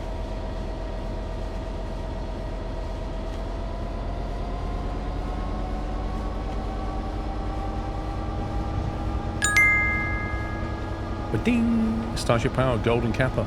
Lol. Thank you for the bits.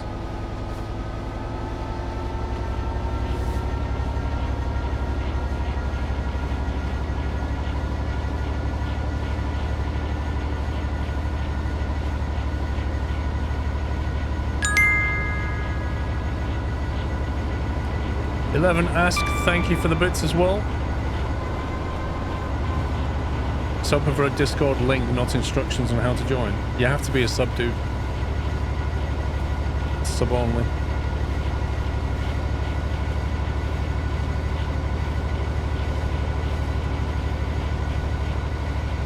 What's that weird sunlight shadow thing going on in the cab?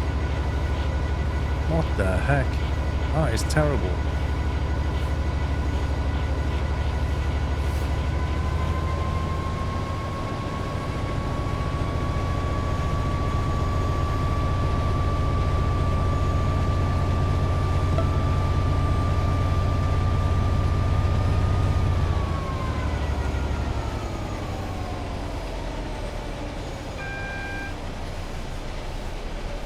Some yellow lights, some red lights.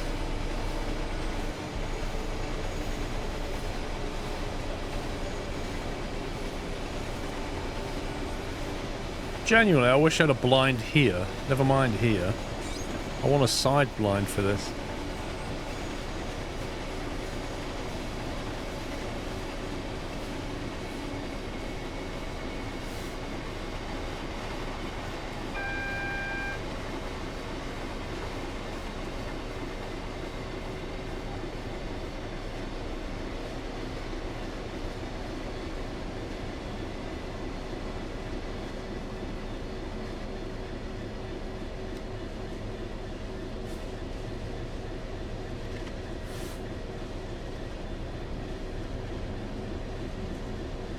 Maybe if we cruise, that'll change. You never know.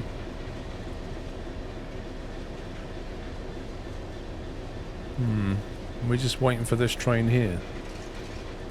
Which place? Yeah, there you go. It should flush through. We're behind a stopper.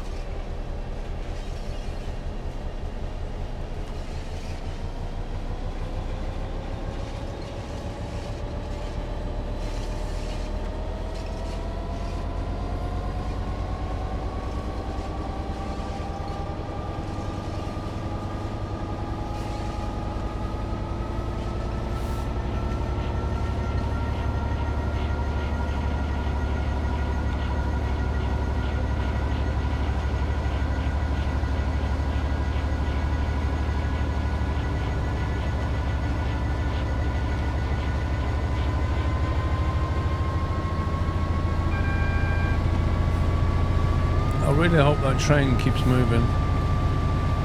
Oh, it's down here now. It's miles away.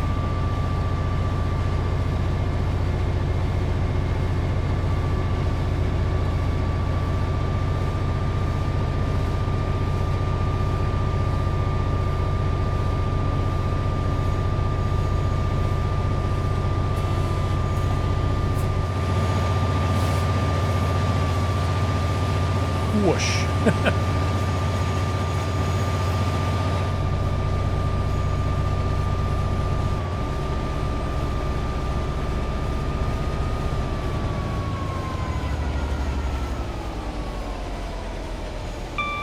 I don't know what speed this guy's doing. I think we're just 2 blocks behind him now. We could probably just cruise.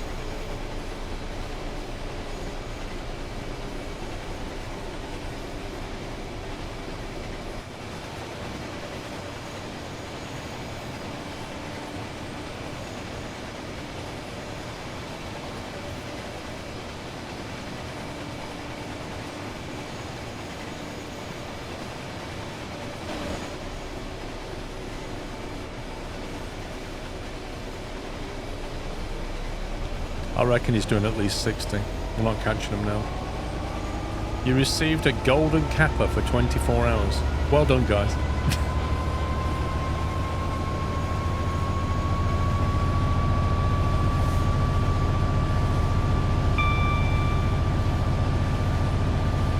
I wonder when the line that goes via Chelmsford will release. I honestly wish they'd migrate it over from Train Sim Classic, because it's actually a nice line.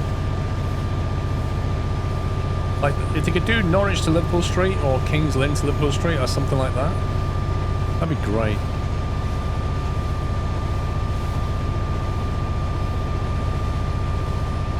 That golden kappa's weird, because it doesn't...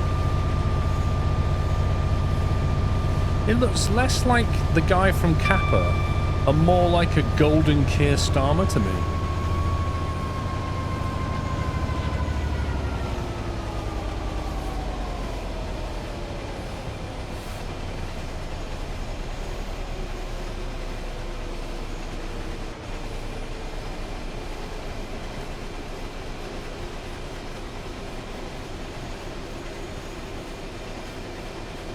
Now everyone's checking they have it, lol.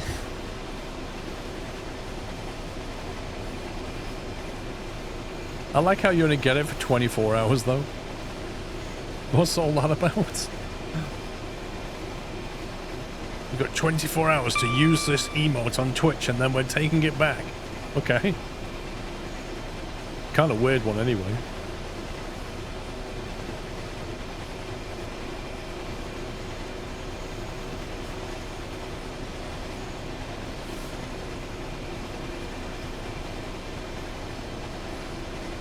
It is, Rome. It is. Squirrel Ross is way better than Kappa.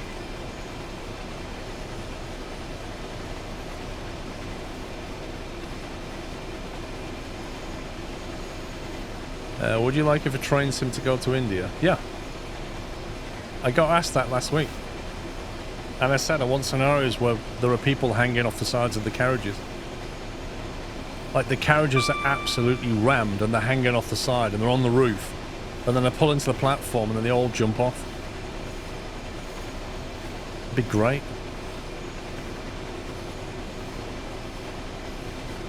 Plus they drive on the proper side as well, which is a bonus. Yeah, you could do livestock, yeah. You could have livestock in the back and livestock on the track. You can even get like scooter riders and motorcyclists on the track as well. All kinds of chaos.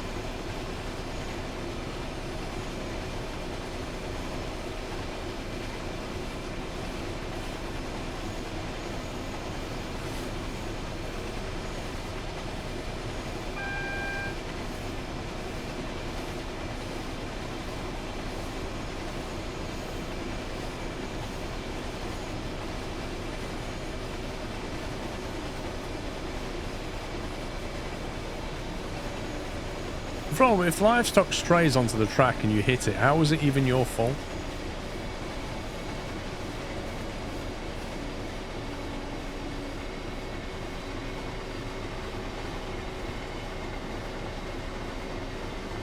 Yeah, they do, Newmark. Yeah, they do serve beer.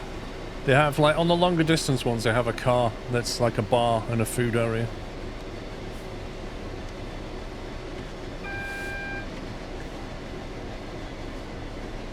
There's a Caledonian Sleeper as well that you can get.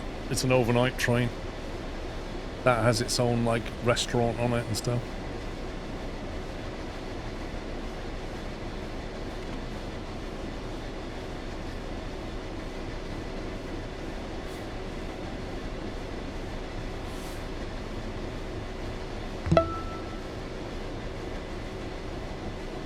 Did anybody else see that? A flower just sprouted out the ground. Not even joking. Go back and watch the stream. On the left, just there, a flower just came out the ground.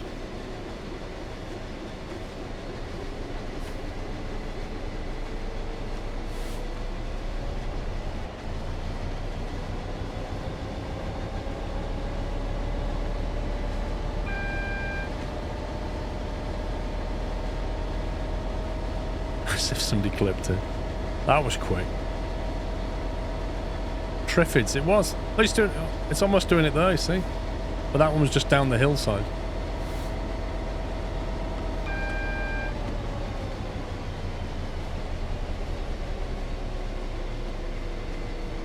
I think we're behind that stupid stopping train again. There he is. Clogging us up.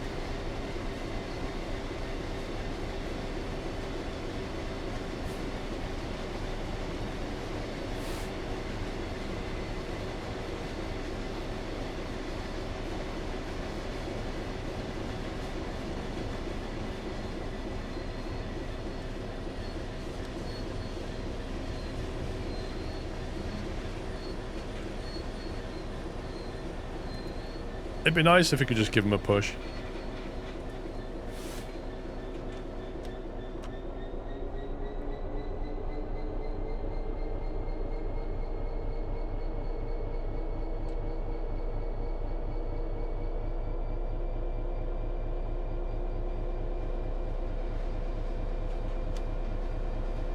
I thought that signal would have changed by now.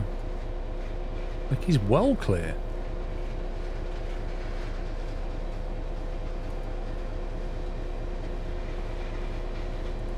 Onamichi, by the way, thank you for gifting us up to Lightning Desk. And King Killer, thank you for 35 months.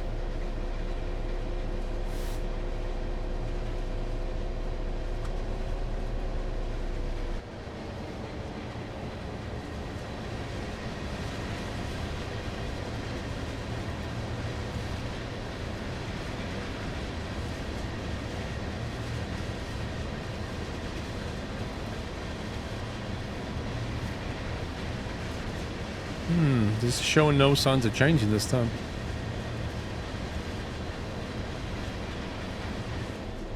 Aha.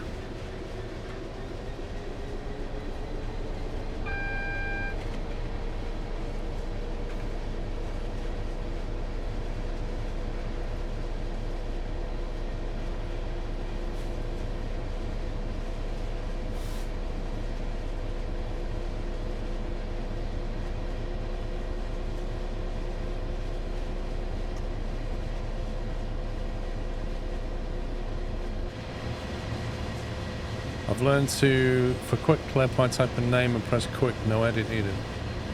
Huh.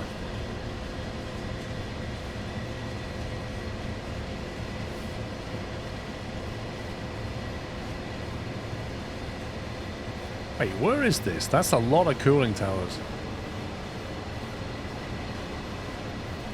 Trent East.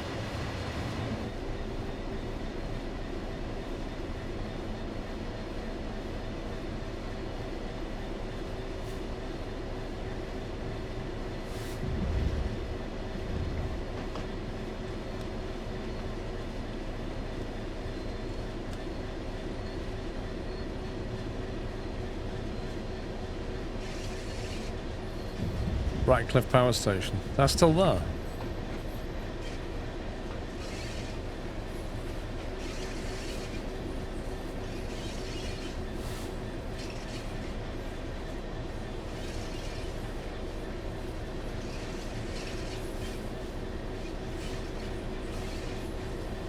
Now I know why that train took so long to get out of the way.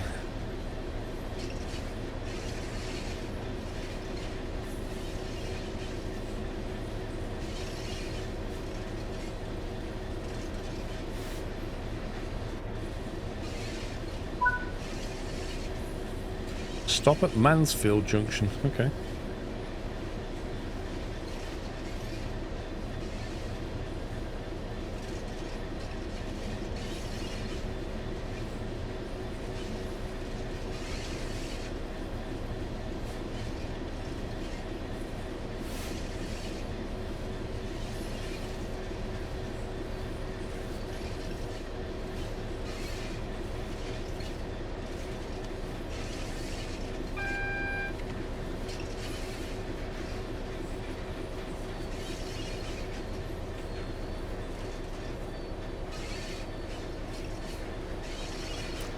Yeah, again, I thought that would have cleared by now. But apparently not.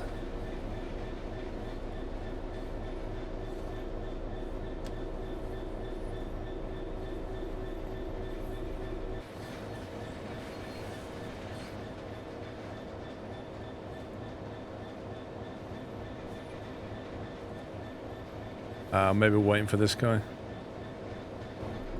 I bet we're waiting for this guy.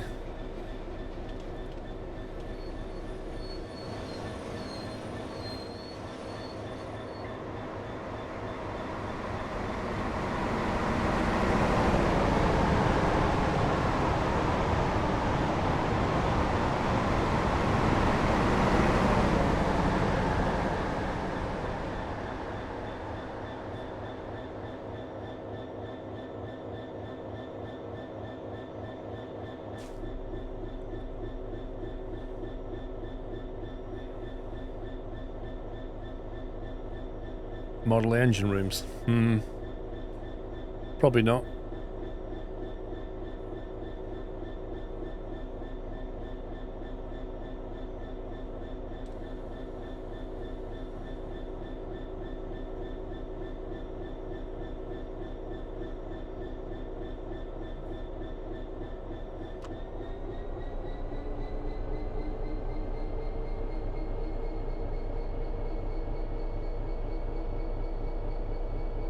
This is not 20 minutes again, though, is it? That's the thing. The scenario estimate is wrong.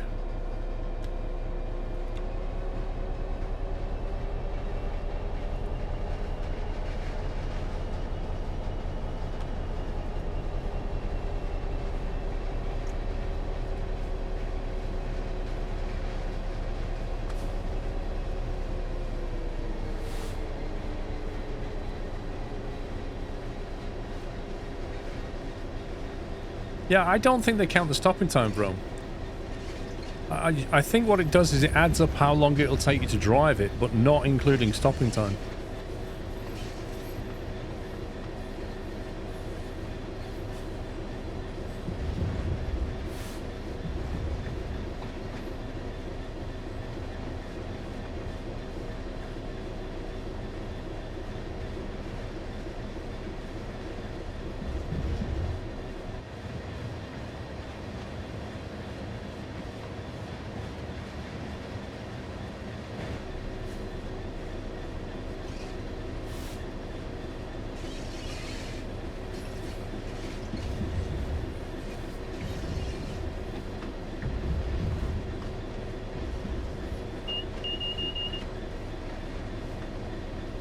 Tell you what, I would not want to live in one of these houses.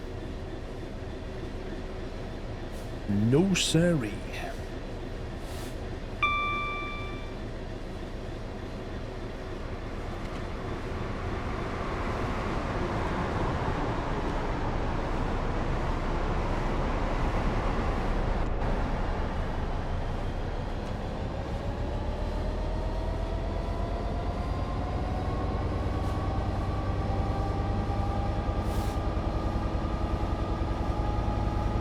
I've had clients who live next to the railroad and they say they don't hear it anymore. It's not a matter of hearing it. I had a friend who used to live at South Croydon Station, and he was about, if you came out of his house, it's literally a 2-minute walk to go over the bridge to get on the train, right? He's that close. But he's probably still about 100 meters away. Ish. And it's not so much the sound of the trains, you can feel them. When a freight train comes through at like midnight, the whole house gets this like bassy rumble. Maybe you don't hear or feel it anymore, but it's got to be doing something to your house. All that vibration.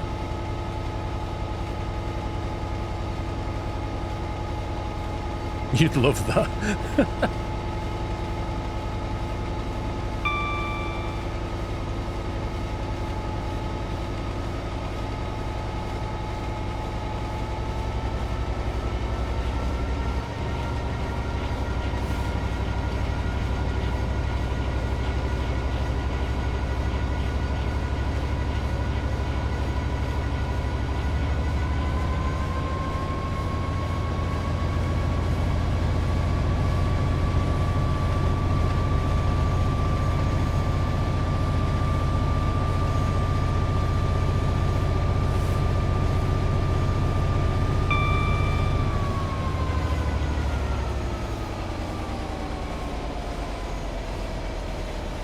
I thought that intercity would have cleared out by now.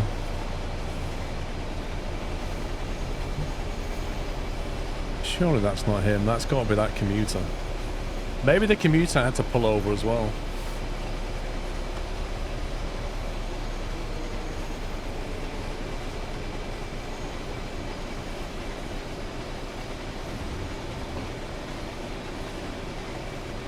And we live next to the railway, you could get Tampa trains working. What does that mean?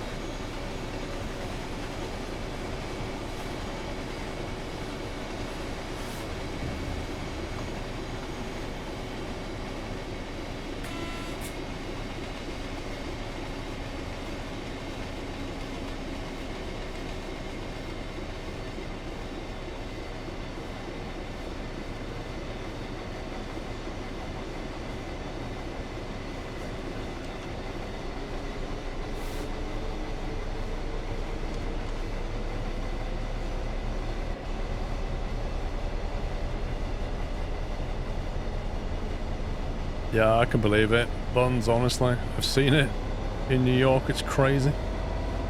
Like they literally go past your window.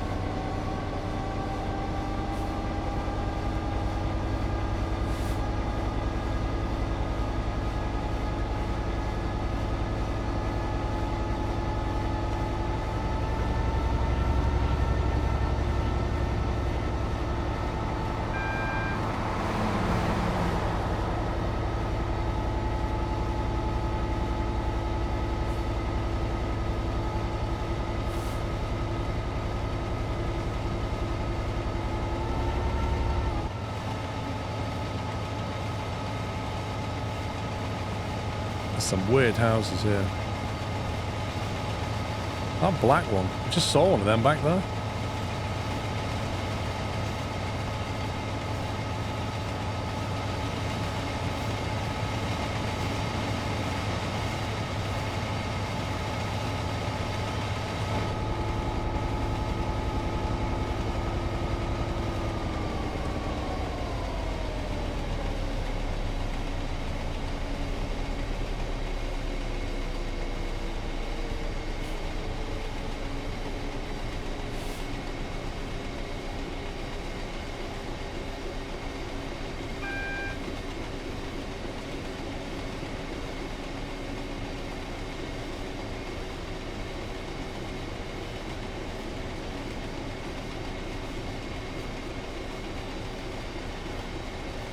Where are we going? Oh, once it's across the tracks and stop here. Okay.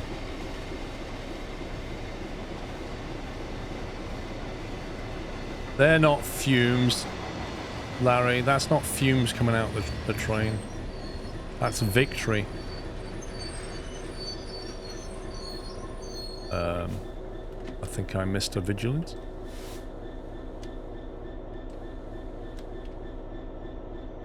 It might want me to, like, emergency brake reset it now. Yeah.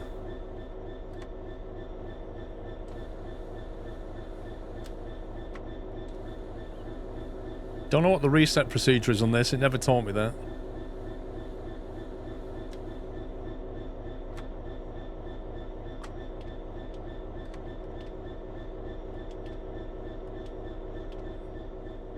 Do you have to, like, reset the AWS or something?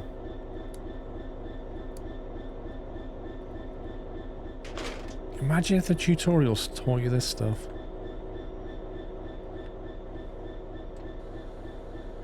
There we go.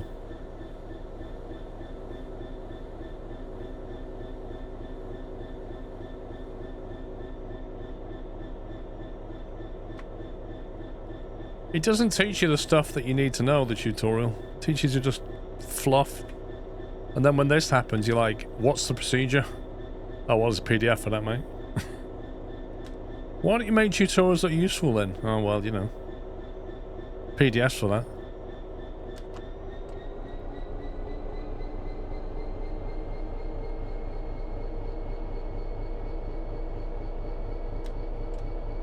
This brake pipe takes a long time to pressurize.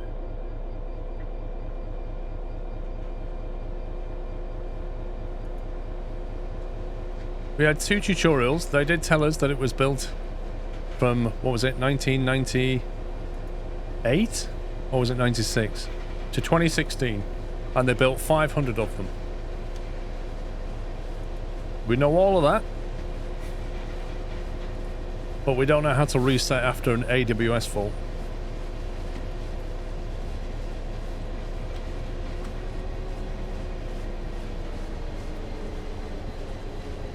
And it's nicknamed the Shed, exactly.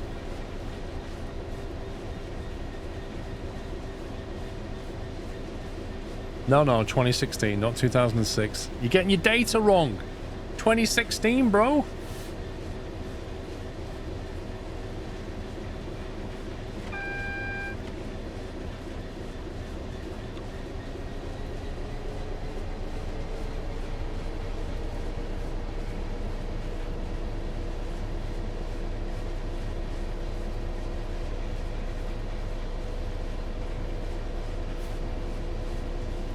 Why is there a bumper on that track?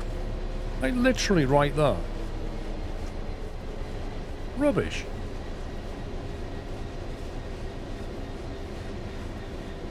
You scrubbed from the driver's list. That was basic. That was a basic test right there. You just failed it. Yeah, there'll be another test during SnowRunner tomorrow.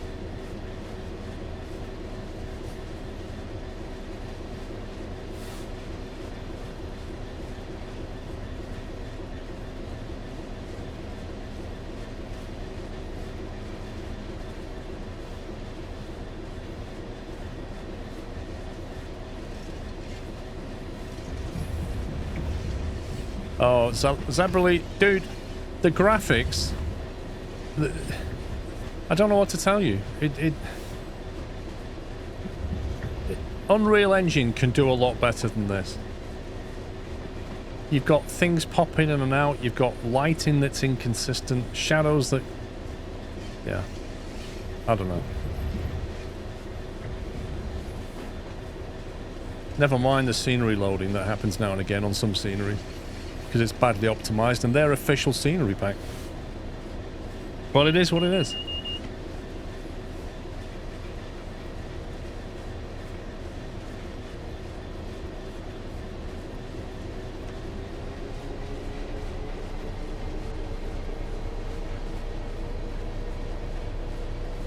Yeah, I guess I need more DLC. But the real tragedy is Train Sim World 5 is coming out and it doesn't improve it. Like every major version, you'd hope that there's literally somebody down there whose job is to make this look better every year.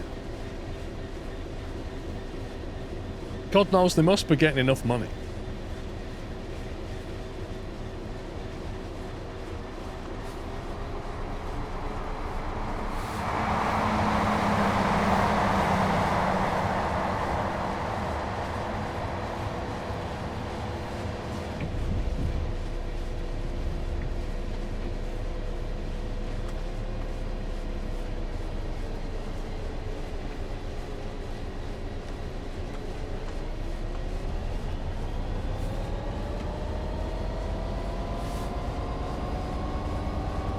Do I think it's the best train sim? It depends what you're looking for. There's quite a few train sims out there. They all kind of do different things. Depends what you want.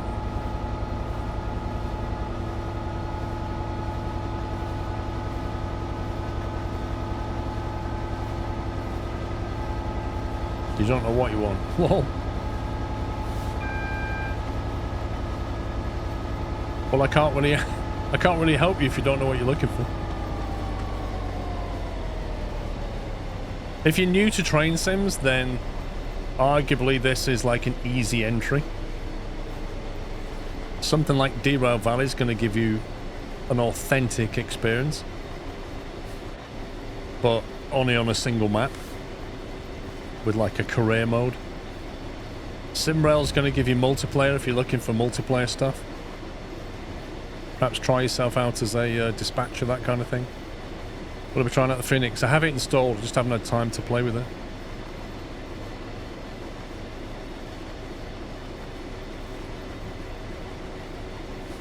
You want career mode and realism. Okay, you're not going to get career mode out of this. And Derail Valley's probably a better bet.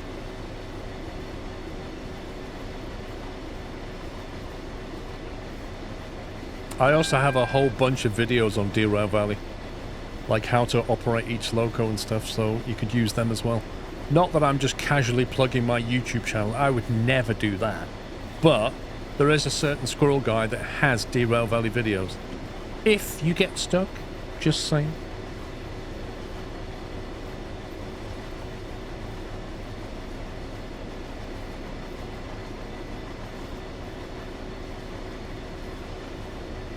Well, I need to put the marker on because I need to know exactly where it wants me to stop. Probably about 3 inches before the red aspect.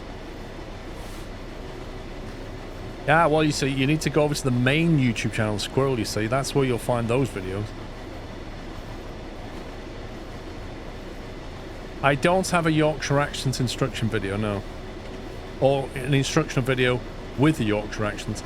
If anything, it would be with a Lancashire accent, because that's where I'm from. Other side of the Pennines.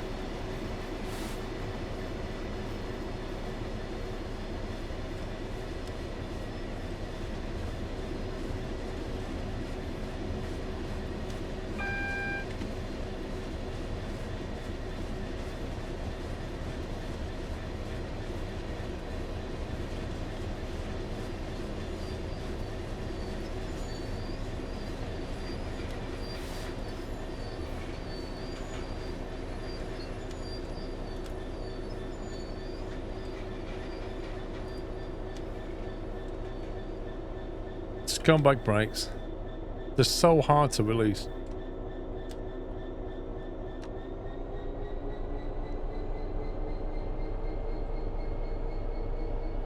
You're waiting for a good new bus simulator. I wouldn't hold your breath on that one.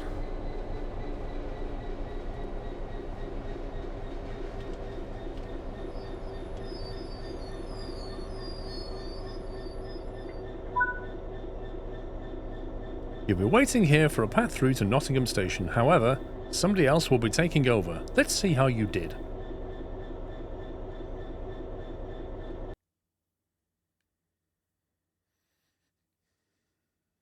We got the platinum. Did a tiny bit of speeding, but we got the platinum. It was literally like a... Not even that, like that was it though.